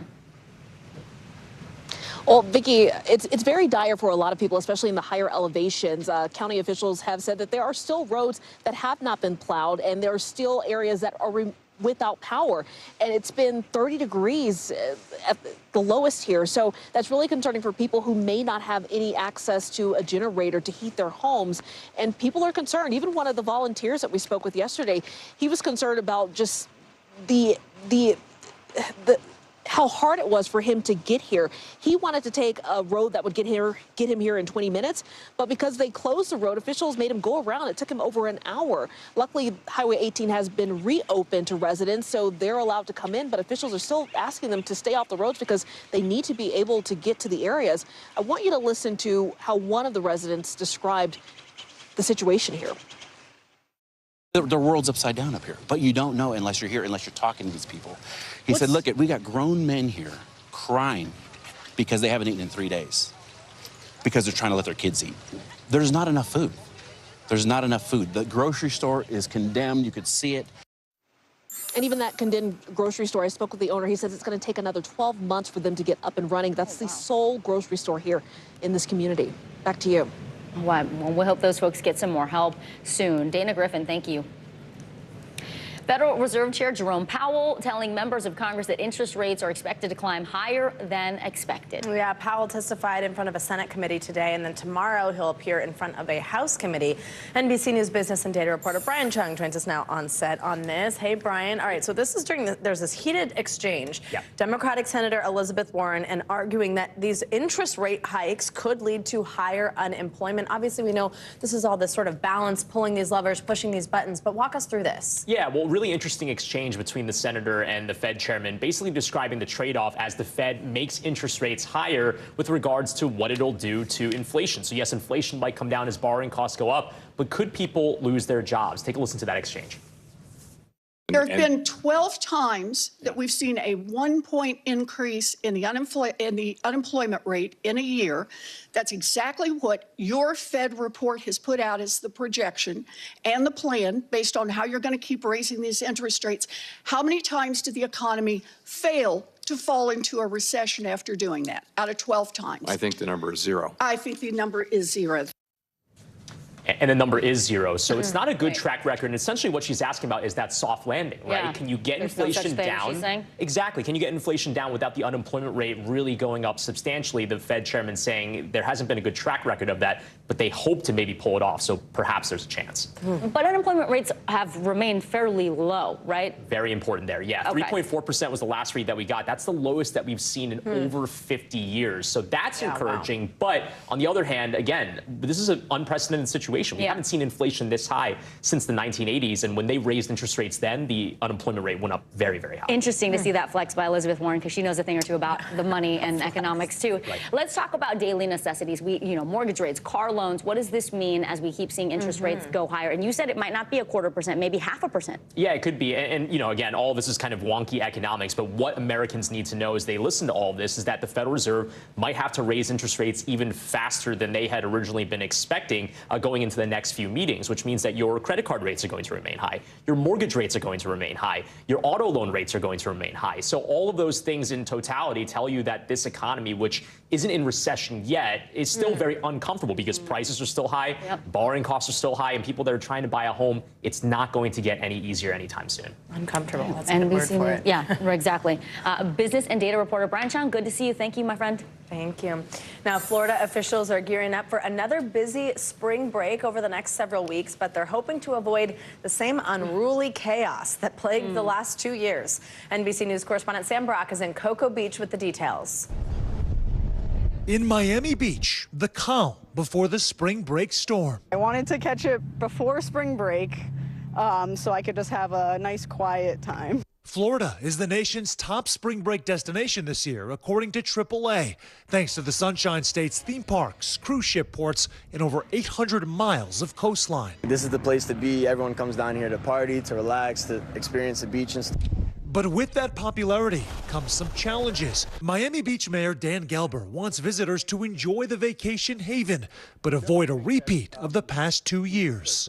What is the curfew right now? We don't have a curfew. But that could change. It could change if circumstances require us to do something to keep people safe. In 2022, local officials forced to declare a state of emergency, including a midnight curfew, after unruly behavior and several shootings plagued the city during spring break. Don't come here and do stupid things or criminal things, because it's going to be bad for you and bad for us. Just a 30-minute train ride away in Fort Lauderdale. We all know, spring break, it's going to be crazy. Authorities reminding spring breakers alcohol is banned from public beaches through April 2nd, along with coolers, tents, and loud music. Unfortunately, this time of year, we see a lot of injuries that are alcohol related. At the nation's airports, the TSA is anticipating an upward trend in travel volume this spring break, possibly exceeding pre-pandemic levels.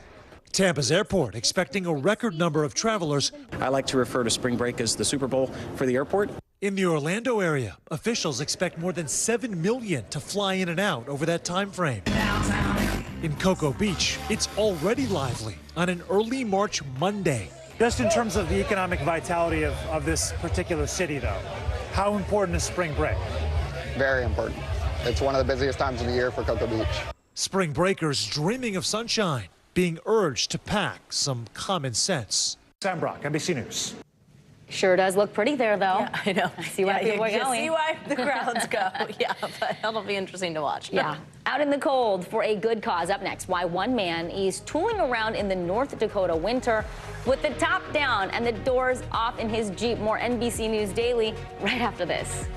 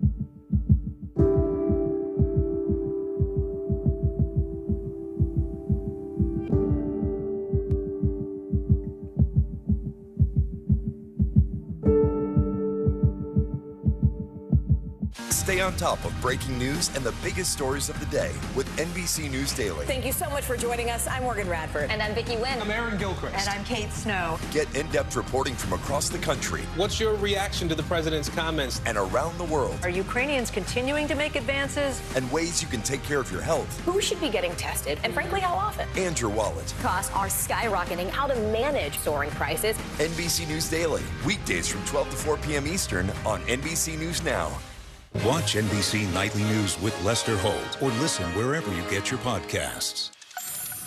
Welcome back. Well, actress Jamie Lee Curtis may be a Hollywood legend, but she still needs a full night's rest like the rest of us. Curtis is going viral after admitting the real reason she declined an invitation to the Oscars dinner. Today's show co-host Savannah Guthrie has the details. Thank you. Hollywood stars, they're just like us. Even the one and only Jamie Lee Curtis, the Academy Award-nominated actress, stunning America Saturday on the red carpet for the Independent Spirit Awards after she revealed the real reason why she declined an upcoming Oscar invite. There is a nominees dinner, an Academy Award nominees private dinner on Thursday night that starts at 7:30, and I have declined. Why? Because mommy goes to bed early, and because 7:30 is going to be 9 before we get food, and you know what? There's nothing good happening with me after 9 o'clock. Nothing. Zero. That's right. Jamie Lee Curtis does not like staying up late. Her lights out way early, something we can all relate to. Jamie Lee Curtis, we salute you. Oh my gosh, I feel seen. I'm like, are we at a club in Ibiza? It starts at 7:30 p.m. Her comments now going viral on social media, bringing out all the fellow early risers. One user commenting, "She is all of us." Another writing, "I've never felt so heard." Even Shonda Rhimes chiming in, simply writing, "Preach." The 64-year-old actress proving mommy does not lie, posting this caption and picture on Instagram. Her lights clearly out at 6:58. Many now wondering, will she be able to stay up on Oscar night? Curtis, who's been in the business for 45 years, is nominated for her very first Academy Award this weekend for her role as a menacing IRS agent in Everything Everywhere All at Once. You think this is funny? But she's already been taking this award season by storm, winning a SAG Award for Best Supporting Actress just last month. The truth of the matter is I'm 64 years old, and this is just amazing. And fervently supporting her co-stars, cheering them on at every ceremony. All of it proving it's never too late to fall in love with Jamie Lee Curtis. Never too late. Just don't ask her to stay up late. All right, well, Jeeps are known for being able to handle any terrain, but now one North Dakota driver is showing he can handle that terrain too. He is riding out the frigid elements in his truck to raise money for a local animal shelter. Justin Betty from our Fargo affiliate KVLY has our story. You're not imagining things. Everybody on their cell phones taking videos of me or their jaws dropping like, oh my God, what is he doing kind of thing. Nick Adamski cruises around in his Jeep, top down and doors off, year round. For me, it's normal. Everybody else is like shock and awe, you know? It started out as a dare from a coworker. I tell him to put them back on all the time. It's just Nick being Nick. But then it grew into something much bigger. Another coworker said I was doing something dumb to be dumb, so why not do something dumb for a good cause? So we decided to start a GoFundMe to see if I can make it a whole year to raise money for Love a Dog, the local dog charity. And he didn't stop there. That itch started coming back. Well, can I do it again? But yeah, people look at me weird because I'll drive with my foot hanging out. He's now been driving in the elements for more than 1,000 straight days. That's almost 3 full years. No, when I was coming into work, this typically says like -19, -20. And he says he doesn't plan to stop anytime soon. And if you can ride snowmobiles, why can't you ride? I got a windshield. He's got a windshield. That's a good point. Yeah. Fair point. Thanks to Justin Betty from our North Dakota affiliate KVLY for that story. And you are watching NBC News Daily.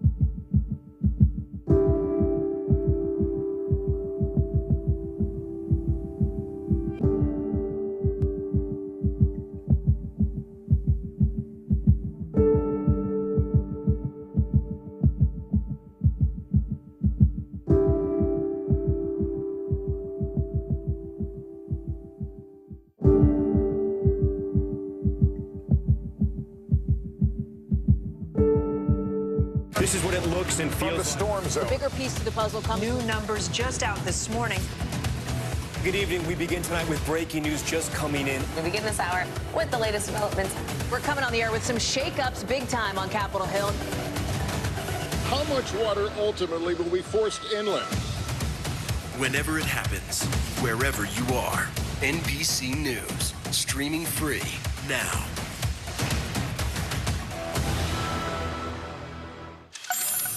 Welcome back. The beauty brand Topicals is transforming the way we look at our skin. It is also the fastest growing skincare brand at Sephora. And there are a lot of skincare brands there, so that's saying something. Well, today, contributor Jill Martin sat down with the company's CEO to discuss how she's making the connection between skin health and mental health. We have a tagline where we say, you make skin look good, not the other way around. When it comes to perfect skin, Olamide Oluwe knows there's no such thing.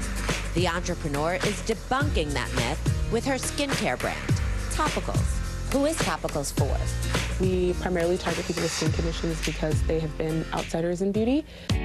The brand targets what Olamide calls itchy girls and spotty hotties, women and men with conditions like hyperpigmentation, eczema, and ingrown hair. But she says, unlike other multi-step products, Topicals is simple. The core of your line is 4 products. So take me through sort of how you came up with that process and why you feel that delivers good results. I think most skincare brands want to sell you a routine, and we didn't feel like our audience necessarily needed a routine. They needed a power-packed solution for their skin condition. The idea for the brand came from Olamide's own struggles with her skin that made finding treatment and a dermatologist as a Black woman difficult. I grew up with a ton of chronic skin conditions, things like ingrown hairs and boils, things that a lot of people didn't really talk about, especially during the teenage years. Tell me emotionally what it was like for you, because I remember being called pizza face and crying, and just 10 years old, it's so hard. Yeah, I remember crying. My little sister also has eczema, and I remember her missing school events like homecoming and field trips because her flare-ups were so intense. Then, as a pre-med student at UCLA, she worked on a small skincare line to learn about the industry. Working there, learning about product development, gave me the courage to think that I could start something connected to my own personal experience. Instead of going straight to medical school after graduation in 2018, Olamide started Topicals. She spent 2 years pitching her idea of a science-based skincare line to more than 100 investors, posting her personal journey on Instagram. Investors seem to really like what we're doing and are really excited about the concept and the fact that it's a blue ocean space, but it just feels like it gets cut off there. You're not a chemist, so when you first set out to do this, I'm sure there was pushback saying, how are you going to make these products? Exactly. I think people gave me credit for the fact that I was pre-med at UCLA and that I loved to read academic journals on the weekend, but it was a ton of pushback around how you were going to make a product, especially a product for skin conditions that are typically considered medical. How are you going to make something over the counter that was going to compete or perform on par with prescriptions? Olamide worked with a team of dermatologists to develop and test formulas that work for varying skin tones. When the brand launched in 2020, it sold out at both Nordstrom and Sephora. The sample is all out. People have used this thing all the way up. Part of the brand's success, its colorful design, fun Gen Z social presence, Faded under eye masks, and a cast of relatable models with imperfect skin. And Topicals gives back too. We've donated over $100,000 to different mental health organizations because people with chronic skin conditions are 2 to 6 times more likely to experience depression and anxiety. And Olamide is encouraging others to turn their pain into purpose. What is your advice to other entrepreneurs? I think that we have so many lives inside of us, and I think that's what we have to start to think about, is thinking about life as just a series of events and not necessarily as this destination. But I think we have to be okay with failing, and we have to be okay with trying different things and living different lives. Wow. A great message. It was kind of like with what we were talking about with parenting. Just, you know, it's not, if you fail, you're not a failure. Yes. Yes. And that's another thing we should put on a t-shirt. Right? Yeah. We gotta start our own t-shirt line. We love these segments, yeah. That was our Today contributor, Jill Martin. Our thanks to Jill. All right, and here's what's trending now. Ben Savage of the popular 90s sitcom Boy Meets World has officially launched his campaign for U.S. Congress.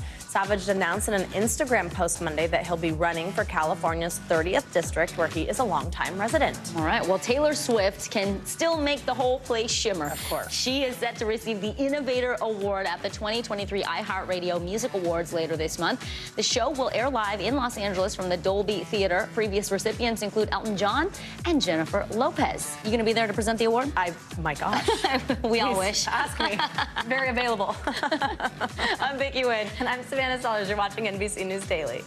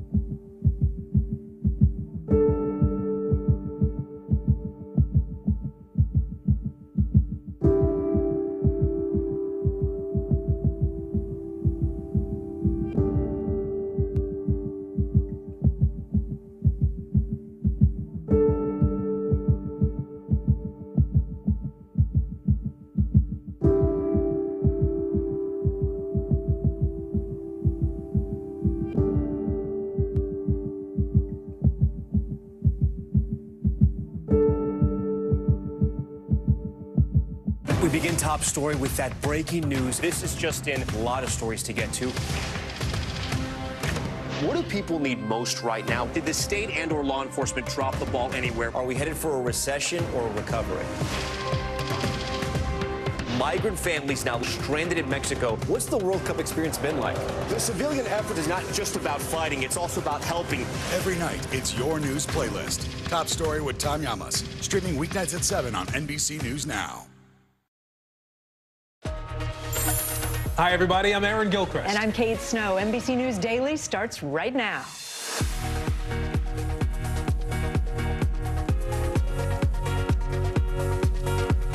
Today, Tuesday, March 7th, 2023, breaking news: murdered in Mexico. 2 Americans found dead after being kidnapped by a group of gunmen. The urgent response from the U.S. government and what we're learning about the other 2 Americans who were found alive. Chaos in the cabin. A violent outburst at 30,000 feet when a man attacked a flight attendant. The quick thinking and brave reaction from passengers that may have saved lives. Buried by snow, parts of northern and southern California still digging out after a major winter storm, the new round of severe weather that could make the situation even worse. And spring forward. Are you ready to set your clocks ahead this weekend? How you can help your kids cope with that jolt to the sleep schedule. It is 11 a.m. in Las Vegas, 1 p.m. in Tupelo, and 2 p.m. in New York City. I totally forgot that was this weekend. Yeah. We begin this hour, though, with that breaking news out of Mexico. Government officials there now confirming 2 of the 4 Americans attacked and kidnapped on Friday have been found dead. The other 2 are alive, although one of them is hurt. Now, security footage shows the attack as it happened in Matamoros. That's a border town directly across the river from Brownsville, Texas. Law enforcement officials tell NBC News a cartel misidentified the group and opened fire on their vehicle.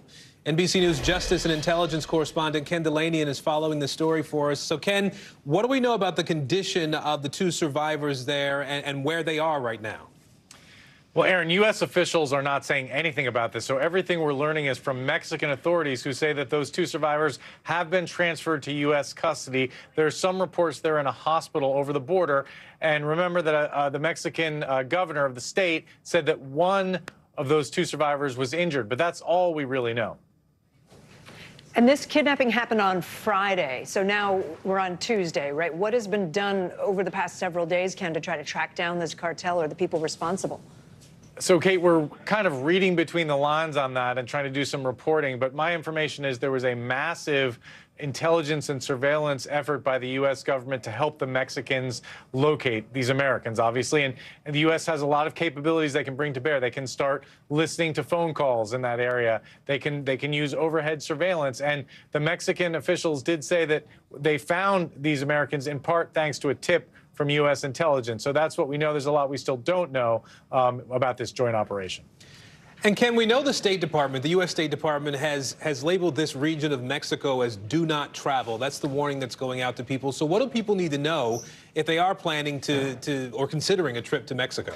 Yeah, it's a great question, Aaron. Look, the State Department has 4 levels of travel warnings, and all 4 apply to different regions of Mexico. So people need to go to that website and look at the State Department travel advisory. For example, in the popular vacation spots of Cancun and Playa del Carmen on the Yucatan Peninsula, the State Department is just saying exercise normal precautions. That said, there have been cartel-related shootings in those places. So people should also read the news and find out what's been happening. Then there are other places where in Mexico where the State Department says you should exercise some caution, and there are some places like Matamoros where the State Department says Americans should not go, period, because there's too much cartel violence, guys. All right, we know a State Department briefing should be happening this hour. We'll be looking in on that. Ken Delanian for us in D.C. Thank you.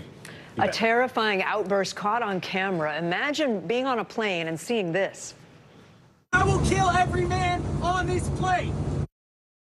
That happened a short time before a United flight was scheduled to land in Boston. Passengers say the man was trying to open one of the plane's emergency doors and tried to attack a flight attendant.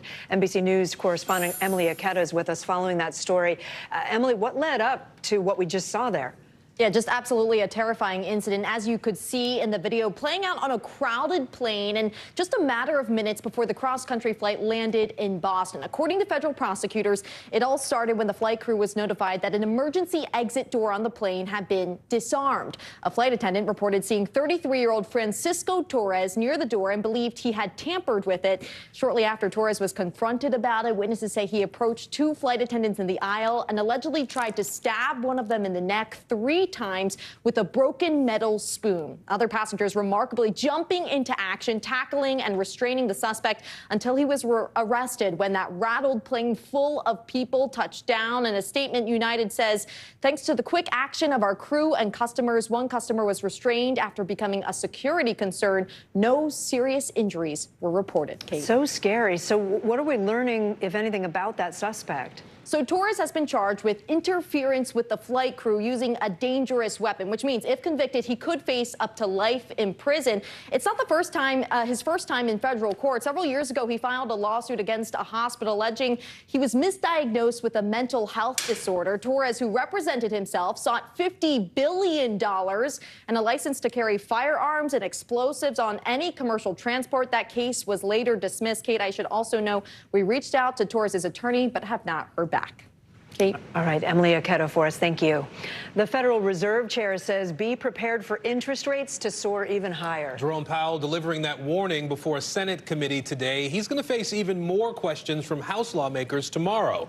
Now, Powell says the Fed is pulling all the levers it can to get inflation under control. Let's bring in NBC News business and data reporter Brian Chung, who's been watching this for us. So let's start with inflation. Fed Chairman Powell faced a lot of questions from both sides of the aisle about inflation, between the relationship between inflation and the unemployment rate they were talking about. Let's play an exchange today from between Powell and Democratic Senator Elizabeth Warren. Take a listen.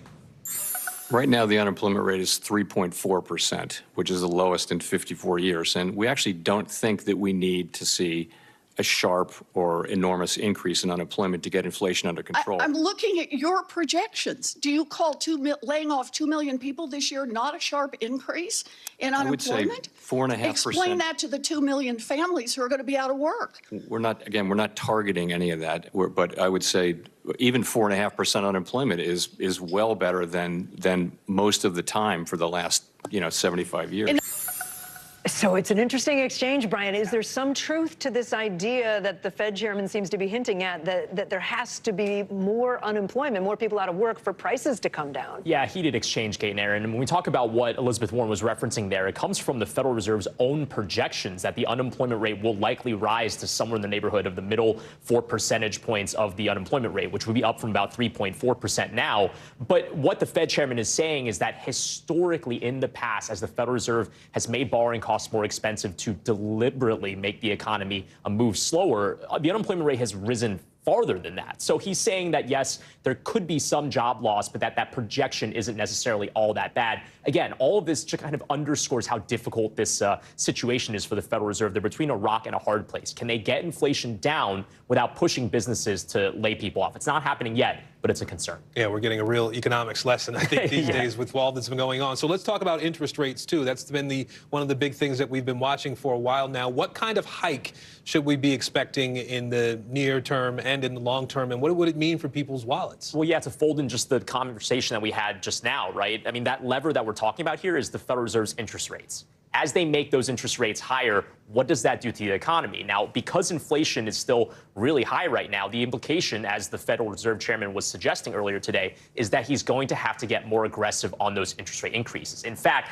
they might make the size of those interest rate hikes even larger, perhaps half a percentage point in their next meeting in about 2 weeks. That means your mortgage rates are going to remain high. That means your credit card rates are going to remain high. So if you're trying to buy a home right now, don't expect the situation to get any easier in terms of how expensive it is to get a mortgage.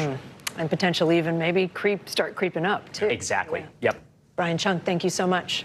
Let's turn to Southern California now. Crews are kicking into overdrive to dig out from several feet of snow there. They've made progress reopening some roads, but the damage is significant. Take a look at this collapsed roof. This is in San Bernardino County.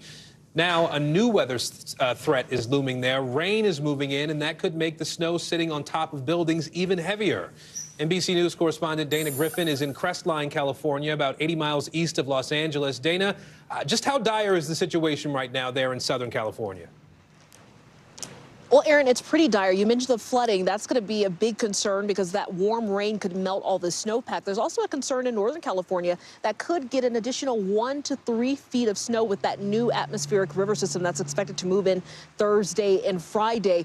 The conditions here are really concerning for residents because there are still unplowed roads and some homes that have no power. And neighbors say, we don't know if some of those people in the higher elevations are doing okay because we haven't been able to reach them. And even frustration for a lot of the people who live and work here. I spoke with the sole veterinarian for Crestline, and she told us that law enforcement was not allowing her in. You know, yesterday and for several days, Highway 18, the main highway to this town, has been closed. It finally reopened to residents, but yesterday she said that law enforcement would not allow her in. She had to sneak in with a caravan of people donating goods and supplies. Just listen to how dire the situation was for her. Our business has been closed for 2 weeks now, unable to provide medications, prescription food, anything to the animals in need up here. I had to get with a special convoy of people, Good Samaritans, that brought the firewood up here to help me get into my clinic so I could take care of some of the animals on the mountain. And she told me yesterday that she was going to be staying behind to try to get food and medication to those animals. And unfortunately, she says some of them have to be euthanized. Aaron? Well, Danny, you mentioned this next storm system and what's expected for some parts of California. In particular, we know Northern California may see some of the worst of that. How are people getting ready? How are they preparing for what's to come? It's really tough because here a lot of people are still just trying to get a hold of the situation with all of the snow and the roads still unplowed. I think people are trying to stock up as much as they can and trying to have gasoline for their generators. We saw several people that came down to a local distribution center to try to get as much as they can. But a lot of times, because they're having to walk home, they can only carry what can fit in their two hands, so they can only take enough for a few days. So it'll be interesting to see how they fare during this next storm, Aaron. All right, Dana Griffin for us out in California today. Dana, thank you. The Justice Department is fighting a major airline merger, and satellite radio is dealing with new layoffs. Christina Partsinevelos joins us now with today's CNBC Money Minute. Hi, Christina. Hi. Well, first to the Justice Department, which just announced an antitrust lawsuit to block JetBlue's $3.8 billion acquisition of Spirit Airlines. JetBlue won a bidding war for Spirit last year. Spirit had been planning to merge with Frontier Airlines last year and had resisted JetBlue's higher offer and antitrust concerns. So a lot of drama going back and forth between the airlines. JetBlue's takeover of Spirit would create the 5th largest airline in the country if it goes through. SiriusXM is cutting 8% of its workforce as part of a reorganization effort. The satellite radio company's CEO said the layoff decisions were necessary to remain sustainably profitable. The cuts will affect nearly 500 roles and comes as SiriusXM attempts to retain its robust subscriber base. And toy maker Mattel is celebrating International Women's Day on Wednesday with a new line of Barbies that honor women in STEM. Former YouTube CEO Susan Wojcicki, and her sister Ann Wojcicki, who founded 23andMe, are among some of the women whose accomplishments are being celebrated by these special edition toys. Mattel said these dolls are not for sale and will be gifted to the women who inspire them. Wojcicki. There you go. There you go. Okay. Nice little tribute there, too. Yeah, Christina? nice tribute. Christina Partsinevelos. Thanks. Coming up, a horrific case of animal cruelty. It's being investigated in New York City. You're watching NBC News Daily.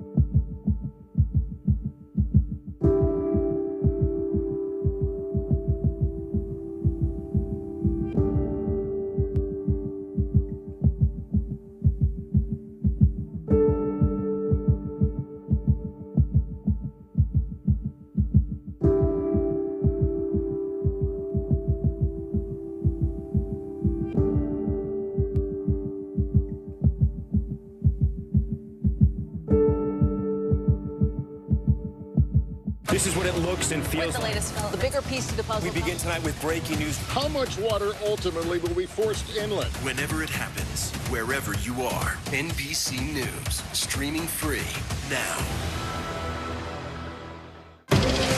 What do people need most right now? Did the state and/or law enforcement drop the ball? Migrant families now stranded in Mexico. What's the World Cup experience been like? It's your news playlist. Top story with Tom Llamas. Weeknights at 7 on NBC News Now.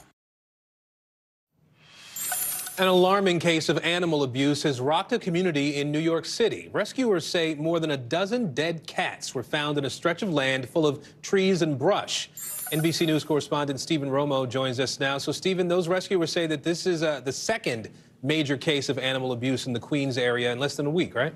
Yeah, Aaron, and this is some really disturbing stuff here. This latest case of abuse has neighbors stunned. We do want to warn viewers, though, you may find this video disturbing. All right, so this most recent situation, 14 cats were found in an empty stretch of land dead. Rescue groups called it one of the most heartbreaking cases they've ever seen. Police and the ASPCA are both investigating right now. The nonprofit that was first called to that scene said the cats are all different ages, and they believe the cats were just flung over that fence. It's one of the most heartbreaking things I've ever seen, like, especially little innocent babies. Like, I don't know how you do something like that. And, you know, they're just tiny, innocent little things. And just to see them, like, you know, thrown out like garbage is sad.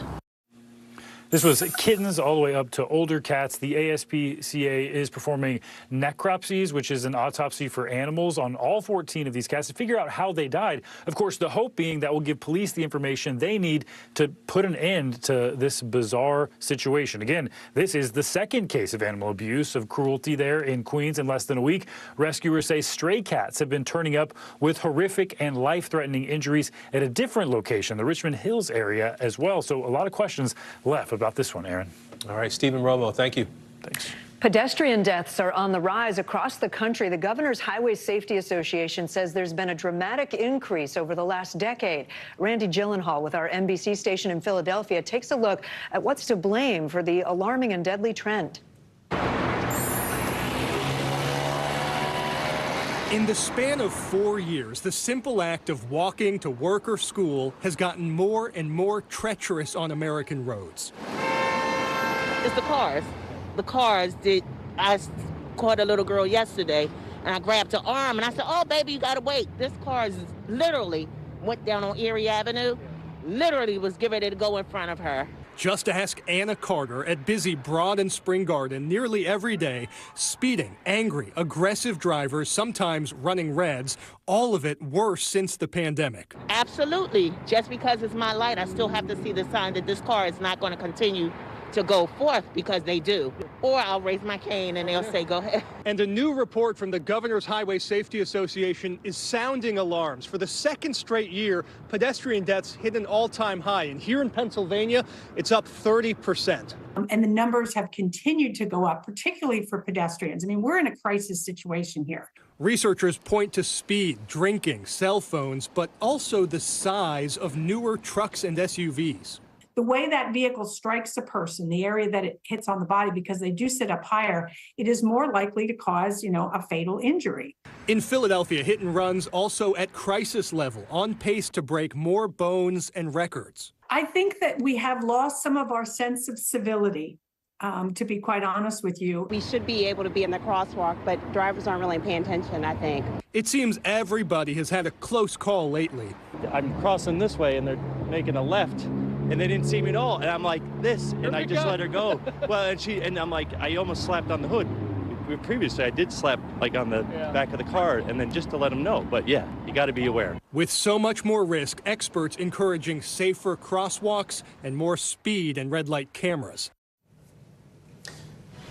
Randy Gyllenhaal reporting there. Coming up, the tough talk from China that's adding to the already rising tensions with the U.S. You're watching NBC News Daily.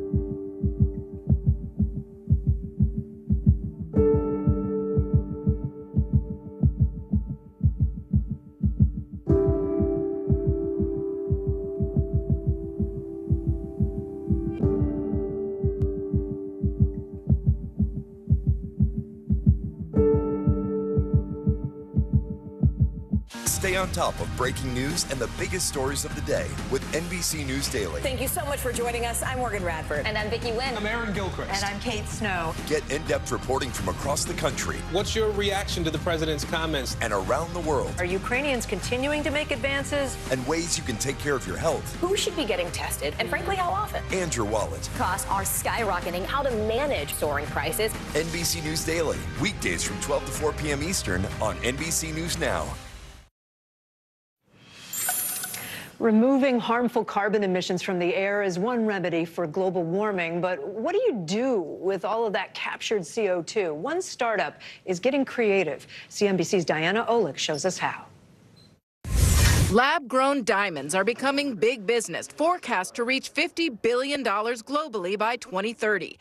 Names like WD, Clean Origin, Vibranium, and a startup called Ether, which takes diamond sustainability to a new level. Every ether diamond that has been grown until now has been from carbon that was captured through a direct air capture process in the Swiss Alps. Shearman says this makes them even greener than the competition. It also makes them pricier than other lab-grown diamonds, but less so than mined stones. He describes Ether's proprietary process as follows. Captured carbon is converted to what they call atmospheric methane. That is then injected into a chemical vapor reactor, and over the course of about 4 weeks, the diamond grows, atom by atom. So at the end, we're left with something that is unparalleled in its environmental footprint and meets the strictest requirements for cut, clarity, color, and carat weight for even the world's top luxury brands. Ether's diamonds are certified by the International Gemological Institute. The company is currently using carbon purchased from Climeworks, a carbon capture firm that operates this plant in Switzerland, but says they are now pursuing carbon sources in large cities like Paris and New York, a strategy particularly enticing to investors. Imagine you're proposed to in Milan, and in the future, the ability to actually take the air out of the Milanese air that day and then putting that on your ring finger. In addition to Helena, Ether is backed by Trirec, Soundwaves, Kozla Ventures, and Social Impact Capital. Total funding, $18 million.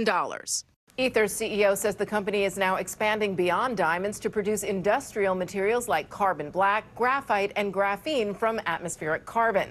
They've also shifted their diamond business from direct to consumer to B2B. Kate and Aaron.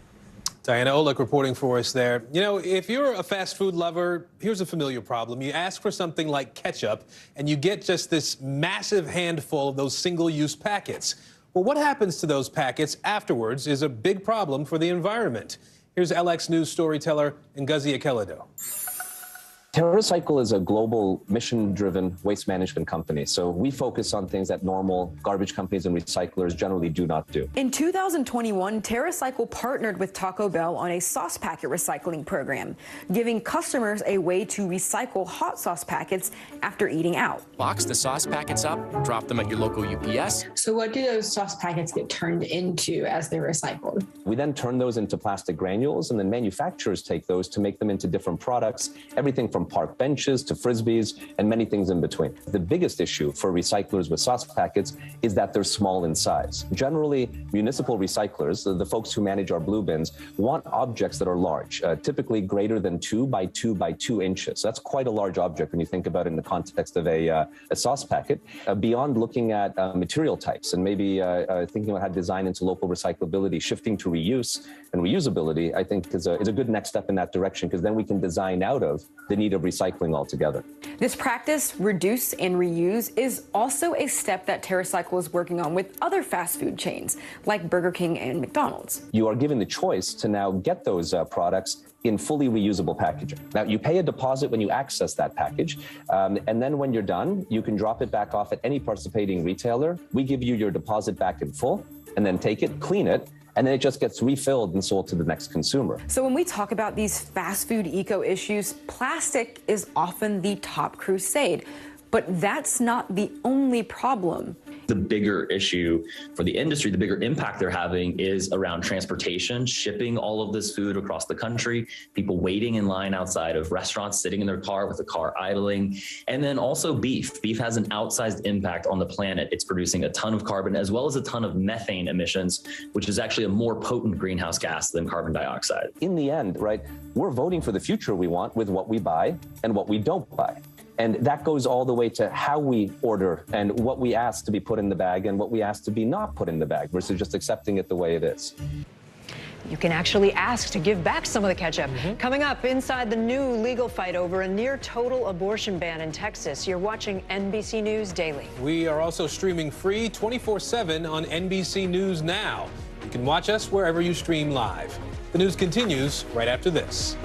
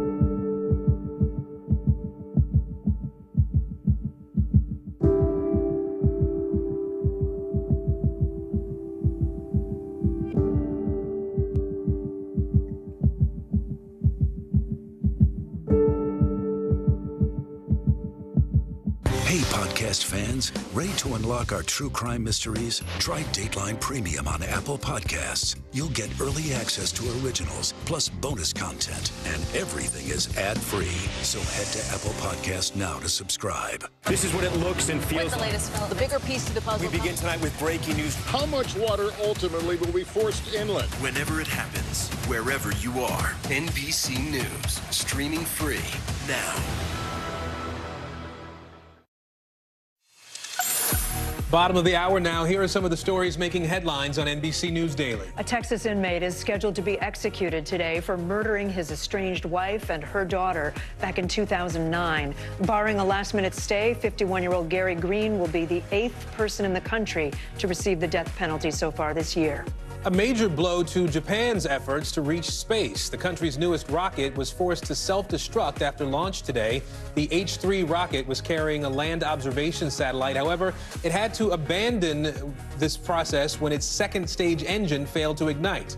This was the first new rocket launched by Japan in 3 decades. A stolen alligator has finally been returned to a Texas zoo 20 years after the fact. The 8-foot-long alligator was discovered by Texas game wardens. It was being kept illegally as a pet.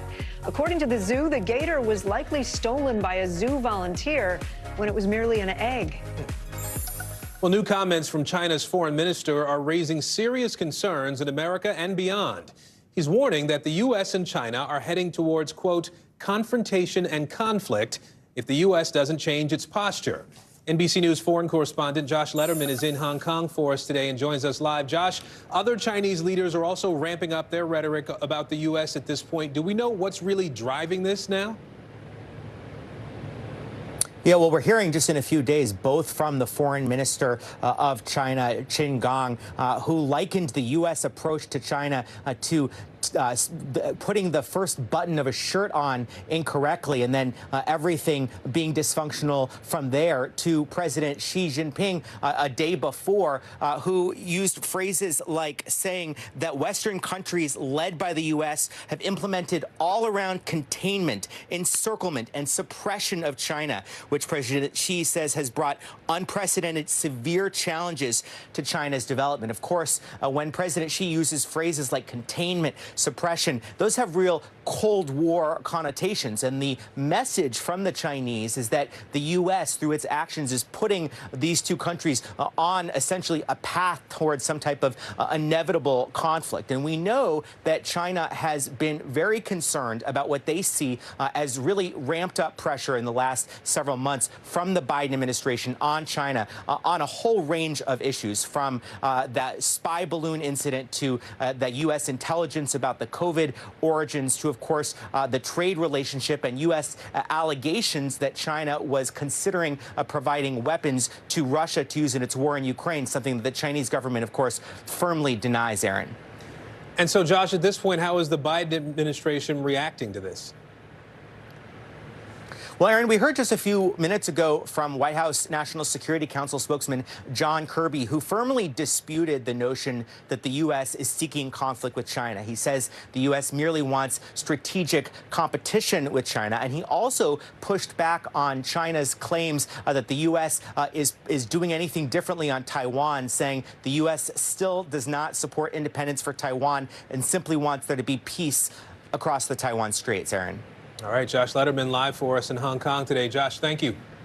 Iran's government just announced they have made arrests after the suspected poisonings of schoolgirls. The country's deputy interior minister announcing the first arrests today. At least 2,000 people have reported symptoms of being poisoned, according to the latest NBC News analysis of state and semi-official state media.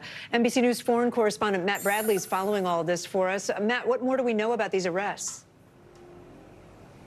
Yeah, Kate, it's a good question, and the answer is almost nothing. You mentioned that this was coming from the Ministry of Interior. We heard from the Ministry of Interior saying that a number of people had been arrested in 5 provinces. Now, of course, that doesn't provide a lot of detail, but that's consistent with the Iranian line, the government line, ever since this first broke off back in late November, when now, as you've seen, thousands and thousands of schoolgirls have been affected by what looks like, especially to the Iranian government and a lot of outsiders, as deliberate poisoning, not some industrial accident or food poisoning or some mistake, but deliberate poisoning of thousands of schoolgirls. Now, this bizarre episode continues to get worse. We're still seeing girls brought to hospital today, and even though some psychologists have said and some doctors have said the vast majority of these girls don't appear to have anything physically wrong with them, they have described smelling things in the air. But, you know, as we're hearing about these arrests from the Iranian officials, we're also hearing that Iranian officials are doing something that I mentioned yesterday when I was speaking to you about this same topic,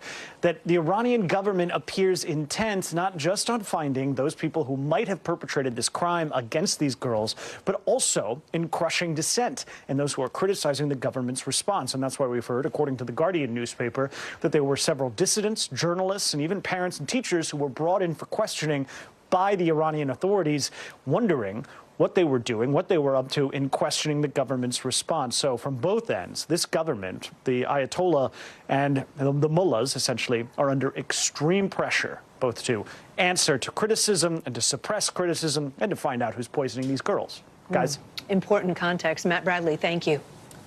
An NBC News exclusive now. A new lawsuit just filed in Texas is challenging that state's near-total ban on abortion. It's seeking clarity on when doctors are allowed to intervene in dangerous pregnancies without having to be fearful of being prosecuted. Here's NBC News Washington correspondent Yamiche Alcindor.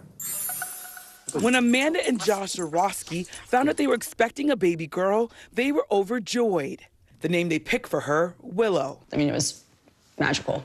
The first 17 weeks were very easy, very smooth sailing. But just before week 18, something felt wrong. Amanda's body was preparing for labor too early. The news from her doctor was devastating. She said pretty quickly, you know, all in one breath, you're going to lose the baby. She's not going to survive. I thought what they would do is go in and intervene immediately, but she told me that they couldn't because The baby's heart was still beating, and I wasn't sick. Laws in Texas ban doctors from performing abortions except when a medical emergency endangers a person's life or major bodily function. Those who violate the law could face up to life in prison. Take me into what it was like to wait. I just existed in sorrow and fear. I was really, really scared. This just isn't something that you do with any other kind of medical issue, is you have to ask, am I sick enough to get treatment? It was infuriating. 3 days after the diagnosis, Amanda's health deteriorated. Doctors performed an abortion, but serious infections led to sepsis, and Amanda spent 3 days in the ICU. Because of the law, I very nearly died. Nothing about this is pro-life. Now Amanda is part of a group of 7 plaintiffs represented by the Center for Reproductive Rights who plan to file a lawsuit against the state of Texas. Until there is a legal fight, nothing's going to change, and something has to change. But John Segal, president of Texas Right to Life, who helped craft the Texas Heartbeat Act, says the law is clear as written and that doctors like Amanda's are misinterpreting it. If they are saying they have to delay and wait the days like you're talking about, that is medical malpractice. But if it is uncertain that this child may survive or may not, Texas is saying we don't jump to conclusions. Doctors are saying the law is not clear, and as a result, I'm going to act on the side of being cautious, and that means that I might have to wait for a woman to get sicker and sicker before I can perform an abortion that I know she needs. And that's the wrong conclusion. Nancy Northup is the president of the Center for Reproductive Rights. The issue here is not that the doctors are being too cautious. The reality is, without clarification of this Texas law, without a change in the circumstances that are happening today, it is going to come that women are going to die. Segal disagrees. The law is not putting lives in danger. The law is black and white about what a doctor can do and what he cannot do. Does it ever give you pause that there are situations that have happened after this law where women's lives have been put at risk? Yes, our mission is to save lives. So the fact that some women's lives have been jeopardized is something that we take very seriously. Little outfit. Amanda and Josh are still grieving their loss. I know. Damn onesie gets me every time. They hope something changes. I want nothing more than to have kids, but I'm terrified to be pregnant again. Now, Amanda and Josh told me that the medical complications that nearly killed Amanda because she was forced to wait for that medically necessary abortion also damaged her uterus, so it will now be even harder for her to conceive. Meanwhile, the president for the Center for Reproductive Rights says they hope that if they win this case in Texas, it could be a blueprint for getting clarity in other states where women are facing similar situations. Michelle Sindor there. Fox News host Tucker Carlson is sparking controversy today after airing previously unseen footage from the January 6th attack at the Capitol. He has said he plans to show more of that tonight. The video was culled from 44,000 hours of security camera footage, which was provided to Carlson exclusively by House Speaker Kevin McCarthy. NBC News does not know how the video was edited. We don't know whether the portions edited out could have provided fuller context. Carlson also did not air video showing the hours of violent combat at the Capitol from that day. NBC News senior national political reporter Sahil Kapoor joins us now from the Capitol. Sahil, what do we know about how Carlson received that video and describe what he presented? Well, Kate, as you said, that video was obtained by Tucker Carlson purely as a result of a decision by Speaker Kevin McCarthy that dates back to when McCarthy was trying to win the votes from far-right members of his caucus to become Speaker. He was ultimately successful, and Carlson had publicly demanded on his program that Kevin McCarthy make that concession in order to win the votes. We know how that panned out. Now, there has been a lot of pushback here on Capitol Hill to the depiction that Tucker Carlson showed last night on his show on Fox News, including from U.S. Capitol Police Chief Tom Manger, who said it was, quote, filled with offensive and misleading conclusions about the January 6th attack, according to a letter obtained by our colleague Frank Thorpe. Further, he went on to say, you see it on the screen, quote, the program conveniently cherry-picked from the calmer moments of over 41,000 hours of video. The commentary fails to provide context about the chaos and violence that happened before or during these less tense moments, unquote. Now, notably, just a couple of moments ago, Senate Republican leader Mitch McConnell said he fully associates himself with the criticisms of Capitol Police Chief Tom Manger, saying that it was a mistake, in McConnell's words, for Fox News to depict the January 6th attack in a way that he and others said is contrary to what happened. And so how are other lawmakers on Capitol Hill responding to what's happened here? There's plenty of pushback here from both sides of the aisle here, including from Benny Thompson, who's the chair of the January 6th committee, which sunsetted at the end of last year. He said McCarthy was simply giving in to a Fox News host. There were others like Senator Kevin Cramer of North Dakota, who called it simply a lie. Lindsey Graham said he's not interested in whitewashing the events of January 6th. Senator Mitt Romney said trying to normalize that behavior is dangerous and disgusting. And then there's Tom Tillis, the senator from North Carolina. Let's just play what he had to say. I think it's when you see police barricades breached, when you see police officers assaulted, all of that, or you had to be in close proximity to it. If you were just a tourist, you should have probably lined up at the visitor center and came in on an orderly basis. In other words, members of Congress witnessed what happened that day. They don't want to be told that it was something other than that they saw firsthand. Kate. All right, Sahil Kapoor on Capitol Hill for us. Sahil, thank you. Coming up, how Florida vacation hotspots are trying to contain spring break chaos before it even starts. You're watching NBC News Daily.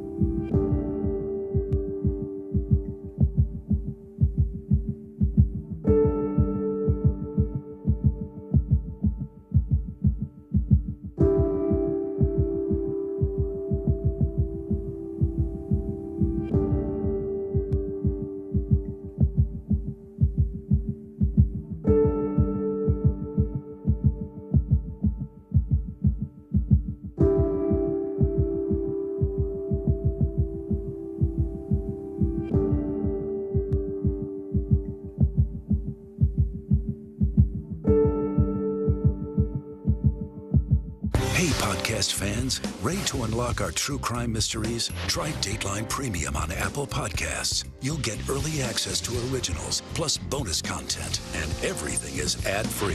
So head to Apple Podcasts now to subscribe. The day's biggest political stories with trusted insight and expert analysis. A daily look at the politics behind the headlines. Meet the Press Now, streaming weekdays at 4 p.m. on NBC News Now.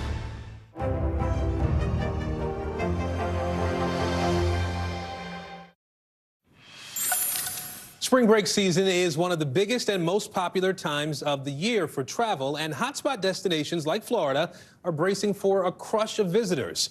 NBC News correspondent Sam Brock is in Cocoa Beach, Florida, with how that area is getting ready.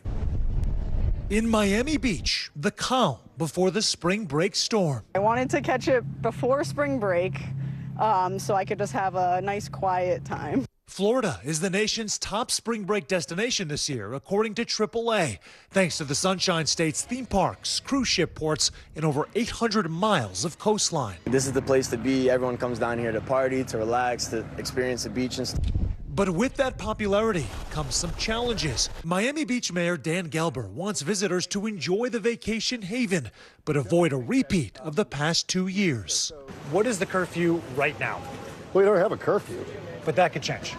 It could change if circumstances require us to do something to keep people safe. In 2022, local officials forced to declare a state of emergency, including a midnight curfew after unruly behavior and several shootings plagued the city during spring break. Don't come here and do stupid things or criminal things, because it's going to be bad for you and bad for us. Just a 30-minute train ride away in Fort Lauderdale.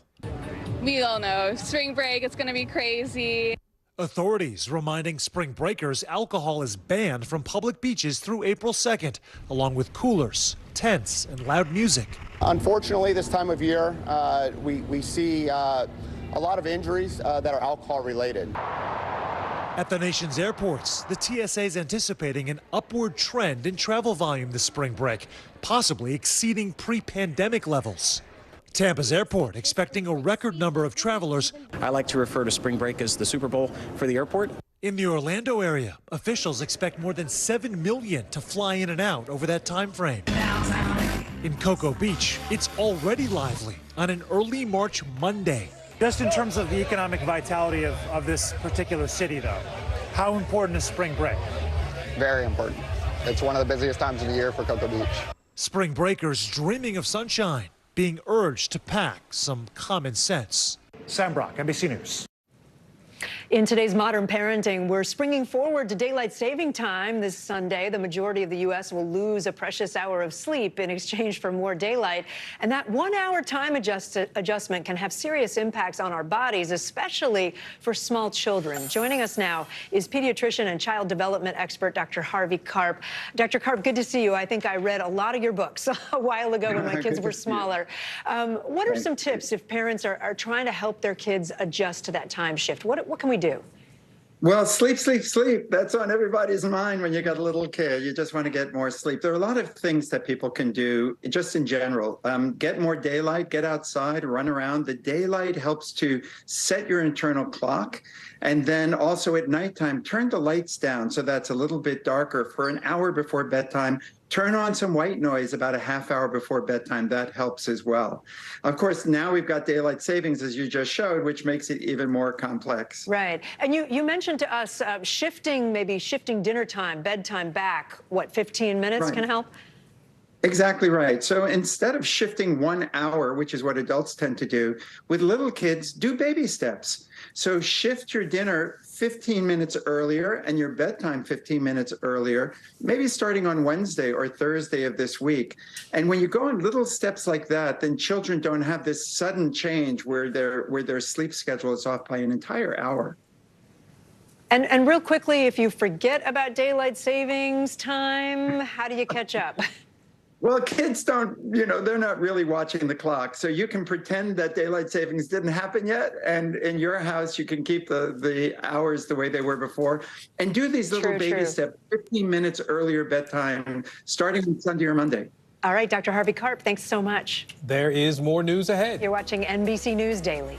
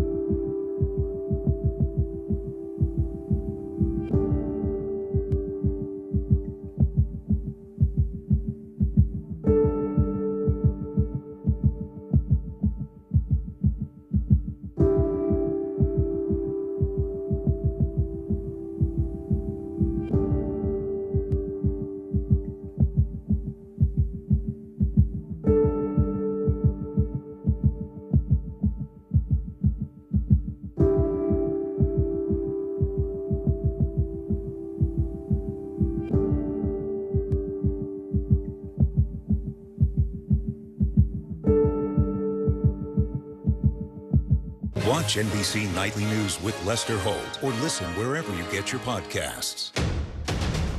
The day's biggest political stories with trusted insight and expert analysis. A daily look at the politics behind the headlines. Meet the Press Now, streaming weekdays at 4 p.m. on NBC News Now. We begin tonight with breaking news just coming in. Whenever it happens, wherever you are, NBC News, streaming free now. All right, ready for this one? College students in D.C. are putting the U, E-W-E, U, in university. I see what you did there. Okay. They hired sheep to mow the grass at their community garden. It's eating weeds and fertilizing the soil. Our NBC station in Washington went to check it out. The sheep enjoy following the shepherd's voice, so let's see if this will work. But I think they're going to be ready to come out and eat some weeds today. Oh, yeah. Are you guys ready to meet your sheep? Yeah. All right.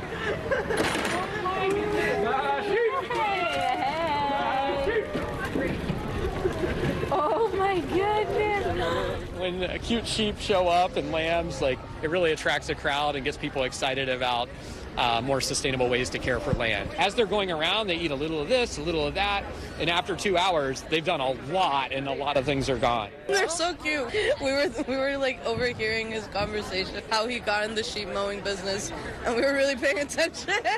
Oh my God. The sheep have the dual purpose of removing the crops by eating them and then fertilizing the soil with their droppings. We grow many different types of food, and all of it is donated to Miriam's Kitchen, where it goes to feed those in need. What a great idea. Yeah, it works every time. Just let animals do what they do. I guess, yeah.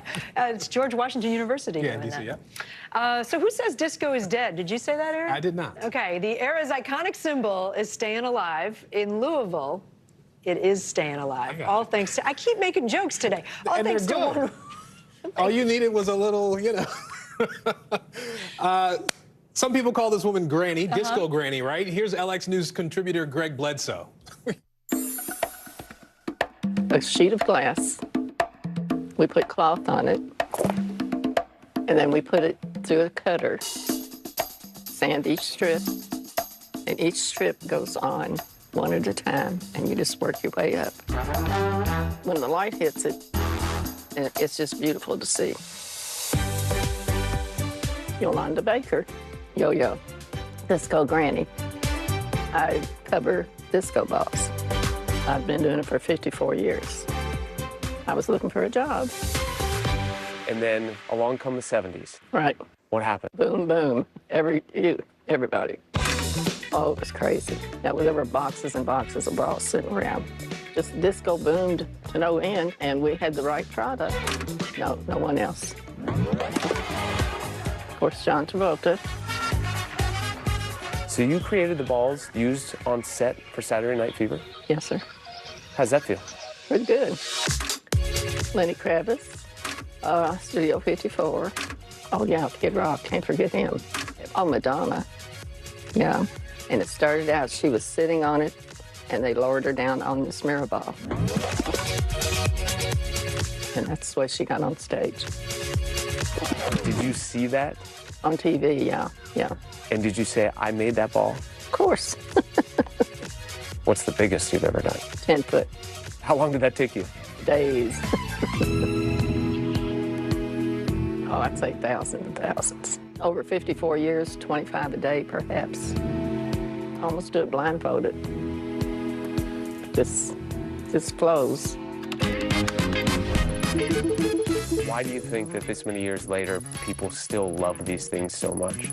I guess, the people growing up now have looked back to see this and they think, well, that's nostalgia. I'd like to have one of those. And there you go. They buy one. You can buy these much cheaper from other parts of the world, right? Yeah, but why would you? They're not nice. They don't have the glitz. We are unique. People do say, oh, I saw a mirror ball, and I'm sure you made it. I said, I possibly did. I'm sure I did, if it's glass.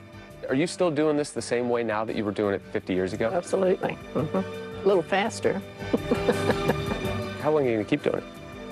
to throw me out, I guess. You think this will be around forever? Oh, yeah, definitely. I feel pretty proud of it. I hope I did a good job, and I hope it carries on. I absolutely love that. Yolanda Baker, remember that name? Yeah. She is Disco. Disco wouldn't Granny. happen without her, right? Oh my gosh, I love that story. Awesome. I'm Aaron Gilchrist. I'm Kate Snow. You're watching NBC News Daily.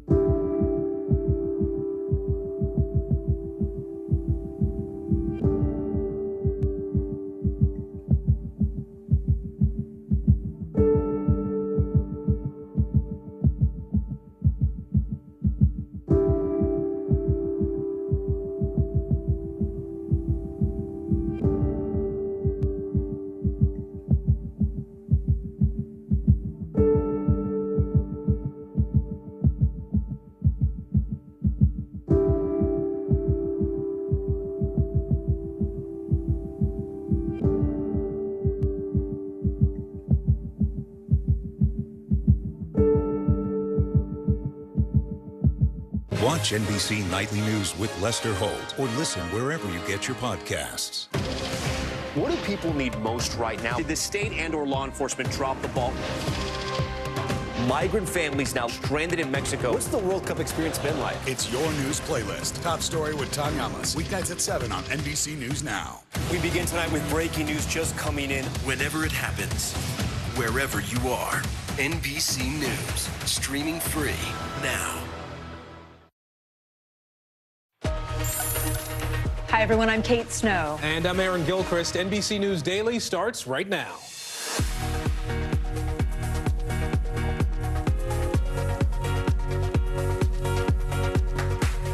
It's Tuesday, March 7th, 2023. Breaking news: murdered in Mexico. 2 Americans kidnapped in Mexico are found dead. 2 more are alive. What we know about their conditions and how the federal government is responding. Getting desperate, frustrated Californians who've been snowed in for days are speaking out. We got grown men here crying because they haven't eaten in 3 days, because they're trying to let their kids eat. Now another storm is on the way, what it means for millions across the Golden State. Scare in the sky. A passenger attacks a flight attendant and threatens to kill others on board. How he was taken down mid-flight. And pencils down. Teachers are quitting at record levels. How school districts nationwide are trying to lure them back into the classroom. We begin this hour with breaking news out of Mexico. U.S. officials now confirming 2 of the 4 Americans attacked and kidnapped on Friday have been found dead. The other 2 are alive and back in the U.S. Security footage shows the attack as it happened in Matamoros. That's a border town directly across the river from Brownsville, Texas. Law enforcement officials telling NBC News a cartel misidentified the group and opened fire on their vehicle. Following this story, NBC News Justice and Intelligence correspondent Ken Delanian and Telemundo's Julio Vaquero is with us as well. Ken, let me start with you. What do we know about the condition of the 2 survivors and where they are? Well, the Attorney General of the state where this happened, Tamaulipas, just said that the survivors are Latavia McGee and Eric Williams, and we believe they're in a hospital in Brownsville, Texas, having been transferred by Mexican authorities to U.S. authorities. And State Department spokesman Ned Price said that they have not yet repatriated the bodies of the deceased Americans. Take a listen to spokesman Price. From the Department of State, it's important for us not to impinge on investigative equities, especially in an investigation like this that implicates the kidnapping of 4 Americans, the death of 2 Americans, and 2 Americans who survived what, by all accounts, must have been a traumatic and harrowing experience. So we're still getting the best information at this point from Mexican officials, U.S. officials being very careful what they're saying about this, guys. And Julio, we know you've been tracking this there from Telemundo headquarters in Miami. What are you learning from Mexican authorities about what happened, how this all unfolded? Yes, there's a lot of pressure on Mexican authorities. This morning, President Andrés Manuel López Obrador, in his morning conference, said he will solve the case and that there's work underway to capture the people behind the kidnapping. But listen, this is something that happens pretty often in Mexico, especially in this area, border states, in the state of Tamaulipas particularly, which is controlled by the Gulf cartel. And more than 1 million Americans cross every year for medical procedures, for healthcare services that can be much cheaper in these border states. So the pressure for them to solve this case is really, really growing from the White House and from the American authorities. And Ken, I'll go back to you. The State Department has labeled this region as do not travel. So what do people need to know if they're planning or considering a trip to Mexico?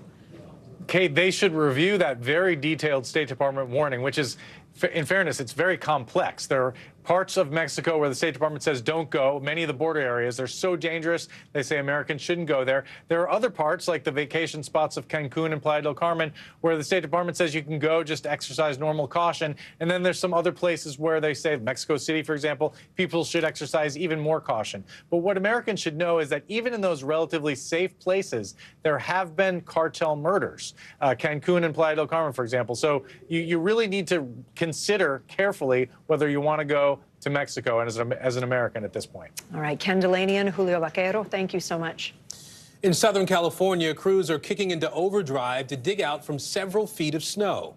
They've made progress reopening some roads, but the damage here is substantial. Take a look at this collapsed roof. This is in San Bernardino County. Now, a new weather threat is also looming. Rain is moving in, and that could make the snow sitting on top of some of those buildings even heavier. The forecast is also projecting another round of snow, which could dump several feet in Northern California. NBC News meteorologist Bill Cairns is tracking the system. First, though, Dana Griffin is in Crestline, California for us now. That's about 80 miles east of Los Angeles. Dana, just how dire is the situation there now in Southern California? Hi, Aaron. It's pretty dire considering that there are still unplowed roads in the higher elevations, and officials say people without power and possibly for several days. That was a concern when we were at a distribution site earlier yesterday when people were coming down trying to get resources not only for themselves but also their neighbors. We even spoke with a veterinarian who said that she had trouble getting in. We spoke to a volunteer who said that, he couldn't get the supplies in to help the people who are in desperate need. Take a listen to why it has been so frustrating for some of the people who live and work here. Our business has been closed for 2 weeks now, unable to provide medications, prescription food, anything to the animals in need up here. I had to get with a special convoy of people, Good Samaritans, that brought the firewood up here to help me get into my clinic so I could take care of some of the animals on the mountain. Aaron, I also spoke with the owner of the only grocery store here in town that had its roof caved in. He said it'll take another 12 months before they get back up and running. Aaron? Wow. That's going to be tough. Let's turn to Bill Cairns now. Bill, you're watching everything along the whole coast there in the west. What can we expect? More snow, more rain, right? Yes, but not everywhere. Southern California is not going to get a lot until we get to about Friday. The heaviest stuff today is in Northern California and really from Tahoe northward. And compared to the last couple storms, this one's minor. Now we're already going to focus our attention on the next one. This one is going to be an atmospheric river, one of the biggest storms of the winter. This is going to start on Thursday evening. I froze this at 6 p.m. Heavy rainfall heading into the Bay Area, up the coast, snow beginning in the mountains. And then Thursday night into Friday, the winds howl, the snow at the highest elevations. And then by Friday night, we get this atmospheric river and the heavy rainfall all the way down to Los Angeles. So what does this mean? These rainfall totals are no joke. I mean, we could get up to 4 to 7 inches in the mountains. And with the snow levels very high, some of this will fall in areas that have feet of snow on the ground. So you get the snow melt and the rain, or you get the rain on the roofs and then the weight of that. I'm very concerned about the Tahoe area. You know, there's probably going to be people out there the next 48 hours straight trying to get as much snow off the roof as possible because they're worried about the weight on their structures. And even the coastal areas are going to get high winds. Even San Francisco could get 3 to 4 inches of rain out of this. The highest elevations, we're talking above 8,000 feet, will get up to 2 to 6 feet of additional snow. High impact storm, guys, the end of this week. All right, Bill Cairns for us, as well as Dana Griffin in California. Thank you both. A terrifying outburst caught on camera. Imagine being on an airplane and seeing this. I will kill every man on this plane. That happened shortly before a United flight was scheduled to land in Boston. Passengers say the man was trying to open one of the plane's doors before appearing to repeatedly attack a flight attendant with a blunt object. NBC News correspondent Emily Ikeda is following the story for us. Emily, what led up to this terrifying incident? Kate, the midair scare played out just 45 minutes before the cross-country trip landed in Boston, and you'll see the escalation of violence caught on camera. You can imagine the terror among passengers on the crowded plane. The terrifying incident playing out again just a matter of minutes before the plane landed. According to federal prosecutors, it all started when the flight crew was notified that an emergency exit door on the plane had been disarmed. A flight attendant reported seeing 33-year-old Francisco Torres near the door and believed he had tampered with it. Shortly after Torres was confronted about it, witnesses say he approached 2 flight attendants in the aisle and allegedly tried to stab one of them in the neck 3 times with a broken metal spoon. Other passengers remarkably jumping into action, tackling and restraining the suspect until he was arrested when that rattled plane full of people touched down. In a statement, United says, thanks to the quick action of our crew and customers, one customer was restrained after becoming a security concern. No serious injuries were reported. Pretty remarkable, Kate. Yeah. And Emily, are we learning anything more about this suspect? Kate, so Torres has been charged with interference with the flight crew using a dangerous weapon, which means if convicted, he could face up to life in prison. It's not his first time in federal court. Several years ago, he filed a lawsuit against a hospital alleging he was misdiagnosed with a mental health disorder. Torres, who represented himself, sought $50 billion with a B and a license to carry firearms and explosives on any commercial transports. That case was later dismissed. I should also note, Kate, we reached out to Torres' attorney, but have not heard back. All right, Emily Ikeda, thank you. The Federal Reserve Chairman says be prepared for interest rates to soar even higher. Jerome Powell delivered the warning today before a Senate panel. He'll face even more questioning from House lawmakers tomorrow. Powell says the Fed is pulling all the levers it can to get inflation under control. Let's bring in NBC News business and data reporter Brian Chung now. Brian, I want to start with inflation. We heard Chairman Powell answer questions about the relationship between inflation and the unemployment rate. I want to play part of his exchange with Senator Elizabeth Warren.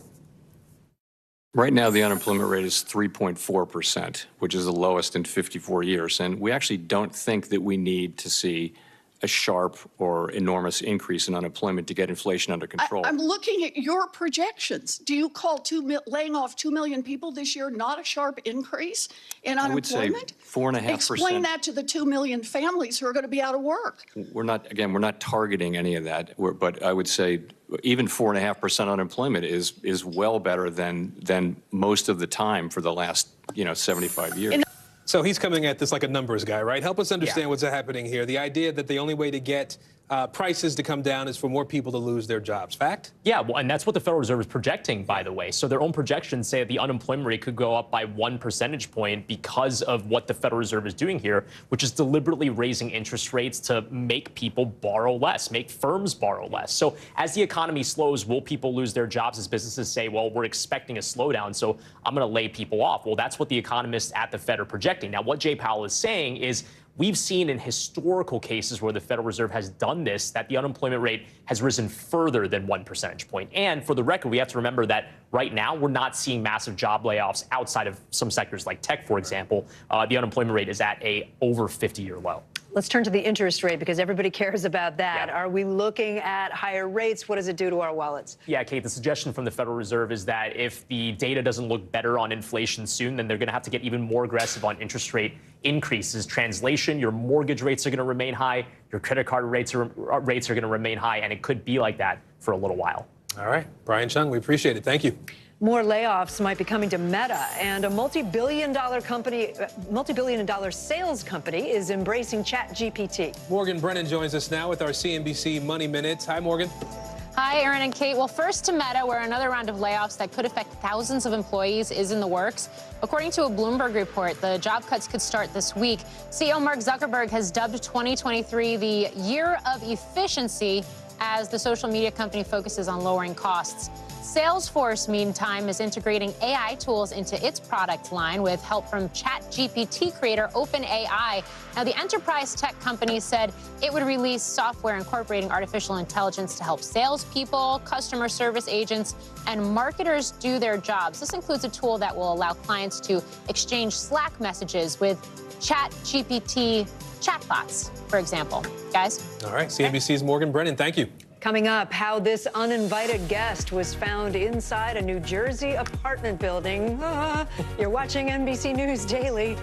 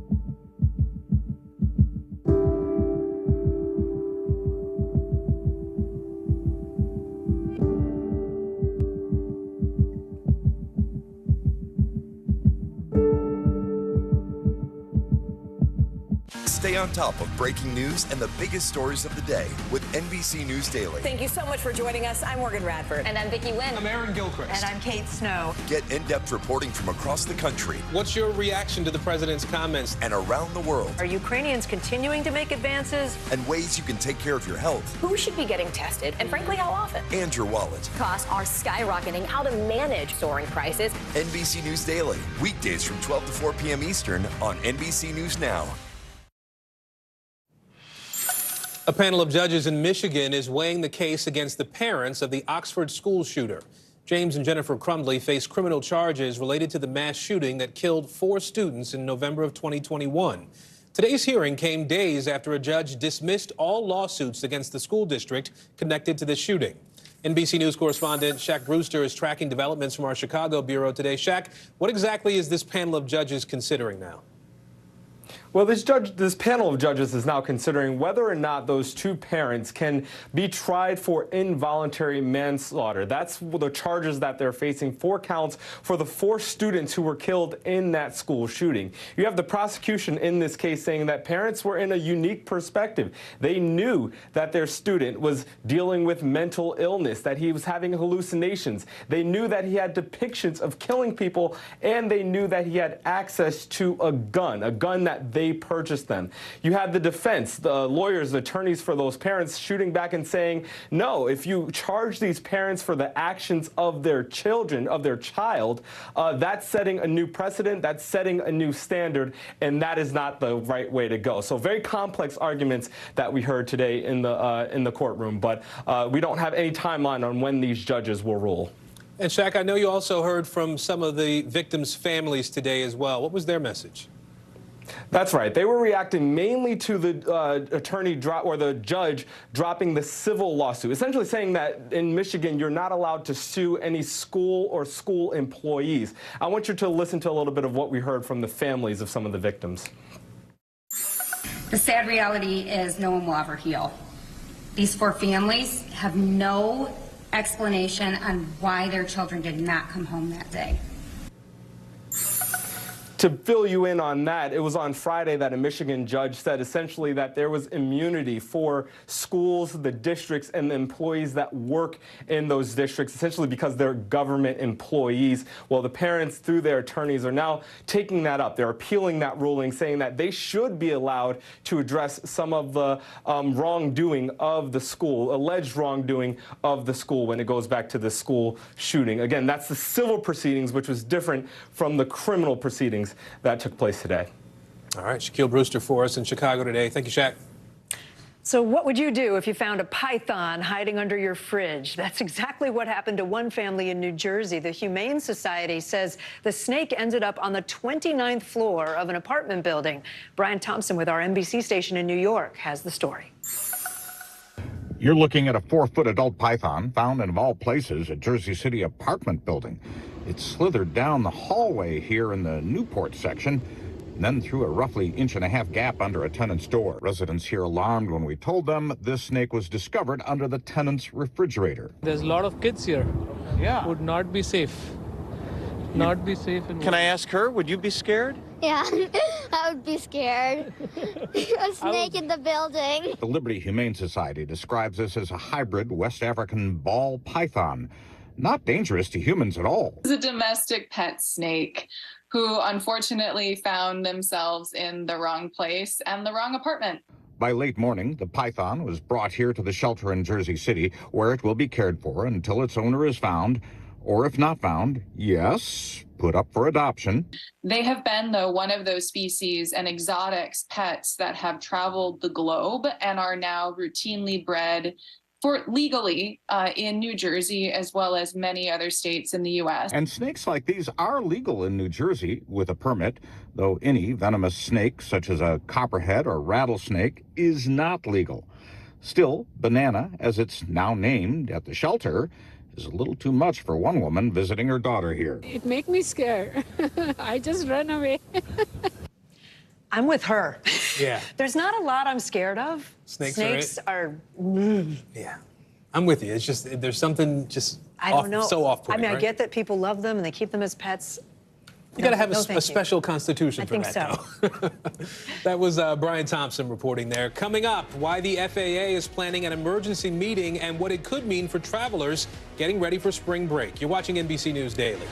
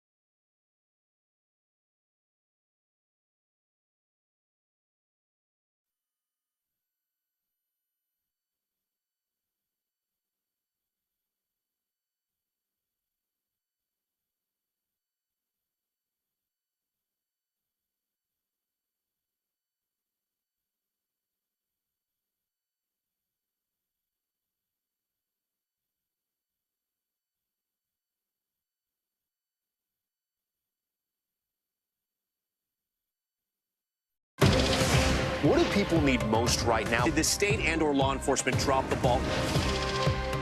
Migrant families now stranded in Mexico. What's the World Cup experience been like? It's your news playlist. Top story with Tom Yamas. Weeknights at 7 on NBC News Now. Hey, podcast fans. Ready to unlock our true crime mysteries? Try Dateline Premium on Apple Podcasts. You'll get early access to originals, plus bonus content, and everything is ad-free. So head to Apple Podcasts now to subscribe. California's governor says the state will cut ties with Walgreens. This comes after the company said it would stop selling abortion medication pills in 20 states. Now, Walgreens made that announcement last week after Republican attorneys general threatened legal action. The company clarified the move yesterday, saying it still plans to sell the abortion medication where it is, quote, legally permissible to do so. In today's Daily Health, are you having problems filling some of your prescriptions? You might not be alone. There's a growing shortage of some critical medications nationwide. Ireland Viscount of our NBC affiliate in Michigan explains which medicines are in short supply and why.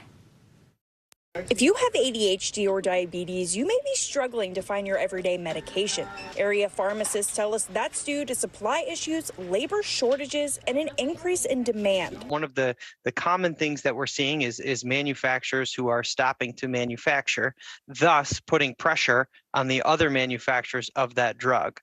And since they aren't set up to supply, to meet that extra demand, we really start to see those back orders and those shortages come about. Pharmacist Jeff Stuffy at Central Drugstore in Charlevoix says 20 years ago, about 2% of the population was diagnosed with ADHD. That number is now more than double to between 10 and 12%. We get calls on a daily basis, people looking for drugs and they can't, or looking for medications and they can't find them. So here's what these pharmacists say you should do. I would recommend those folks first and foremost reach out to their provider to see what other options are out there. I think those the providers know those patients the best, and working with them to ensure that these patients receive therapy is of utmost importance. And even if you find a solution, insurance companies may not pay for your medication. Sometimes we'll work with the provider, we'll have the perfect solution, and then the insurance company won't pay for that particular drug.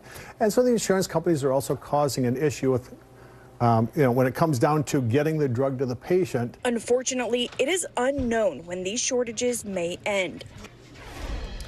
Ireland Viscount from our station in Traverse City, thank you. When was the last time you went to a new restaurant or booked a hotel without looking at the online reviews first? Reviews have become a critical way to help you figure out where to spend your money, but taking them as gospel can lead to trouble if you're not careful. Lexi Sutter from our NBC station in Chicago explains why. Jessica Simpson was getting an early start on spring cleaning, booking a service to spruce up her home before a big family gathering. I think I'm going to go ahead and spring for what they call a deep cleaning, which is a thorough cleaning of the home. She searched online using Google reviews and chose a cleaning service near her home in Texas. But on appointment day, things didn't go as planned. They did send one lady who was actually about 3 hours late for her appointment. Add to that, Jessica says, the woman didn't finish the job. The cleaning service offered Simpson a partial refund to be received in 2 weeks, except the refund never came. She filed a complaint with the Better Business Bureau and on their website found reviews that told a different story about the company. I started reading the review section and I realized they haven't refunded money to more people than just me. And now I feel really foolish. The cleaning service told NBC5 in Dallas it would issue the woman a refund, but to date hasn't fulfilled that promise. With online reviews, experts say there is no foolproof way of knowing who to trust. You got to take them with a grain of salt. You shouldn't base your whole decision on customer reviews. The Better Business Bureau says consumers should make a habit of checking its website for reviews of companies, reviews that are vetted thoroughly. If you go on our site today, you put a customer review in, we will look at it and look at 40 different data points to see if it is a valid review. Then we still don't post it. We send it to the company. to make certain that it is a customer. In 2021, Google says it removed more than 1 million reported business reviews and over 95 million reviews that violated policies across its platform. We don't know if the Texas Cleaning Services reviews violated Google's policies. The issue of deceptive reviews has even led federal regulators. The Federal Trade Commission in late 2021 defined what they consider deceptive practices. Now the FTC says it's considering adding stronger rules. The BBB echoes the FTC's advice for consumers. When referencing online reviews, consider the source, who wrote it, and how old is it. Also, look at more than one source, not just the company's website. Multiple sites, multiple sources. Read those reviews.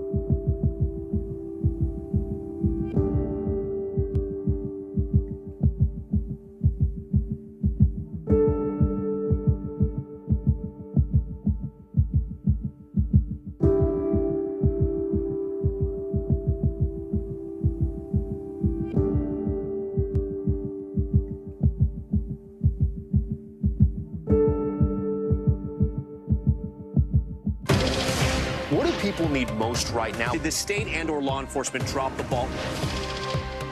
Migrant families now stranded in Mexico. What's the World Cup experience been like? It's your news playlist. Top Story with Tom Yamas. Weeknights at 7 on NBC News Now.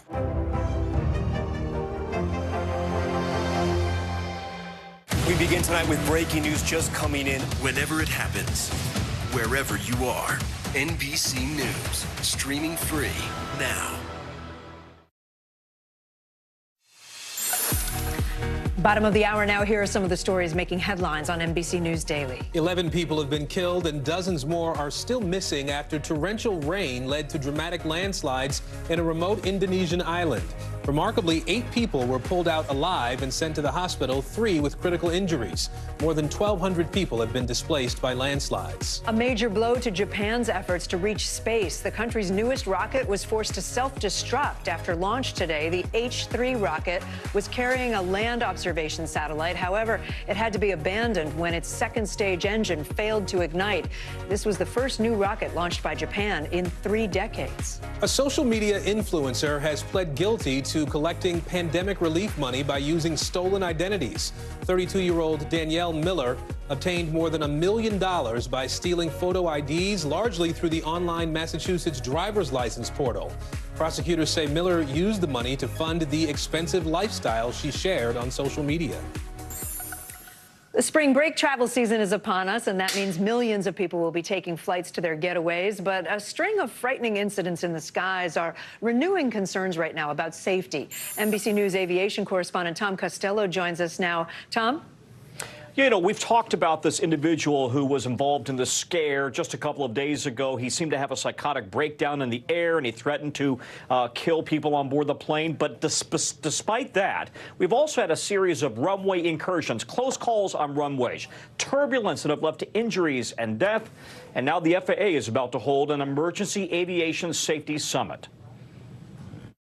After months of high-profile close calls, the bird strike and engine fire on that Southwest flight over Cuba has put a lot of people on edge. People were screaming, not knowing what to do, and we kept trying to breathe, and it was filling up with more smoke. Thankfully, the plane landed safely back in Havana. If you lose an engine, if you lose a computer system, you've got multiple fail-safes, right? Absolutely. I mean, you've got typically 2 to 3 different systems to back each other up. For each system? For each system.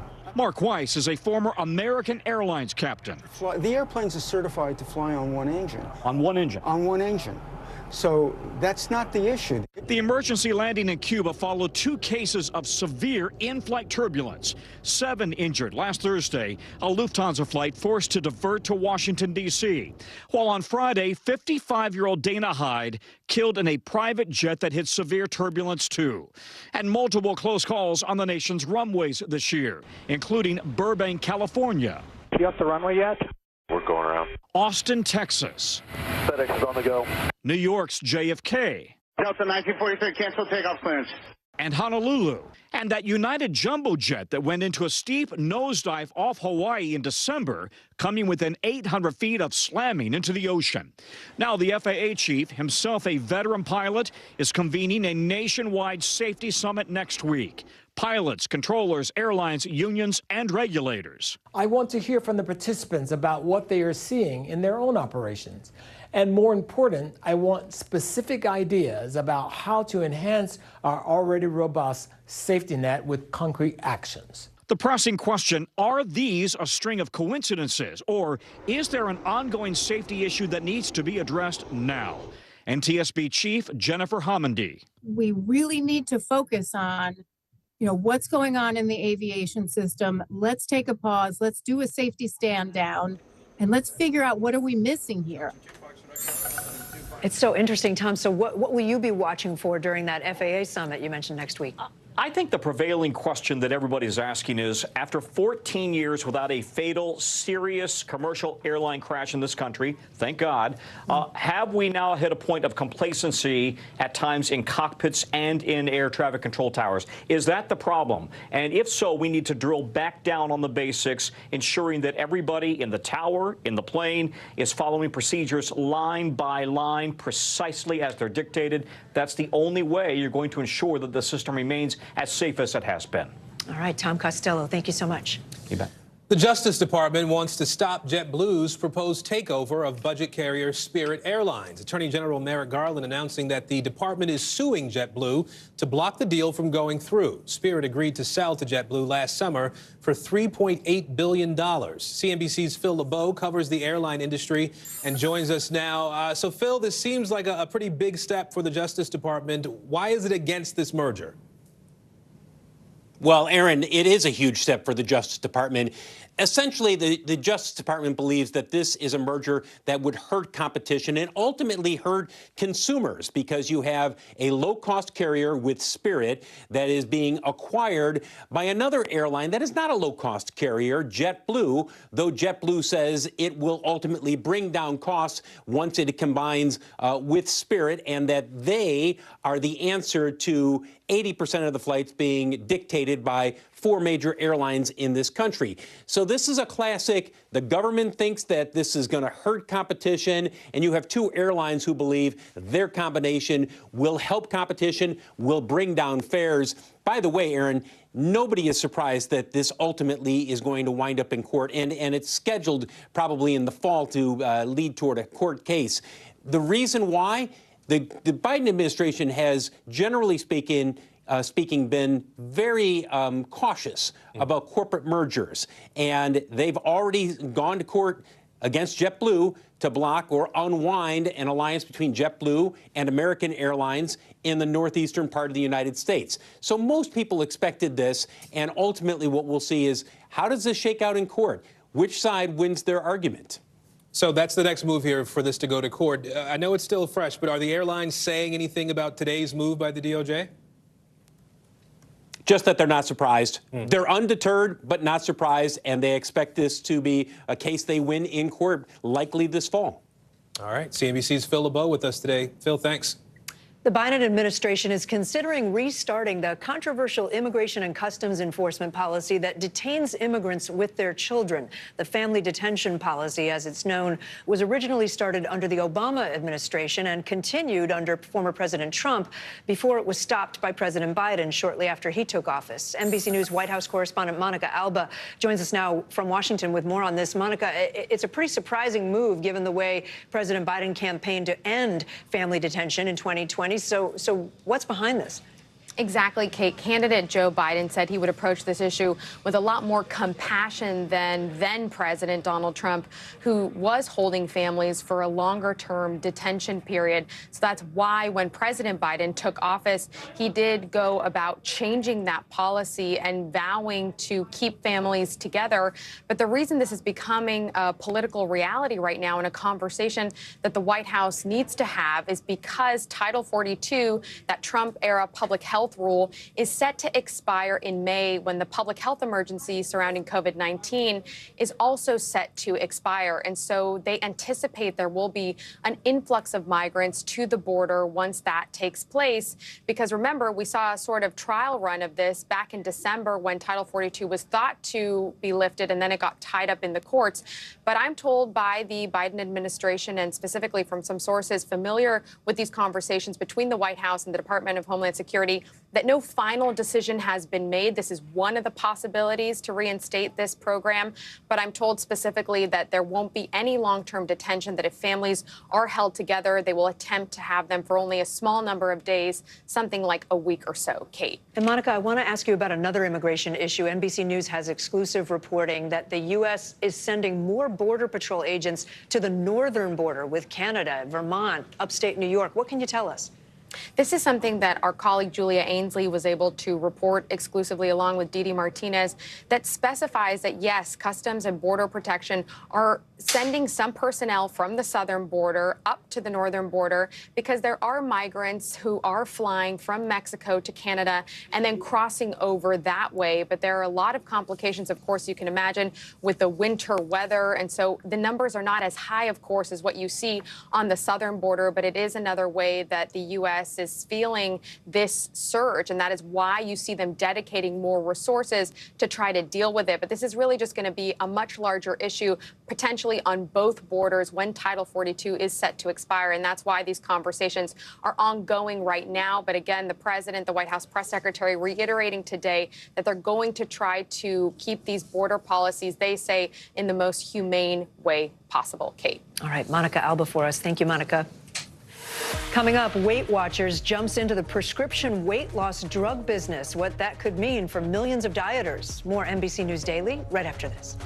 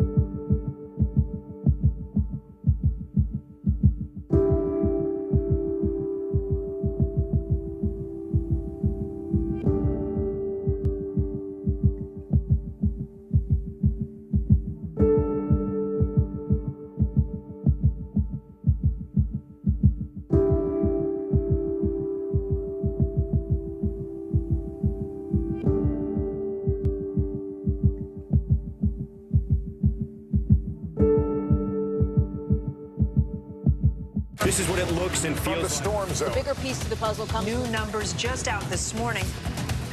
Good evening. We begin tonight with breaking news just coming in. We begin this hour with the latest developments. We're coming on the air with some shakeups big time on Capitol Hill. How much water ultimately will be forced inland? Whenever it happens, wherever you are, NBC News, streaming free now. For Dateline Premium, subscribe now on Apple Podcasts.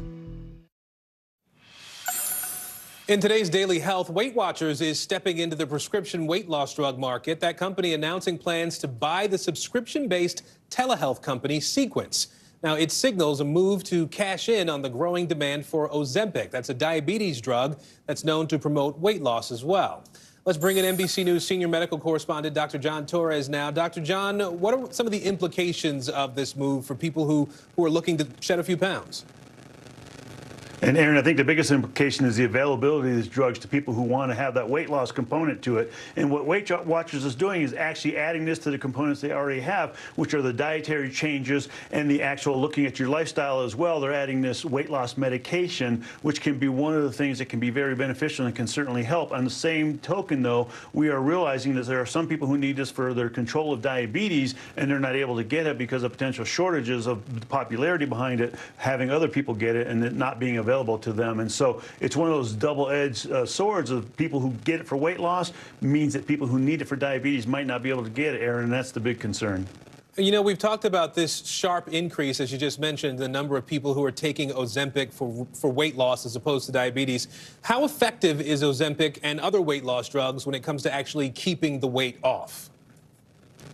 And Aaron, what I mentioned was that Weight Watchers uses these three components, which are the three main components that are being used right now for weight loss. One of them is the dietary changes, making sure you understand your diet and how to use that to lose weight. On top of that, the lifestyle changes, how to adjust your life. These are changes that should be permanent over a lifetime to keep that weight loss off. It's the same with medication. That medication is very effective. In the studies, they found that those that were obese, had a BMI of 30 or above, lost 15% of their body weight over a 17-month period. That's a dramatic weight loss using Ozempic. At the same time, we are hearing stories of people coming off Ozempic and getting that weight right back and possibly even more. And so much like those other ones, the lifestyle changes, the dietary changes, this Ozempic might be something they need to be on for the rest of their life, which could be an issue as well. But Weight Watchers is jumping in here trying to help people out with this, using the medication to get them that weight loss in addition to what else they're using. And so it's certainly going to become more available. It'll be interesting to see over time what happens with that and what people end up doing if they stay on it or if they end up coming off of it and have issues because of that, Aaron. Something to watch for sure. Dr. John Torres, we appreciate it. Thank you.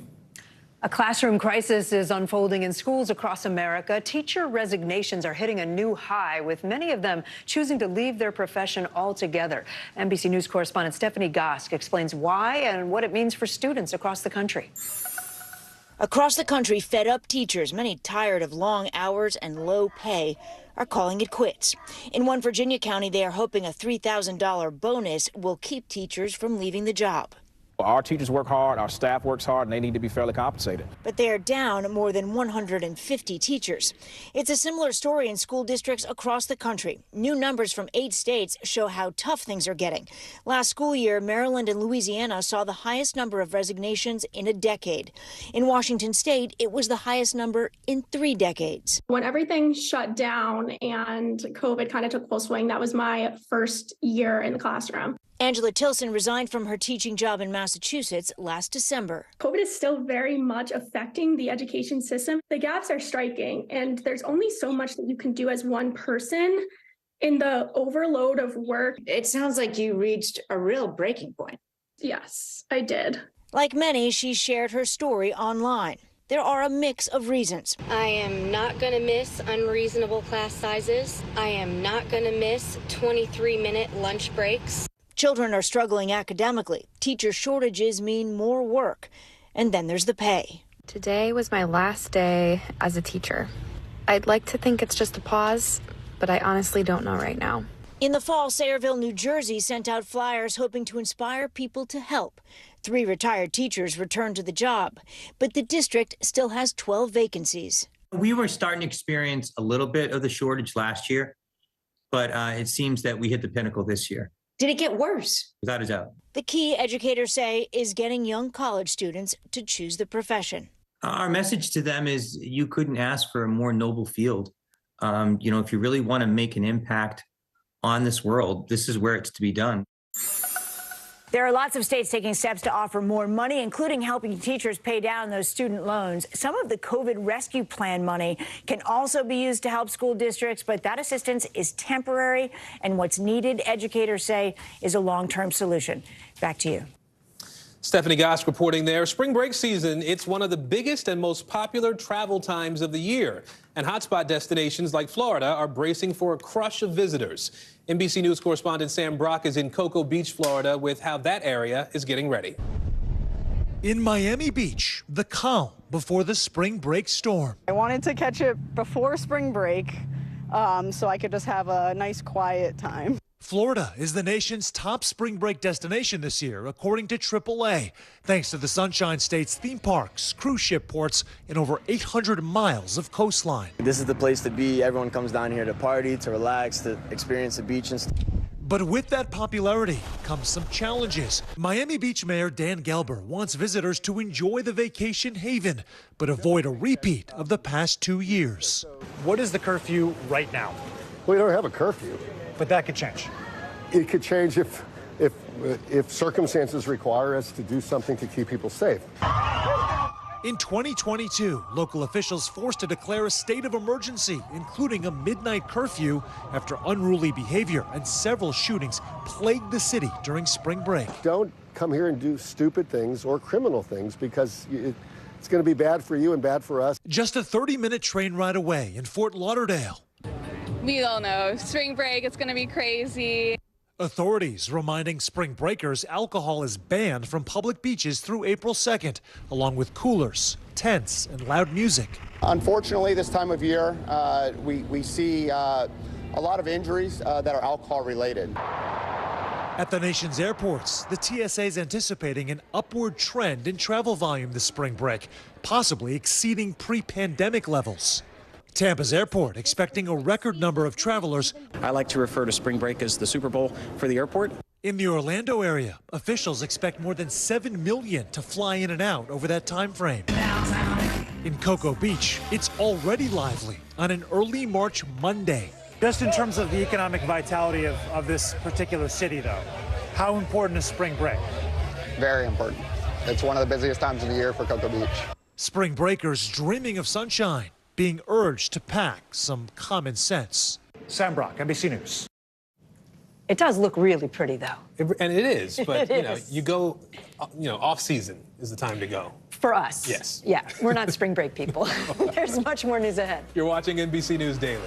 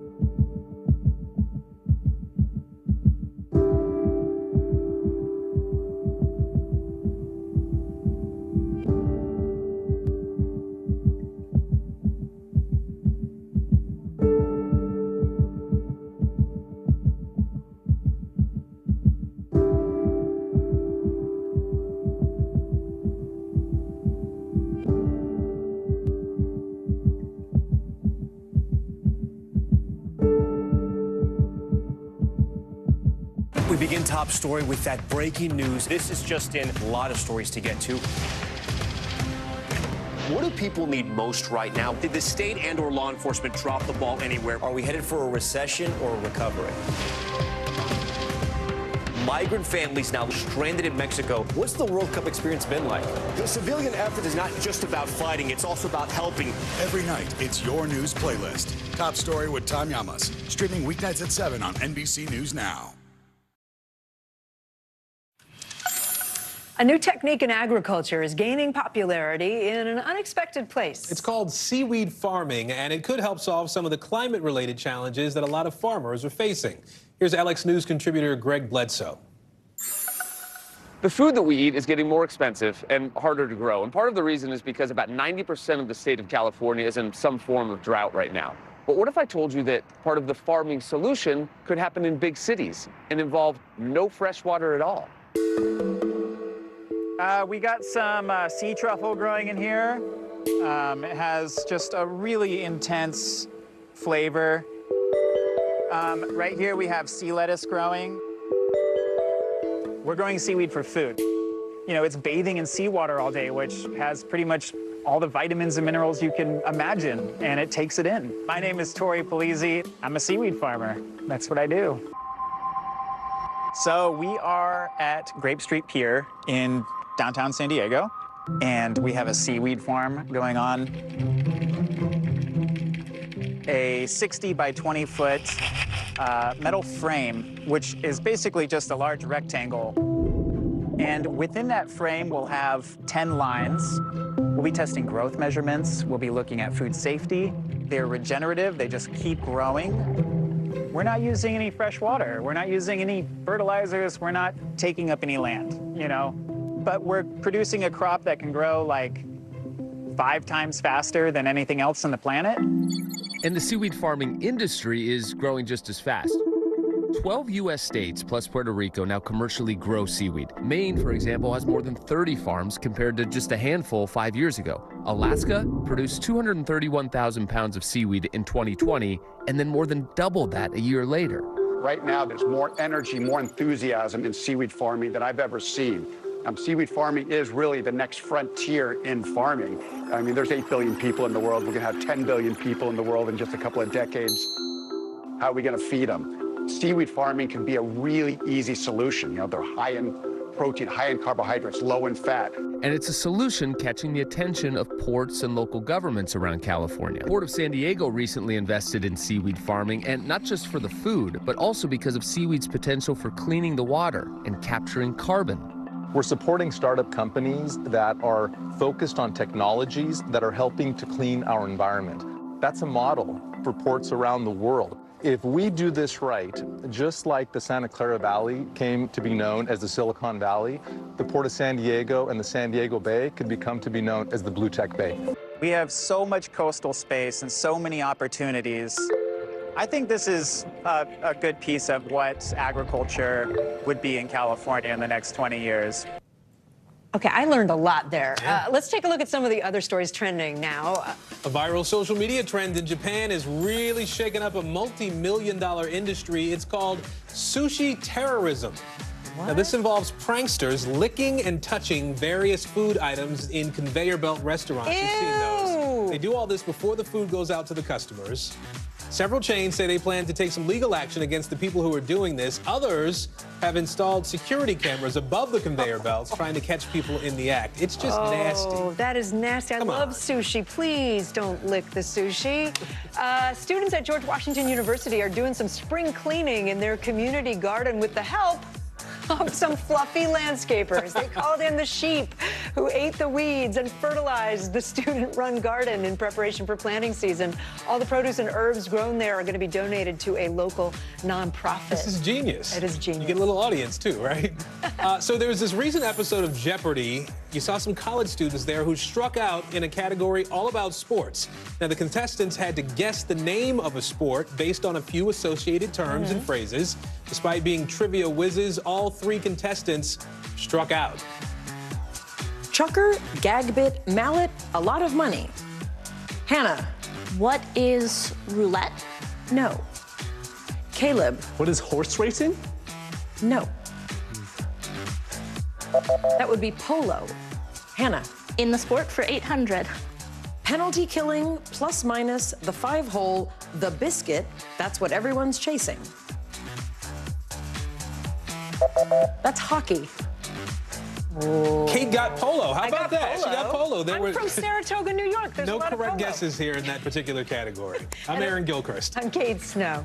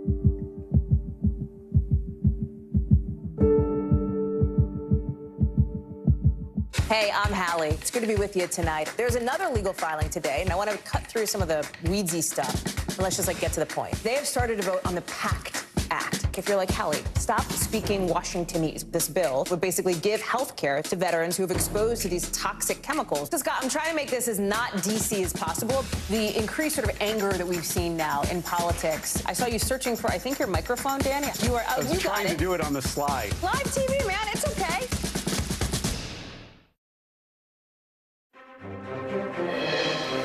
If it's Tuesday, crisis and controversy at the border as President Biden weighs the return of a family detention policy that's been criticized as inhumane by some immigration advocates and members of Congress.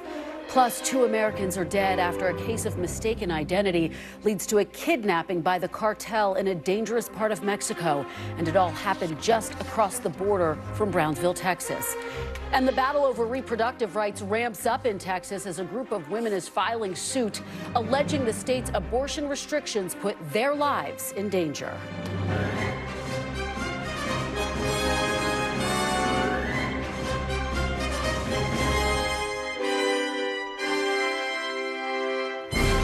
Welcome to Meet the Press Now. I'm Kristen Welker. We begin today with multiple developments surrounding the issues of immigration and the border as the Biden administration weighs changes to its embattled border policies amid shocking violence against Americans in Mexico. 2 Americans were murdered and 2 more have just been returned to the U.S. after being kidnapped after they crossed the border in northern Mexico last week. We're going to have more on that in just a minute.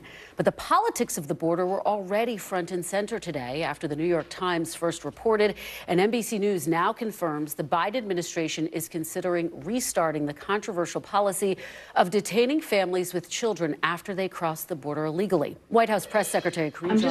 I'm just not going to comment on rumors that are out there. I'm not saying it's being considered. I'm not saying any, but I'm not saying it is, and I'm not saying it is not. I'm saying that I'm not going to speak to rumors. There are rumors out there. Clearly, the Department of Homeland Security is working through ways on how to move forward once Title 42 is lifted. Still, the news has already prompted blowback from within the president's party, with the Congressional Hispanic Caucus calling the consideration deeply concerning. President Biden ended the family detention policy shortly after he took office as part of a vow to roll back policies he described as inhumane. Family detention was used by the Obama administration and continued under former President Trump. Now, this comes as NBC News has also learned that the Border Patrol is diverting a number of agents away from the U.S.-Mexico border up north to the Canadian border, as some migrants are now flying legally from Mexico to Canada and then crossing south into the U.S. And as I said, these policy dilemmas come as we got a brutal and devastating reminder today of the violent stakes. The Mexican regional governor confirmed today 2 of the 4 Americans kidnapped by a cartel are dead. Authorities have yet to identify the victims. Dramatic video showed cartel gunmen abducting the Americans from a white pickup truck just south of Brownsville, Texas. Mexican authorities say the abduction was a tragic case of mistaken identity. A spokesperson for one of the victims said the group had traveled to Mexico from South Carolina seeking a medical procedure. Attorney General Merrick Garland addressed the crisis today. Cartels are responsible for the deaths of Americans. We are fighting as hard as possible. The DEA and the FBI are doing everything possible to dismantle and disrupt and ultimately prosecute the leaders of the cartels and the entire networks that they depend on. Joining me now on set is my colleague at the White House, NBC News White House correspondent Monica Alba, and NBC News Justice and Intelligence correspondent Ken Delaney. Ken, I have to start with you and this news about 2 Americans who were killed in Mexico. We should say this is an area where the State Department has said you should not travel to. But what more do we know? What do we know about this area? It's just a horrific story, Kristen. Matamoros is controlled by the Gulf Cartel. And it's a place, as you said, where the State Department is instructing Americans not to travel. It's really unclear to me to what extent regular folks actually learn about and pay attention to those State Department warnings. As you said, this was a group of people from South Carolina who were going down there. The woman in the group apparently was trying to undergo a cosmetic surgery procedure. Those are much cheaper in Mexico. This happens all the time, by the way. Hundreds of thousands of people cross the border to do this kind of thing. And in a case of what my sources are calling mistaken identity, these cartel gunmen attacked them, thinking they were somebody else. One theory is they thought they might have been Haitian people smugglers encroaching on the cartel's turf, immediately shot and potentially killed, or at least grievously wounded, if we can see from the video, some of these people, put them in that white pickup truck, took them away, and then quickly realized they had made a mistake. And now we know that the survivors are back in U.S. custody, and the United States is trying to get the bodies of the deceased. Yeah, and obviously there's going to be an investigation. What do we know about the relationship between the FBI and authorities in Mexico? What is their working relationship? It's a tense one, not just the FBI, but the DEA. It's, you know, the U.S. intelligence community and law enforcement agencies have a lot of capabilities they can bring to bear against the cartels, even more than they can use in the United States. Surveillance capabilities, drones, all kinds of stuff. The Mexican government does not always, however, let the U.S. bring those to bear. And so it's a back and forth. It's a negotiation. What I've been told is, given what happened here, it's very likely that the gloves will come off and that the FBI will swoop in, and they have a good chance of bringing these people to justice, but we'll have to see. Monica, we saw White House Press Secretary Karine Jean-Pierre respond to the reports about shifting policy. Before we get to that, though, I want to ask you, what is the White House saying about this moment and how it might impact their relationship with the Mexican government? And there's not much that the White House wanted to say beyond extending condolences, of course, to the families of Americans who just lost their lives, and of course those who have just been returned and the ordeal that they went through, except to say, of course, this is something that the president was continually briefed on, that it's something that the U.S. government will continue to talk to the Mexican government, specifically when it comes to these drug cartels, on the issue of fentanyl, which is something that the president did raise with his Mexican counterpart, Andrés Manuel López Obrador, when the two met in Mexico City earlier this year. This was a huge topic of conversation in the context of trying to eradicate some of this violence, because that's exactly what the U.S. assessed contributed to this situation. But officials want to learn more before they comment further. But I think you can expect the president to continue to say that a huge part of this problem is the drug smuggling, the human smuggling that is contributing to all of this horrendous violence, Kristen. I'm so glad you raised that, because that was such a critical part of those talks. Monica, you were there, obviously, covering those critical talks. We have been talking about a policy issue that is looming very large over the Biden administration. These discussions that come amid this breaking news that we've been tracking today, discussions about the Biden administration reversing course on migrant family detentions. President Biden got into office. He said he was no longer going to do it. Now, apparently, they're thinking about shifting that as they prepare for Title 42 to be lifted in about 2 months. What are you hearing about that? Exactly. And it was candidate Joe Biden who said, look, if I'm elected, I'm going to rule with compassion when it comes to these families. He argued that families, when they are detained, should always stay together and not for long periods of time. I'm told in talking to my sources that no final decision has been made about reviving this controversial ICE policy, but that it is possible. It is among the range of discussions when it comes to having to prepare the White House and the Department of Homeland Security say for what they expect to be a surge of migrants when Title 42, that Trump-era public health policy, is set to expire because the public health emergency tied to the COVID-19 pandemic is also going to be lifted. So all of this is going to take place in early May, and that is why they need to figure out their plan, because as we saw in a bit of a preview a couple of months ago, when Title 42 was potentially going to lift, they had to surge additional resources to the border just to deal with all of the migrants from many countries who are really fleeing persecution and violence themselves, trying to come to the United States. But the fact of the matter is now this would be a huge issue for the president, given critics, of course, say that this would be completely hypocritical for him when this is something he said he wouldn't do. And again, the White House wanting to say that nothing is finalized here and the conversations are ongoing. And Monica, it comes against the backdrop of 2024. We've been tracking a number of different issues that the president has kind of been bringing to the forefront. Now this is the latest one.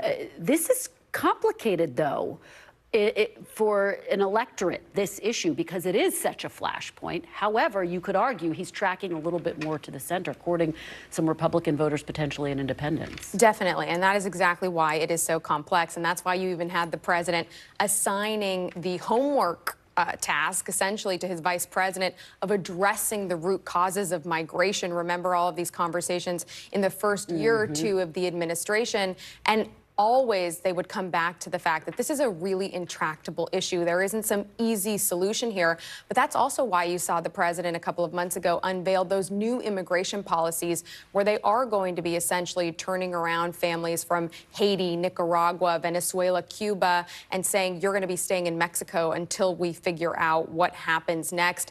And that was a policy that did track a little bit more to the center, testing that middle ground ahead of this likely 2024 re-election bid. But even now, the fact that it's a possibility that family detention could come back, I think that really does complicate it for this White House.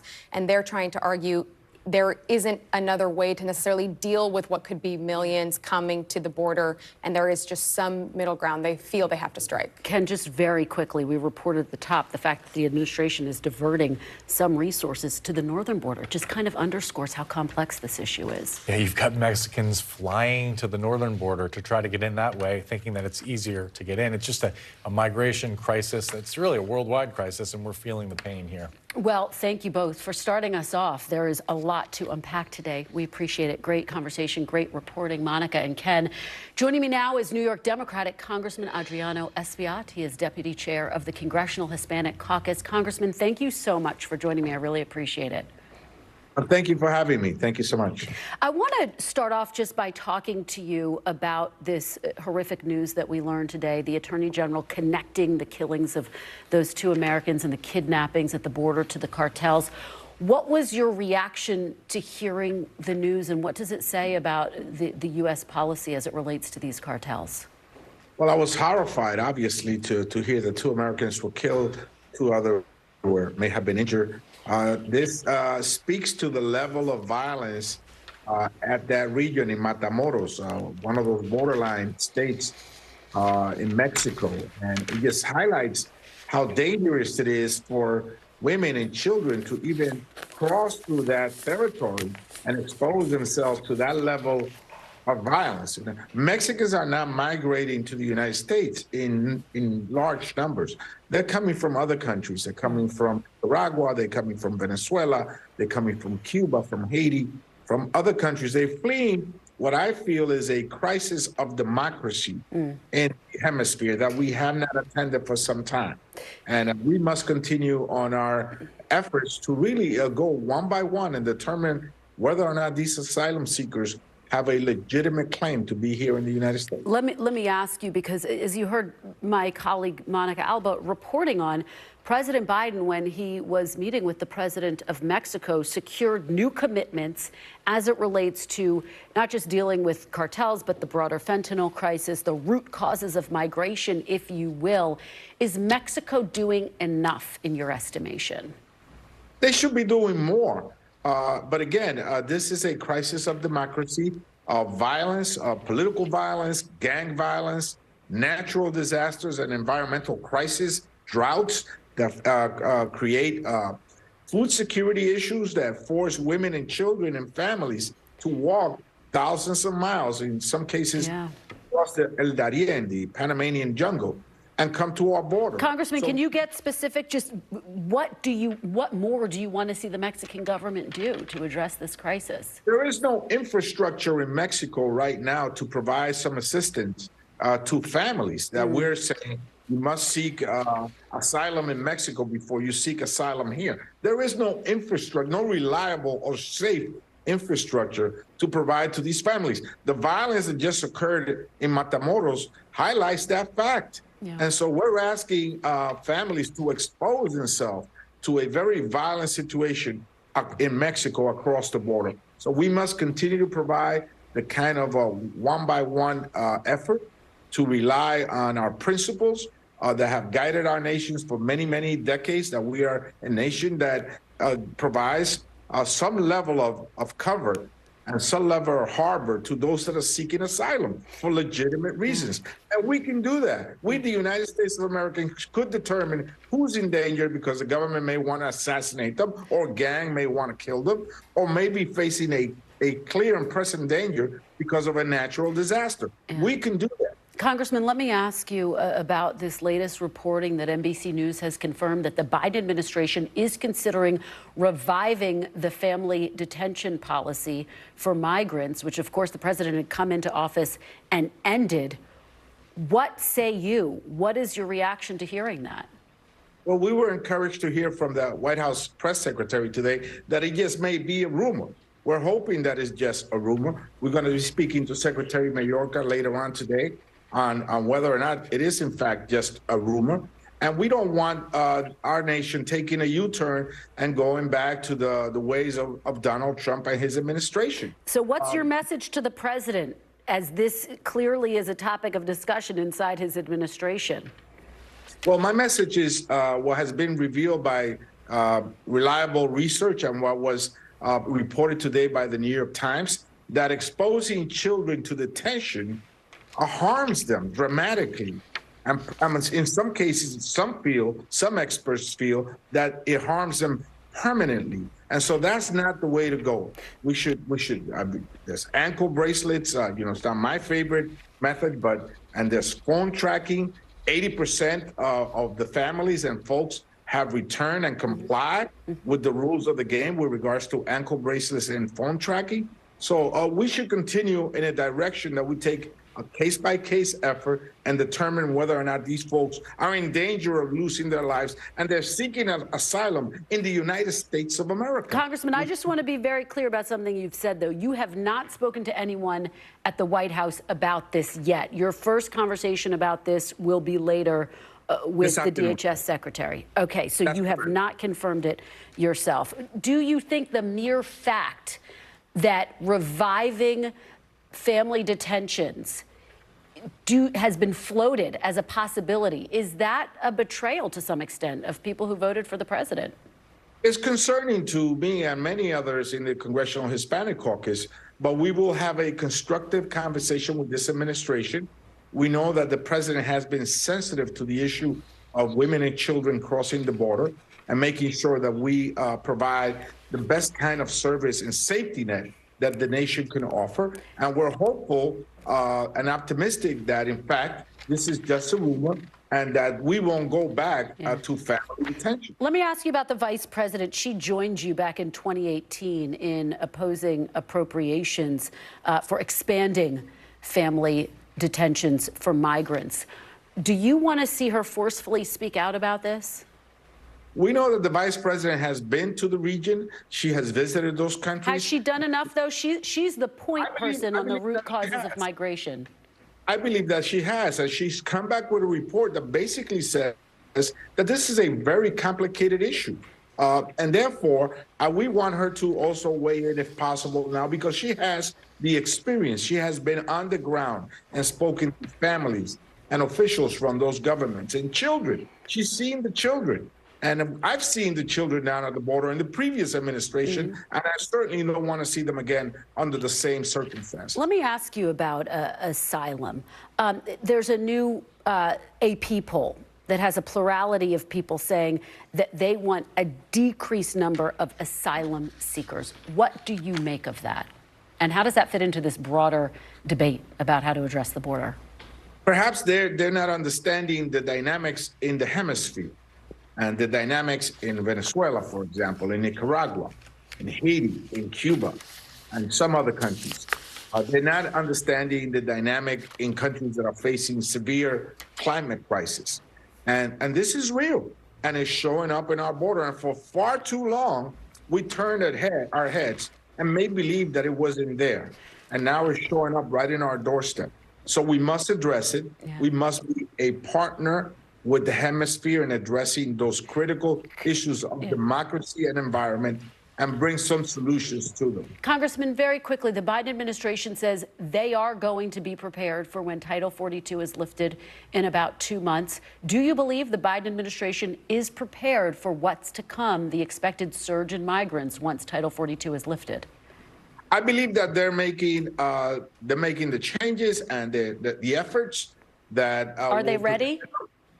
I believe that they will be ready, but family detention is not by any means a model that I would support. Okay, Congressman Espaillat, really appreciate your joining us to discuss this incredibly complicated and urgent issue. Thank you. Thank you so much.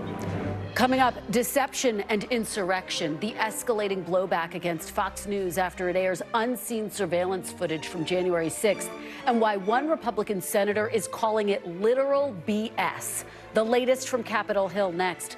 Plus, the fight over abortion rights in Texas, a new lawsuit filed today challenging the state's abortion laws as we await a court ruling from a Texas judge that could affect abortion access nationwide. You're watching Meet the Press now.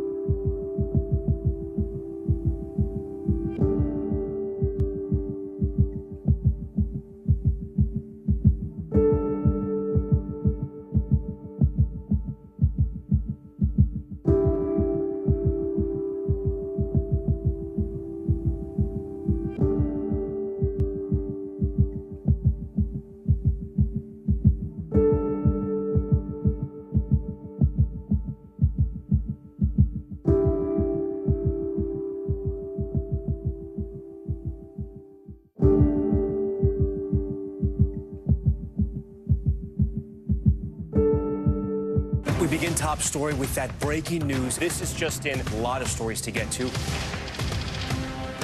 What do people need most right now? Did the state and/or law enforcement drop the ball anywhere? Are we headed for a recession or a recovery? Migrant families now stranded in Mexico. What's the World Cup experience been like? The civilian effort is not just about fighting, it's also about helping. Every night, it's your news playlist. Top Story with Tom Llamas. Streaming weeknights at 7 on NBC News Now. Welcome back. Both Democratic and Republican lawmakers on Capitol Hill are expressing outrage today after Fox News host Tucker Carlson used Capitol Hill security footage from January 6th, provided exclusively to him by House Speaker Kevin McCarthy, to downplay the attack on the Capitol and to falsely portray the riot as, quote, mostly peaceful chaos, and the majority of rioters as, quote, sightseers. Here's how some Republican senators reacted to that today. I think it's bull. I was here. I was down there, and I saw maybe a few tourists, a few people who got caught up in things, but when you see police barricades breached, when you see police officers assaulted, all of that, or you had to be in close proximity to it, if you were just a tourist, you should have probably lined up at the visitor center and came in on an orderly basis. All I know is that there were a lot of people in the Capitol at the time who I think were scared for their lives. So you can, however you want to describe it, but it was an attack on the Capitol. My recollection of the day is that it was not just some rowdy, peaceful protest of Boy Scouts, nor was it, the takedown of democracy that others on the extreme side want to call it. The frustration and anger there palpable. Just yesterday, the Justice Department released these statistics from its investigation into January 6th. More than 1,000 arrests, 518 guilty pleas, and 53 convictions at contested trials. Today, Attorney General Merrick Garland called January 6th a violent attack on a fundamental tenet of American democracy. Capitol Police Chief Thomas Manger is also condemning Carlson's show in a letter to the department, which NBC News has obtained. Manger says the show was filled with offensive and misleading conclusions about January 6th, and that the show never reached out to the department to provide accurate context. This afternoon, Senate Minority Leader Mitch McConnell backed up Manger's comments. Clearly, the chief of the Capitol Police, in my view, correctly describes what most of us witnessed firsthand on January 6th. It was a mistake, in my view, for Fox News to depict this in a way that's completely at variance with what our chief law enforcement official here at the Capitol thinks. NBC's Ali Vitale is on Capitol Hill to unpack all of this. So, Ali, let's just start off with what you're hearing from sources there on the Hill. Where is the outrage placed? Is it for Tucker Carlson, or is it for Minority Leader McCarthy for giving him the tape exclusively first? The tapes, I should say, the footage. Yeah, I mean, Kristen, it kind of depends what side of the Capitol you're on, because candidly, the conversations that I'm having on the Senate side sound very different from the conversations that I'm having on the House side of this building, because you saw Senate Republicans in the videos that you showed willing to go after Fox for the way that they are gaslighting on what happened on January 6th. Even Mitch McConnell, and I say even because this is a man who had the opportunity during the second impeachment to add his voice to the several Republicans who voted to convict former President Trump of the role that he played in the January 6th insurrection, and ultimately did not do so, but has been quick, including in moments like today, to be sure to speak to what January 6th actually was. So on the Senate side of this building, there is more allowance to speak to the reality of what the 6th was. Here on the House side, though, this is really something that many Republican members have been pushing for. They've been asking for. They say that Fox, and specifically Tucker Carlson, who has repeatedly downplayed what happened on January 6th, is the right forum for this footage. So it really depends. But I do think it's important to note that McConnell, even as he says he's aligning himself himself with the Capitol Police, who have been very clear in how they feel about what Tucker Carlson has done on his show and will continue to do this week. McConnell did not engage with a specific question about if McCarthy shouldn't have given over this footage. That's something where he seemed to draw the line, and at one point just said to reporters, anyone else have a question to ask me? Because he clearly wasn't engaging on that one. Yeah, and I misspoke. Obviously, I meant to say House Speaker Kevin McCarthy.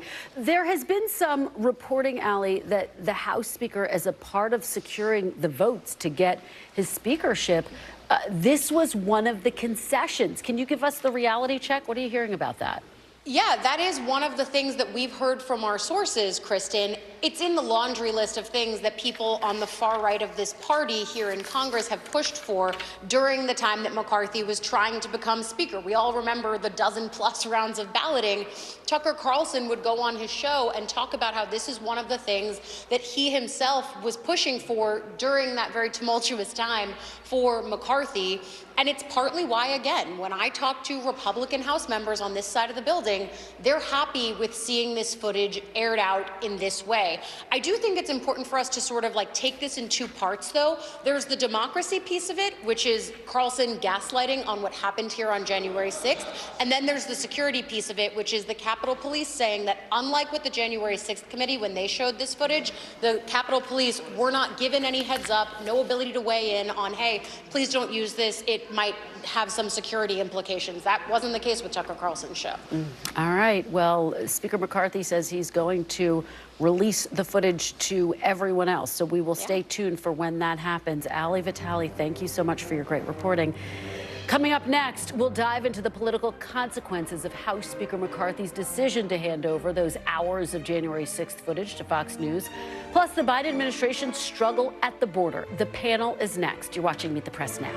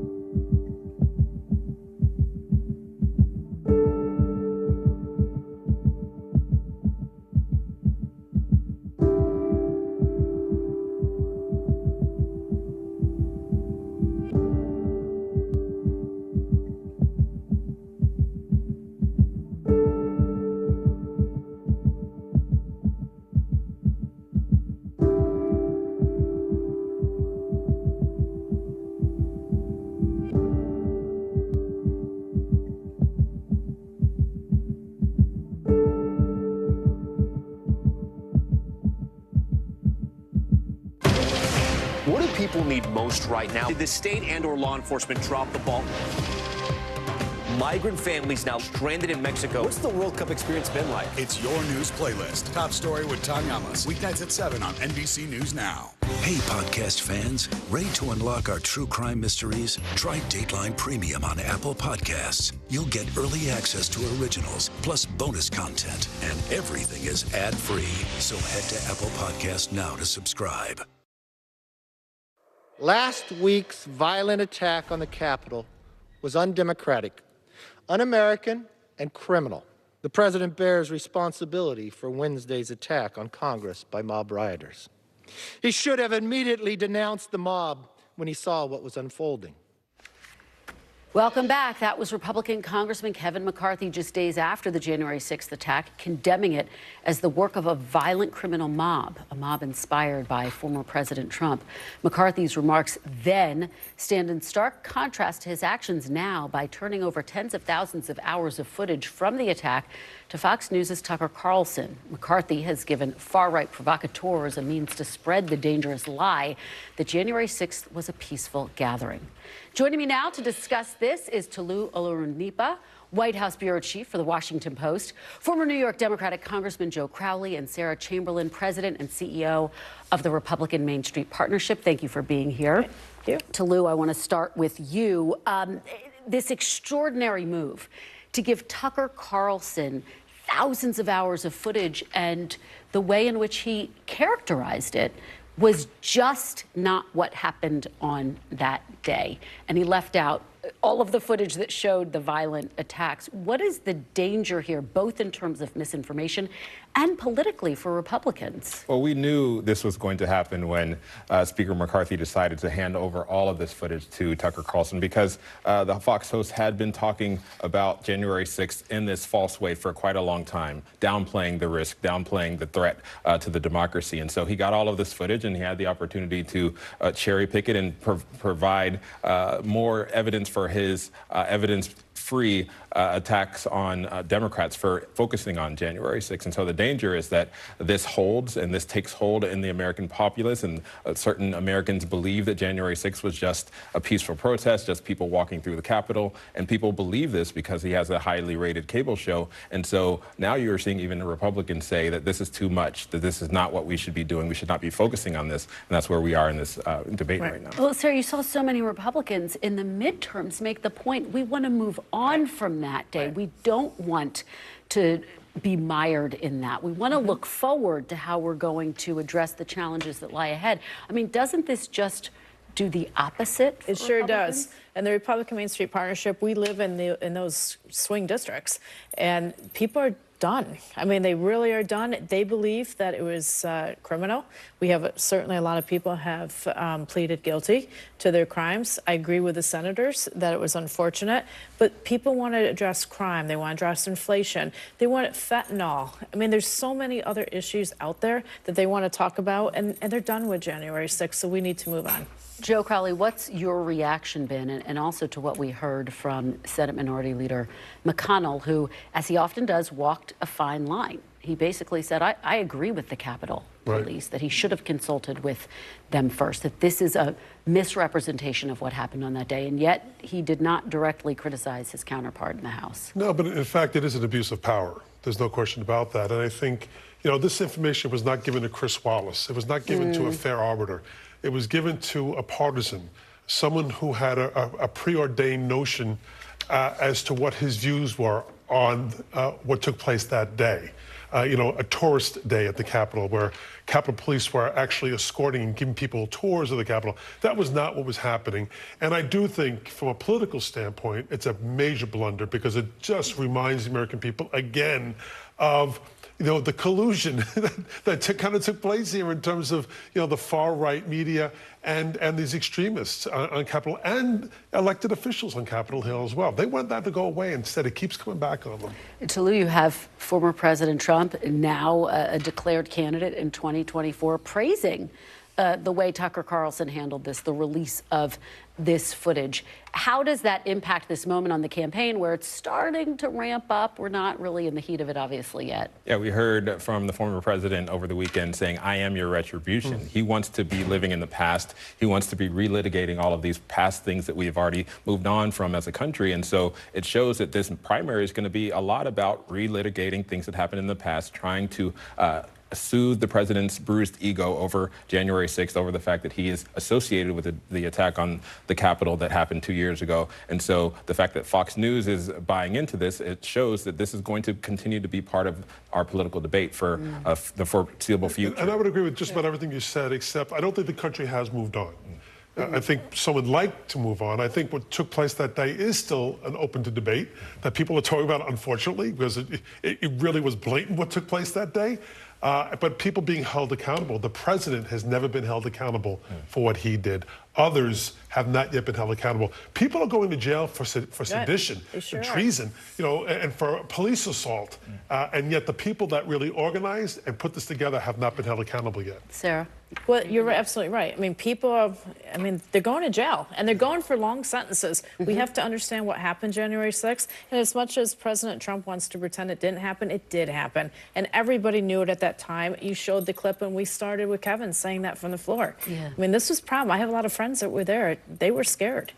And let's talk about a potential challenger for the former president, Ron DeSantis. He delivered his State of the State address today. No major headlines, except, Sarah, it was kind of a list of his core conservative principles. What do you make of what Ron DeSantis is doing? He's kind of staying on the sidelines, taking maybe a few not-so-veiled jabs at former President Trump, but certainly not entering the fray, not getting into the race. Not yet, but he is rolling. He's doing a slow roll, getting it out there, getting people to understand who he is. And I firmly believe he'll be in the next few months. And I said, welcome.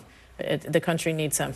Tulu, what do you make of where the Republican field stands right now? You have Nikki Haley, who's in the race. It seems to me the challenge is carving out a lane that is separate from Trump, and yet that resonates with Republican voters. Yeah, we saw this in CPAC with Nikki Haley trying to create a lane for herself, and we saw a number of potential candidates not show up to CPAC because they're also trying to figure out how to position themselves. They have to not only take on Trump directly, because we saw in 2016, if you try to sort of sidestep him or compliment him or share the stage with him, he will destroy anyone who does that. But no one has shown how to take him on directly yet. So they're trying to figure that out and also decide how to keep his voters. And so that's the big challenge for a number of these Republicans. Let's talk about President Biden and the Democrats and this reporting that, Joe, there are discussions inside the administration about reviving the migrant family detention policy, which some immigration advocates have called inhumane. It is a flashpoint, but you could also argue it's an attempt by this president to try to tack a little bit further to the center. What do you make of it? Well, I think certainly there was a crisis on our border, and just today's news in terms of the killing of two tourists, at least two tourists down in Mexico today, elevates for the American people just how violent the culture in parts of Mexico are today. Not all of Mexico, parts of it. But I think it also is unfortunate because I think this was something that was instituted initially by President Trump, former President Trump, something that the president ended pretty soon after he came into office. And my hope is that it can still be averted, that this doesn't happen. What we need is comprehensive immigration reform. We need a humane approach to this issue. And it's Democrats, Republicans coming together. It's possible. It's very hard to do, but it is possible, and we should be focusing on those things. And go ahead. No, I totally agree with you. This has to be a bipartisan issue. This is a crisis for the United States, and we need to work together to get this solved. Yeah. This is awful. And the question is, how does it, when we've been talking about this for decades, frankly, how does this crisis ever get solved? And Tulu, we should point out that under former President Trump, there was a zero-tolerance policy, which also led to the separation of children from their parents, which is not what the Biden administration is talking about. However, it's still incredibly controversial. Could this backfire politically if they do, in fact, decide to revive this? It is already starting to backfire a little bit, as you see a number of progressives say that this is an awful idea to even be talking about this and focusing on the fact that this could happen. I do think that part of this from the White House could be trying to change the narrative, trying to change the argument that has been coming forward from President Biden and the rhetoric around sort of being welcoming and ending all of the Trump policies. And so even if they don't follow through with this policy, they want to show that they are going to be a little bit more tough than they have been and maybe deter people from making that difficult decision to take their families across the border, even if they don't decide to actually put people in family detention. And Joe, just very quickly, I mean, we have seen him kind of talking about core issues. Crime was another one that he's really, I think, we're expect to hear him talking more about this issue that's clearly going to be a major issue in 2024. Absolutely, and I think that's also some of the blowback you're getting from House Democrats in particular, that this recent action on the D.C. bill in terms of their crime, their amendments to their own crime laws really backfired for House Democrats who already had to take that vote. And now the president says he's going to let it go if it comes to his desk. Yeah, the president said he's going to let it go because he does not want to be seen as looking soft on this issue of crime, and that D.C. crime bill would have softened some penalties. Thank you so much. Great conversation. Tulu, Joe, and Sarah. Really appreciate it. After the break, conflict and confrontation, China's new warning to the U.S. and what it means for the deteriorating relationship between the two superpowers. You're watching Meet the Press Now.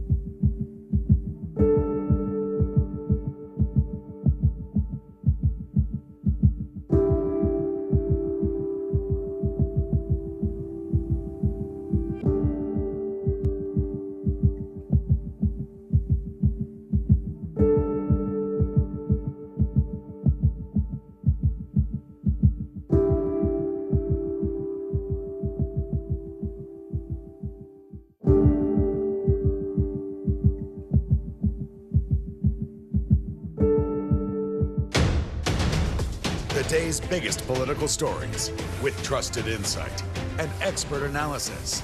A daily look at the politics behind the headlines. Meet the Press Now, streaming weekdays at 4 p.m. on NBC News Now. What do people need most right now? Did the state and/or law enforcement drop the ball? Migrant families now stranded in Mexico. What's the World Cup experience been like? It's your news playlist. Top Story with Tom Llamas. Weeknights at 7 on NBC News Now. Welcome back. The public back and forth between Washington and Beijing escalated again today after China's foreign minister warned of conflict and confrontation unless the U.S. changes course. Qin Gang, who was until recently China's ambassador to the U.S., used his first press conference as foreign minister to condemn Washington on a wide range of issues, from the spy balloon incident to the administration's claim Beijing is considering providing ammunition and artillery to Russia. On Taiwan, he warned that it's the first red line of U.S.-China relations that must not be crossed. NBC News foreign correspondent Josh Letterman is in Hong Kong with more. Hey, Kristen, those fiery comments from China's foreign minister Qin Gang in his first briefing with the press since taking office came just one day. We heard similarly strong comments from President Xi Jinping, who is set this week to begin a historic third term after that is rubber stamped by China's legislature during their National People's Congress. President Xi accusing the U.S. of trying to suppress or to contain China, comments that obviously have strong Cold War connotations. And the foreign minister, he doubled down. He said that if the U.S. does not change course, then the U.S. and China are really on a glide path toward conflict. He likened it to putting the first button of a shirt on wrong and everything not really working from there. And in a way, it wasn't unexpected that China would start to push back on the U.S. because in the past many months, as we've been discussing, the Biden administration has really ramped up pressure on China on a number of fronts, from the Chinese spy balloon incident to that intelligence about the origins of COVID to the trade relationship, additional green lighting of arms to be sold to Taiwan, and of course, the allegation from the U.S. that China is considering providing weapons to Russia to be used in Ukraine. Now, the Chinese government firmly disputes that it is even considering that. And if there's any silver lining in the comments we've seen in the last few days from China, it is that the foreign minister didn't go quite as far in cozying up with the Russian government as many has anticipated, because we've heard China talk about an endless relationship with the Russians. But the foreign minister was asked, for example, about whether they should get rid of using the U.S. dollar as a currency that they use for international transactions. He didn't really take the bait on that question, and he once again made very clear that China has no intention of providing weapons to the Russians for use in Ukraine. The White House today responding to all of these comments, Kristen, disputing that the U.S. seeks any kind of conflict with China, saying it merely is looking for a strategic competition. Kristen? Josh Letterman, thank you for that reporting. Still to come, we'll hear from one of the women suing Texas, alleging the state's abortion bans put her health at risk, and where the fight over reproductive health care goes from here. Next, you're watching Meet the Press Now.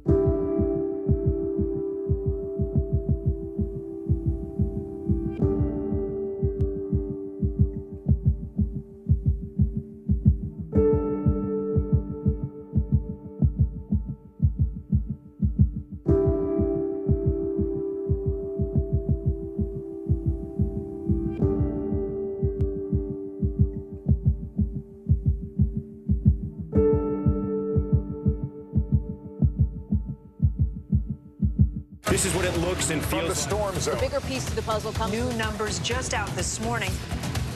Good evening. We begin tonight with breaking news just coming in. We begin this hour with the latest developments. We're coming on the air with some shakeups big time on Capitol Hill. How much water ultimately will be forced inland?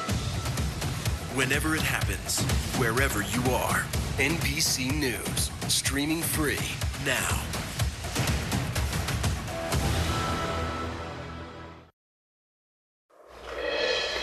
Welcome back. 5 women alongside 2 OBGYNs are now suing Texas over the state's abortion laws.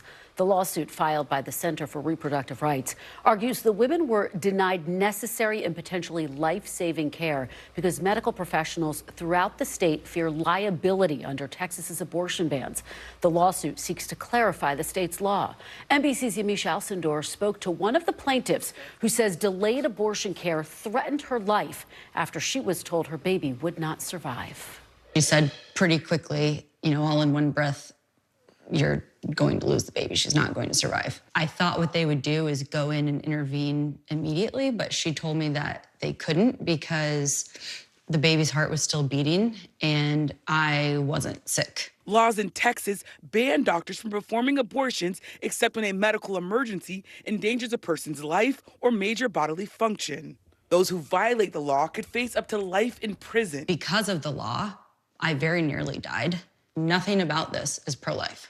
But John Segal, president of Texas Right to Life, who helped craft the Texas Heartbeat Act, says the law is clear as written and that doctors like Amanda's are misinterpreting it. If they are saying they have to delay and wait the days like you're talking about, that is medical malpractice. But if it is uncertain that this child may survive or may not, Texas is saying we don't jump to conclusions. Doctors are saying the law is not clear, and as a result, I'm going to act on the side of being cautious, and that means that I might have to wait for a woman to get sicker and sicker before I can perform an abortion that I know she needs. And that's the wrong conclusion. Nancy Northup is the president of the Center for Reproductive Rights. The issue here is not that the doctors are being too cautious. The reality is, without clarification of this Texas law, without a change in the circumstances that are happening today, it is going to come that women are going to die. In response to the lawsuit, the Texas Attorney General's office said he'll, quote, continue to defend and enforce the laws duly enacted by the Texas legislature. This suit comes as we wait for a ruling by a federal judge in another Texas lawsuit over medication abortion that could pull a common abortion pill off the shelves nationwide. Joining me now is Dr. Bhavik Kumar, a Texas-based abortion provider and co-chair of the Committee to Protect Healthcare's Reproductive Freedom Task Force. Also with me, Liz Sepper, professor of law at the University of Texas. Dr. Kumar, I want to start with you, and thanks to both of you for being here. Can you just react for us to what we have just heard from the plaintiff, Amanda is her name, talking about the fact that she was told her baby would not survive, and yet she couldn't immediately get the care that she says she needed to save her life, and her health was put at risk?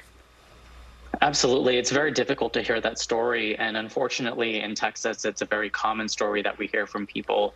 What we see in Texas is that when politicians decide to tell us how to practice medicine, when they have punishments such as the one in the Texas ban where we could potentially go to jail for life, it becomes very difficult for us to have conversations with our patients to give them the options that they deserve.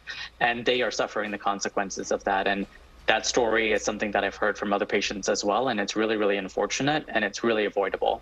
And Liz Sepper, can I have you respond as well to hearing what was really difficult, I think, to learn, that this woman's life was put at risk. She could not get the care that she says she needs. She said that she almost died. She almost didn't survive this. These stories are the tip of the iceberg, and it's because Texas's abortion law is draconian, but it also lacks some clarity. There are provisions that contradict one another. There is an exception for life-saving care that uses terms like serious risk of substantial impairment to a major bodily function without any definitions. These are not medical terms. Physicians just don't know what they mean. When, in good faith, can they act to save someone's life and health? In this case, Dr. Kumar, obviously Amanda was here to tell her story. That's why she's a plaintiff in this case. But are you learning about cases in which women are not as lucky because they're not getting the care that they need? Absolutely, and I commend the plaintiffs in this case for coming forward. It takes a lot of bravery to be able to do so, but there are a lot of people that don't have that ability to do so, whether they're experiencing a complication in a wanted pregnancy, a complication in an ectopic pregnancy, or an inability to access care, or if they're having a miscarriage and just not able to get the care that they need. So these, again, stories are very common in Texas and in other states where abortion is banned, and it's really just another example of politicians interfering in my ability as a physician to provide health care to people. Dr. Kumar, what do you believe the national implications are for what is happening in Texas right now? Yeah, what happens in Texas doesn't stay in Texas. Right now, there are 18 states that have some form of an abortion ban in play. And what we know is that when we ban abortion, it doesn't stop the need of it. It also affects other care, such as miscarriage care and complications that can happen in pregnancy. So we're really seeing this chilling effect and this chaos effect as people are trying to travel to other states. They're not getting information from their healthcare providers, as we heard from Amanda, and they're left with confusion. They're left with questions and trying to navigate the healthcare system the best that they can. We also know that many people aren't able to access the care that they need, and as we heard, people are suffering in the consequences of that. And Liz Sepper, how do you see the national implications here, particularly to this idea? Do you worry that it's having a chilling effect on women's health and the ability to treat the range of complications that can arise during a pregnancy? Yes, so we're seeing doctors who feel that their speech is chilled. They're not even willing to say the A word to their patients or give referral or information. This obviously affects all kinds of care. But we're also hearing stories about oncology, about MRI and the like, where doctors just aren't acting as they usually would because they're concerned that they may be creating risks for fetuses or for potential pregnancies that could subject them to liability under SB 8 or Texas's criminal laws. Dr. Kumar, I want to talk to you about the medication abortion case out of Texas. And we know that an anti-abortion group that is bringing the suit has argued that it's unsafe and that the approval process was unlawful. Does the science back that up? Absolutely not. We know that mifepristone, one of the two medications used in a medication abortion, is extremely safe. It's been FDA approved in this country for over 20 years. There have been 5 million people that have used this medication safely. It's a medication that I've provided to thousands of people. I often say when I'm providing that medication that you're probably not going to feel anything different today. You can go home, you can do whatever you need to. There are very few side effects, if any, and it is very safe and effective for people to use.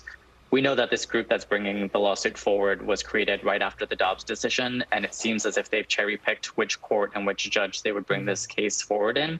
And it's really part of this effort to ban abortion. Even with Roe overturned, they're continuing to target anything that people might try to access to have an abortion. And we know that there is a second abortion drug, the misoprostol, I believe. Please correct me if I'm not pronouncing that accurately. It can be used on its own, but why is the two-drug regimen preferred? Why do you think that that's critical? Yeah, you're absolutely right. Misoprostol can be used safely alone, and many people choose that option, especially in other countries. But we also know that when used with mifepristone, it is safer and more effective, and people have a better experience, which is exactly what I would want for my patients. And Liz Sepper, what do you make of this case about trying to ban the medication abortion? And what do you think the broader implications of this may be? Will it have a chilling effect, for example, on distributors like Walgreens? So this lawsuit is filed in Texas, but it's a national lawsuit, right? It's about the availability of mifepristone across the entire country, California, New York, Rhode Island, and so on. So if the plaintiffs were to prevail here and win what they want, which is to have the FDA suspend or withdraw their 20-year-long approval of mifepristone, then what would happen is that it's likely the drug would become unavailable nationwide. So very serious impacts across the board. Walgreens has recently said that they will provide medication abortion with a prescription from a physician, but then stepped that back out of concern from a letter sent from 20 attorney generals suggesting that Walgreens could face criminal consequences if they were willing to distribute the drug consistent with federal law. And Liz, just very quickly, what routes does the federal government have to appeal if, in fact, the judge does approve this injunction? If the judge sided with the plaintiffs, the federal government would presumably appeal to the Fifth Circuit and could go on from there to the Supreme Court. Okay, well, we will watch all of this very closely. Dr. Kumar and Professor Sepper, we really appreciate your time. We appreciate your insights. Thank you so much. And thank you for being with us this hour. We will be back tomorrow with more Meet the Press Now. Chuck will be here. NBC News Now coverage continues with Hallie Jackson right now.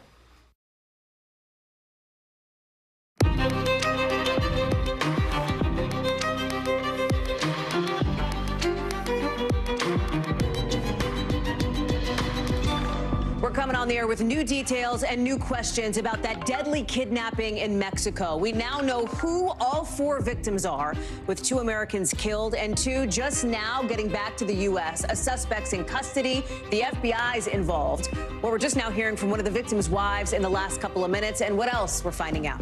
Plus, senators are accusing the Fed chair of gambling with people's lives as he says they're going to have to get more aggressive with interest rate hikes. Why Wall Street tonight is not so happy about it. And Florida Governor Ron DeSantis has a message for the rest of the country. I'm quoting here. He says, "You ain't seen nothing yet." We'll talk about how he's trying to lay the groundwork for a potential 2024 run and separate himself from former President Trump. Plus, our NBC News team has new details on why important evidence got left on the table for decades in the hunt for a serial killer. The shocking details they're uncovering about the case that you will only see here.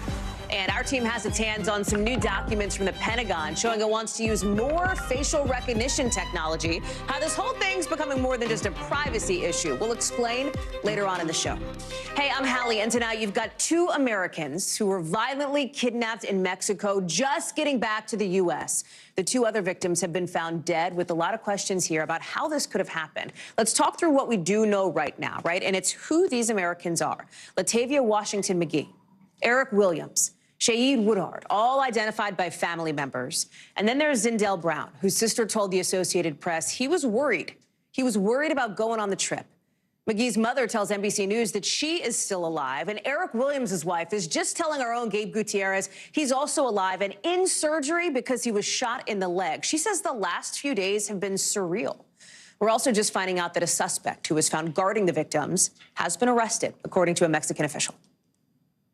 Fue detenido en flagrancia José N., de 24 años de edad, originario de Vallehermoso, Tamaulipas, quien se encontraba en funciones de vigilancia de las víctimas. Fueron encontradas en una casa de madera. There's still so much we don't know right now, like when the bodies of the 2 Americans who were killed will be released to their families, and how these people who were in Mexico for an alleged medical procedure ended up as targets of drug cartel gunmen in what's being called an apparent case of mistaken identity. Morgan Chesky is just across the border from where this kidnapping happened in Brownsville, Texas. Okay, so Morgan, we know today the 2 surviving victims are now back in the U.S. They were apparently found with the suspect in a wooden house, and now our colleague Gabe Gutierrez just got off the phone with one of these victims' spouses, I believe, as we laid out right at the top of the show. Talk us through what we're hearing about how these people are doing. Well, Hallie, as you mentioned, this has been just an incredibly tragic ordeal. We do know that those 2 Americans, Latavia and Eric, have been brought from Mexico back into the United States. As for how they're doing, well, according to the mother of Latavia, she will only say that they spoke over the phone. However, all sources show that she is uninjured. Of the 4 people who were kidnapped at gunpoint in Mexico, Hallie, we know that 2 were killed, 1 was wounded. That would be Eric. Eric, of course, as you mentioned, and then there was only one of those individuals who appeared to come out of this at least physically unscathed, and that would be Latavia. Now, as for where this process goes from here, I did have a chance to go to nearby Valley Regional Medical Center. This was a hospital that was surrounded by a heavy police presence. When we asked to speak to management there, we were referred to the FBI. No one officially stated that those two Americans were taken there, but that is, of course, what it appears to be at this point in time. We have heard from officials that there are ongoing efforts to repatriate the remains of those two other Americans that we believe at this time are still in Mexico. A very dynamic situation here, Hallie. You have to remember that when this took place on Friday, essentially 3 days went by where there was no shortage of unknowns. We didn't know who had taken these Americans, where they had been taken, and then, unfortunately, one tragic update from another from the Mexican authorities, now later confirmed by the State Department today, regarding those two Americans killed and two survived. There is now, of course, the accountability question here, right? Of like how this could have happened and how do you stop it from happening again? With the U.S. and Mexico both having that conversation, here's what the Attorney General Merrick Garland had to say. Pretty hard line, of course, against this cartel. Listen. Cartels are responsible for the deaths of Americans, and we are fighting as hard as possible. The DEA and the FBI are doing everything possible to dismantle and disrupt and ultimately prosecute the leaders of the cartels and the entire networks that they depend on. So it's one thing, Morgan, as you well know from reporting along the border in Mexico, et cetera, it's one thing to talk about holding cartels accountable. It's a different ballgame altogether to actually do it. We've seen in Mexico that has proven to be an intractable issue there. Absolutely, and I think important to note here, Hallie, when I spoke to the congressman who represents the district that includes Brownsville, Texas, he was very quick to say that, unfortunately, what happened on Friday is not an isolated incident. This has been going on now for years, close to a decade, if not longer, because of the rise of the cartels in Mexico. We do know that the Gulf cartel particularly active in the Matamoros community. And because of this violence being so widespread and so sporadic but intense, Hallie, the State Department had that do not travel level 4 advisory in place since October 2022, even issuing a reminder on the very day that this horrific kidnapping took place. As for whether or not this will create some sort of change going forward, that very much remains to be seen. But I can tell you, speaking to the individuals here in Brownsville, unfortunately, many of them, Hallie, who grew up here, who remember going across the bridge to Matamoros to run errands, to get dinner, to hang out with family and friends, they've resigned themselves to the fact that they may never be able to do so again and feel safe, ever. Morgan Chesky, it is just a horrific story and lots more to report out on it to answer some of these questions. Thank you very much. Live for us in Brownsville. Right now, take a look at the markets. They're ending the day with a whole lot of red because the Fed chair says interest rates are probably going to be higher than he thought a couple of months ago. You see here the Dow, the NASDAQ, the S&P all down today, with Jay Powell suggesting the economy is a victim of its own strength. For inflation to drop, he says, the job market has to soften. You're like, okay, what does that mean in plain English? In plain English, it means the unemployment rate could go up because when things get more expensive, places cut jobs. That's what happened historically when the Fed has hiked interest rates before. And that whole concept led to things getting a little bit testy on Capitol Hill today, like here with Senator Elizabeth Warren. Listen. 4.5%. Explain that to the 2 million families who are going to be out of work. We're not targeting any of that. But I would say even 4.5% unemployment is well better than most of the time for the last 75 years. In other words, you don't have a plan to stop a runaway train if it occurs. Chair Powell, you are gambling with people's lives.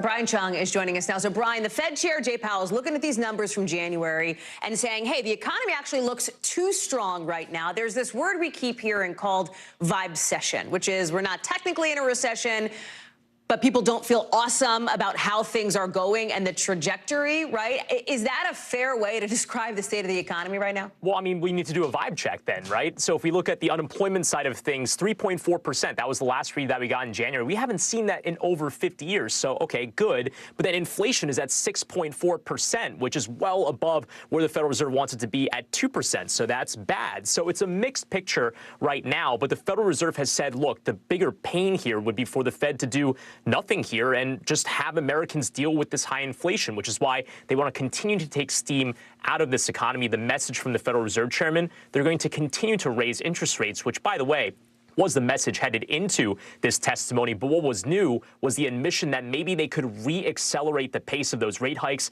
They moved by a 0.25 percentage point in February. Maybe they go back up again to 0.5 percentage point in their next meeting in 2 weeks. It all depends on how the data comes in. In other words, those little arrows that we were showing get taller and taller, which had not necessarily been the anticipation going into this meeting. The concern, of course, is like, sure, Jay Powell can say, well, a 4.5% unemployment rate is actually relative to where it's been in the last decade, not so bad. But like, let's not talk stats. Let's talk humans and people, right? Because people losing their jobs hits home for the Americans, of course, who have family members who have lost those jobs. That is a bipartisan concern. It's not just Elizabeth Warren on the left. It's Republican Senator John Kennedy on the right. Listen. When you're slowing the economy, you're trying to put people out of work. That's your job, is it not? Not really. We're trying to restore price stability. You're trying to raise the unemployment rate, are you not? No, we're not trying to raise it. We're trying to realign supply and demand, which could happen through a bunch of channels. Of course, the Fed, from their perspective, they're like, hey, the one thing we can do here, the only tool in our toolbox is to try to hike these interest rates to fight inflation. Yeah, I mean, and by the way, it's very rare to see Senator John Kennedy kind of in lockstep with what we're hearing from Elizabeth Warren. But look, it underscores the broad bipartisan concern that what the Federal Reserve is doing here is going to put millions out of work. And in fact, that's what the Federal Reserve is projecting. That's what Elizabeth Warren was referring to in her line of questioning, referring to the millions of people that could lose their jobs. But what the Fed chairman has said is that historically, the unemployment rate has risen a lot farther than what they're projecting. That might just be the cost of lowering inflation, but maybe that cost isn't going to be as bad this time around. We'll have to see. Brian Chung, thank you very much. Listen, there is more and more frustration out west and worry and anger from people in Southern California over the state's response to a storm that dumped multiple feet of snow in that area. And this anger is coming from folks who say those state officials are not doing enough. The line so far has been that there has been major progress. You see it there, major progress in the area around San Bernardino.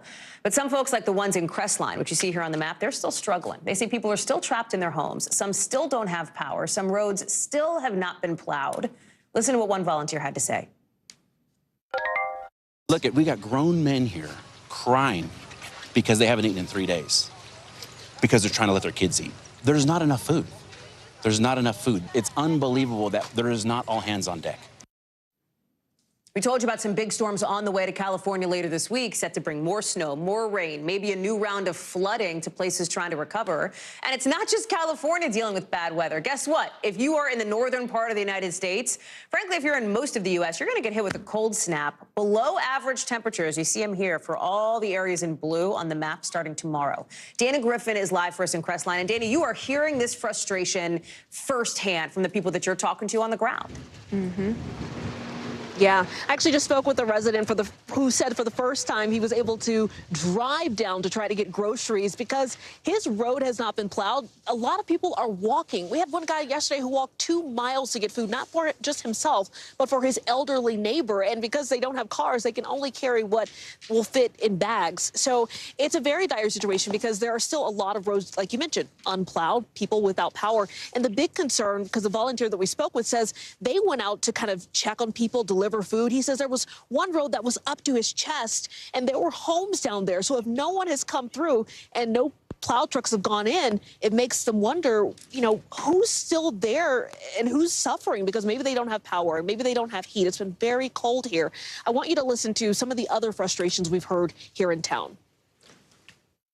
The roads are terrible.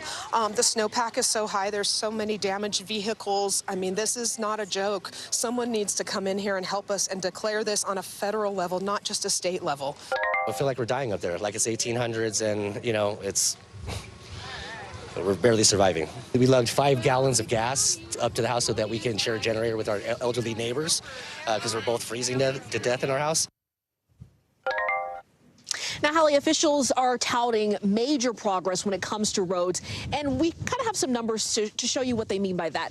They say 100% of the primary roads have been cleared, so that's pretty much the main roads in and out of town, and we can attest to that because they've gotten better even over the last couple days. But 50% of the secondary roads have not been paved, so those are where a lot of people live, so they can't just drive out of their home to try to make it down the mountain to maybe evacuate or go get food elsewhere. They're having to walk, and up until today, if they left, they couldn't come back in. So it was a very tough situation.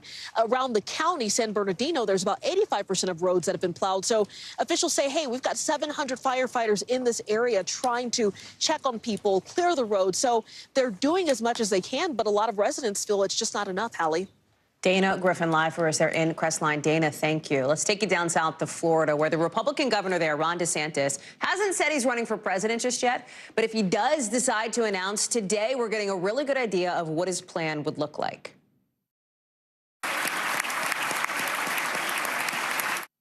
You hear that? That is the big round of applause, the standing O that the governor got from his state's Republican-dominated legislature, which now has the assignment of making good on an agenda that could be a preview of the DeSantis platform.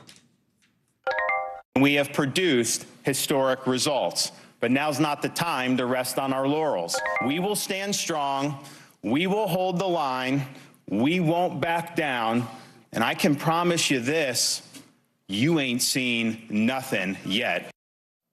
So 4 big things that the governor is laying out today. First, you've got abortion, with Florida lawmakers today rolling out a bill that would ban abortion after 6 weeks instead of the current 15 weeks. There's also a push to expand gun rights to let people carry concealed guns without a permit.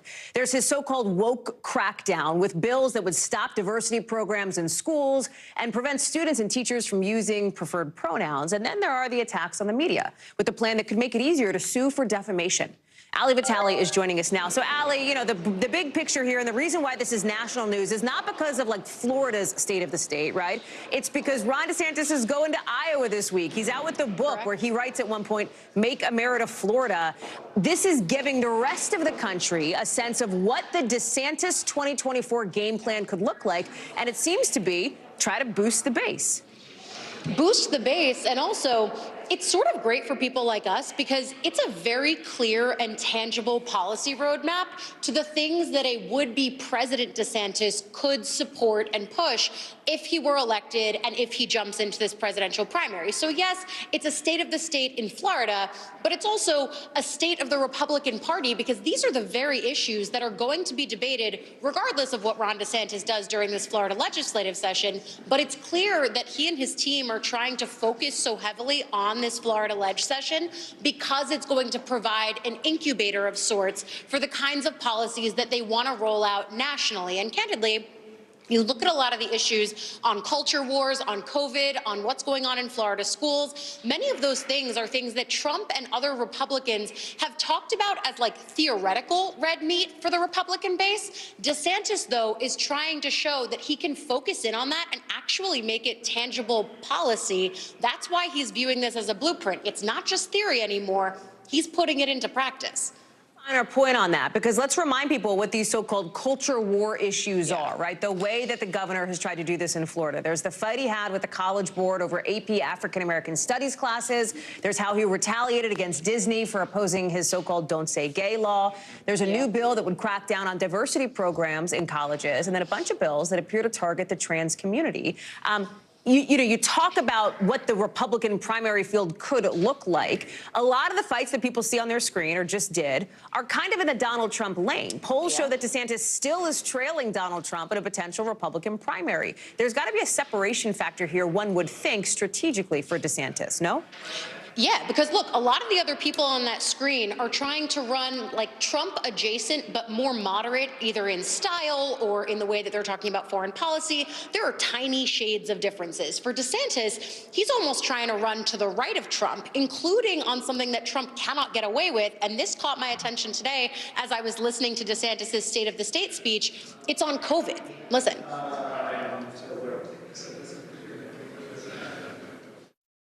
We have banned vaccine passports, and we have protected Floridians from losing their jobs due to their personal decision about whether to take or not take the COVID jab. So railing against COVID mandates, that's something that DeSantis is going to continue to elevate. And look, on the vaccine, he's able to play on things within the Republican base that Trump cannot necessarily, because Trump was the start of that crest of take the vaccine as we started to maneuver, at least out of the initial phases of the pandemic at the end of 2020. Ali Vitale live for us on the Hill / kind of spiritually in Florida, as I think you will be for the next year. Thanks, Al. Appreciate it. Big news here from the Justice Department today, getting in the way of a big business deal between two airlines. The DOJ is suing JetBlue to try to stop a merger between them and Spirit. The DOJ says in its lawsuit that JetBlue's plan would basically do away with those dirt cheap tickets that everybody knows Spirit for. Listen. The impact of this merger will be particularly harmful for travelers who rely on what are known as ultra-low-cost carriers in order to fly. The thing is, JetBlue kind of saw this coming. They've been making the argument that a merger would be way less of a big deal than the DOJ is making it out to be, saying they just want to compete with the big names, American, Delta, Southwest, United. They'd all have a bigger share of the domestic market than JetBlue and Spirit. You see them there? Even if those two airlines combined. They're like, hey, the big four would still be the big four. The lawsuit's coming as the Justice Department is also trying to put a stop to violence on board planes with incidents like this one. We brought it to you as breaking news 24 hours ago, and today NBC now has the video. Look at this. Somebody on board a United flight to Boston trying to stab a flight attendant in the neck, with a broken metal spoon. Going up, trying to open up the plane's emergency exit door. You can see other people rushing forward, trying to subdue this guy. They eventually took him down with the help of crew. He was later charged. And that video, shocking as it is part of a bigger trend, with the FAA reporting that 2021 and 2022 were the worst years on record when it comes to bad behavior, even dangerous behavior from people on planes. NBC's Ken Delanian is joining us now. So, Ken, let me start with this news from the Department of Justice on trying to stop this merger. They're like, no, JetBlue and Spirit, we don't want you to merge. We actually think that's bad for customers and like more of a monopoly. JetBlue is like, hey, we'll take out some seats. We'll give people more leg room. Great. The DOJ is like, yeah, and if you do that, the cost per ticket can't stay so low because there are fewer people on the plane. I say all this to say, here's probably the only question that people have as they're hearing this. Can I still get my super cheap Spirit tickets? Like, what is this going to do to the price that I have to pay if I want to travel on one of these airlines? Well, the DOJ is saying emphatically it's going to raise the price. That's what they're worried about. That's why they're weighing in here. The Attorney General, gave a news conference today announcing this major antitrust lawsuit. They're saying that, for example, Spirit and JetBlue have a monopoly on certain routes, Boston to Miami, for example. So if they consolidate, then they can charge whatever they want.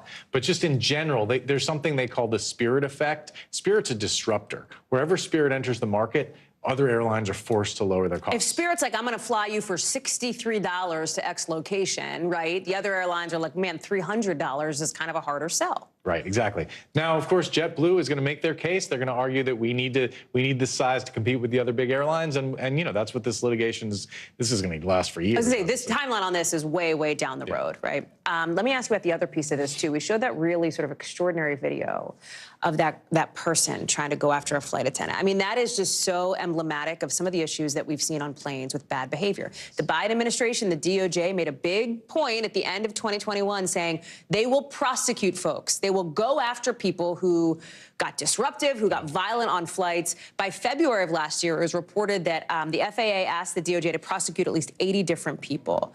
Obviously, that's not... I think it's fair to say, like, there are still people causing problems. Yes. Is it that this push wasn't as aggressive as the DOJ laid it out to be? When I checked in with sources on this today, I got the sense that the DOJ doesn't see this as a huge priority. And also what they're saying is that after the mask requirements went away after COVID, reports of unruly passengers have really gone way down. The FAA data bears that out. And this person today was clearly mentally disturbed. That's a separate issue. There's a lot of mentally disturbed people who are tipping over into violence in this country. But the DOJ's position is we have a lot of fish to fry, and this is not, at the top. Ken Delanian, thank you very much for that update. Appreciate it. Senators from both parties are rolling out a plan today that would give the Commerce Secretary more power to make moves against tech companies in 6 countries considered foreign adversaries. And guess what? That would include China. And thus, it could include TikTok, which, of course, is owned by a Chinese parent company, ByteDance. Here's Senator Mark Warner on why he's so worried. Today, everybody's talking about TikTok and the ability of that platform to be used by the Communist Party both to take on data, but also potentially as a malign influence and propaganda tool. Keep in mind, TikTok's already been banned on government-owned phones, right? Like phones for federal employees owned by the governments. And it's on top of another proposal that would give the president himself the ability to ban TikTok altogether for everybody, basically. All of it comes at a kind of low point in U.S.-China relations. Just this morning, China's foreign minister accused Americans of leading both countries toward, quote, conflict and confrontation. It seems like that kind of tough talk is exactly what the Chinese leader Xi Jinping wants to see, after she said yesterday that Beijing wants to push back more and more against the United States. NBC's Josh Letterman reports from Hong Kong. Hallie, when you take in tandem the comments yesterday from Chinese President Xi Jinping saying that the U.S. is trying to contain or suppress China using Cold War terminology, and then today Chinese Foreign Minister Qin Gang accusing the U.S. of taking actions that he says put the two countries on an inevitable path to conflict, you can really see China's government starting to step up more assertively in defending itself and pushing back against pressure from the Biden administration, with the foreign minister today in his first news conference since taking office saying that when the U.S. talks about putting guardrails on the relationship, something we've heard President Biden and others talk about, that what the U.S. really means, in his words, is that China cannot defend itself or say anything in response to U.S. efforts to slander it. We also heard him liken the relationship to putting a first button of a shirt on wrong, and nothing really can go right after that. And over the last several months, we have seen the Biden administration stepping up pressure on China on a number of fronts, from the U.S. intelligence about the origins of COVID to, of course, the U.S. shooting down that spy balloon, and then that intelligence that the U.S. said it had suggesting that China was considering providing weapons to Russia to use in Ukraine. Today, Foreign Minister Qin Gang firmly disputing that China has any intention of doing that. But he also made an interesting point, Hallie. He said the U.S. is up in arms about the idea that China would provide weapons to Russia, but at the same time, the U.S. has been greenlighting additional arms sales to Taiwan, another $400 million recently greenlighted by the State Department. Now, the White House responding to all of this today, disputing that they're seeking any kind of conflict with China. They say that they simply want strategic competition with China. And National Security Council spokesman John Kirby also disputed that the U.S. is doing anything that would disrupt the status quo in Taiwan. He said the U.S. has made it very clear it does not support independence for Taiwan and simply wants to maintain the current situation in the Taiwan Strait. Hallie? Our thanks to Josh Letterman for that reporting. Coming up, you know Weight Watchers, that program that's been abound for basically forever? It's getting into the prescription weight loss drug business, potentially. That could have a big effect on people who aren't even Weight Watchers customers. Plus, huge protests in France, shutting down parts of the country. We'll tell you what's up there in the 5 Things coming up.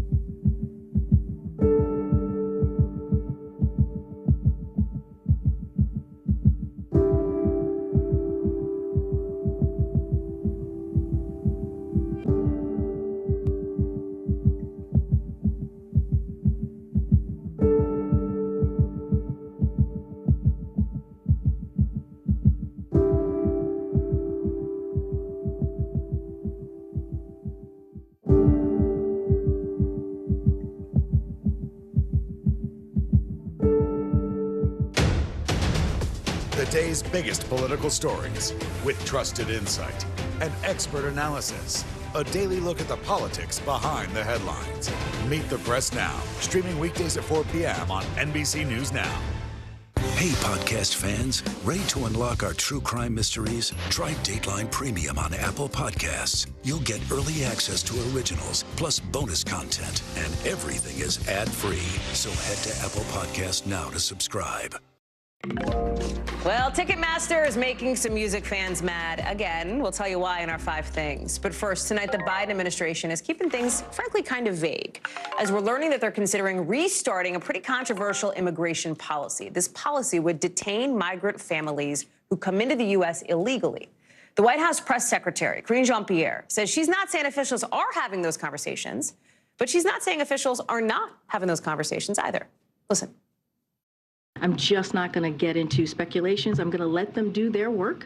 Our approach is to build a system that is safe, that is orderly, and that is humane. Sources tell our team that White House and DHS officials have met multiple times over the past few days to talk about what it would look like to restart that policy, but saying no decision has been made yet. Thing is, a lot of people inside the administration are against this idea of bringing back family detention, according to our reporting. President Biden himself, he actually stopped this policy a few months after taking office. Monica Alba joins us now. Mon, he stopped it because it was put in place under the Trump administration and caused a lot of outrage then. Before Donald Trump, it was former President Barack Obama that had this in place starting in 2014. And now, look what's happening back on the scene again, right? Even the discussions of this are happening. We heard how sort of cagey Karine Jean-Pierre was about not confirming or denying it. And I can tell you in conversations with my sources that absolutely this conversation is ongoing. It's happening between the White House and the Department of Homeland Security. Returning to family detention is one option on the table among others. So there are other considerations here. And of course, the administration understands how potentially hypocritical this would look for then candidate Joe Biden, who said, I'm going to approach this with compassion.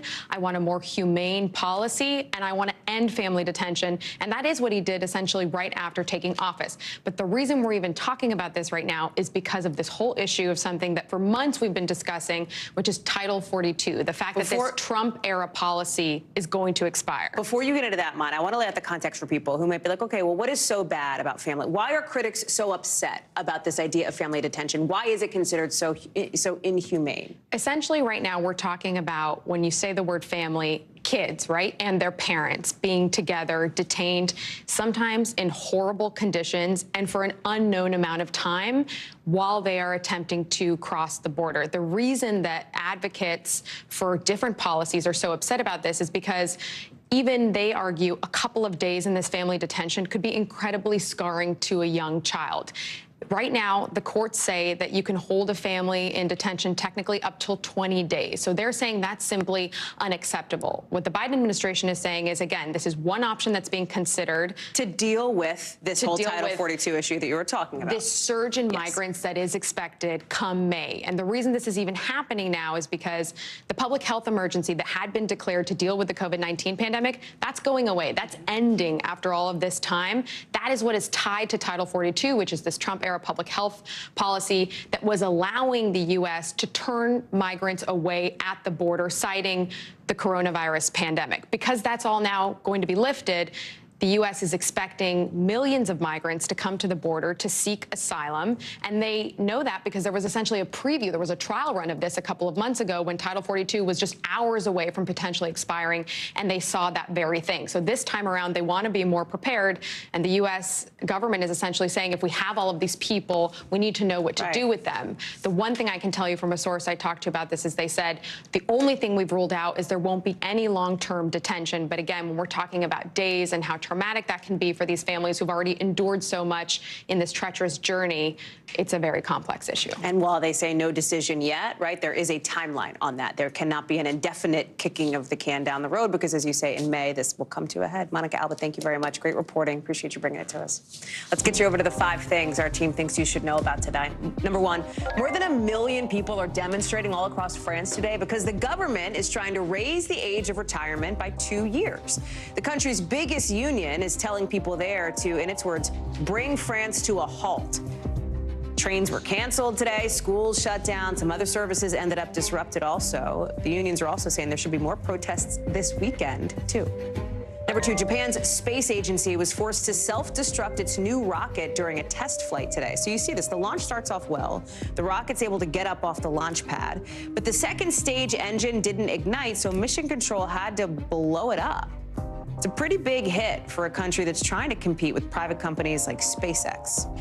Number 3, Senator Bernie Sanders says the Starbucks CEO, Howard Schultz, has agreed to testify in front of Congress.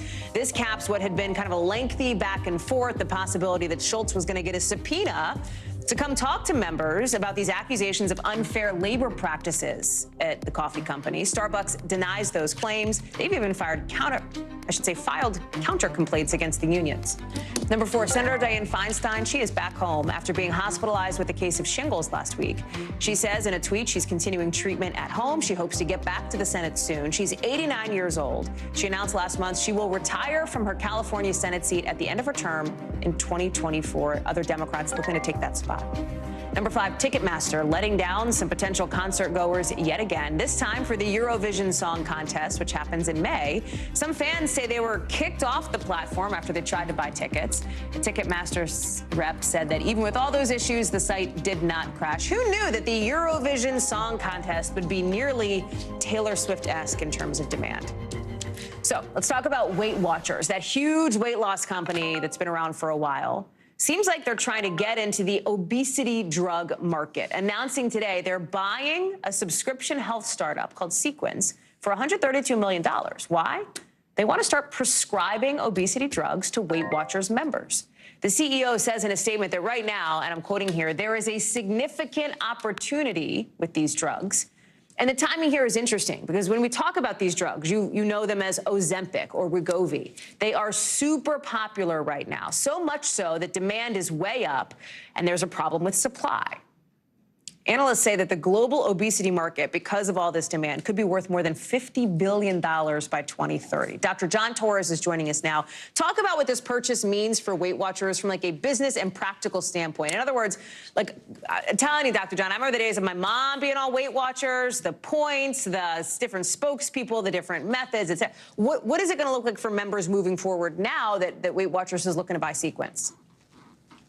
And Hallie, up until now, Weight Watchers has essentially had 2 components. One is diet modification to try and get your weight under control, and the other is lifestyle changes, working on that. They have point systems, they have apps you can use, they have ways you can track these things to try and lose weight. What they're doing now is they're adding that 3rd component, and that is the medicines to try and help you lose weight as well. And that's what we're talking about here. They actually bought this Sequence, this subscription drug service or medical service that can prescribe these medications. And so we think this is going to be a blockbuster for them. This is going to be a very popular thing for them, and we'll see how it pans out, Hallie. You say blockbuster for them. What's so interesting as we zoom out and take a bigger picture view here, there is so much discussion and really an intense focus on drugs like Ozempic, on Wegovy, attention to how people use drugs, those specific drugs, why they use them, and is there a sense that Weight Watchers is looking to, in some ways, cash in on so much demand for this kind of thing, how that might complicate access for medicines that are already hard to get for people?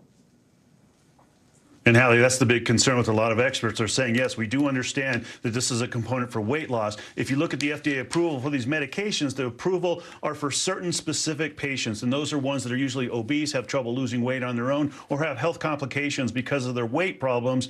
And this is what it's been used for. But now it's being used off-label for people that simply want to lose weight for an event or some other instance they want to lose weight but aren't necessarily in that category. And the concern is that that is going to take away from people who need it. And that is what the drugs were originally made for, were people with diabetes who needed it to get their sugars under control. And so the concern is if these become so popular, and they are going to be huge industry drugs here, this is big pharma actually producing a lot of these medications, but like you mentioned, there's going to be a shortage of them.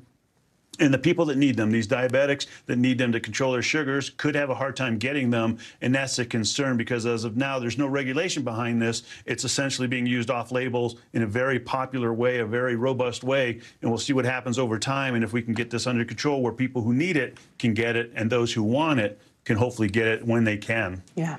Dr. John Torres, thank you very much for that breakdown. Appreciate it. When we come back, the push to stop the use of facial recognition technology on surveillance cameras in public.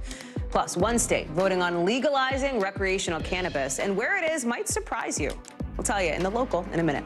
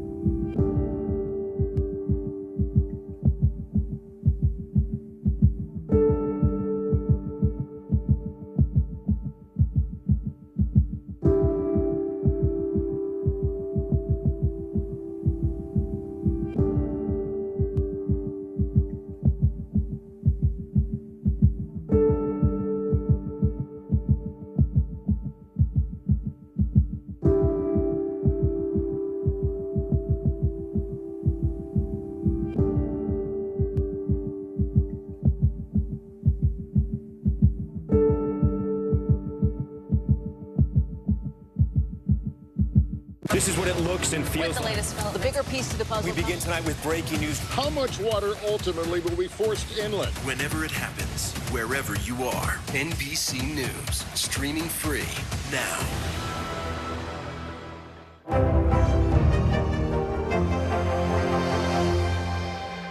We begin tonight with breaking news just coming in. Whenever it happens, wherever you are, NBC News, streaming free now.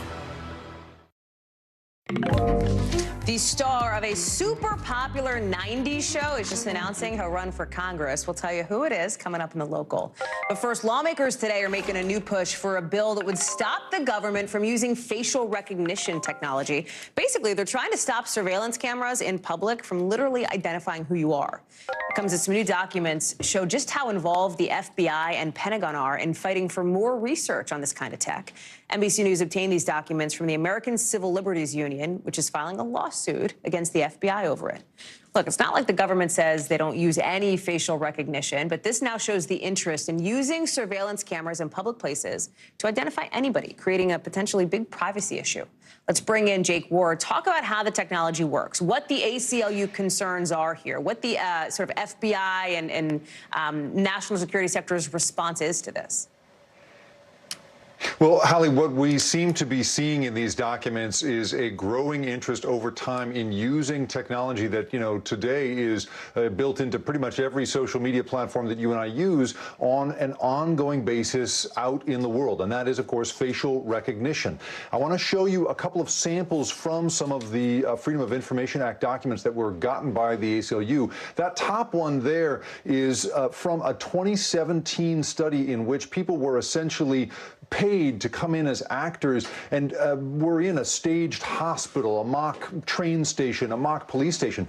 The photos on the bottom come from drone footage in the same circumstances. So what we're seeing here, Hallie, is a long-time interest. I mean, again, these are 2017 photos. So there is a long-time growing interest here, and this participation between FBI and Department of Defense really is what people has people so concerned. I spoke to one of the lawyers working for the ACLU on this question and asked him, you know, what do these, documents and these images suggest about the broad partnership and the interest on the part of law enforcement and the Department of Defense? Here's how he described how he sees it.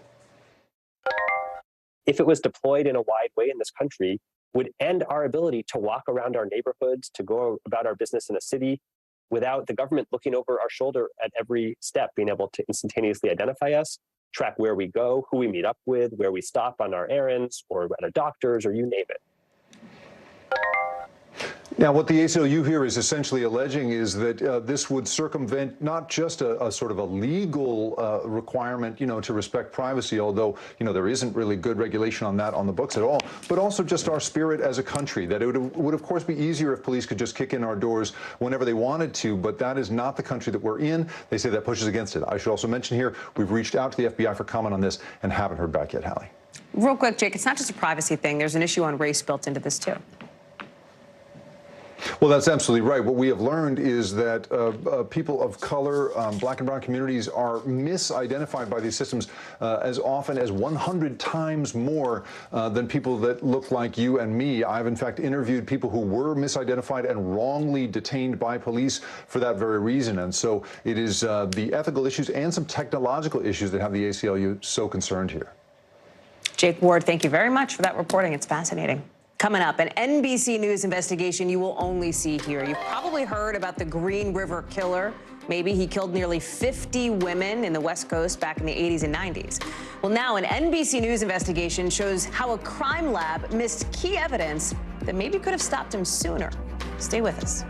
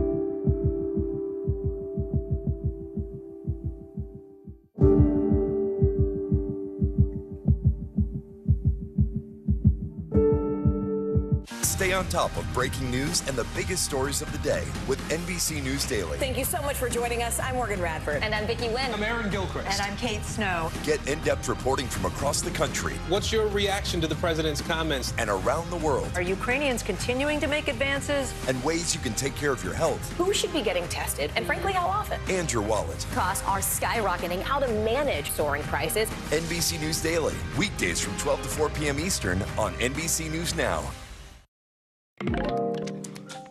To an NBC News investigation now into some key evidence from a serial killer case that haunted the Pacific Northwest for nearly 2 decades. People knew this guy as the Green River Killer. From the early 80s to the 90s, dozens of women disappeared, only to be found dead. The killer's identity was a mystery until 2001, when officials announced they arrested Gary Ridgway, crediting a break in the case to new advances in techniques to identify DNA.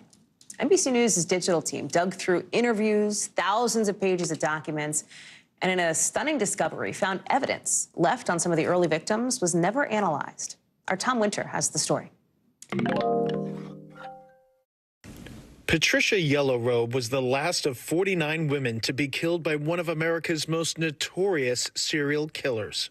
Now, an NBC investigation asks whether she'd be alive today if not for potentially missed clues found a decade earlier. It all started in 1982. For a long time, people in the Seattle area and elsewhere in the Pacific Northwest have had a string of unsolved murders on their minds. They're called the Green River Murders. The victims, many on the run from home, some sex workers, found one after the other.